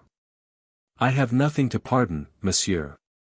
For really I have thought you had come on the same errand as myself. And you had the incredible patience to say nothing. Ah! You do not love, you do not love. Ma foi. I have no great rights as yet. And these great ladies are so capricious, and would, perhaps, enjoy playing me a trick. Oh! De Carmainges, you do not love as I do, and yet. Yet what? You are more happy. Ah! Are they cruel in that house? De Carmainges, for 3 months I have loved like a madman her who lives there, and I have not yet had the happiness of hearing the sound of her voice. Diable! You are not far advanced. But stay. What is it? Did not someone whistle? Indeed, I think I heard something. A second whistle was now distinctly heard. Le Comte, said Ernanton, you will excuse me for taking leave, but I believe that is my signal. A third whistle sounded. Go, monsieur, said Joyeuse. And good luck to you. Ernanton made off quickly, while Joyeuse began to walk back more gloomily than ever. Now for my accustomed task, said he, let me knock as usual at this cursed door which never opens to me. Chapter 56. The door opens. On arriving at the door of the house, poor Henri was seized by his usual hesitation. Courage, said he to himself. But before knocking, he looked once more behind him, and saw the bright light shining through the windows of the hotel. There, said he, enter for love and joy, people who are invited almost without desiring. Why have I not a tranquil and careless heart? Perhaps I might enter there also, instead of vainly trying here. 10 o'clock struck. Henri lifted the knocker and struck once, then again. There, said he, listening, there is the inner door opening, the stairs creaking, the sound of steps approaching, always the same thing. And he knocked again. There, said he peeps through the trellis work, sees my pale face, and goes away, always without opening. Adieu, cruel house, until tomorrow. And he turned to go. But scarcely had he taken 2 steps, when the key turned in the lock, and, to his profound surprise, the door opened, and a man stood bowing on the threshold. It was the same whom he had seen before. Good evening, monsieur, said he, in a harsh voice, but whose sound appeared to do Bouchage sweeter than the song of birds. Henri joined his hands and trembled so that the servant put out a hand to save him from falling, with a visible expression of respectful pity. Come, monsieur, said he, here I am, explain to me, I beg, what you want. I have loved so much, replied the young man, my heart has beat so fast, that I hardly know if it still beats. Will it please you, monsieur, to sit down and talk to me? Oh, yes. Speak, then, monsieur, and tell me what you desire. My friend, you already know. Many times, you know, I have waited for you and surprised you at the turn of a street, and have offered you gold enough to enrich you, had you been the greediest of men. At other times I have threatened you, but you have never listened to me, and have always seen me suffer without seeming to pity me. Today you tell me to speak, to express my wishes, what then has happened, mon Dieu? The servant sighed. He had evidently a pitying heart under a rough covering. Henri heard this sigh, and it encouraged him. You know, continued he, that I love, and how I love. You have seen me pursue a woman and discover her, in spite of her efforts to fly me, but never in my greatest grief has a bitter word escaped me, or have I given heed to those violent thoughts which are born of despair and the fire of youth. It is true, monsieur, and in this my mistress renders you full justice. Could I not, continued Henri, when you refused me admittance, have forced the door, as is done every day by some lad, tipsy, or in love? Then, if but for a minute, I should have seen this inexorable woman, and have spoken to her. It is true. And, continued the young count, sadly, I am something in this world. My name is great as well as my fortune, the king himself protects me, just now he begged me to confide to him my griefs and to apply to him for aid. Ah, said the servant, anxiously. I would not do it, continued Joyeuse. No, no, I refused all, to come and pray at this door with clasped hands, a door which never yet opened to me. Le Comte, you have indeed a noble heart, and worthy to be loved. Well, then, he whom you call worthy, to what do you condemn him? Every morning my page brings a letter, it is refused. Every evening I knock myself at the door, and I am disregarded. You let me suffer, despair, die in the street, without having the compassion for me that you would have for a dog that howled. Ah! This woman has no woman's heart, she does not love me. Well. One can no more tell one's heart to love than not to love. But you may pity the unfortunate who suffers, and give him a word of consolation, reach out your hand to save him from falling. But no, this woman cares not for my sufferings. Why does she not kill me, either with a refusal from her mouth, or some blow from a poniard? Dead, I should suffer no more. Le Comte, replied the man, the lady whom you accuse is, believe me, far from having the hard, insensible heart you think, she has seen you, and understood what you suffer, and feels for you the warmest sympathy. Oh! Compassion, compassion! Cried the young man, but may that heart of which you boast some day know love, love such as I feel, and may they offer her compassion in exchange, I shall be well avenged. Le Comte, not to reply to love is no reason for never having loved. This woman has perhaps felt the passion more than ever you will, has perhaps loved as you can never love. When one loves like that, one loves forever, cried Henri, raising his eyes to heaven. Did I tell you that she loved no more? Henri uttered a doleful cry. She loves, cried he. Ah! Mon Dieu! Yes, she loves, but be not jealous of the man she loves, Le Comte, for he is no more of this world. My mistress is a widow. These words restored hope and life to the young man.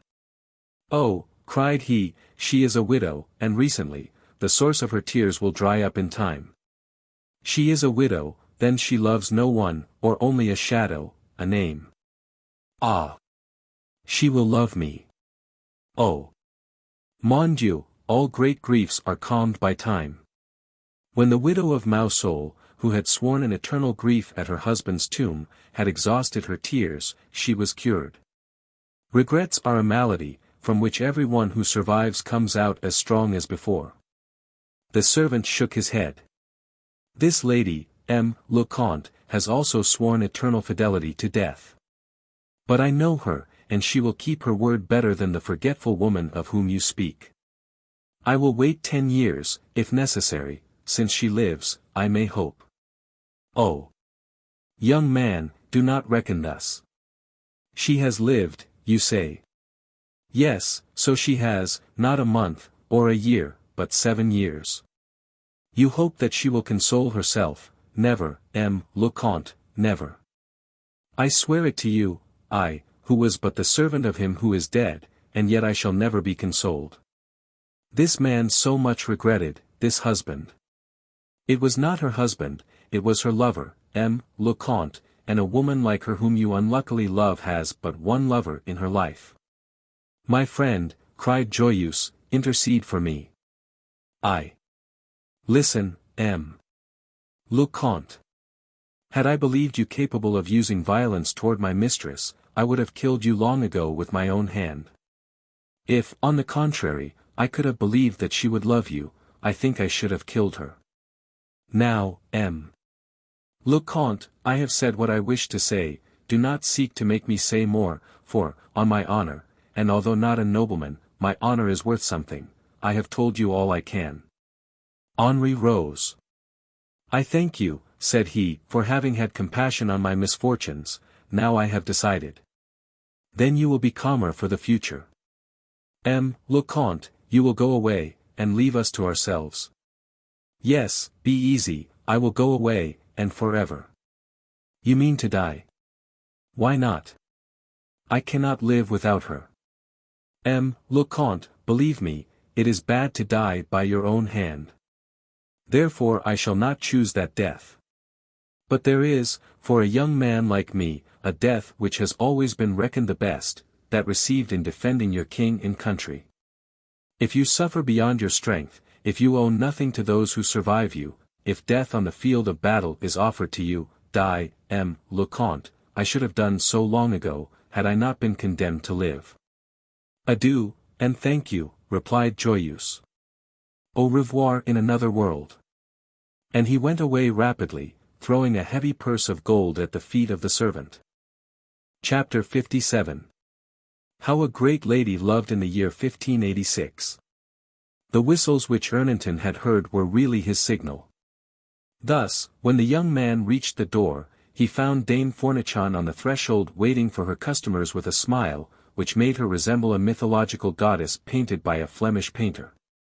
And in her large white hands she held a golden crown, which another hand, whiter and more delicate, had slipped in passing. She stood before the door, so as to bar Ernanton's passage. What do you want? Said she to him. Were not 3 whistles given from one of those windows just now? Yes. Well, they were to summon me. You? Yes. On your honor? As a gentleman, Dame Fournichon. Enter, then, monsieur, enter.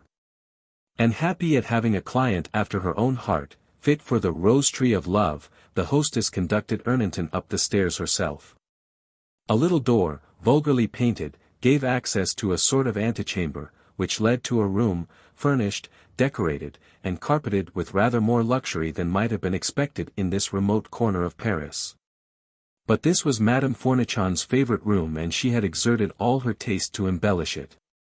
When the young man entered the antechamber, he smelled a strong aromatic odor, the work, doubtless, of some susceptible person, who had thus tried to overcome the smell of cooking exhaled from the kitchen.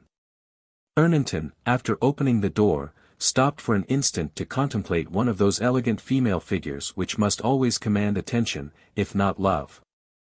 Reposing on cushions, enveloped in silk and velvet, this lady was occupied in burning in the candle the end of a little stick of aloes, over which she bent so as to inhale the full perfume. By the manner in which she threw the branch in the fire, and pulled her hood over her masked face, Ernanton perceived that she had heard him enter, but she did not turn. Madam, said the young man, you sent for your humble servant, here he is. Ah. Very well, said the lady, sit down, I beg, Ernanton. Pardon, madam, but before anything I must thank you for the honor that you do me. Ah. That is civil, and you are right, but I presume you do not know whom you are thanking, de Carmainges. Madam, you have your face hidden by a mask and your hands by gloves, I cannot then recognize you, I can but guess. And you guess who I am?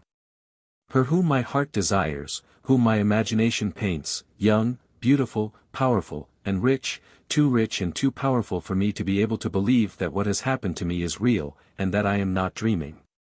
Had you any trouble to enter here? Asked the lady, without replying directly to the words which had escaped from the full heart of Ernanton. No, madam, the admittance was easier than I could have thought. Yes, all is easy for a man. It is so different for a woman. What were you saying before, monsieur, added she, carelessly, and pulling off her glove to show a beautiful hand, at once plump and taper. I said, madam, that without having seen your face, I know who you are, and without fear of making a mistake, may say that I love you. Then you are sure that I am her whom you expected to find here? My heart tells me so. Then you know me? Yes. Really? You, a provincial, only just arrived, you already know the women of Paris? In all Paris, madam, I know but one. And that is me? I believe so. By what do you recognize me? By your voice, your grace, and your beauty. My voice, perhaps, I cannot disguise it. My grace, I may appropriate the compliment, but as for my beauty, it is veiled. It was less so, madam, on the day when, to bring you into Paris, I held you so near to me that your breast touched my shoulders, and I felt your breath on my neck. Then, on the receipt of my letter, you guessed that it came from me? Oh. No, madam, not for a moment. I believed I was the subject of some joke, or the victim of some error, and it is only during the last few minutes that, seeing you, touching you, and he tried to take her hand, but she withdrew it. Enough, said the lady, the fact is, that I have committed a great folly. In what, madam? In what? You say that you know me, and then ask. Oh. It is true, madam, that I am very insignificant and obscure near your highness. Mon Dieu. Monsieur, pray be silent. Have you no sense? What have I done? Cried Ernanton, frightened. You see me in a mask, and if I wear one, it is for disguise, and yet you call me your highness. Ah, pardon me, madam, said Ernanton, but I believed in the discretion of these walls. It appears you are credulous. Alas! Madam, I am in love. And you are convinced that I reciprocate this love? Ernanton rose piqued. No, madam, replied he. Then what do you believe? I believe that you have something important to say to me, and that, not wishing to receive me at your hotel, or at Bel-Esbat, you preferred this isolated spot. You thought that? Yes. And what do you think I could have to say to you? Asked the lady, rather anxiously. How can I tell? Perhaps something about M. de Mayenne. Had you not already told me all you knew of him? Perhaps, then, some question about last night's event. What event? Of what do you speak? Asked the lady, visibly agitated. Of the panic experienced by M. d'Épernon and the arrest of the Lorraine gentlemen. They arrested them? Yes, those who were found on the road to Vincennes. Which is also the road to Soissons, where M. de Guise holds his garrison. Ah! M. Ernanton, you, who belong to the court, can tell me why they arrested these gentlemen. I belong to the court. Certainly. You know that, madam. Ah! To find out your address, we were forced to make inquiries. But what resulted from all this? Nothing, madam, to my knowledge. Then why did you think I should wish to speak of it? I am wrong again, madam. From what place are you, monsieur? From Agen. What, you are a Gascon? And yet are not vain enough to suppose that when I saw you at the Porte, Antoine, on the day of Salcede's execution, I liked your looks. Ernanton reddened, and looked confused. The lady went on. That I met you in the street, and found you handsome. Ernanton grew scarlet. That afterward, when you brought me a message from my brother, I liked you. Madam, I never thought so, I protest. Then you were wrong, said the lady, turning on him two eyes which flashed through her mask. Ernanton clasped his hands. Madam, are you mocking me? Cried he. Ma foi. No. The truth is, that you pleased me. Mon Dieu. But you yourself dared to declare your love to me. But then I did not know who you were, madam. And now that I do know, I humbly ask your pardon. Oh, cried the lady, say all you think, or I shall regret having come. Ernanton fell on his knees. Speak, madam, speak, that I may be sure this is not all a dream, and perhaps I shall dare to answer. So be it. Here are my projects for you, said the lady, gently pushing Ernanton back, while she arranged the folds of her dress. I fancy you, but I do not yet know you. I am not in the habit of resisting my fancies, but I never commit follies. Had we been equals, I should have received you at my house, and studied you before I hinted at my feelings. But as that was impossible, I was driven to this interview. Now you know what to do, be worthy of me, it is all I ask. Ernanton exhausted himself in protestations. Oh! Less warmth, M. de Carmainges, I beg. It is not worth while, replied she, carelessly. Perhaps it was only your name that pleased me, perhaps it is a caprice, and will pass away. However, do not think yourself too far from perfection, and begin to despair. I hate perfect people, but I adore devoted ones, remember that. Ernanton was beside himself. This haughty language and proud superiority, yet this frank declaration and abandon, terrified and yet delighted him. He seated himself near the proud and beautiful lady, and then tried to pass his arm behind the cushions on which she reclined. "Monsieur," said she, "it appears you have heard, but not understood me. No familiarity, if you please. Let us each remain in our places. Some day I shall give you the right to call me yours, but this right you have not yet." Ernanton rose, pale and angry. "Excuse me, madam," said he, "it seems I commit nothing but follies here. I am not yet accustomed to the habits of Paris. Among us in the provinces, 200 leagues off, when a woman says, 'I love,' she loves, and does not hold herself aloof, or take pretexts for humiliating the man at her feet. It is your custom as a Parisian, and your right as a princess. I accept it, therefore, only I have not been accustomed to it. The habit, doubtless, will come in time." "Ah! You are angry, I believe," said the Duchess, haughtily. "I am, madam, but it is against myself, for I have for you, madam, not a passing caprice, but a real love. It is your heart I seek to obtain, and therefore I am angry with myself for having compromised the respect that I owe you, and which I will only change into love when you command me. From this moment, madam, I await your orders." "Come, come, do not exaggerate, M. de Carmainges, now you are all ice, after being all flame. It seems to me, however, madam. A truce to politeness, I do not wish to play the princess. Here is my hand, take it, it is that of a simple woman." Ernanton took this beautiful hand respectfully. "Well, you do not kiss it," cried the Duchess, "are you mad, or have you sworn to put me in a passion? But just now I drew it away, while now I give it to you." Ernanton kissed the hand, which was then withdrawn. "Another lesson," said he. "Assuredly you will end by killing my passion. I may adore you on my knees, but I should have neither love nor confidence for you. Oh! I do not wish that, for you would be a sad lover, and it is not so that I like them.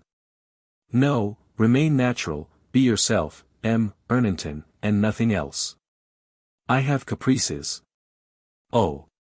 Mon Dieu, you told me I was beautiful, and all beautiful women have them. Do not fear me, and when I say to the too impetuous Ernanton, 'Calm yourself,' let him consult my eyes and not my voice." At these words she rose. It was time, for the young man seized her in his arms, and his lips touched her mask. But through this mask her eyes darted such a flaming glance that he drew back. "Well," said she, "we shall meet again. Decidedly you please me, M. de Carmainges." Ernanton bowed. "When are you free?" asked she. "Alas! Very rarely, madam." "Ah! Your service is fatiguing, is it not?" "What service?" "That which you perform near the king. Are you not some kind of guard to his Majesty?" "I form part of a body of gentlemen, madam." "That is what I mean. They are all Gascons, are they not?" "Yes, madam." "How many are there?" "I forget." 45. "What a singular number. I believe it was chance. And these 45 gentlemen never quit the king, you say?" "I did not say so, madam." "Ah! I thought you did, at least, you said you had very little liberty." "It is true, I have very little, because by day we are on service near the king, and at night we stay at the Louvre." "In the evening?" "Yes. Every evening." "Nearly. What would have happened then this evening, if your duty had kept you? I, who waited for you, and should have been ignorant of the cause of your absence, should have thought my advances despised." "Ah! Madam, to see you I will risk all, I swear to you. It would be useless and absurd, I do not wish it. But then. Do your duty, I will arrange, who am free and mistress of my time. What goodness, madam. But you have not explained to me, said the Duchess, with her insinuating smile, how you happen to be free this evening, and how you came. This evening, madam, I was thinking of asking permission of de Loignac, our captain, who is very kind to me, when the order came to give a night's holiday to the 45. And on what account was this leave given? As recompense, I believe, madam, for a somewhat fatiguing service yesterday at Vincennes. Ah! Very well. Therefore to this circumstance I owe the pleasure of seeing you tonight at my ease. Well. Listen, Carminges, said the Duchess, with a gentle familiarity which filled the heart of the young man with joy. This is what you must do, whenever you think you shall be at liberty, send a note here to the hostess, and every day I will send a man to inquire. Oh! Mon Dieu! Madam, you are too good. What is that noise? Said the Duchess, laying her hand on his arm. Indeed, a noise of spurs, of voices, of doors shutting, and joyous exclamations, came from the room below, like the echo of an invasion. Ernanton looked out. It is my companions, said he, who have come here to spend their holiday. But by what chance? Just where we are. Because it is just here, madam, that we each had a rendezvous on our arrival, and on the happy day of their entry in Paris my friends conceived an affection for the wine and the cooking of M. Fournichon. But you, how did you come to choose this place? I chose, and you will easily understand that, the most deserted part of Paris, a place near the river, where no one was likely to recognize me or suspect that I could come, but, mon Dieu! How noisy your companions are! Indeed, the noise was becoming a perfect storm, but all at once they heard a sound of footsteps on the little staircase which led to their room, and Madame Fournichon's voice, crying, from below, M. d'Este. Malines, M. de Saint-Malines. Well, replied the young man. Do not go up there, I beg. And why not, dear Madame Fournichon? Is not all the house ours tonight? Not the turrets. Bah! They are part of the house, cried 5 or 6 voices. No, they are not, they are private, do not disturb my lodgers. Do not disturb me, Madame Fournichon, replied Saint-Malines. For pity's sake, cried Madame Fournichon. Madam, replied he, it is midnight, and at 9 all fires ought to be extinguished, there is a fire now in your turret, and I must see what disobedient subject is transgressing the king's edicts. St.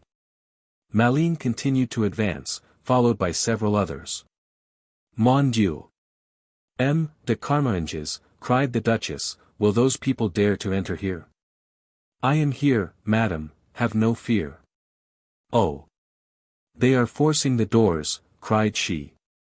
Indeed, St.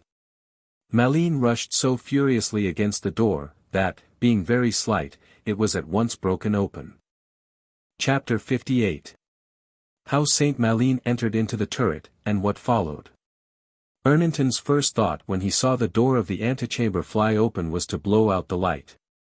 M. d'Este.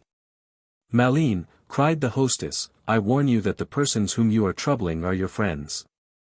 Well. All the more reason to present our compliments to them, cried Perducas de Pincornet, in a tipsy voice. And what friends are they? We will see, cried Saint-Malines. The good hostess, hoping to prevent a collision, glided among them, and whispered Ernanton's name in Saint-Malines's ear. Ernanton, cried St. Malines, aloud, for whom this revelation was oil instead of water thrown on the fire, that is not possible. And why so? Oh! Because Ernanton is a model of chastity and a mélange of all the virtues. No, you must be wrong, Madame Fournichon. It cannot be Ernanton who is shut in there. And he approached the second door, to treat it as he had done the first, when it was opened, and Ernanton appeared on the threshold, with a face which did not announce that patience was one of the virtues which, according to St. Malines, he possessed. By what right has M. de Saint-Malines broken down one door, and intends to break a second," said he. "Ah! It is he, really, it is Ernanton," cried Saint Malines. "I recognize his voice. But as to his person, devil take me if I can see it in this darkness." "You do not reply to my question, monsieur," said Ernanton. Saint Malines began to laugh noisily, which reassured some of his comrades, who were thinking of retiring. "I spoke. Did you not hear me, M. de Saint Malines?" said Ernanton. "Yes, monsieur, perfectly." "Then what have you to say?" "We wish to know, my dear friend, if it was you up here." "Well, monsieur, now you know it, leave me in peace." "Cap de bias. Have you become a hermit?" "As for that, monsieur, permit me to leave you in doubt." "Ah! Bah!" cried Saint Malines, trying to enter, "are you really alone? You have no light." "Gentlemen," said Ernanton, "I know that you are half drunk, and I forgive you, but there is a limit even to the patience that one owes to men beside themselves. Your joke is over, do me the favor to retire." "Oh! Oh! Retire!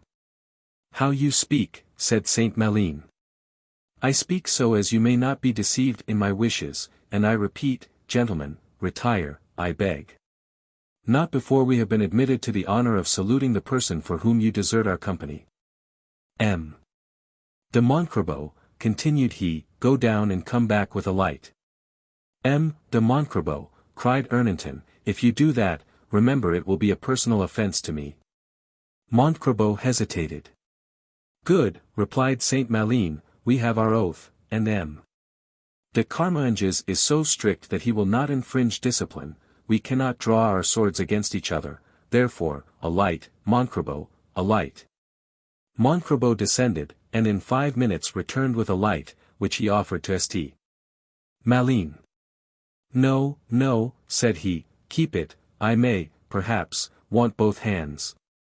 And he made a step forward. "I take you all to witness," cried Ernanton, "that I am insulted without reason, and that in consequence," and he drew his sword, "I will bury this sword in the breast of the first man who advances." St.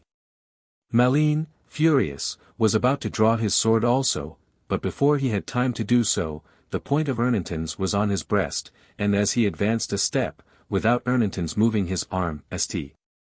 Malines felt the iron on his flesh, and drew back furious, but Ernanton followed him, keeping the sword against his breast.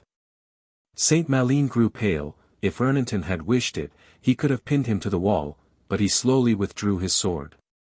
"You merit 2 deaths for your insolence," said he, "but the oath of which you spoke restrains me, and I will touch you no more, let me pass." "Come, madam, I answer for your free passage." Then appeared a woman, whose head was covered by a hood, and her face by a mask, and who took Ernanton's arm, tremblingly. Saint Malines stood by, stifling with rage at his merited punishment. He drew his dagger as Ernanton passed by him. Did he mean to strike Ernanton, or only to do what he did? No one knew, but as they passed, his dagger cut through the silken hood of the Duchess and severed the string of her mask, which fell to the ground. This movement was so rapid that in the half-light no one saw or could prevent it. The Duchess uttered a cry. Saint Malines picked up the mask and returned it to her, looking now full in her uncovered face. "Ah!" cried he, in an insolent tone, "it is the beautiful lady of the litter. Ernanton, you get on fast." Ernanton stopped and half drew his sword again, but the Duchess drew him on, saying, "Come on, I beg you, M. Ernanton. We shall meet again, M. de Saint Malines," said Ernanton, "and you shall pay for this, with the rest." And he went on without meeting with any further opposition, and conducted the Duchess to her litter, which was guarded by 2 servants. Arrived there and feeling herself in safety, she pressed Ernanton's hand, and said, "M. Ernanton, after what has just passed, after the insult which, in spite of your courage, you could not defend me from, and which might probably be renewed, we can come here no more. Seek, I beg of you, some house in the neighborhood to sell or to let, before long you shall hear from me." "Must I now take leave of you, madam?" said Ernanton, bowing in token of obedience to the flattering orders he had just received. "Not yet, the Carmainges. Follow my litter as far as the new bridge, lest that wretch who recognized in me the lady of the litter, but did not know me for what I am, should follow to find out my residence." Erneton obeyed, but no one watched them. When they arrived at the Pont Neuf, which then merited the name, as it was scarcely 7 years since Dussarceau had built it, the Duchess gave her hand to Erneton, saying, "Now go, monsieur." "May I dare to ask when I shall see you again, madam?" "That depends on the length of time which you take in executing my commission, and your haste will be a proof to me of your desire to see me again." "Oh, madam, I shall not be idle." "Well, then, go, Erneton." "It is strange," thought the young man, as he retraced his steps, "I cannot doubt that she likes me, and yet she does not seem the least anxious as to whether or not I get killed by that brute of a Saint Malin.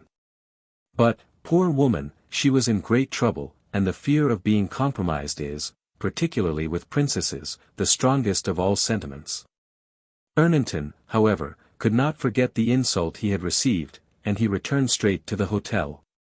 He was naturally decided to infringe all orders and oaths, and to finish with Saint Malin. He felt in the humor to fight 10 men, if necessary. This resolution sparkled in his eyes when he reached the door of the brave Chevalier. Madame Fournichon, who expected his return with anxiety, was standing trembling in the doorway. At the sight of Erneton she wiped her eyes, as if she had been crying, and throwing her arms round the young man's neck, begged for his pardon, in spite of her husband's representations that, as she had done no wrong, she had nothing to be pardoned for. Erneton assured her that he did not blame her at all, that it was only her wine that was in fault. While this passed at the door, all the rest were at table, where they were warmly discussing the previous quarrel. Many frankly blamed Saint Malin. Others abstained, seeing the frowning brow of their comrade. They did not attack with any less enthusiasm the supper of Fournichon, but they discussed as they ate.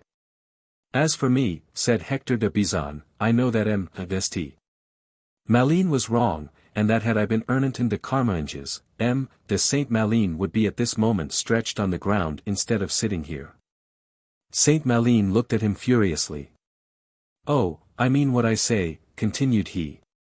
"And stay, there is some one at the door who appears to agree with me." All turned at this, and saw Erneton standing in the doorway, looking very pale.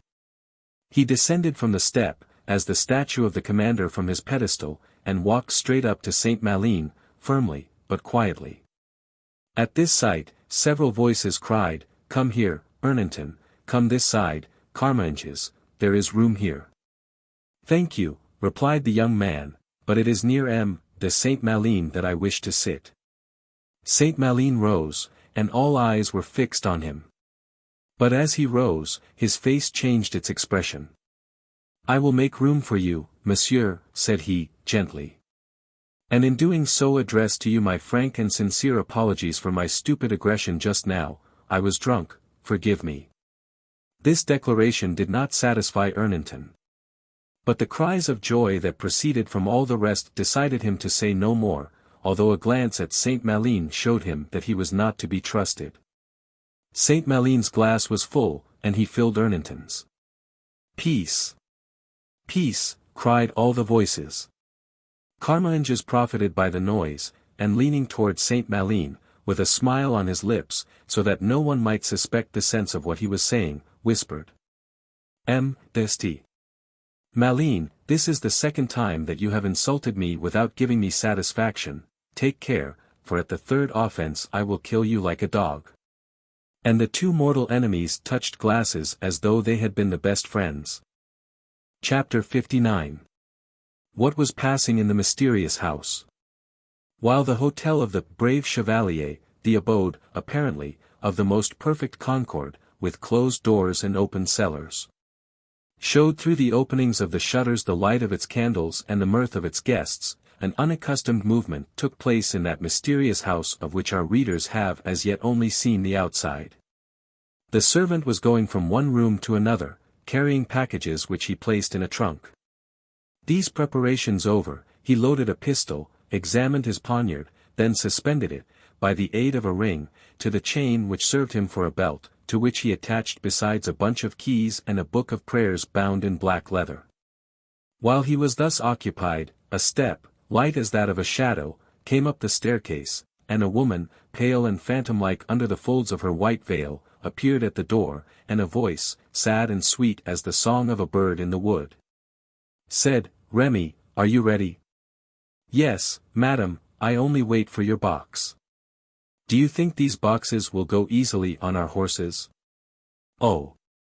Yes, madam, but if you have any fear, I can leave mine, I have all I want there."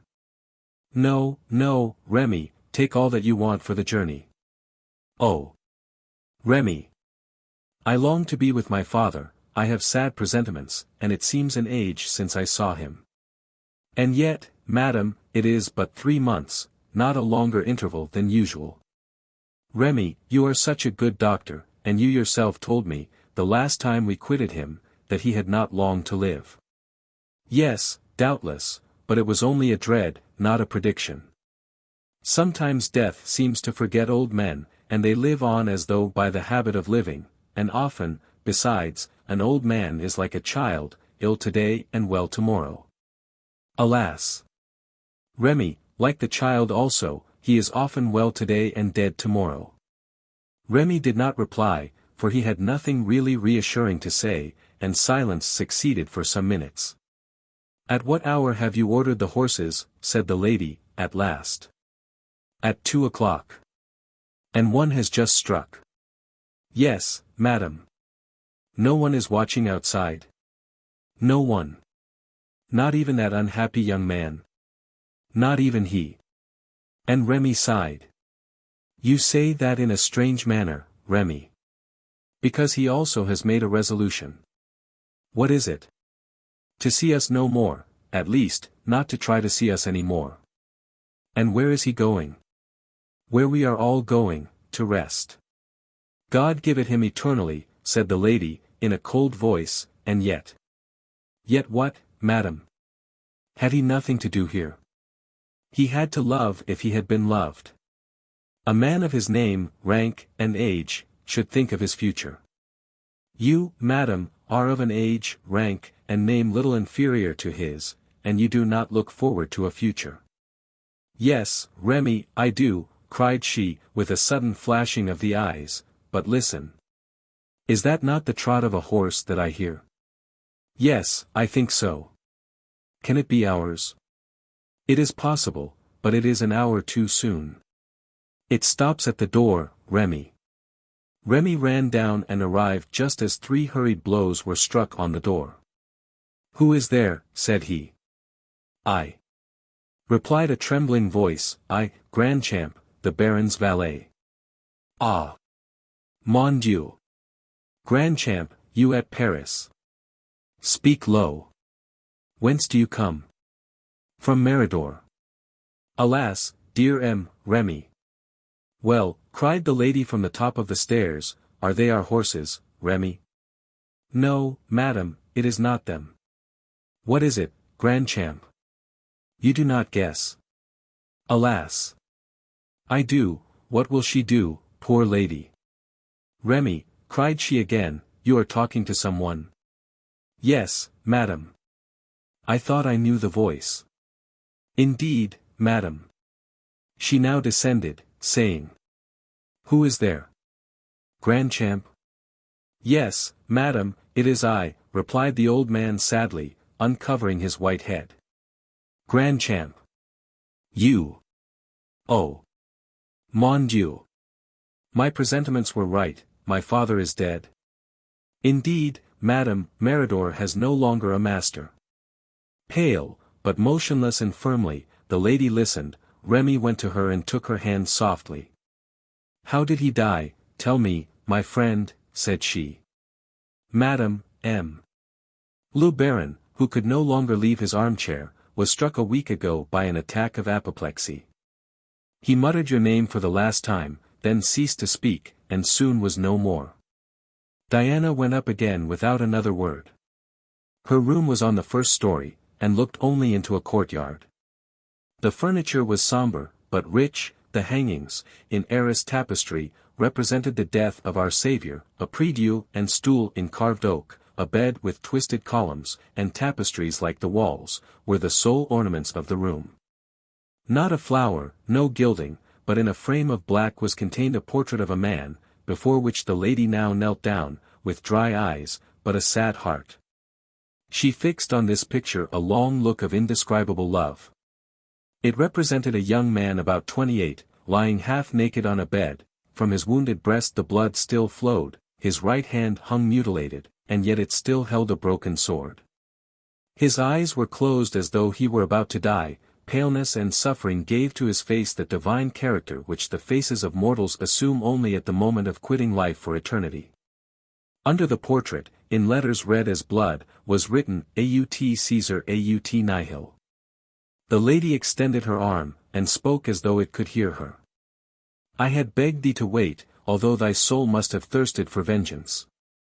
And as the dead see all, thou hast seen, my love, that I lived only not to kill my father, else I would have died after you.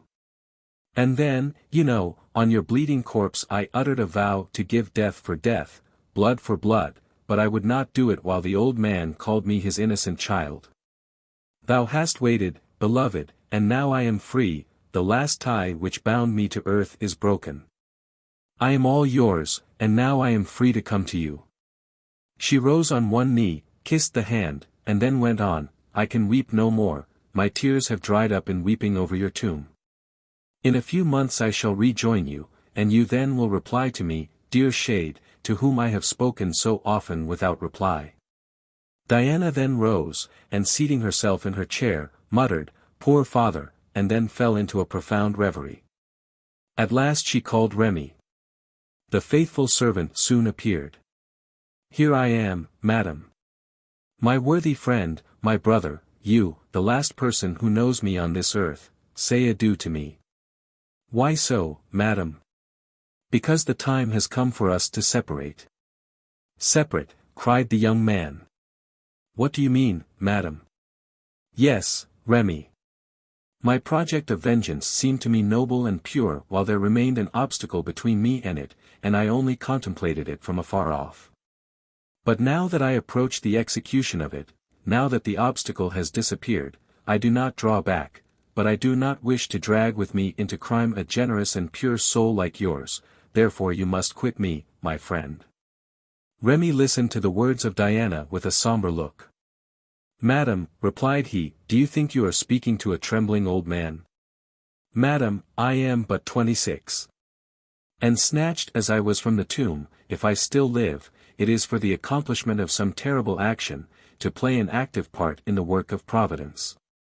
Never, then, separate your thoughts from mine, since we both have the same thoughts, sinister as they may be.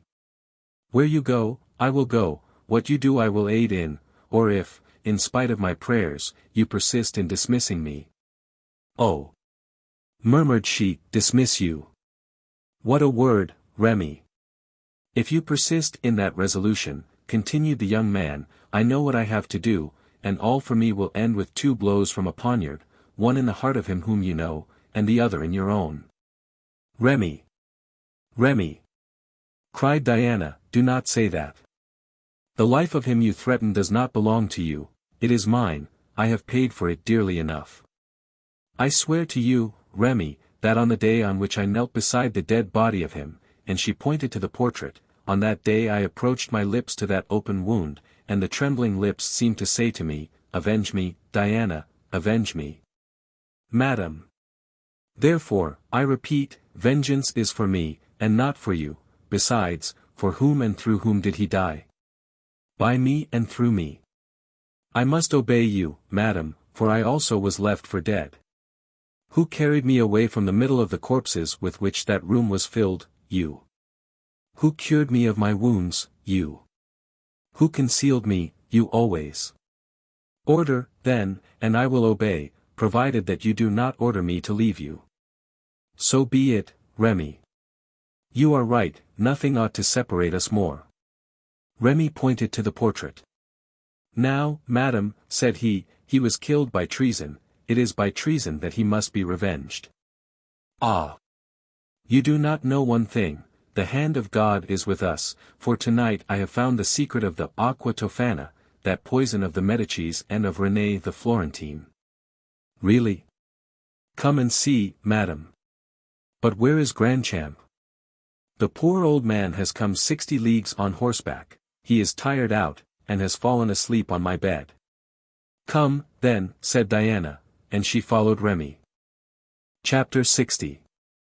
The Laboratory.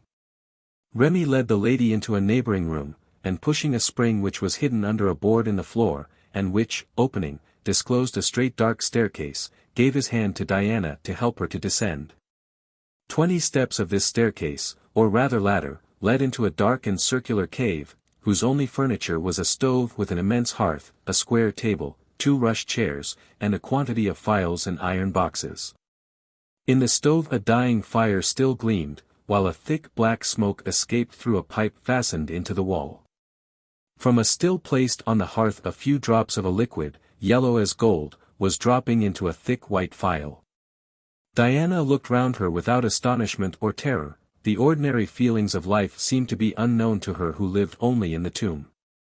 Remy lighted a lamp, and then approached a well hollowed out in the cave, attached a bucket to a long cord, let it down into the well, and then drew it up full of a water as cold as ice and as clear as crystal.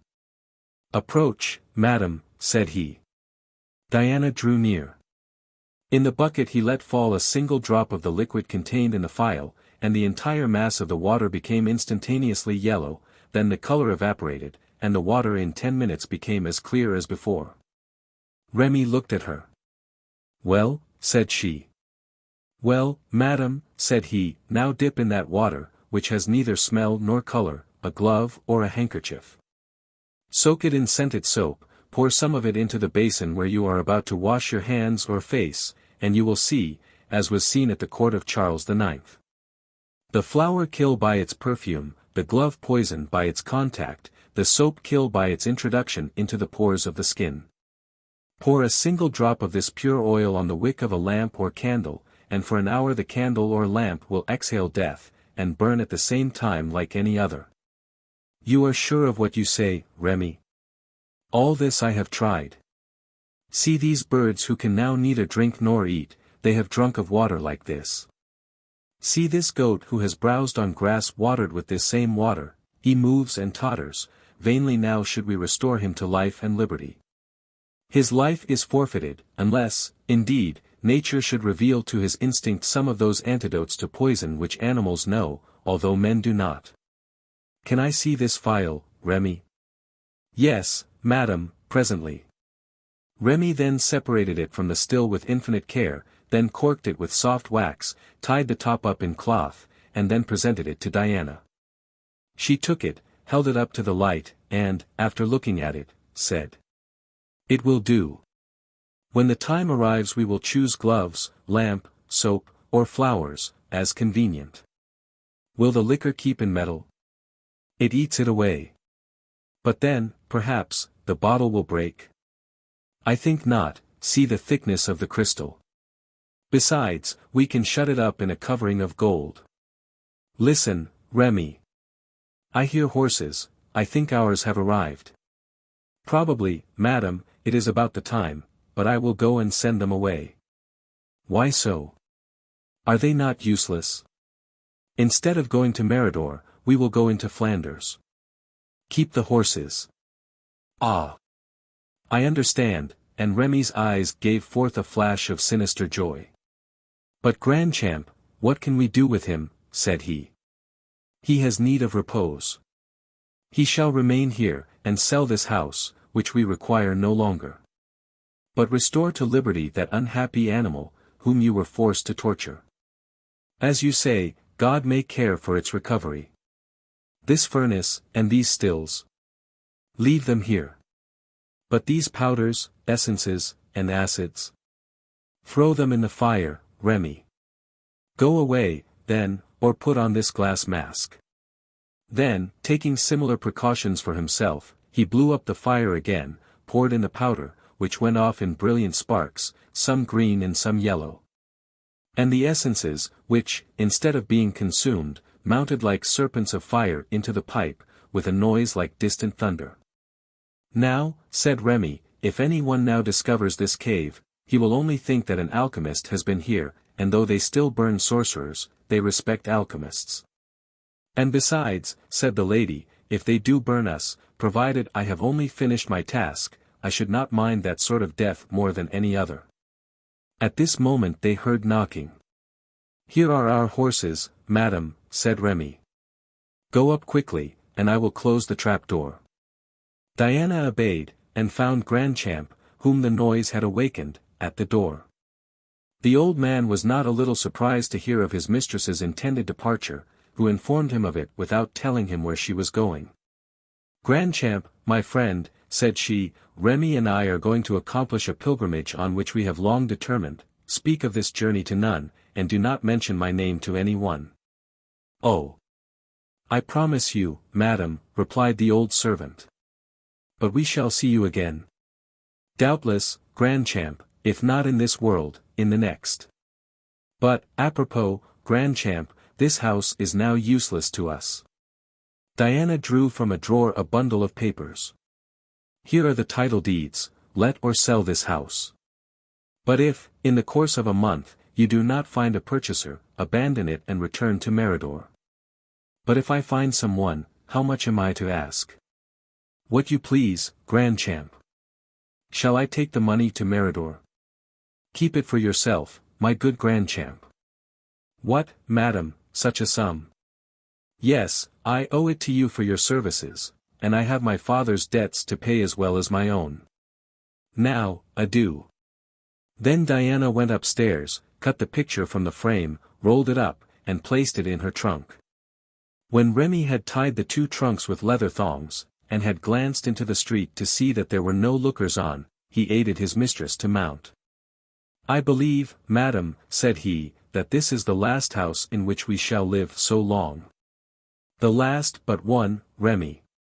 "And what will be the other?" "The tomb, Remy." Chapter 61. What Monseigneur François, Duc d'Anjou, Duc de Brabant and Comte de Flanders, was doing in Flanders. Our readers must now permit us to leave the king at the Louvre, Henri of Navarre at Cahors, Chicot on the road, and Diana in the street. To go to Flanders to find M.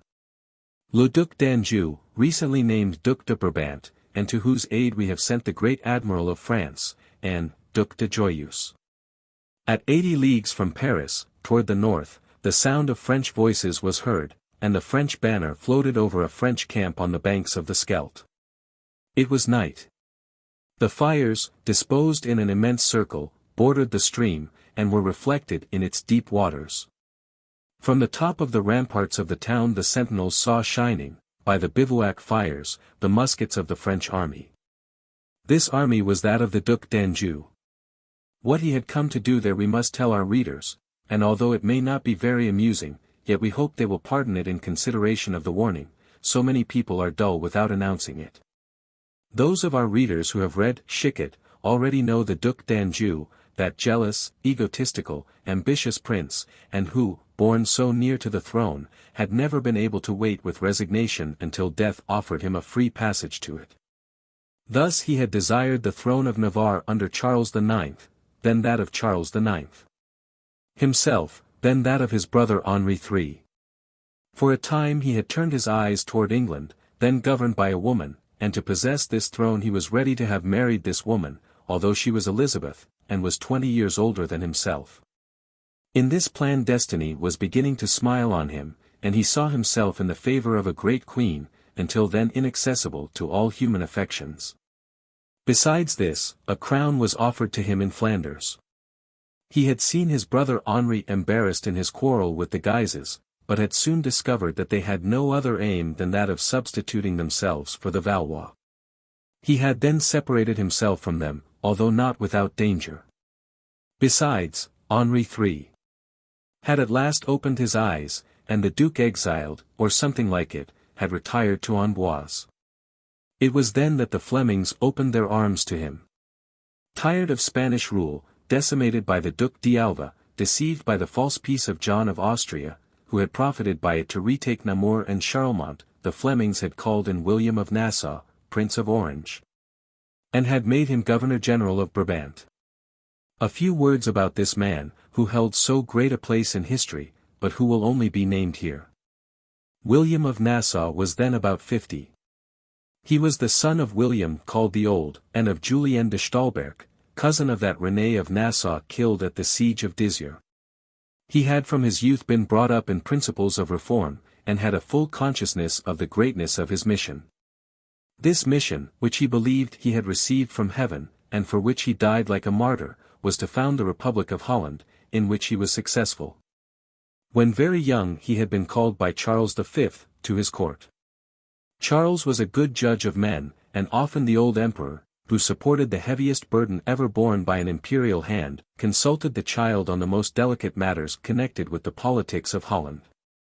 The young man was scarcely 24 when Charles confided to him, in the absence of the famous Philibert Emmanuel of Savoy, the command of the army in Flanders. William showed himself worthy of this high confidence. He held in check the Duc de Nevers and Coligny, two of the greatest captains of the time, and under their eyes fortified Philippeville and Charlemont. On the day when Charles V abdicated, it was on William of Nassau that he leaned to descend the steps of the throne, and he it was who was charged to carry to Ferdinand the imperial throne which Charles had resigned. Then came Philippe II. And in spite of his father's recommendations to him to regard William as a brother, the latter soon found a great difference. This strengthened in his mind the great idea of freeing Holland and Flanders, which he might never have endeavored to carry into effect if the old emperor, his friend, had remained on the throne. Holland, by his advice, demanded the dismissal of the foreign troops, and then began the bloody struggle of the Spaniards to retain the prey which was escaping from them. And then passed over this unhappy people the viceroyalty of Marguerite of Austria and the bloody consulship of the Duc d'Alva, and then was organized that struggle, at once political and religious, which began with the protest of the Hotel Culemborg, which demanded the abolition of the Inquisition in Holland, and when 400 gentlemen, walking in pairs, carried to the foot of Marguerite's throne the general desire of the people, as summed up in that protest. At the sight of these gentlemen, so simply clothed, Barlaymont, one of the councillors of the Duchess, uttered the word "go," which, taken up by the Flemish gentlemen, so long designated the Patriot party.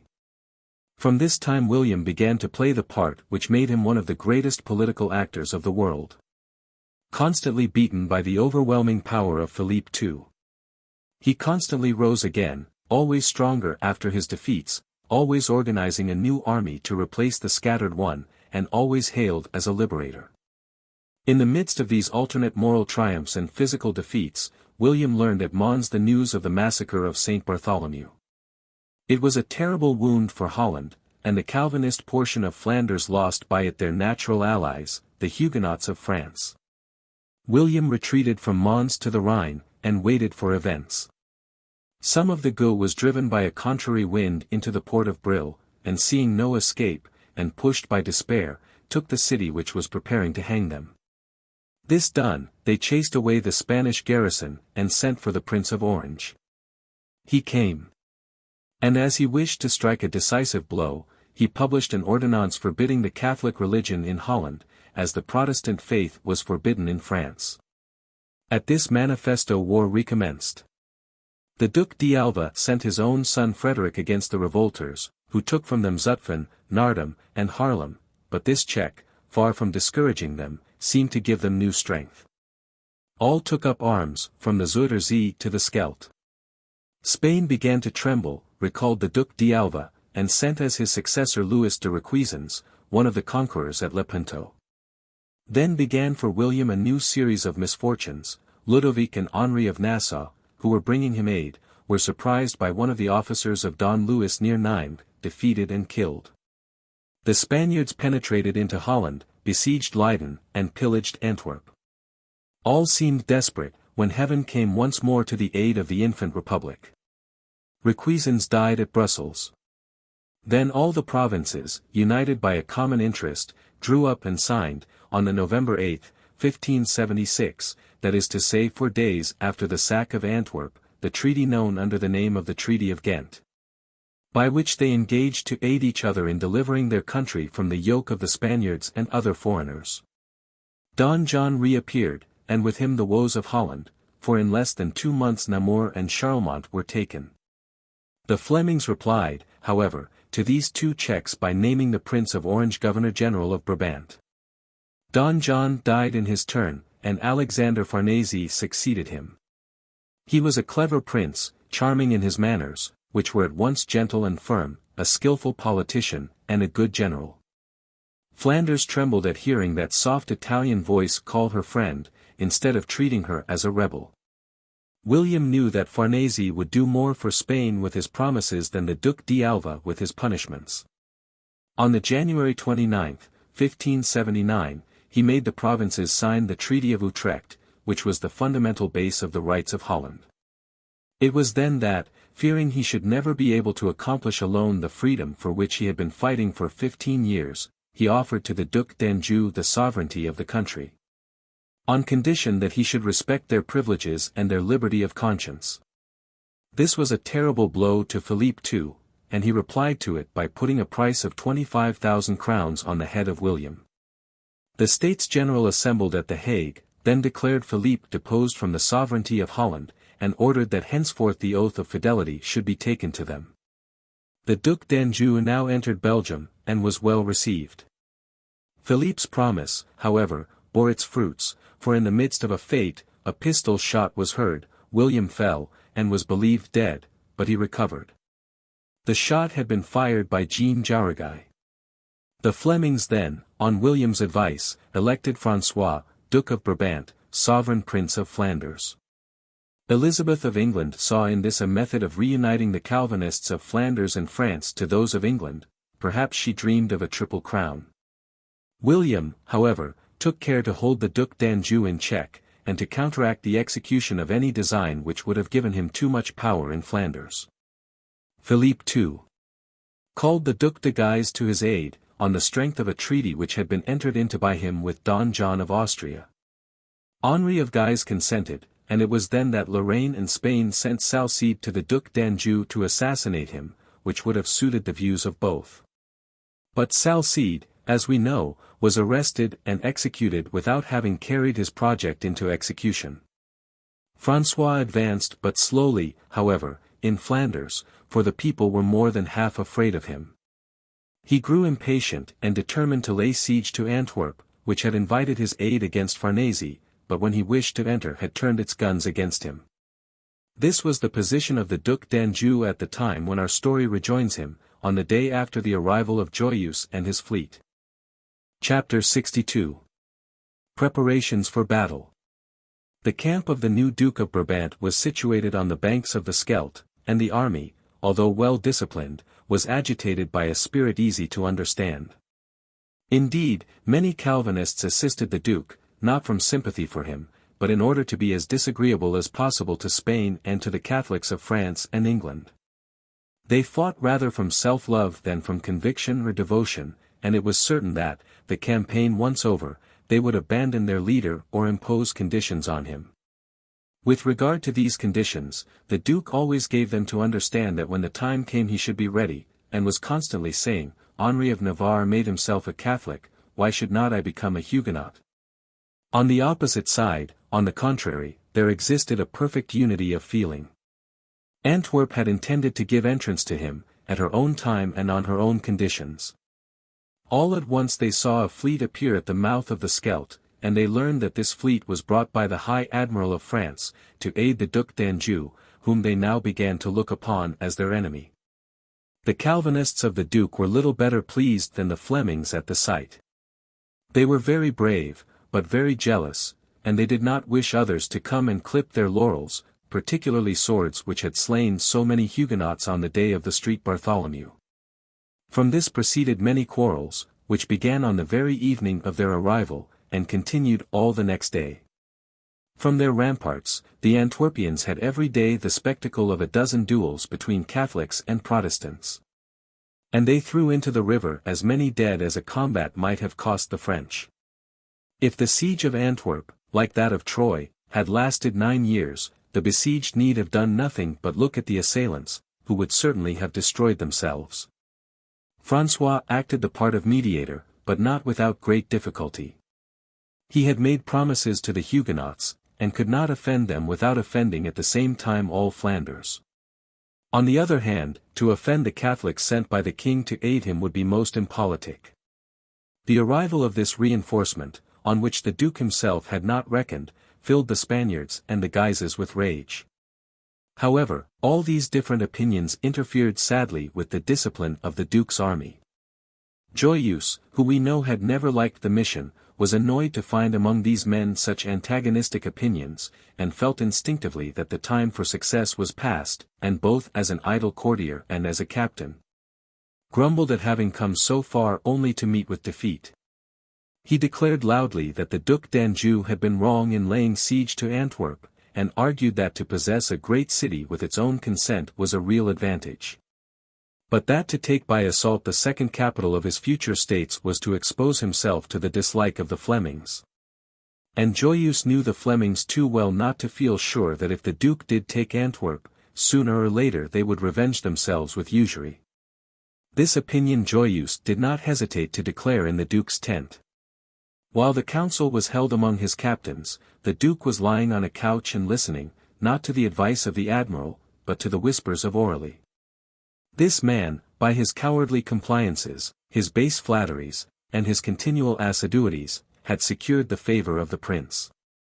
With his lute, his love messages, and his exact information about all the persons and all the intrigues of the court, with his skillful maneuvers for drawing into the prince's net whatever prey he might wish for, he had made a large fortune, while he remained to all appearance the poor lute player. His influence was immense, because it was secret. Joyeuse, seeing the Duke talking to Orly, stopped short. The Duke, who had, after all, been paying more attention than he seemed to do, asked him what was the matter. "Nothing, Monseigneur. I am only waiting until your Highness is at liberty to listen to me." "Oh. But I do listen, M. de Joyeuse. Do you think I cannot listen to two people at once, when Caesar dictated 7 letters at a time?" "Monseigneur," said Joyeuse, with a glance at the musician, "I am no singer to need an accompaniment when I speak." "Very good, Duke, be quiet, Orly. Then you disapprove of a coup de main on Antwerp?"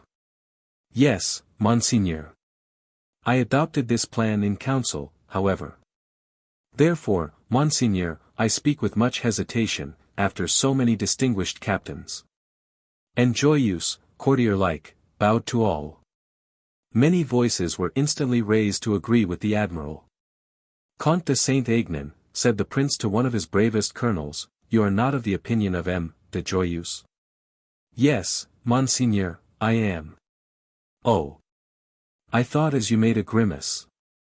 Every one laughed but Joyeuse, who said, "If M. Majesty Aignan generally gives his advice in that manner, it is not very polite, that is all." "M. de Joyeuse," replied Saint-Aignan, "His Highness is wrong to reproach me with an infirmity contracted in his service. At the taking of Château Cambrésis I received a blow on the head, and since that time my face is subject to nervous contractions, which occasion those grimaces of which His Highness complains. This is not an excuse that I give you, M. de Joyeuse." "It is an explanation," said the Count, proudly. "No, monsieur," said Joyeuse, "it is a reproach that you make, and you are right." The blood mounted to the face of Duc François. "And to whom is this reproach addressed?" said he. "To me, probably, Monseigneur." "Why should Saint-Aignan reproach you, whom he does not know?" "Because I believed for a moment that M. de Saint-Aignan cared so little for your Highness as to counsel you to assault Antwerp." "But," cried the prince, "I must settle my position in the country. I am Duke of Brabant and Count of Flanders, in name, and I must be so in reality. This William, who is gone I know not where, spoke to me of a kingdom. Where is this kingdom?" "In Antwerp." "Where is he? Probably in Antwerp also, therefore we must take Antwerp, and we shall know how we stand." "Oh. Monseigneur, you know it now, or you are, in truth, a worse politician than I thought you. Who counseled you to take Antwerp?" "The Prince of Orange." "Who disappeared at the moment of taking the field?" "The Prince of Orange." "Who, while he made your Highness Duke of Brabant, reserved for himself the lieutenant generalship of the duchy, the Prince of Orange. Whose interest is it to ruin the Spaniards by you, and you by the Spaniards, the Prince of Orange? Who will replace you, who will succeed, if he does not do so already, the Prince of Orange? Oh! Monseigneur, in following his counsels you have but annoyed the Flemings. Let a reverse come, and all those who do not dare to look you now in the face will run after you like those timid dogs who run after those who fly. What? You imagine that I can be beaten by wool merchants and beer drinkers? These wool merchants and these beer drinkers have given plenty to do to Philippe de Valois, the Emperor Charles V, and Philippe II. Who were three princes placed sufficiently high, Monseigneur, for the comparison not to be disagreeable to you. Then you fear a repulse? Yes, Monseigneur, I do. You will not be there, de Joyeuse. Why not? Because you can hardly have such doubts of your own bravery as already to see yourself flying before the Flemings. In any case, reassure yourself, these prudent merchants have the habit, when they march to battle, of cumbering themselves with such heavy armor that they would never catch you if you did run. Monseigneur, I do not doubt my own courage. I shall be in the front, but I shall be beaten there, as the others who are behind will be. But your reasoning is not logical, de Joyeuse, you approve of my taking the lesser places. I approve of your taking those that do not defend themselves. And then I am to draw back from the great city because she talks of defending herself. Better than to march on to destruction. Well, I will not retreat. Your Highness must do as you like, and we are here to obey. Prove to me that I am wrong. Monseigneur, see the army of the Prince of Orange. It was yours, was it not? Well, instead of sitting down before Antwerp with you, it is in Antwerp, which is very different. William, you say, was your friend and counselor, and now you not only do not know where he is, but you believe him to be changed into an enemy. See the Flemings, when you arrived they were pleased to see you, now they shut their gates at your sight, and prepare their cannon at your approach, not less than if you were the Duc d'Alva. Well, I tell you, Flemings and Dutch, Antwerp and Orange, only wait for an opportunity to unite against you, and that opportunity will be when you order your artillery to fire. Well, we will fight at once Flemings and Dutch, Antwerp and Orange. No, Monseigneur, we have but just men enough to attack Antwerp, supposing we have only the inhabitants to deal with. And while we are engaged in the assault, William will fall on us with his eternal 8 or 10,000 men, always destroyed and always reappearing by the aid of which he has kept in check during 10 or 12 years the Duc d'Alva, Requesens. And the Duc de Parma. Then you persist in thinking that we shall be beaten? I do. Well, it is easy for you to avoid it, de Joyeuse, said the prince angrily, my brother sent you here to aid me, but I may dismiss you, saying that I do not need aid. Your Highness may say so, but I would not retire on the eve of a battle.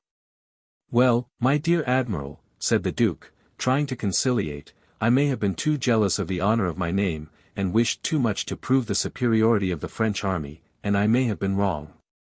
But the evil is done. We are before armed men, before men who now refuse what they themselves offered. Am I to yield to them? Tomorrow they would begin to retake, bit by bit, what I have already conquered. No. The sword is drawn, let us strike, or they will strike first. That is my opinion. When your Highness speaks thus, said Joyeuse, I will say no more. I am here to obey you, and will do so with all my heart, whether you lead me to death or victory, and yet, but I will say no more. Speak. No, I have said enough. No, I wish to hear. In private then, if it please your Highness. All rose and retired to the other end of the spacious tent. Speak, said François. Monseigneur may care little for a check from Spain, a check which will render triumphant those drinkers of Flemish beer, or this double-faced Prince of Orange, but will you bear so patiently the laughter of de Guise? François frowned. What has de Guise to do with it, said he. De Guise tried to have you assassinated, Monseigneur. Salcede confessed it at the torture, and, if I mistake not, he plays a great part in all this, and he will be delighted to see you receive a check before Antwerp, or even perhaps to obtain, for nothing, that death of a son of France, for which he had promised to pay so dearly to Salcede. Read the history of Flanders, Monseigneur, and you will see that the Flemings are in the habit of enriching their soil with the blood of princes, and of the best French warriors. The Duke shook his head. Well, Joyeuse, said he, I will give, if it must be, the cursed joy to the Lorraines of seeing me dead, but not that of seeing me flying. I thirst for glory, Joyeuse, for alone of all my name, I have still my battles to win. You forget Cateau Cambresis, Monseigneur. Compare that with Jarnac and Montcontour, Joyeuse. Then, turning to the others, who were standing far off, he said, Gentlemen, the assault is still resolved on. The rain has ceased, the ground is good, we will make the attack this night. Joyeuse bowed. Will your Highness give full directions? We wait for them, said he. You have 8 vessels, without counting the Admiral's ship, have you not, de Joyeuse? Yes, Monseigneur. You will force the line, the thing will be easy, the Antwerpians have only merchant vessels in the port, then you will bring them to bear upon the fort. Then, if the quay is defended, you will attempt a landing with your 1,500 men. Of the rest of the army I will make 2 columns, one commanded by de Saint-Aignan, the other by myself. Both will attempt an escalade by surprise, at the moment when the first cannon shot is fired. The cavalry will remain in position, in case of a repulse, to protect the retreating columns. Of these 3 attacks, one must surely succeed.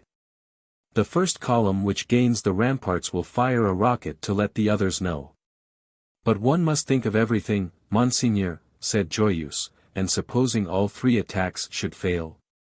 Then we must gain the vessels under the protection of our batteries. All bowed. Now, gentlemen, silence, said the Duke, wake the sleeping troops, and embark, but let not a shot reveal our design. You will be in the port, Admiral, before the Antwerpians suspect your intention. We shall go along the left bank, and shall arrive at the same time as yourself. Go, gentlemen, and good courage. Our former good luck will not fail to follow us over the Scheldt. The captains quitted the prince's tent, and gave their orders with the indicated precautions. Chapter 63. Monseigneur. However, the Antwerpians did not quietly see the hostile preparations of the Duc d'Anjou, and Joyeuse was not wrong in attributing to them all the enmity possible. Antwerp was like a beehive at night, calm on the exterior, but within full of movement and murmur. The Flemings in arms patrolled the streets, barricaded their houses, and fraternized with the battalions of the Prince of Orange, of whom part were already in garrison there, while the other part entered the city in fractions. When all was ready for a vigorous defense, the Prince of Orange, on a dark and moonless night, entered the city quietly, and went to the Hôtel de Ville, where his confidants had everything ready for his reception. There he received all the deputies of the bourgeoisie, passed in review the officers of the paid troops, and communicated his plans to them, the chief of which was to profit by this movement of the Duc d'Anjou to break with him. The Duke had done just what William wished to bring him to, and he saw with pleasure this new competitor for the sovereignty ruin himself, like so many others. William would have taken the offensive, but the governor objected, and determined to wait for the arrival of Monseigneur. 9 o'clock in the evening sounded, and the uncertainty became real anxiety, some scouts having protested that they had seen a movement in the French camp. A little flat boat had been sent on the Scheldt to reconnoiter, for the Antwerpians were less unquiet as to what would occur by land than by sea, but the bark had not returned. William became more and more impatient, when the door of the hall opened, and a valet appeared and announced Monseigneur. As he spoke, a man, tall and imperious-looking, wearing with supreme grace the cloak which entirely enveloped him, entered the hall, and saluted courteously those who were there. But at the first glance, his eye, proud and piercing, sought out the prince in the midst of his officers. He went straight up to him and offered him his hand, which the prince pressed with affection, and almost with respect. They called each other Monseigneur. After this the unknown took off his cloak. He was dressed in a buff doublet, and had high leather boots. He was armed with a long sword, which seemed to make part of himself, so easily it hung, and with a little dagger, which was passed through his belt. His boots were covered with mud and dust, and his spurs were red with the blood of his horse. He took his place at the table. "Well, where are we?" asked he. "Monseigneur," replied William, "you must have seen, in coming here, that the streets were barricaded." "I saw that." "And the houses loopholed?" "I did not see that." "But it is a good plan." "And the sentries doubled?" "Does not Monseigneur approve of these preparations for defense?" said a voice, in a tone of anxious disappointment. "Yes. But, however, I do not believe that in our circumstances it will be useful. It fatigues the soldier and disquiets the bourgeois. You have a plan of attack and defense, I suppose?" "We waited to communicate them to Monseigneur," said the burgomaster. "Speak then." "Monseigneur arrived rather late, and I was obliged to act meanwhile," said William. "And you did right, Monseigneur, besides, whatever you do well. But I have not lost my time on the road, either. We know by our spies," said the burgomaster, "that a movement is preparing in the French camp. They are making ready for an attack, but as we do not know on which side it will come, we have disposed the guns so that they may be equally distributed over the whole rampart." "That is wise," replied the unknown, with a slight smile to William, who held his tongue, and let the bourgeois speak of war. "We have done the same with our civic guards. They are spread over the whole wall, and have orders to run at once to the point of attack. However, it is the opinion of the greater number of our members that it is impossible that the French meditate anything but a feigned attack. And what purpose would that serve? To intimidate us, and induce us to admit them amicably." The stranger looked again at the Prince of Orange, who listened to all this in the most careless manner, which almost amounted to disdain. "However," said another voice, "some fancied they could distinguish preparations for attack in the camp this evening." "Mere suspicions," said the burgomaster. "I examined the camp myself with an excellent spyglass. The men were preparing for sleep, and the duke was dining in his tent."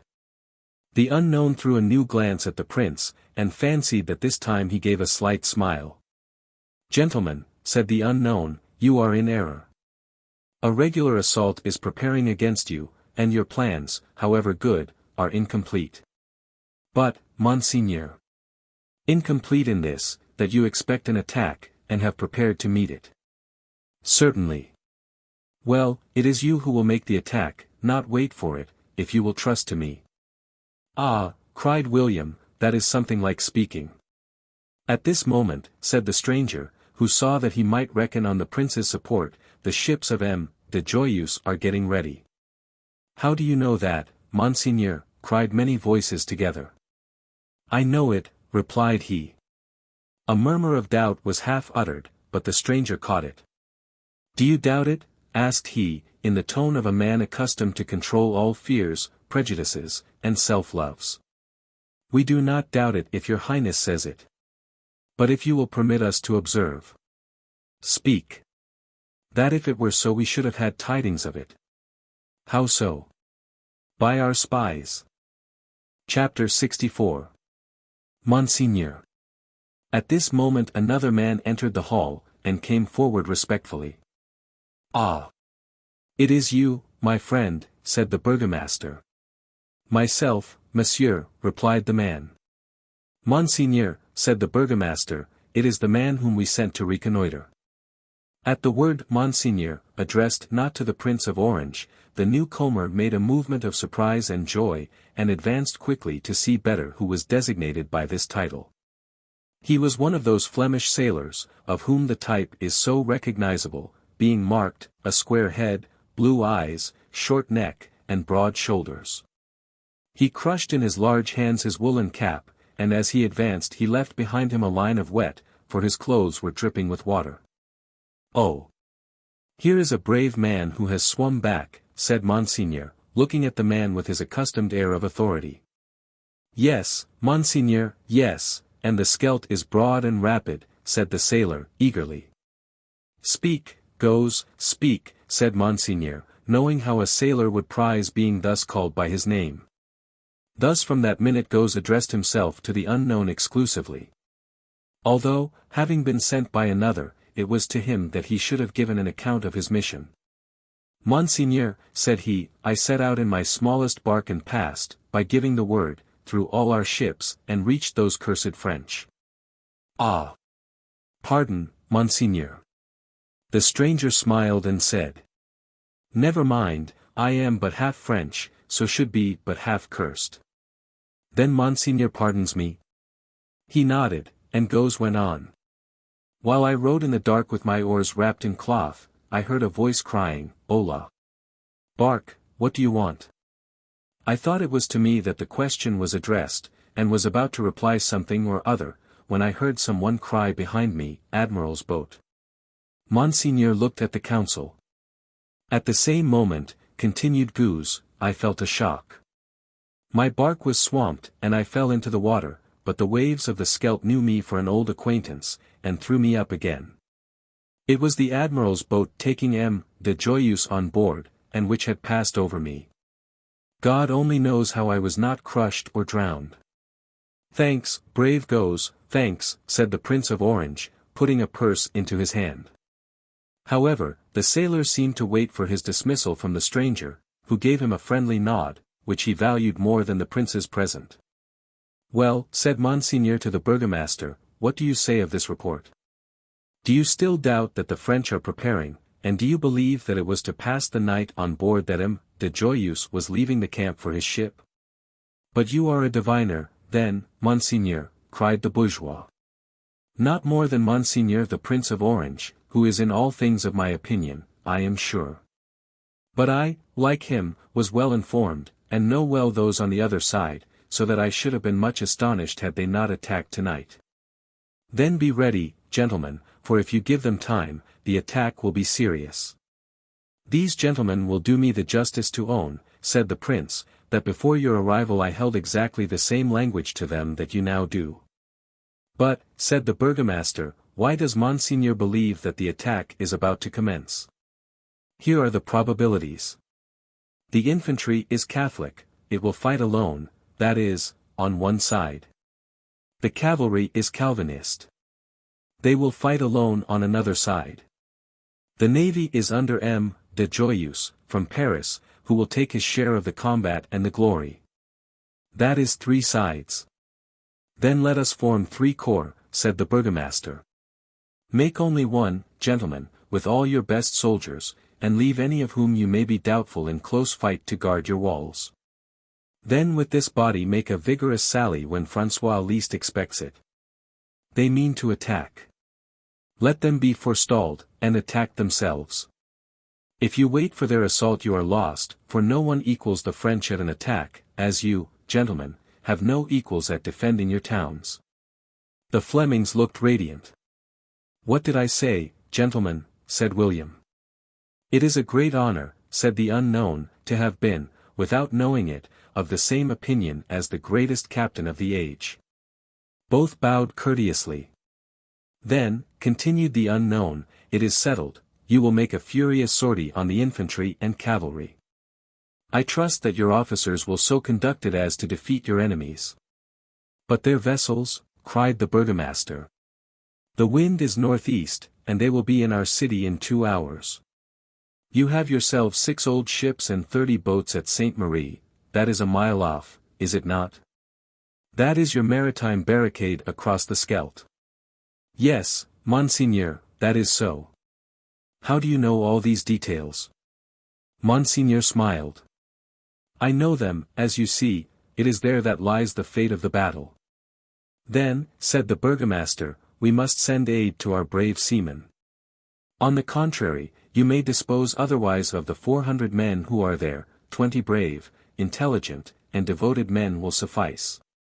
The Antwerpians opened their eyes in surprise. Will you, continued Monseigneur, destroy the French fleet at the expense of your 6 old vessels and 30 boats?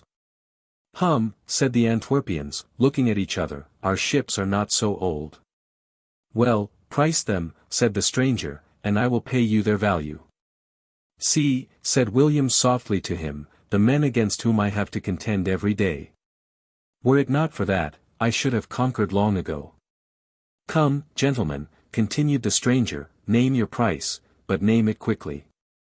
I will pay you in bills on yourselves, which I trust you will find good.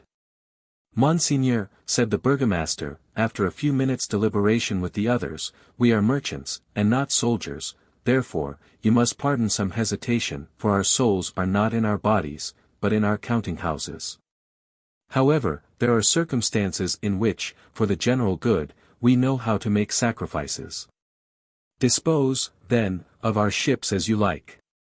Ma foi, Monseigneur, said William, you have done wonders. It would have taken me 6 months to obtain what you have done in 10 minutes. This, then, is my plan, gentlemen, said Monseigneur. The French, with the admiral's galley at their head, will try to force a passage. Make your line long enough, and from all your boats let the men throw grappling irons. And then, having made fast the enemy's ships, set fire to all your own boats, having previously filled them with combustible materials, and let your men escape in one reserved for the purpose. Oh! Cried William, I see the whole French fleet burning. Yes, the whole, then no more retreat by sea and none by land, for at the same time you must open the sluices of Malines, Bircham, Lier, Duffel, and Antwerp. Repulsed by you, pursued by your open dikes, enveloped on all sides by these waters unexpectedly and rapidly rising, by this sea, which will have a flow, but no ebb, the French will be drowned, overwhelmed, destroyed. The officers uttered a cry of joy. There is but one drawback, said the prince. What is it, Monseigneur? That it would take a day to send our orders to the different towns, and we have but an hour. And an hour is enough. But who will instruct the fleet? It is done. By whom? By me. If these gentlemen had refused to give it to me, I should have bought it. But Malines, Lier, Duffel? I passed through Malines and Lier, and sent a sure agent to Duffel. At 11 o'clock the French will be beaten, at 1 they will be in full retreat. At 2 Malines will open its dikes, Lier and Duffel their sluices, and the whole plain will become a furious ocean, which will drown houses, fields, woods, and villages, it is true, but at the same time will destroy the French so utterly that not one will return to France. A silence of admiration and terror followed these words, then all at once the Flemings burst into applause. William stepped forward, and, holding out his hand, said, Then, Monseigneur, all is ready on our side. All. And, stay, I believe on the side of the French also. And he pointed to an officer who was entering. Gentlemen, cried the officer, we have just heard that the French are marching toward the city. To arms, cried the burgomaster. To arms, cried all. One moment, gentlemen, cried Monseigneur, I have to give one direction more important than all the rest. Speak, cried all. The French will be surprised, it will not be a combat, nor even a retreat, but a flight. To pursue them you must be lightly armed. No cuirasses, morbleu. It is your cuirasses, in which you cannot move, which have made you lose all the battles you have lost. No cuirasses, gentlemen. We will meet again in the combat. Meanwhile, go to the place of the Hôtel de Ville, where you will find all your men in battle array. Thanks, Monseigneur, said William, you have saved Belgium and Holland. Prince, you overwhelm me. Will your Highness consent to draw the sword against the French? Asked the prince. I will arrange as to fight against the Huguenots, replied the unknown, with a smile which his more somber companion might have envied. Chapter 65. French and Flemings. At the moment when the members of the council left the Hôtel de Ville, the officers went to put themselves at the head of their troops, and execute the orders they had received. At the same time the artillery sounded. This artillery surprised the French in their nocturnal march, by which they had hoped to surprise the town, but instead of stopping their advance, it only hastened it. If they could not take the city by surprise, they might, as we have seen the King of Navarre do at Cahors, fill up the moats with fascines and burst open the gates with petards. The cannon from the ramparts continued to fire, but in the darkness took scarcely any effect, and after having replied to the cries of their adversaries, the French advanced silently toward the ramparts with that fiery intrepidity which they always show in attack. But all at once, doors and posterns opened, and from all sides poured out armed men, if not with the fierce impetuosity of the French, with a firmness which rendered them massive as a rolling wall. It was the Flemings, who advanced in close ranks and compact masses, above which the cannon continued to thunder, although with more noise than effect. Then the combat began hand to hand, foot to foot, sword to sword, and the flash of pistols lighted up faces red with blood. But not a cry, not a murmur, not a complaint was heard, and the Flemings and French fought with equal rage. The Flemings were furious at having to fight, for fighting was neither their profession nor their pleasure, and the French were furious at being attacked when they meant to have taken the initiative. While the combat was raging furiously, explosions were heard near Saint Marie, and a light rose over the city, like a crest of flames. It was Joyeuse attacking and trying to force the barrier across the Scheldt, and who would soon penetrate into the city, at least, so the French hoped. But it was not so. Joyeuse had weighed anchor and sailed, and was making rapid progress, favored by the west wind. All was ready for action, the sailors, armed with their boarding cutlasses, were eager for the combat, the gunners stood ready with lighted matches. While some picked men, hatchet in hand, stood ready to jump on the hostile ships and destroy the chains and cords. The 7 ships advanced in silence, disposed in the form of a wedge, of which the admiral's galley formed the point. Joyeuse himself had taken his first lieutenant's place, and was leaning over the bowsprit, trying to pierce the fogs of the river and the darkness of the night.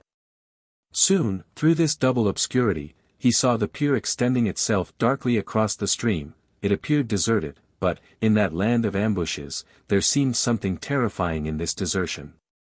However, they continued to advance, and soon were within sight of the barrier, scarcely 10 cable lengths off. They approached nearer and nearer, and yet not a single "que vive" struck on their ears. The sailors only saw in this silence a carelessness which rejoiced them, but their young admiral, more far-seeing, feared some ruse. At last the prow of the admiral's ship touched the 2 ships which formed the center of the barrier, and made the whole line, which was fastened together by chains, tremble. Suddenly, as the bearers of the hatchets received the order to board and cut the chains, a crowd of grappling irons, thrown by invisible hands, seized hold of the French vessels. The Flemings had forestalled the intended movement of the French. Joyeuse believed that his enemies were offering him a mortal combat, and he accepted it with alacrity. He also threw grappling irons, and the 2 lines of ships were firmly bound together. Then, seizing a hatchet, he was the first to jump on a ship, crying, "Board them! Board them!" All his crew followed him, officers and men, uttering the same cry, but no cry replied to them, no force opposed their advance. Only they saw 3 boats full of men gliding silently over the water, like 3 sea-birds. The assailants rested motionless on the ships which they had conquered without a struggle. All at once Joyeuse heard under his feet a crackling sound, and a smell of sulphur filled the air. A thought crossed his mind, and he ran and opened a hatchway. The vessel was burning. A cry of, "To our ships," sounded through all the line. Each climbed back again more quickly than he had come in, but Joyeuse, this time, was the last. Just as he reached his galley, the flames burst out over the whole bridge of boats, like 20 volcanoes, of which each ship or boat was the crater. The order was instantly given to cut the ropes and break the chains and grappling irons, and the sailors worked with the rapidity of men who knew that their safety depended on their exertions. But the work was immense. Perhaps they might have detached those thrown by the enemy on their ships, but they had also to detach those which they themselves had thrown. All at once 20 explosions were heard, and each of the French ships trembled to its center. It was the cannons that defended the port and which, fully charged and then abandoned by the Antwerpians, exploded as the fire gained on them, breaking everything within their reach.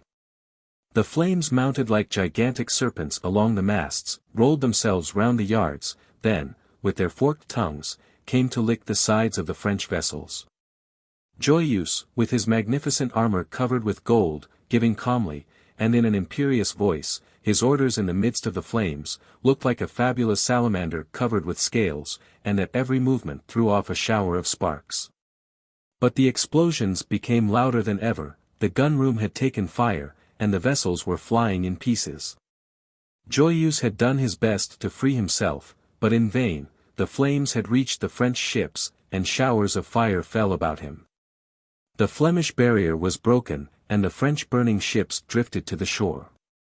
Joyeuse saw that he could not save his ships, and he gave orders to lower the boats, and land on the left bank. This was quickly done, and all the sailors were embarked to a man before Joyeuse quitted his galley. His sang-froid kept every one in order, and each man landed with a sword or an axe in his hand. Before he had reached the shore, the fire reached the magazine of his ship, which blew up, lighting the whole horizon. Meanwhile, the artillery from the ramparts had ceased, not that the combat had abated, but that it was so close it was impossible to fire on enemies without firing on friends also. The Calvinist cavalry had charged, and done wonders. Before the swords of its cavaliers a pathway opened, but the wounded Flemings pierced the horses with their large cutlasses, and in spite of this brilliant charge a little confusion showed itself in the French columns. And they only kept their ground instead of advancing, while from the gates of the city new troops continually poured out. All at once, almost under the walls of the city, a cry of "Anjou! France!" was heard behind the mass of the Antwerpians. This was Joyeuse and his 1,500 sailors, armed with hatchets and cutlasses. They had to revenge their fleet in flames, and 200 of their companions burned or drowned. No one could manage his long sword better than Joyeuse. Every blow cut open a head, every thrust took effect.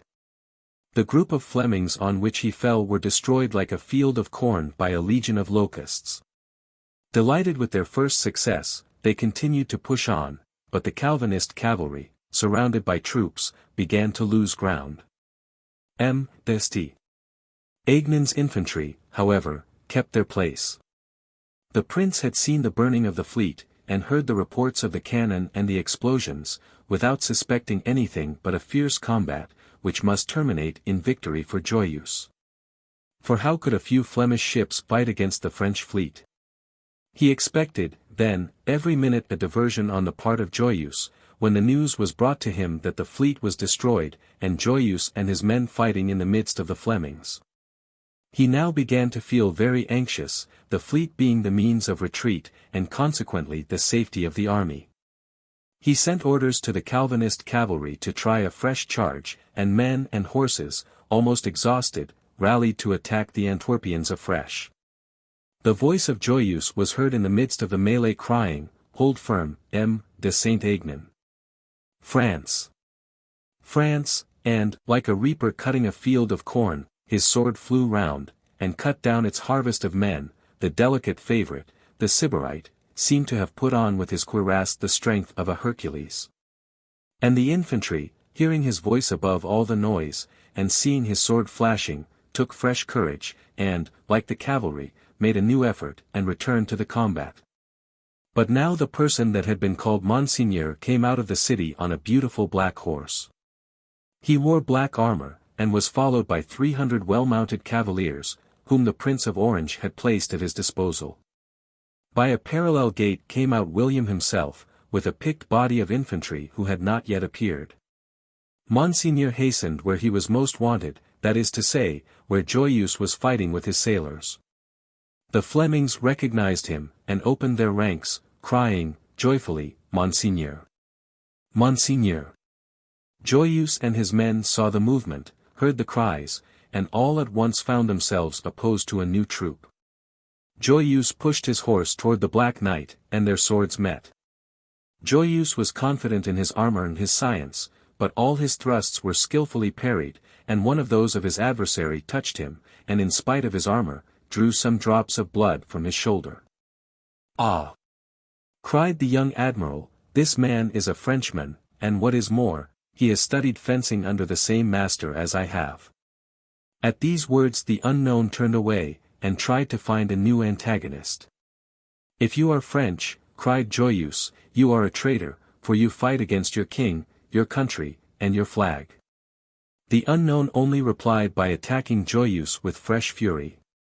But now Joyeuse was on his guard, and knew with what a skillful swordsman he had to deal. He parried 2 or 3 thrusts with as much skill as fury, and it was now the stranger who made a step back. "See!" cried Joyeuse, "what one can do fighting for one's country.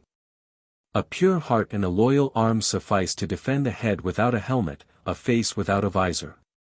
And he threw his helmet far from him, displaying his noble and beautiful head, with eyes sparkling with pride, youth and anger. His antagonist forbore answer, uttered a cry, and struck at his bare head. "Ah!" cried Joyeuse, parrying the blow, "I said you were a traitor, and as a traitor you shall die. I will kill you, and carry off this helmet which hides and defends you, and hang you to the first tree that I see." But at this moment a cavalier cried, "Monseigneur, no more skirmishing, your presence is wanted over there." Glancing toward the point indicated, the unknown saw the Flemings giving way before the Calvinist cavalry.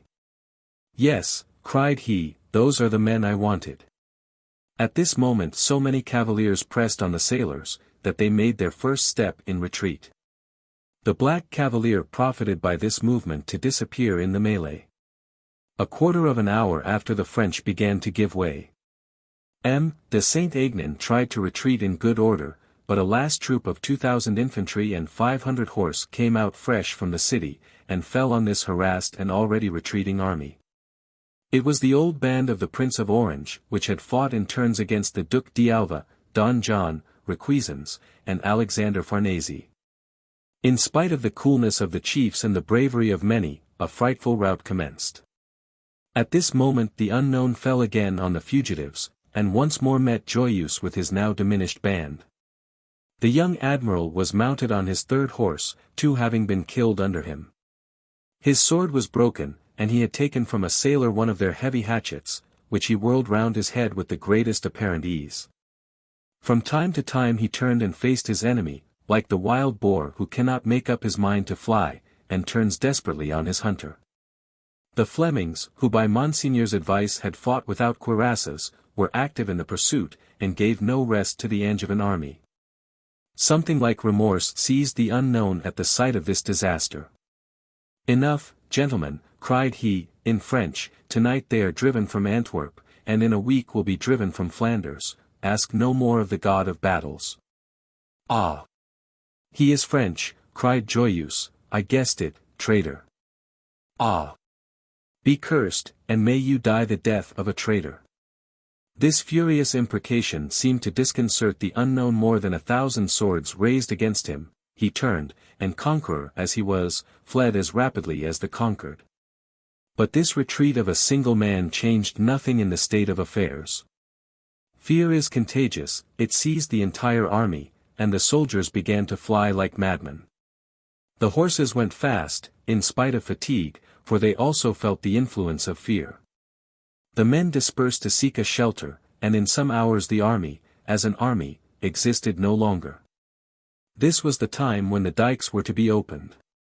From Lier to Termonde, from Haysdouck to Malines, each little river, swollen by its tributaries, each canal overflowed, and spread over the flat country its contingent of furious water.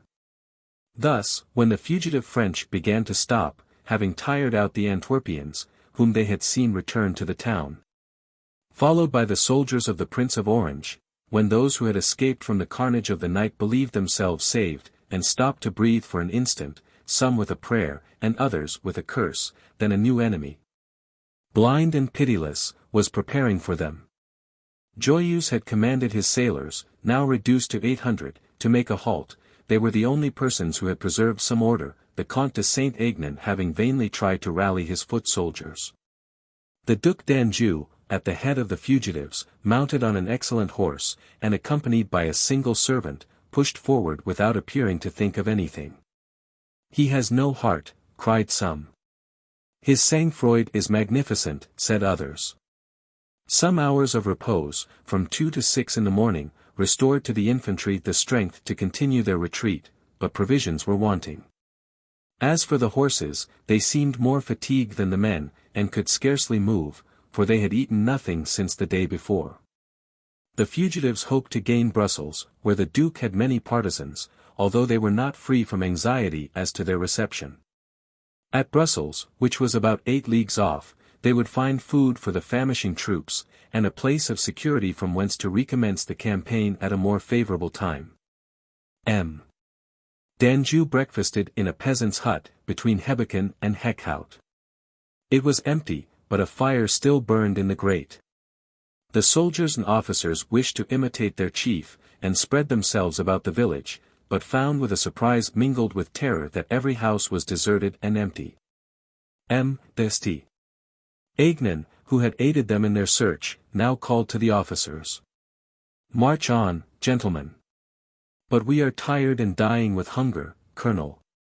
"Yes, but you are alive, and if you remain here another hour you will be dead. Perhaps it is already too late." M. de Saint-Aignan knew nothing, but he suspected some great danger. They went on. But 2,000 or 3,000 men straggled from the main body, or, worn out with fatigue, lay down on the grass, or at the foot of a tree, wearied, desolate, and despairing. Scarcely 3,000 able men remained to the Duc d'Anjou. Chapter 66. The Travellers. While these disasters, the forerunners of a still greater one, were taking place, 2 travellers, mounted on excellent horses, left Brussels on a fine night and rode toward Mechlin. They rode side by side, without any apparent arms but a large Flemish knife, of which the handle appeared in the belt of one of them. They rode on, each occupied with thoughts perhaps the same, without speaking a word. They looked like those commercial travellers who at that time carried on an extensive trade between France and Flanders. Whoever had met them trotting so peaceably along the road would have taken them for honest men, anxious to find a bed after their day's work. However, it was only necessary to overhear a few sentences of their conversation to lose any such opinion suggested by their appearance. They were about half a league from Brussels, when the tallest of them said, "Madam, you were quite right to set off tonight. We shall gain 7 leagues by it, and shall probably arrive at Mechlin by the time the result of the attack on Antwerp is known. In 2 days of short marches, and you must take easy stages, we shall reach Antwerp." The person who was called Madam, in spite of her male costume, replied in a voice calm, grave, and sweet. "My friend, believe me, God will tire of protecting this wicked prince, and will strike him cruelly. Let us hasten to put our projects into execution, for I am not one of those who believe in fatality, and I think that men have perfect freedom in will and deed. If we leave his punishment to God, and do not act ourselves, it was not worth while living so unhappily until now." At this moment a blast of north wind, cold and biting, swept across the plain. "You shiver, madam," said the other traveller. "Take your cloak." "No, thank you, Remy, I no longer feel pain of body or mind."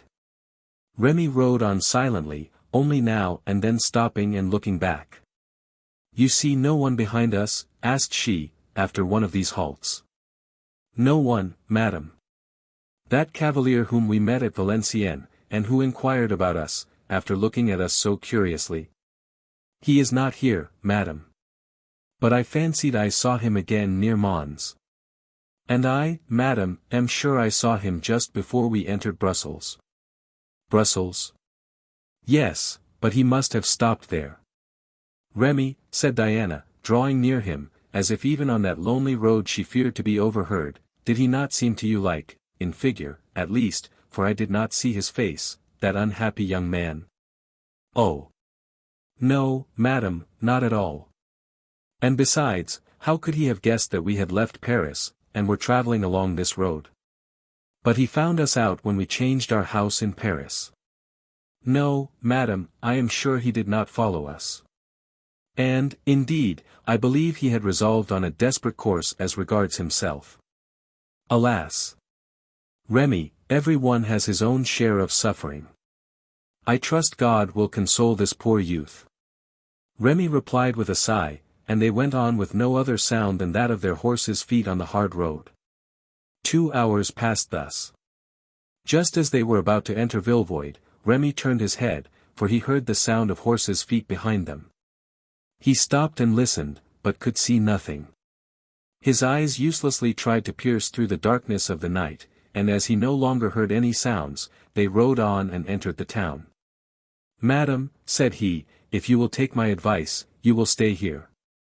Daylight will soon appear, the horses are tired, and you yourself need repose. Remy, you are anxious about something." "Yes, about your health, madam. Believe me, a woman cannot support so much fatigue, I can scarcely do so myself." "As you please, Remy. Well, then, enter that narrow street.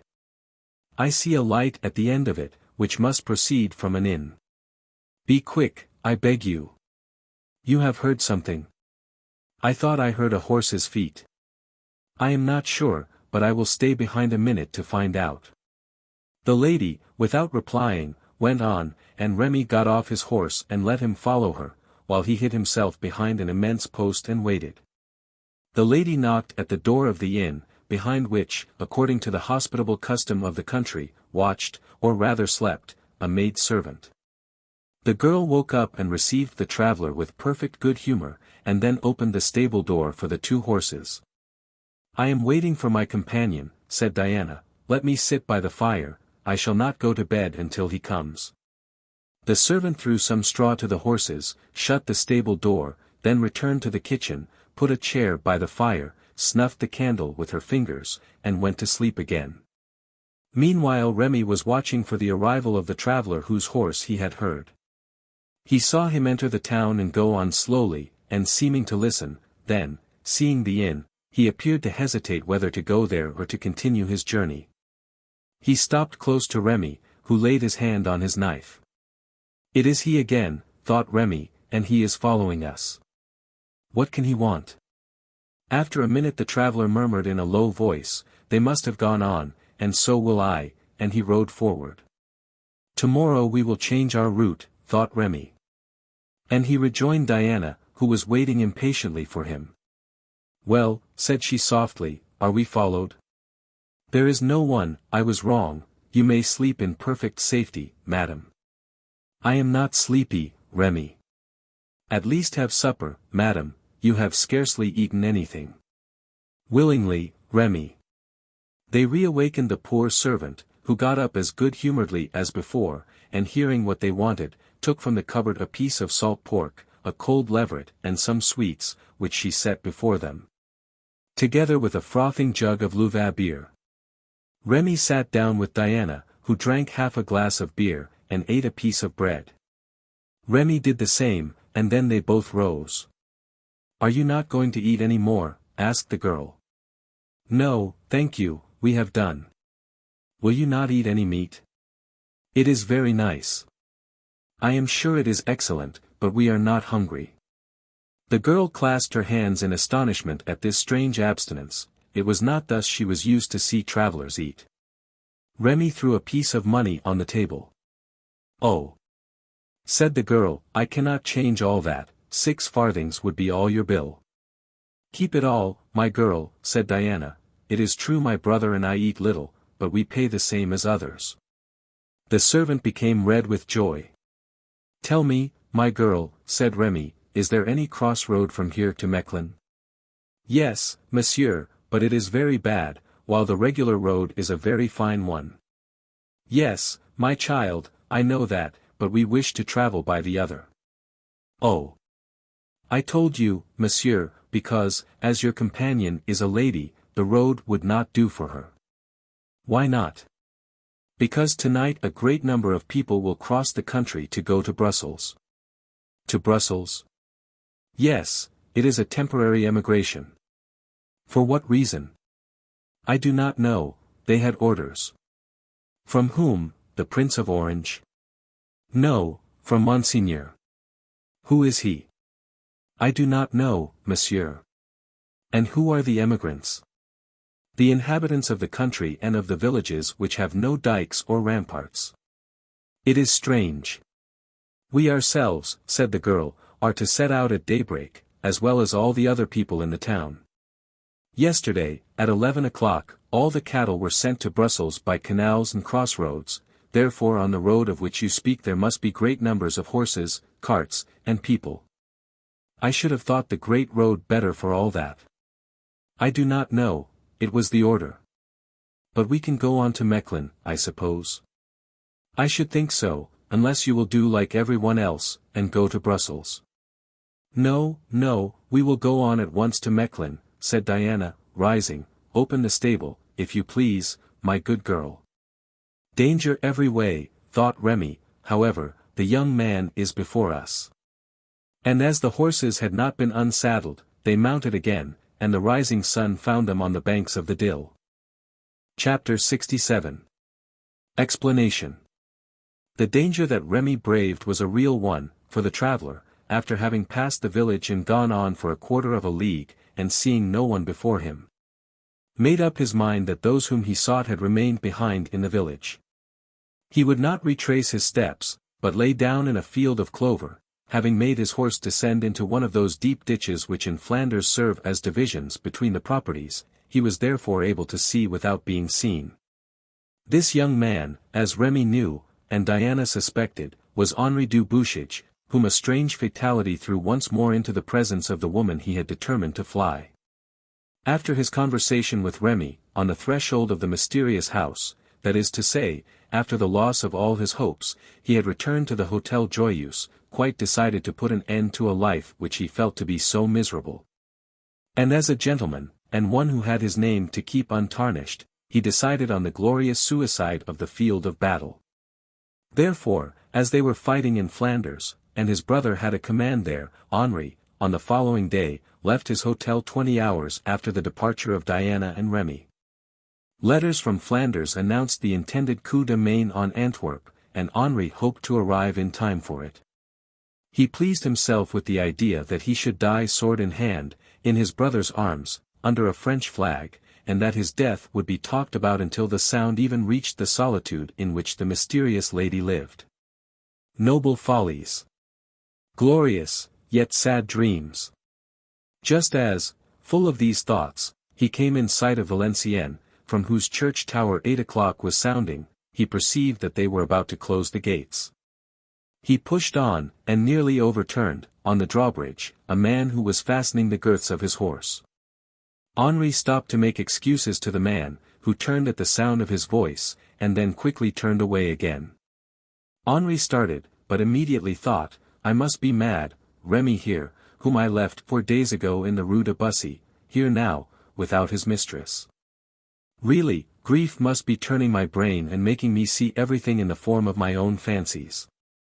And he continued his way, convinced that his idea had been pure fancy.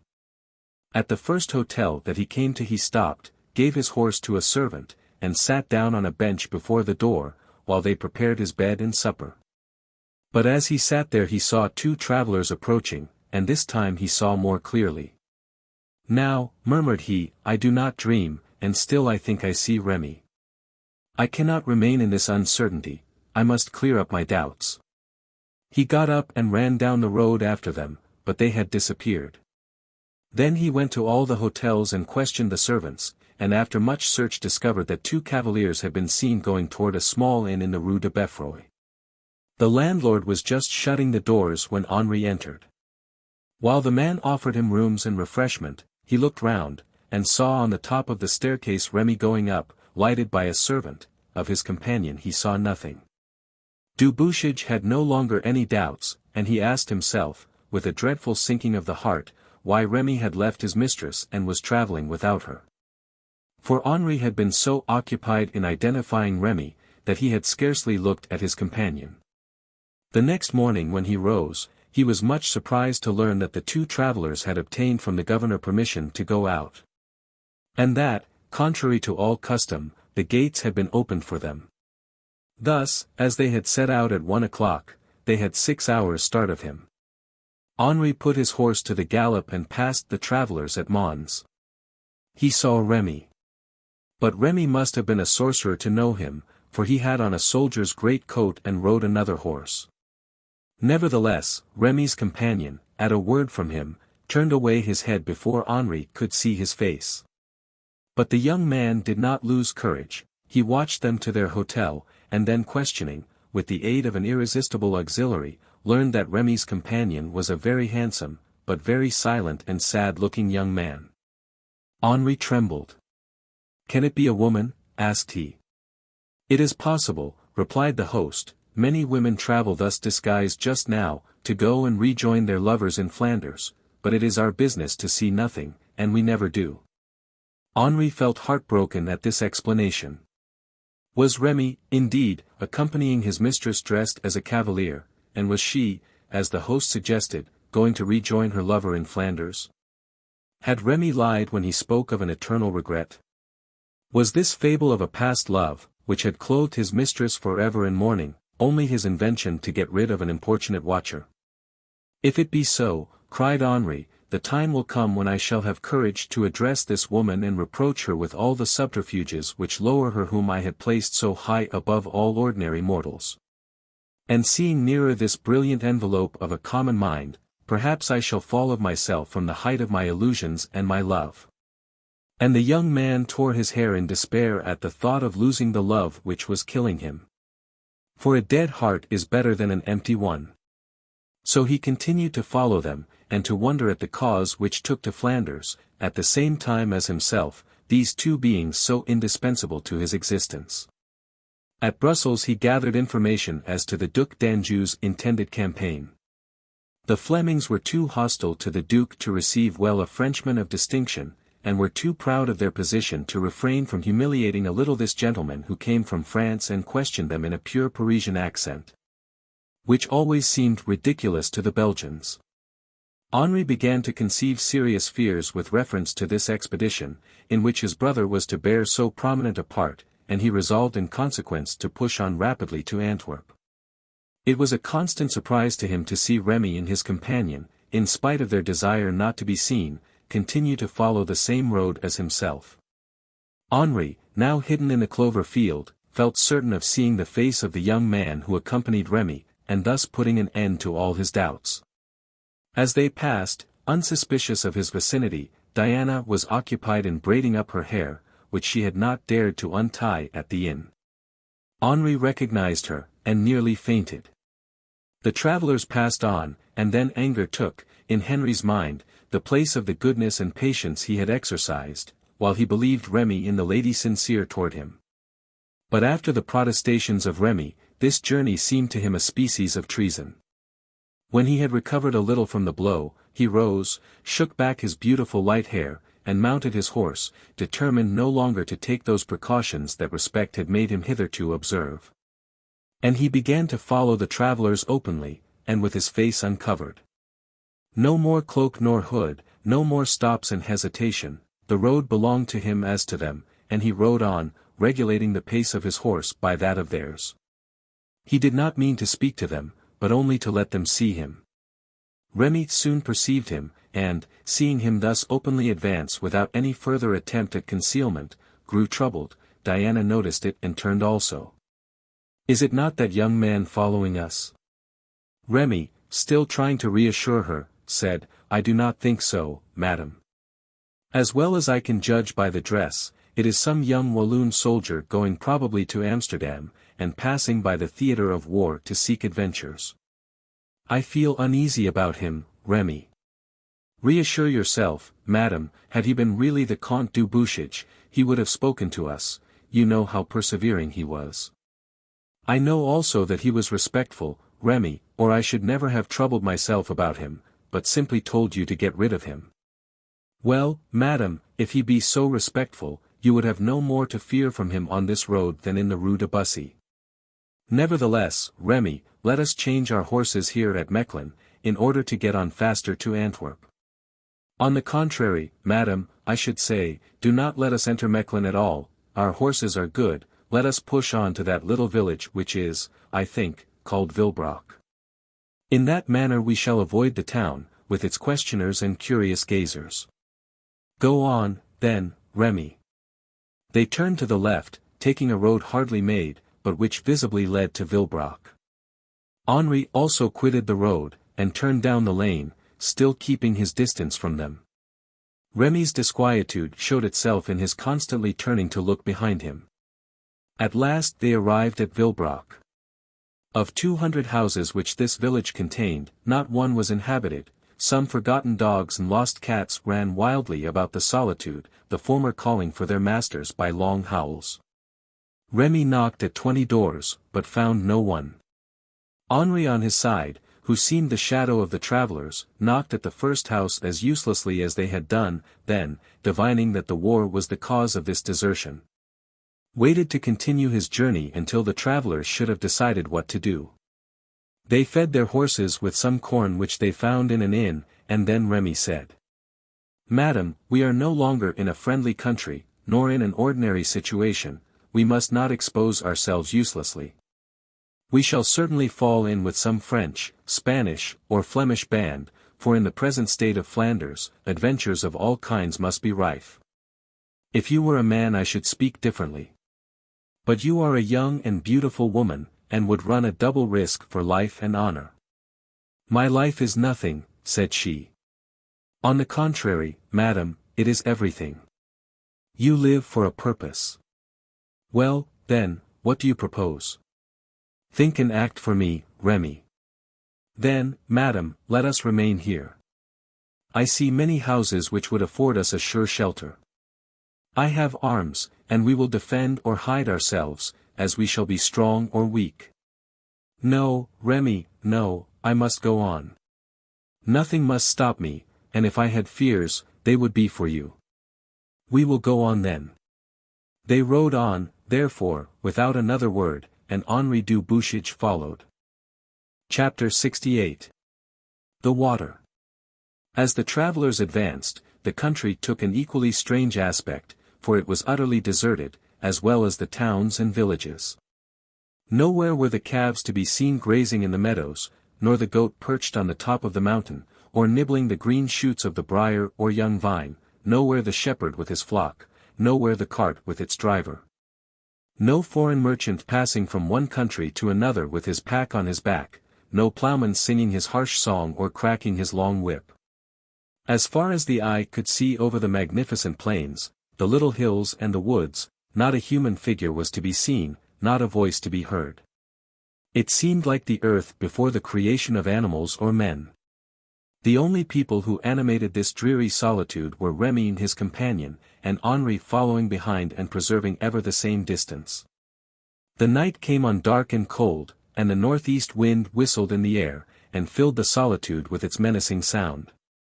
Remy stopped his companion, and putting his hand on the bridle of her horse, said, "Madam, you know how inaccessible I am to fear, you know I would not turn my back to save my life. But this evening some strange feeling possesses me, and forbids me to go further. Madam, call it terror, timidity, panic, what you will, I confess that for the first time in my life I am afraid." The lady turned. "Is he still there?" she said. "Oh! I was not thinking of him, think no more of him, madam, I beg of you, we need not fear a single man. No, the danger that I fear or rather feel, or divine with a sort of instinct, is unknown to me, and therefore I dread it. Look, madam, do you see those willows bending in the wind?" "Yes. By their side I see a little house, I beg you, let us go there. If it is inhabited, we will ask for hospitality, and if not, we will take possession of it. I beg you to consent, madam." Remy's emotion and troubled voice decided Diana to yield, so she turned her horse in the direction indicated by him. Some minutes after, they knocked at the door. A stream, which ran into the Neath, a little river about a mile off, bordered with reeds and grassy banks, bathed the feet of the willows with its murmuring waters. Behind the house, which was built of bricks, and covered with tiles, was a little garden, encircled by a quickset hedge. All was empty, solitary, and deserted, and no one replied to the blows struck by the travelers. Remy did not hesitate. He drew his knife, cut a branch of willow, with which he pushed back the bolt and opened the door. The lock, the clumsy work of a neighboring blacksmith, yielded almost without resistance. Remy entered quickly, followed by Diana, then, closing the door again, he drew a massive bolt, and thus entrenched, seemed to breathe more freely. Feeling about, he found a bed, a chair, and a table in an upper room. Here he installed his mistress, and then, returning to the lower room, placed himself at the window, to watch the movements of Du Bouchage. His reflections were as sombre as those of Remy. Certainly, said he to himself, some danger unknown to us, but of which the inhabitants are not ignorant, is about to fall on the country. War ravages the land. Perhaps the French have taken, or are about to assault Antwerp, and the peasants, seized with terror, have gone to take refuge in the towns. But this reasoning, however plausible, did not quite satisfy him. Then he thought, but what are Remy and his mistress doing here? What imperious necessity drags them toward this danger? Oh, I will know, the time has come to speak to this woman, and to clear away all my doubts. Never shall I find a better opportunity. He approached the house, and then suddenly stopped, with a hesitation common to hearts in love. No, said he, no, I will be a martyr to the end. Besides, is she not mistress of her own actions? And, perhaps, she does not even know what fable was invented by Remy. Oh, it is he alone that I hate, he who assured me that she loved no one. But still let me be just. Ought this man for me, whom he did not know, to have betrayed his mistress's secrets? No, no. All that remains for me now is to follow this woman to the camp, to see her hang her arms round someone's neck and hear her say, see what I have suffered, and how I love you. Well, I will follow her there, see what I dread to see, and die of it. It will be trouble saved for the musket or cannon. Alas! I did not seek this, I went calmly to meet a glorious death, and I wish to die with her name on my lips. It is not so to be, I am destined to a death full of bitterness and torture. Well, I accept it. Then, recalling his days of waiting, and his nights of anguish before the inexorable house, he found that he was less to be pitied here than at Paris, and he went on. I will stay here, and take these trees for a shelter, and then I can hear her voice when she speaks, and see her shadow on the window. He lay down, then, under the willows, listening, with a melancholy impossible to describe, to the murmur of the water that flowed at his side. All at once he started, the noise of cannon was brought distinctly to him by the wind. Ah! Said he, I shall arrive too late, they are attacking Antwerp. His first idea was to rise, mount his horse, and ride on as quickly as possible, but to do this he must quit the lady, and die in doubt, so he remained. During 2 hours he lay there, listening to the reports. He did not guess that what he heard was his brother's ships blowing up. At last, about 2 o'clock, all grew quiet. Now, thought Henri, Antwerp is taken, and my brother is a conqueror. But after Antwerp will come Ghent, and then Bruges, I shall not want an occasion for a glorious death. But before I die I must know what this woman wants in the French camp. He lay still, and had just fallen asleep, when his horse, which was grazing quietly near him, pricked up his ears and neighed loudly. Henri opened his eyes. The animal had his head turned to the breeze, which had changed to the southeast, as if listening. What is it, my good horse, said the young man, have you seen some animal which frightened you, or do you regret the shelter of your stable? The animal stood still, looking toward Lyre, with his eyes fixed and his nostrils distended, and listening. Ah, said Henri, it is more serious, perhaps some troops of wolves following the army to devour the corpses. The horse neighed and began to run forward to the west, but his master caught the bridle and jumped on his back, and then was able to keep him quiet. But after a minute, Henri himself began to hear what the horse had heard. A long murmur, like the wind, but more solemn, which seemed to come from different points of the compass, from south to north. What is it? Said Henri, can it be the wind? No, it is the wind which brings this sound, and I hear the two distinctly. An army in march, perhaps. But no, I should hear the sound of voices and of regular marching. Is it the crackling of a fire? No, there is no light in the horizon, the heaven seems even to grow darker. The noise redoubled and became distinct. It was an incessant growling and rolling, as if thousands of cannon were being dragged over a paved road. Henri thought of this. But no, said he, there is no paved road near. The noise continued to increase, and Henri put his horse to the gallop and gained an eminence. What do I see? Cried he, as he attained the summit. What he saw his horse had seen before him. For he had only been able to make him advance by furious spurring, and when they arrived at the top of the hill he reared so as nearly to fall backward. They saw in the horizon an infinite body rolling over the plain, and visibly and rapidly approaching. The young man looked in wonder at this strange phenomenon, when, looking back to the place he had come from, he saw the plain beginning to be covered with water, and that the little river had overflowed, and was beginning to cover the reeds which a quarter of an hour before had stood up stiffly on its banks. Fool that I am, cried he, I never thought of it. The water. The water. The Flemings have broken their dikes. Henri flew to the house, and knocked furiously at the door. Open. Open, cried he. No one replied. Open, Remy. Cried he, furious with terror, it is I, Henri du Bouchage. Oh.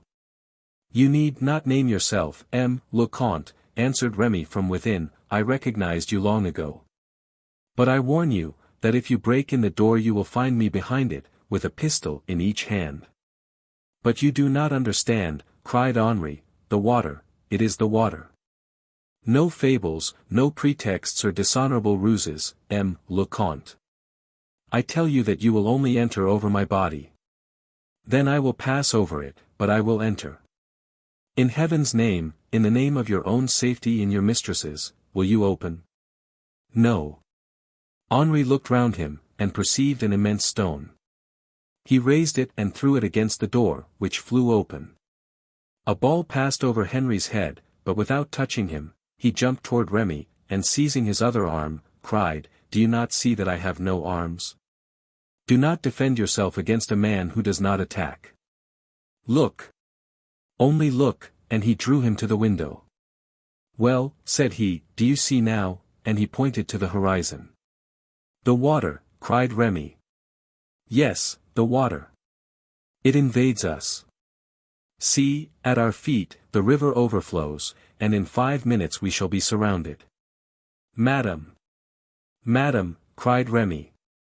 Do not frighten her, Remy, get ready the horses at once. Remy ran to the stable, and Henri flew up the staircase. At Remy's cry Diana had opened her door, Henri seized her in his arms and carried her away as he would have done a child. But she, believing in treason or violence, struggled, and clung to the staircase with all her might. Tell her that I am saving her, Remy, cried Henri. Remy heard the appeal, and cried. Yes, yes, madam, he is saving you, or rather he will save you. Come, for heaven's sake. Chapter 69. Flight. Henri, without losing time in reasoning with Diana, carried her out of the house, and wished to place her before him on his horse. But she, with a movement of invincible repugnance, glided from his arms, and was received by Remy, who placed her on her own horse. Ah, madam, cried Henri, how little you understand my heart. It was not, believe me, for the pleasure of holding you in my arms, or pressing you to my heart, although for that favor I would sacrifice my life, but that we ought to fly as quickly as the birds, and look at them, how they fly. Indeed, in the scarcely dawning light were seen large numbers of curlews and pigeons, traversing the air with a quick and frightened flight, which, in the night, usually abandoned to the silent bat, looked strange to the eye, and sounded sinister to the ear. Diana did not reply, but rode on without turning her head. Her horse, however, as well as that of Remy, was fatigued with their long journey, and Henri, as he turned back each moment, saw that they could not keep up with him. "See, madam," said he, "how my horse outstrips yours, and yet I am holding him in with all my strength. For heaven's sake, madam, while there is yet time, if you will not ride with me, take my horse and leave me yours." "No, thank you, monsieur," replied she, in her usual calm voice. "But, madam," cried Henri, in despair, "the water gains on us, do you hear? Do you hear?" Indeed, a horrible crashing was now heard. It was the dike of a neighboring village giving way, to swell the inundation. Boards and props had given way, a double row of stakes broke with a noise like thunder, and the water, rushing over the ruins, began to invade an oak wood, of which they saw the tops trembling, and heard the branches cracking as though a flight of demons were passing under the leaves. The uprooted trees knocking against the stakes, the wood of ruined houses floating on the waters, the distant neighings and cries of horses and men carried away by the inundation, formed a concert of sound so strange and gloomy that the terror which agitated Henri began to seize also upon Diana. She spurred her horse, and he, as if he understood the danger, redoubled his efforts. But the water gained on them, and before 10 minutes it was evident that it would reach them. Every instant Henri turned and cried, "Quicker, madam! For pity's sake, the water comes, here it is." It came, indeed, foaming and turbulent, carrying away like a feather the house in which they had taken shelter. And majestic, immense, rolling like a serpent, it arrived like a wall behind the horses of Remy and Diana. Henri uttered a cry of terror, and turned on the water, as though he would have fought it. "You see you are lost," screamed he. "Come, madam, perhaps there is still time, come with me." "No, monsieur," said she. "In a minute it will be too late, look," cried he. Diana turned, the water was within 50 feet of her. "Let my fate be accomplished," said she. "You, monsieur, fly." Remy's horse, exhausted, fell, and could not rise again, despite the efforts of his rider. "Save her in spite of herself," cried Remy. And at the same moment, as he disengaged himself from the stirrups, the water passed over the head of the faithful servant. His mistress, at this sight, uttered a terrible cry, and tried to jump off her horse to perish with him. But Henri, seeing her intention, seized her round the waist, and placing her before him, set off like an arrow. "Remy! Remy!" cried she, extending her arms. A cry was the only answer.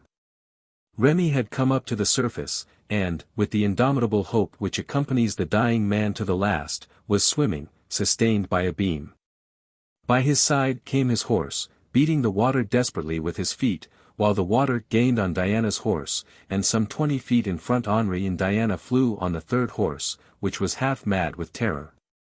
Remy scarcely regretted life, since he hoped that his loved mistress would be saved. "Adieu, madam," cried he. "I go first to him who waits for us, to tell him that you live for." He could not finish, a mountain of water rolled over his head. "Remy!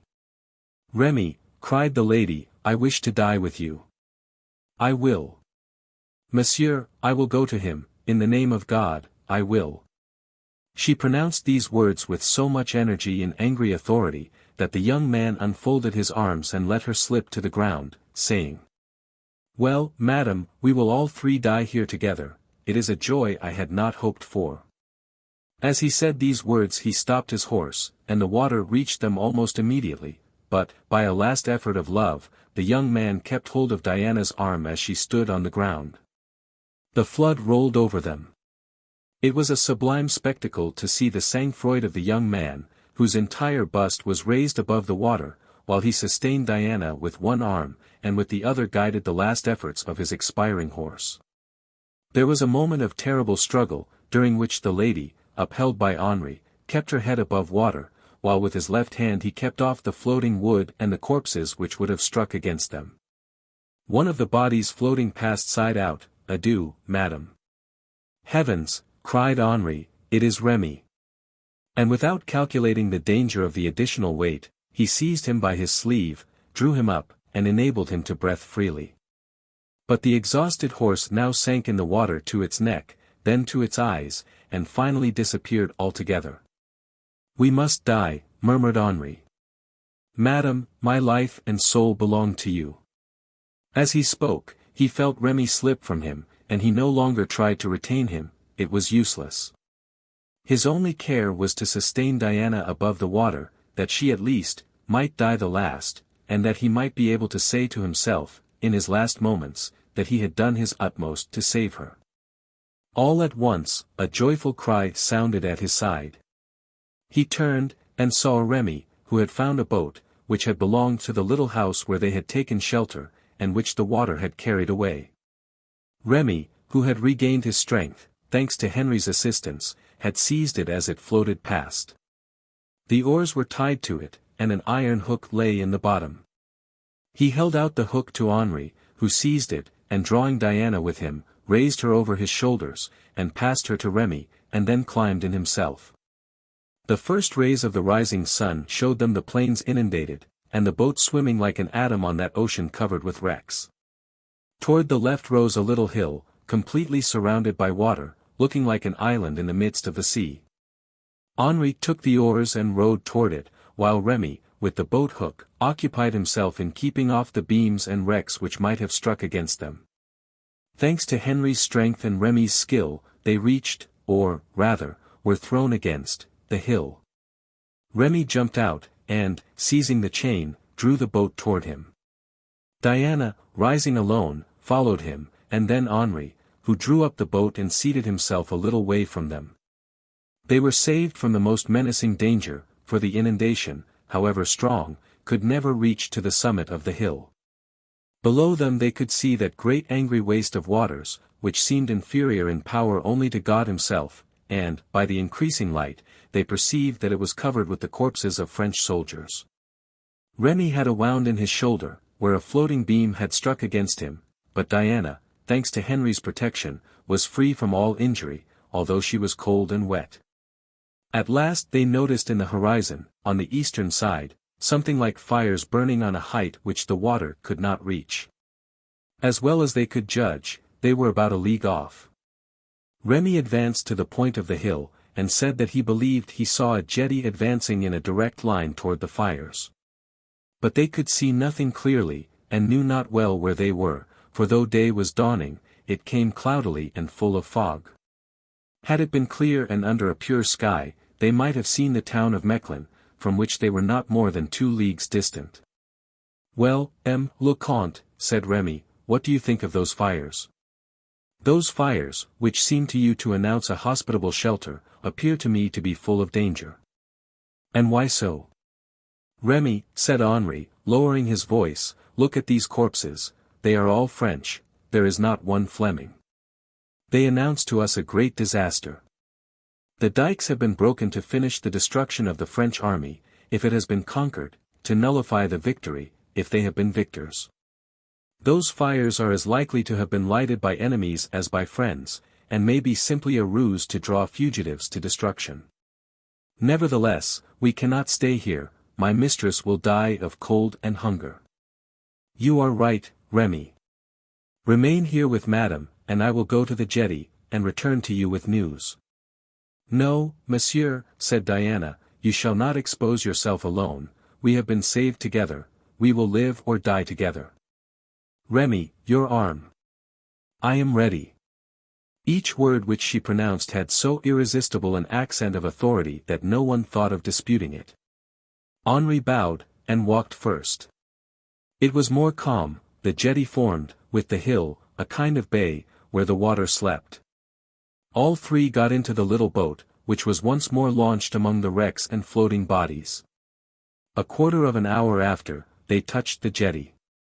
They tied the chain of the boat to a tree, landed once more, walked along the jetty for nearly an hour, and then arrived at a number of Flemish huts, among which, in a place planted with lime trees, were 200 or 300 soldiers sitting round a fire, above whom floated the French flag.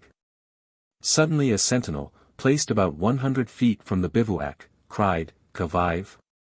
"France," replied Dubuchich. Then, turning to Diana, he said, "Now, madam, you are saved. I recognize the standard of the gendarmes of Onís, a corps in which I have many friends. At the cry of the sentinel and the answer of the Comte, several gendarmes ran to meet the newcomers, doubly welcome, in the midst of this terrible disaster, as survivors and compatriots. Henri was soon recognized. He was eagerly questioned, and recounted the miraculous manner in which he and his companions had escaped death.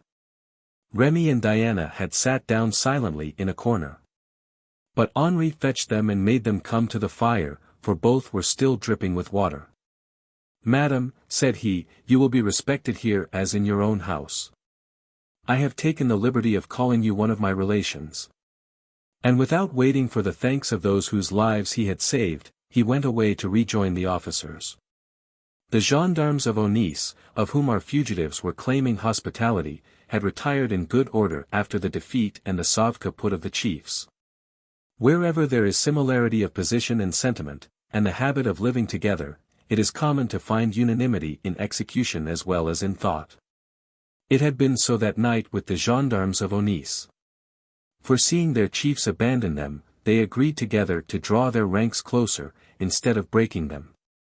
They therefore put their horses to the gallop, and, under the conduct of one of the ensigns, whom they loved for his bravery and respected for his birth, they took the road to Brussels. Like all the actors in this terrible scene, they saw the progress of the inundation, and were pursued by the furious waters, but by good luck found in this spot a position strong both against men and water. The inhabitants, knowing themselves in safety, had not quitted their homes, and had only sent off their women, children, and old men to Brussels, therefore the gendarmes met with resistance when they arrived. But death howled behind them, and they attacked like desperate men, triumphed over all obstacles, lost 10 men, but established the others, and turned out the Flemings. Such was the recital which Henri received from them. "And the rest of the army?" asked he. "Look," replied the ensign, "the corpses which pass each moment answer your question." "But, my brother," said Henri, in a choking voice. "Alas! Le Comte, we do not know. He fought like a lion, but he survived the battle, as to the inundation I cannot say." Henri shook his head sadly, then, after a minute's pause, said, "And the Duke?" "Comte, the Duke fled one of the first. He was mounted on a white horse, with no spot but a black star on the forehead. Well, just now we saw the horse pass among a mass of wrecks, the foot of a rider was caught in the stirrup and was floating on the water." "Great God! Good heavens!" echoed Remy, who had drawn near and heard the tale. "One of my men ventured down into the water and seized the reins of the floating horse, and drew it up sufficiently to enable us to see the white boot and gold spur that the Duke wore. But the waters were rushing past, and the man was forced to let go to save himself, and we saw no more. We shall not even have the consolation of giving a Christian burial to our prince. Dead! He also. The heir to the crown. What a misfortune!" Remy turned to his mistress, and with an expression impossible to describe, said, "He is dead, madam, you see." "I praise the Lord, who has spared us a crime," said she, raising her eyes to heaven. "Yes, but it prevents our vengeance. Vengeance only belongs to a man when God forgets." "But you, yourself, Comte," said the ensign to Henri, "what are you about to do?" The Comte started. "I," said he. "Yes. I will wait here till my brother's body passes," replied he, gloomily, "then I will try to draw him to land. You may be sure that if once I hold him, I shall not let go." Remy looked pityingly at the young man. But Diana heard nothing, she was praying. Chapter 70. Transfiguration. After her prayer Diana rose so beautiful and radiant that the Comte uttered a cry of surprise and admiration. She appeared to be waking out of a long sleep, of which the dreams had fatigued her and weighed upon her mind. Or rather, she was like the daughter of Jairus, called from death and rising from her funeral couch, already purified and ready for heaven. Awakening from her lethargy, she cast around her a glance so sweet and gentle, that Henri began to believe he should see her feel for his pain, and yield to a sentiment of gratitude and pity. While the gendarmes, after their frugal repast, slept about among the ruins, while Remy himself yielded to it, Henri came and sat down close to Diana, and in a voice so low and sweet that it seemed a murmur of the breeze, said, "Madam, you live. Oh! Let me tell you all the joy which overflows my heart when I see you here in safety, after having seen you on the threshold of the tomb." "It is true, monsieur," replied she, "I live through you, and I wish I could say I was grateful." "But, madam," replied Henri, with an immense effort, "if it is only that you are restored to those you love?" "What do you mean?" "To those you are going to rejoin through so many perils." "Monsieur, those I loved are dead. Those I am going to rejoin are so also." "Oh, madam," cried Henri, falling on his knees, "throw your eyes on me, who have suffered so much and loved so much. Oh, do not turn away, you are young, and beautiful as the angels in heaven. Read my heart, which I open to you, and you will see that it contains not an atom of that love that most men feel. You do not believe me? Examine the past hours, which of them has given me joy, or even hope? Yet I have persevered. You made me weep. I devoured my tears. You made me suffer, I hid my sufferings. You drove me to seek death, and I went to meet it without a complaint. Even at this moment, when you turn away your head, when each of my words, burning as they are, seems a drop of iced water falling on your heart, my soul is full of you, and I live only because you live. Just now, was I not ready to die with you? What have I asked for? Nothing. Have I touched your hand? Never, but to draw you from a mortal peril. I held you in my arms to draw you from the waves, nothing more. All in me has been purified by the devouring fire of my love. Oh, monsieur! For pity's sake do not speak thus to me. Oh, in pity do not condemn me. He told me you loved no one, oh. Repeat to me this assurance. It is a singular favor for a man in love to ask to be told that he is not loved, but I prefer to know that you are insensible to all. Oh, madam, you who are the only adoration of my life, reply to me. In spite of Henri's prayers, a sigh was the only answer. You say nothing, continued the Comte. Remy at least had more pity for me, for he tried to console him. Oh! I see you will not reply, because you do not wish to tell me that you came to Flanders to rejoin someone happier than I, and yet I am young, and am ready to die at your feet. Look, Comte, replied Diana, with majestic solemnity, do not say to me things fit only to be said to a woman. I belong to another world, and do not live for this.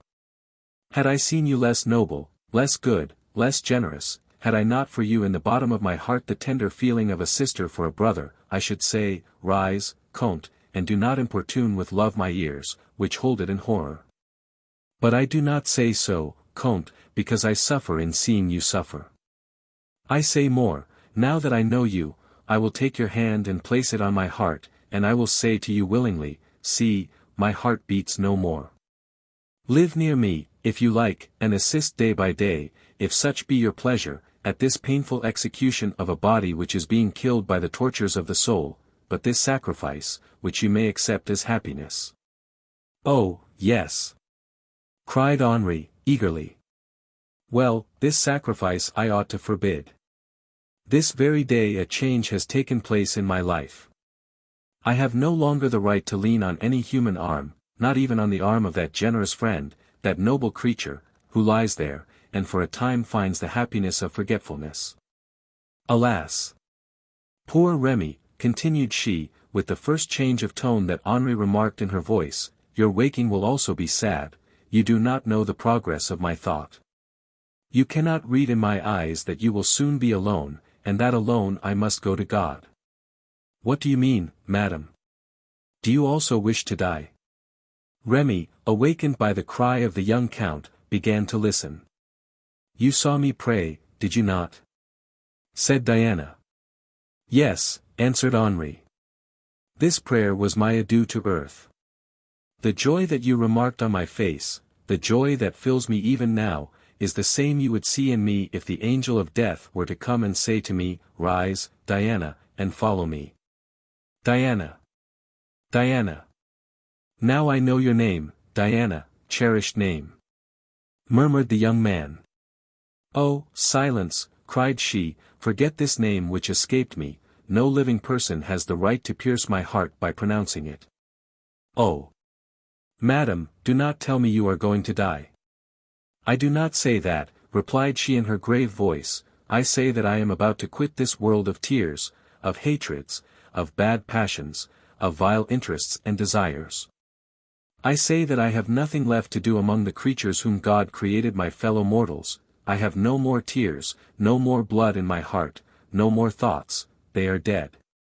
I am a worthless offering, for in renouncing the world I sacrifice nothing, neither desires nor hopes, but such as I am I offer myself to my God, and he will accept me, he who has made me suffer so much, and yet kept me from sinking under it.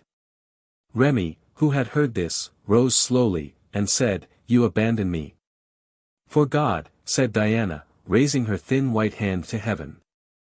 It is true, said Remy, sadly, and seizing her hand he pressed it to his breast. Oh!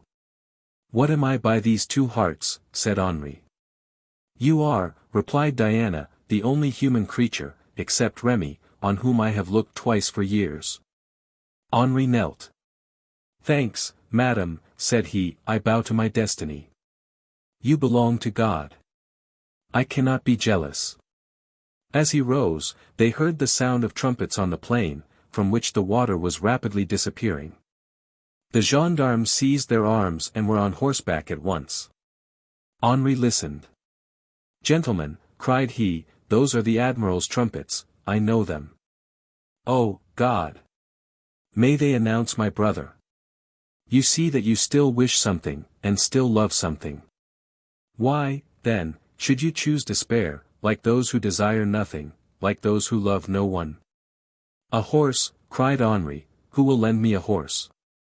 But the water is still all around us, said the ensign. But you see that the plain is practicable, they must be advancing, since we hear their trumpets. Mount to the top of the bank, le Comte, the sky is clear, perhaps you will see. Henri climbed up. The trumpets continued to sound at intervals, but were seemingly stationary. Chapter 71. The Two Brothers. A quarter of an hour after, Henri returned. He had seen a considerable detachment of French troops entrenched on a hill at some distance. Excepting a large ditch, which surrounded the place occupied by the gendarmes of Onís, the water had begun to disappear from the plain, the natural slope of the ground in the immediate neighborhood making the waters run toward the sea. And several points of earth, higher than the rest, began to reappear. The slimy mud brought by the rolling waters had covered the whole country, and it was a sad spectacle to see, as the wind cleared the mist, a number of cavaliers stuck in the mud, and trying vainly to reach either of the hills.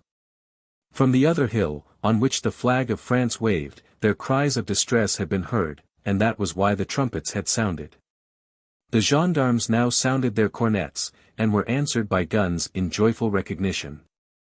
About 11 o'clock the sun appeared over this scene of desolation, drying some parts of the plain, and rendering practicable a kind of road.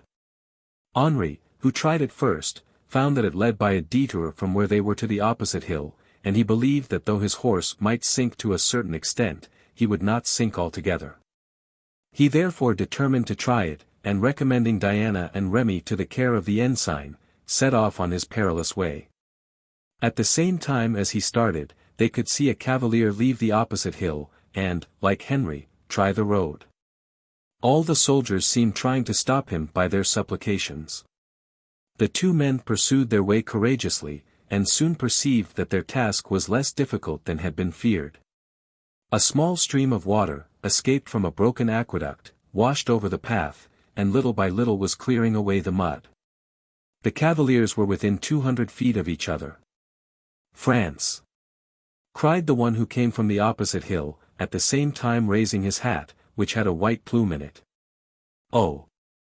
It is you, cried Henri, with a burst of joy. You, Henri!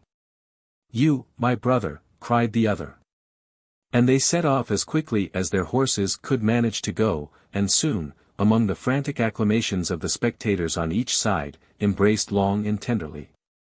Soon, all, gendarmes and light horse, Huguenots and Catholics, rushed along the road, pioneered by the two brothers.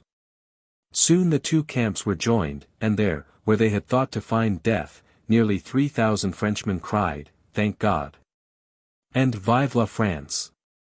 "Gentlemen," said a Huguenot officer, "it is 'Long live the Admiral,' you should cry, for it is to M. de Joyeuse alone that we now owe the happiness of embracing our countrymen." Immense acclamations followed this speech. The two brothers talked for some time, and then Joyeuse asked Henri if he had heard news of the Duke. "It appears he is dead," replied Henri. "Is that certain?" The gendarmes saw his horse drowned, and a rider, whose head was under water, dragged by the stirrup. "It has been a sad day for France," said Joyeuse. Then turning to his men he said, "Come, gentlemen, let us not lose time. Once the waters have retired we shall probably be attacked. Let us entrench ourselves until the arrival of news and food." "But, Monseigneur," said a voice, "the horses have eaten nothing since 4 o'clock yesterday, and are dying with hunger." "We have corn in our encampment," said the ensign, "but what shall we do for the men?" "Oh," said Joyeuse, "if there be corn, that is all I ask, the men must live like the horses." "Brother," said Henri, "I want a little conversation with you. Go back to your place, choose a lodging for me, and wait for me there." Henri went back. "We are now in the midst of an army," said he to Remy, "hide yourselves in the lodging I will show you, and do not let Madame be seen by any one." Remy installed himself with Diana in the lodging pointed out. About 2 o'clock the Duc de Joyeuse entered with his trumpets blowing, lodged his troops, and gave strict injunctions to prevent disorder. He distributed barley to the men, and hay to the horses, and to the wounded some wine and beer, which had been found in the cellars, and himself, in sight of all, dined on a piece of black bread and a glass of water. Everywhere he was received as a deliverer with cries of gratitude.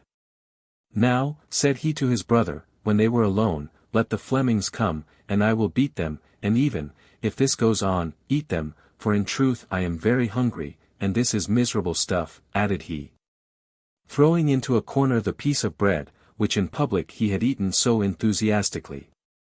"But now, Henri, tell me how it happens that I find you in Flanders when I thought you in Paris." "My brother," said Henri, "life became insupportable to me at Paris, and I set out to join you in Flanders." "All from love?" asked Joyeuse. "No, from despair. Now, I am no longer in love, my passion is sadness. My brother, permit me to tell you that you have chosen a miserable woman. Virtue that cares not for the sufferings of others is barbarous, is an absence of Christian charity. Oh! My brother, do not calumniate virtue." "I do not calumniate virtue, Henri, I accuse vice, that is all. I repeat that this is a miserable woman, and not worth all the torments she makes you suffer." "Oh! Mon Dieu! In such a case you should use all your strength and all your power, Henri. In your place, I should have taken her house by assault, and then herself, and when she was conquered, and came to throw her arms round your neck and say, 'Henri, I adore you,' I should have repulsed her, and said, 'You do well, madam. It is your turn, I have suffered enough for you, to suffer also.'" Henri seized his brother's hand. "You do not mean a word of what you say," said he. "Yes, on my honor. You, so good, so generous. Generosity with heartless people is folly. Oh! Joyeuse, Joyeuse, you do not know this woman." "No, I do not wish to know her." "Why not?" "Because she would make me commit what others would call a crime, but which I should call an act of justice." "Oh! My good brother, how lucky you are not to be in love. But, if you please, let us leave my foolish love, and talk of other things." "So be it, I do not like to talk of your folly. You see we want provisions." "Yes, and I have thought of a method of getting them." "What is it?" I cannot leave here until I have certain news of the army, for the position is good, and I could defend myself against 5 times our number, but I may send out a body of scouts, and they will bring news and provisions also. For Flanders is a fine country. Not very, brother. I speak of it as God made it, and not men, who eternally spoil the works of God. Do you know, Henri, what folly this prince committed, what this unlucky François has lost through pride and precipitation? His soul is gone to God, so let us be silent, but in truth he might have acquired immortal glory in one of the most beautiful kingdoms in Europe, while he has, on the contrary, aided no one but William of Orange. But do you know, Henri, that the Antwerpians fought well? And you also, so they say, brother. Yes, it was one of my good days, and besides there was something that excited me. What was it? I met on the field of battle a sword that I knew. French? Yes, French. In the ranks of the Flemings? At their head, Henri, this is a secret which forms a sequel to Salcede's business. However, dear brother, here you are, safe and sound, to my great joy. I, who have done nothing yet, must do something, also. And what will you do? Give me the command of your scouts, I beg. No, it is too dangerous, Henri. I would not say so before strangers, but I do not wish you to die an obscure death. The scouts may meet with some of those horrid Flemings who fight with flails and scythes. You kill 1,000 of them, and the last cuts you in 2 or disfigures you. No, Henri, if you will die, let it be a more glorious death than that. My brother, grant me what I ask, I beg, I promise you to be prudent, and to return here. Well, I understand. What? You wish to try if the fame of a brave action will not soften the heart of this ferocious tigress. Confess that that is what makes you insist on it. I will confess it if you wish, brother. Well, you are right. Women who resist a great love sometimes yield to fame. I do not hope that. If you do it without this hope you are mad. Henri, seek no more reasons for this woman's refusal than that she has neither eyes nor heart. You give me the command, brother. I must, if you will have it so. Can I go tonight? You must, Henri, you understand we cannot wait long. How many men do you give me? 100, not more. I cannot weaken my force here, you know, Henri. Less, if you like, brother. No, I would wish to give you double. Only promise me, on your honor, that if you meet with more than 300 men, you will retreat and not get killed. My brother, said Henri, smiling, you sell your glory very dear. Then I will neither sell nor give it to you, and another officer shall command. My brother, give your orders and I will execute them. You will only engage with equal, double, or triple forces, but not with more. I swear it. Very well, now, what men would you like to take? Let me take 100 of the gendarmes of Onís. I have plenty of friends there, and can choose whom I like. That will do. When shall I set out? At once. Take 1 day's rations for the men and 2 for the horses. Remember, I want speedy and certain news. I go, brother. Are there any other orders? Do not spread the news of the Duke's death, let it be believed he is here. Exaggerate my strength, and if you find the Duke's body, although he was a bad man and a poor general, yet, as he belonged to the royal house of France, have it put in an oak coffin and brought back by your men, that he may be buried at St. Denis. Good, brother, now, is this all? All. But promise me once more, Henri, you are not deceiving me, you will not seek death. No, brother, I had that thought when I came to join you, but I have it no longer. And when did it leave you? 3 hours ago. On what occasion? Excuse me, brother. Of course, Henri, your secrets are your own. Oh. How good you are, brother. And the young men, once more embracing each other, separated with smiles. Chapter 72. The Expedition. Henri, full of joy, hastened to Diana and Romy. "Get ready, in a quarter of an hour we set out," said he. "You will find 2 horses saddled at the door of the little wooden staircase leading to this corridor. Join my suite and say nothing." Then, going out on the balcony, he cried, "Trumpet of the gendarmes, sound the call." The call was quickly heard, and all the gendarmes ranged themselves round the house. "Gendarmes," said Henri, "my brother has given me, for the time, the command of your company, and has ordered me to set out tonight to obtain provisions and information as to the movements of the enemy, and 100 of you are to accompany me. The mission is dangerous, but necessary for the safety of all. Who are willing to go?" The whole 300 offered themselves. "Gentlemen," said Henri, "I thank you all. You have rightly been called the example to the army, but I can but take 100, and as I do not wish to choose, let chance decide. Monsieur," continued he, to the ensign, "draw lots, if you please." While this was being done, Joyeuse gave his last instructions to his brother. "Listen, Henri," said he, "the country is drying, and there is a communication between Cordig and Rupelmonde. You will march between a river and a stream, the Scheldt and the Rupel. I trust that there will be no necessity for you to go as far as Rupelmonde to find provisions. My men took 3 peasants prisoners. I give one of them to you for a guide, but no false pity. At the least appearance of treason shoot him without mercy." He then tenderly embraced his brother, and gave the order for departure. The 100 men drawn by lots were ready, and the guide was placed between 2, with pistols in their hands, while Remy and his companion mixed with the rest.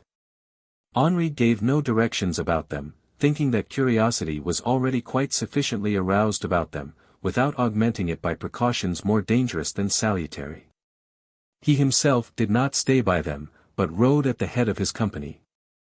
Their march was slow, for often the ground nearly gave way under them, and they sank in the mud. Sometimes figures were seen flying over the plain. They were peasants who had been rather too quick in returning to their homes, and who fled at the sight of the enemy. Sometimes, however, they were unlucky Frenchmen, half dead with cold and hunger, and who in their uncertainty of meeting with friends or enemies, preferred waiting for daylight to continue their painful journey. They traversed 2 leagues in 3 hours, which brought the adventurous band to the banks of the Rupel, along which a stony road ran. But here danger succeeded to difficulty, and 2 or 3 horses lost their footing on the slimy stones, and rolled with their riders into the still rapid waters of the river.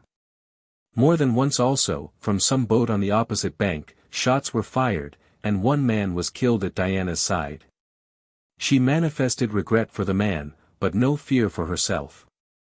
Henri, in these different circumstances, showed himself to be a worthy captain and true friend. He rode first, telling all the men to follow in his steps, trusting less to his own sagacity than to that of the horse his brother had given him. 3 leagues from Rupelmonde the gendarmes came upon 6 French soldiers sitting by a turf fire. The unfortunates were cooking some horse flesh, the only food they had had for 2 days. The approach of the gendarmes caused great trouble among the guests at this sad feast. 2 or 3 rose to fly, but the others stopped them, saying, "If they are enemies they can but kill us, and all will be over." "France! France!" cried Henri. On recognizing their countrymen they ran to them, and were given cloaks to wrap round them and something to drink, and were allowed to mount en croupe behind the valets, and in this manner they accompanied the detachment. Half a league further on they met 4 men of the 4th Light Horse, with, however, only 1 horse between them. They were also welcomed. At last they arrived on the banks of the Scheldt. The night was dark, and the gendarmes found 2 men who were trying, in bad Flemish, to obtain from a boatman a passage to the other side, which he refused. The ensign, who understood Dutch, advanced softly, and heard the boatman say, "You are French, and shall die here. You shall not cross." "It is you who shall die, if you do not take us over at once," replied one of the men, drawing his dagger. "Keep firm, monsieur," cried the ensign, "we will come to your aid." But as the 2 men turned at these words, the boatman loosened the rope, and pushed rapidly from the shore. One of the gendarmes, however, knowing how useful this boat would be, went into the stream on his horse and fired at the boatman, who fell. The boat was left without a guide, but the current brought it back again toward the bank. The two strangers seized it at once and got in. This astonished the ensign. "Gentlemen," said he, "who are you, if you please?" "Gentlemen, we are marine officers, and you are gendarmes of Nice, apparently." "Yes, gentlemen, and very happy to have served you. Will you not accompany us?" "Willingly." "Get into the wagons, then, if you are too tired to ride." "May we ask where are you going?" said one. "Monsieur, our orders are to push on to Rupelmonde." "Take care," answered he. "We did not pass the stream sooner, because this morning a detachment of Spaniards passed, coming from Antwerp. At sunset we thought we might venture, for 2 men inspire no disquietude, but you, a whole troop." "It is true, I will call our chief." Henri approached, and asked what was the matter. "These gentlemen met this morning a detachment of Spaniards following the same road as ourselves." "How many were they?" "About 50. "And does that stop you?" "No, but I think it would be well to secure the boat, in case we should wish to pass the stream. It will hold 20 men." "Good. Let us keep the boat. There should be some houses at the junction of the Scheldt and Rupel." "There is a village," said a voice. "Then let 2 men descend the stream with the boat, while we go along the bank." "We will bring the boat if you will let us," said one of the officers. "If you wish it, gentlemen. But do not lose sight of us, and come to us in the village." "But if we abandon the boat someone will take it?" "You will find 10 men waiting, to whom you can deliver it." "It is well," said one, and they pushed off from the shore. "It is singular," said Henri, "but I fancy I know that voice." An hour after they arrived at the village, which was occupied by the 50 Spaniards, but they, taken by surprise when they least expected it, made little resistance. Henri had them disarmed and shut up in the strongest house in the village, and left 10 men to guard them. 10 more were sent to guard the boat, and 10 others placed as sentinels, with the promise of being relieved in an hour. 20 of the others then sat down in the house opposite to that in which the prisoners were, to the supper which had been prepared for them. Henri chose a separate room for Remy and Diana. He then placed the ensign at table with the others, telling him to invite the 2 naval officers when they arrived. He next went out to look for accommodation for the rest of the men, and when he returned in half an hour he found them waiting supper for him. Some had fallen asleep on their chairs, but his entrance roused them. The table, covered with cheese, pork, and bread, with a pot of beer by each man, looked almost tempting. Henri sat down and told them to begin. "Apropos," said he, "have the strangers arrived?" "Yes, there they are at the end of the table." Henri looked and saw them in the darkest corner of the room. "Gentlemen," said he, "you are badly placed, and I think you are not eating." "Thanks, le Comte," said one, "we are very tired, and more in need of rest than food. We told your officers so, but they insisted, saying that it was your orders that we should sup with you. We feel the honor, but if, nevertheless, instead of keeping us longer you would give us a room." "Is that also the wish of your companion?" said Henri, and he looked at this companion, whose hat was pushed down over his eyes, and who had not yet spoken.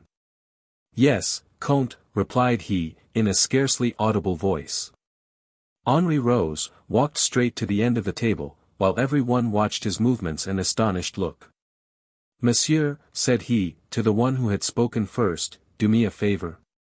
"What is it, le Comte?" "Tell me if you are not Aurelie's brother, or Aurelie himself." "Aurelie," cried all. "And let your companion," continued Henri, "raise his hat a little and let me see his face, or else I shall call him Monseigneur, and bow before him." And as he spoke he bowed respectfully, hat in hand. The officer took off his hat. "Monseigneur le Duc d'Anjou," cried all. "The Duke, living." "Ma foi, gentlemen," replied he, "since you will recognize your conquered and fugitive prince, I shall not deny myself to you any longer. I am the Duc d'Anjou." "Vive, Monseigneur," cried all. Chapter 73. Paul Emile. Oh! Silence, gentlemen, said the prince, do not be more content than I am at my good fortune. I am enchanted not to be dead, you may well believe. And yet, if you had not recognized me, I should not have been the first to boast of being alive. What? Monseigneur, cried Henri, you recognized me, you found yourself among a troop of Frenchmen, and would have left us to mourn your loss, without undeceiving us? Gentlemen, besides a number of reasons which made me wish to preserve my incognito, I confess that I should not have been sorry, since I was believed to be dead, to hear what funeral oration would have been pronounced over me. Monseigneur. Yes, I am like Alexander of Macedon, I make war like an artist, and have as much self-love, and I believe I have committed a fault. Monseigneur, said Henri, lowering his eyes, do not say such things. Why not? The Pope only is infallible, and ever since Boniface VIII. That has been disputed. See to what you exposed us, Monseigneur, if any of us had given his opinion on this expedition, and it had been blamed. Well, why not? Do you think I have not blamed myself, not for having given battle, but for having lost it?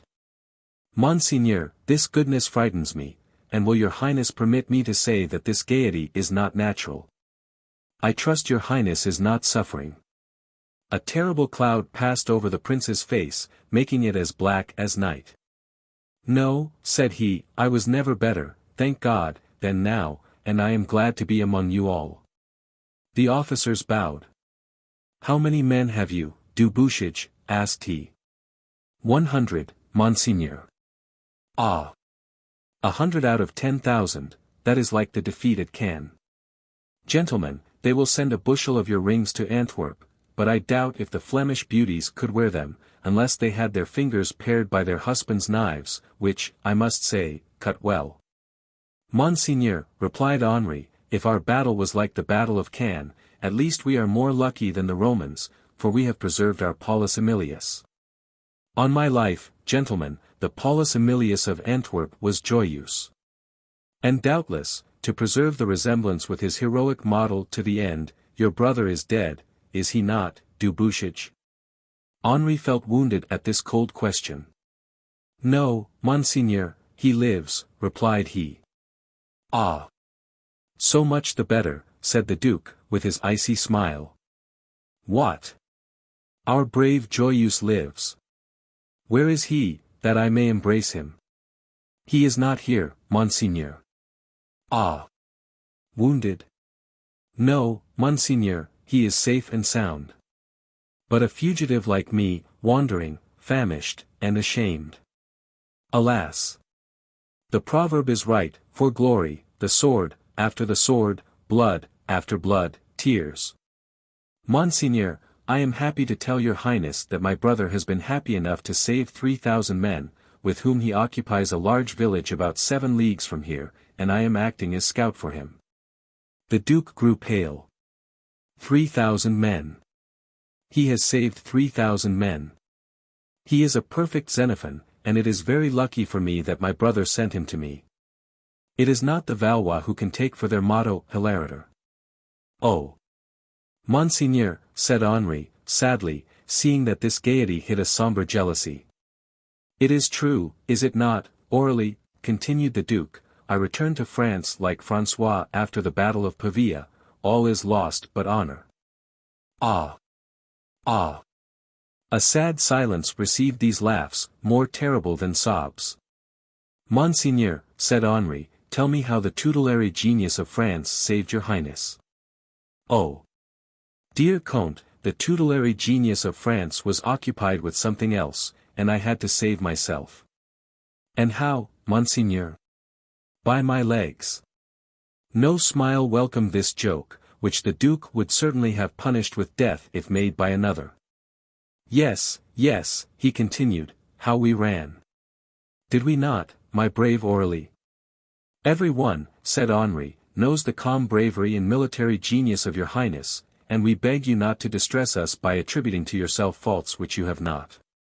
The best general is not invincible, and Hannibal himself was conquered at Zama. Yes, but Hannibal had won the battles of Trebia, Thrasymene, and Cannes, while I have only won that of Cateau-Cambresis. It is not enough to sustain the comparison. But Monseigneur jests when he says he ran away. No, I do not. Pardieu. Do you see anything to jest about, du Bouchage? Could anyone have done otherwise? Said Aurelie. Hold your tongue, Aurelie, or ask the shade of St. Aignan what could have been done. Aurelie hung his head. Ah! You do not know the history of Saint Aignan. I will tell it to you. Imagine, then, that when the battle was declared to be lost, he assembled 500 horse, and, instead of flying like the rest, came to me and said, "We must attack them, Monseigneur." What? Attack, said I, they are 100 to 1. Were they 1,000 to 1, I would attack them, replied he, with a hideous grimace. Attack if you please, said I do not. Give me your horse, and take mine, said he, mine is fresh, yours is not. And as I do not mean to fly, any horse is good for me. And then he took my white horse and gave me his black one, saying, Prince, that horse will go 20 leagues in 4 hours if you like. Then, turning to his men, he cried, Come, gentlemen, follow me, all those who will not turn their backs, and he rode toward the enemy with a second grimace, more frightful than the first. He thought he should have met men, but he met water instead, and Saint Aignan and his paladins were lost. Had he listened to me, instead of performing that act of useless foolhardiness, we should have had him at this table, and he would not have been making, as he probably now is, a grimace still uglier than the first. A thrill of horror ran through the assembly. This wretch has no heart, thought Henri. Oh! Why does his misfortune and his birth protect him from the words I long to say to him? Gentlemen, said Aurelie, in a low voice, for he felt the effect these words had produced, you see how Monseigneur is affected, do not heed what he says, for since his misfortune I think he has really moments of delirium. And so, continued the Duke, emptying his glass, that is how Saint Aignan is dead and I alive. However, in dying he did me a last service, for it was believed, as he rode my horse, that it was me, and this belief spread not only among the French, but among the Flemings, who consequently ceased their pursuit. But reassure yourselves, gentlemen, we shall have our revenge, and I am mentally organizing the most formidable army that ever existed. Meanwhile, Monseigneur, said Henri, will your Highness take the command of my men? It is not fit that I should continue to do so when you are here. So be it, and, first, I order every one to sup, particularly you, du Bouchage, you have eaten nothing. Monseigneur, I am not hungry. In that case return to visit the posts. Tell the chiefs that I live, but beg them not to rejoice too openly until we gain a better citadel, or rejoin the army of our invincible Joyeuse, for I confess I do not wish to be taken now, after having escaped from fire and water. Monseigneur, you shall be strictly obeyed, and no one shall know excepting ourselves that we have the honor of your company among us. And these gentlemen will keep the secret, said the Duke, looking round. All bowed, and du Bouchage went out. It only required an hour for this fugitive, this conquered runaway, to become again proud, careless, and imperious. To command 100 men or 100,000 men, was still to command. While du Bouchage executed his orders with the best grace he could, François asked questions. He was astonished that a man of the rank of du Bouchage had consented to take the command of this handful of men, and of such a perilous expedition. The Duke was always suspicious, and asked, therefore, and learned that the admiral had only yielded to his brother's earnest request. It was the ensign who gave this information, he who had been superseded in his command by Henri himself, as Henri had been by the Duke. The prince fancied he detected a slight irritation in this man's mind against du Bouchage. Therefore he continued to interrogate him. But, said he, what was the Comte's reason for soliciting so earnestly such a poor command?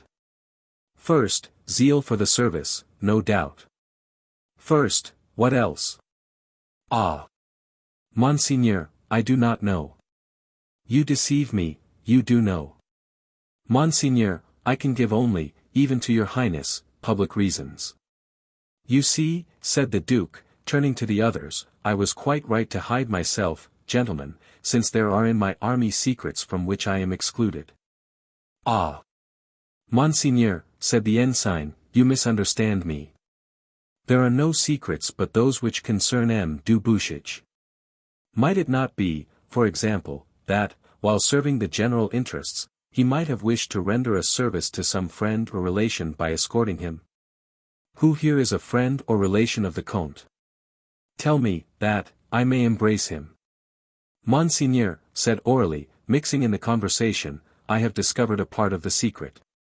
This relation whom M. du Bouchage wished to escort is, a lady. Ah! Ah! Why did they not tell me so frankly? That dear Henri, it is quite natural. Let us shut our eyes to the relation, and speak of her no more. You had better not, Monseigneur, for there seems a great mystery. How so? Yes, the lady, like the celebrated Bradamante, about whom I have so often sung to your Highness, disguises herself in the dress of a man. Oh! Monseigneur, cried the ensign, M. du Bouchage seems to me to have a great respect for this lady, and probably would be very angry at any indiscretion. Doubtless, monsieur, we will be mute as sepulchres, as mute as poor Saint Aignan. Only, if we see the lady, we will try not to make grimaces at her. Where is this lady, Aurelie? Upstairs. Upstairs. What, in this house? Yes, Monseigneur, but hush. Here is M. du Bouchage.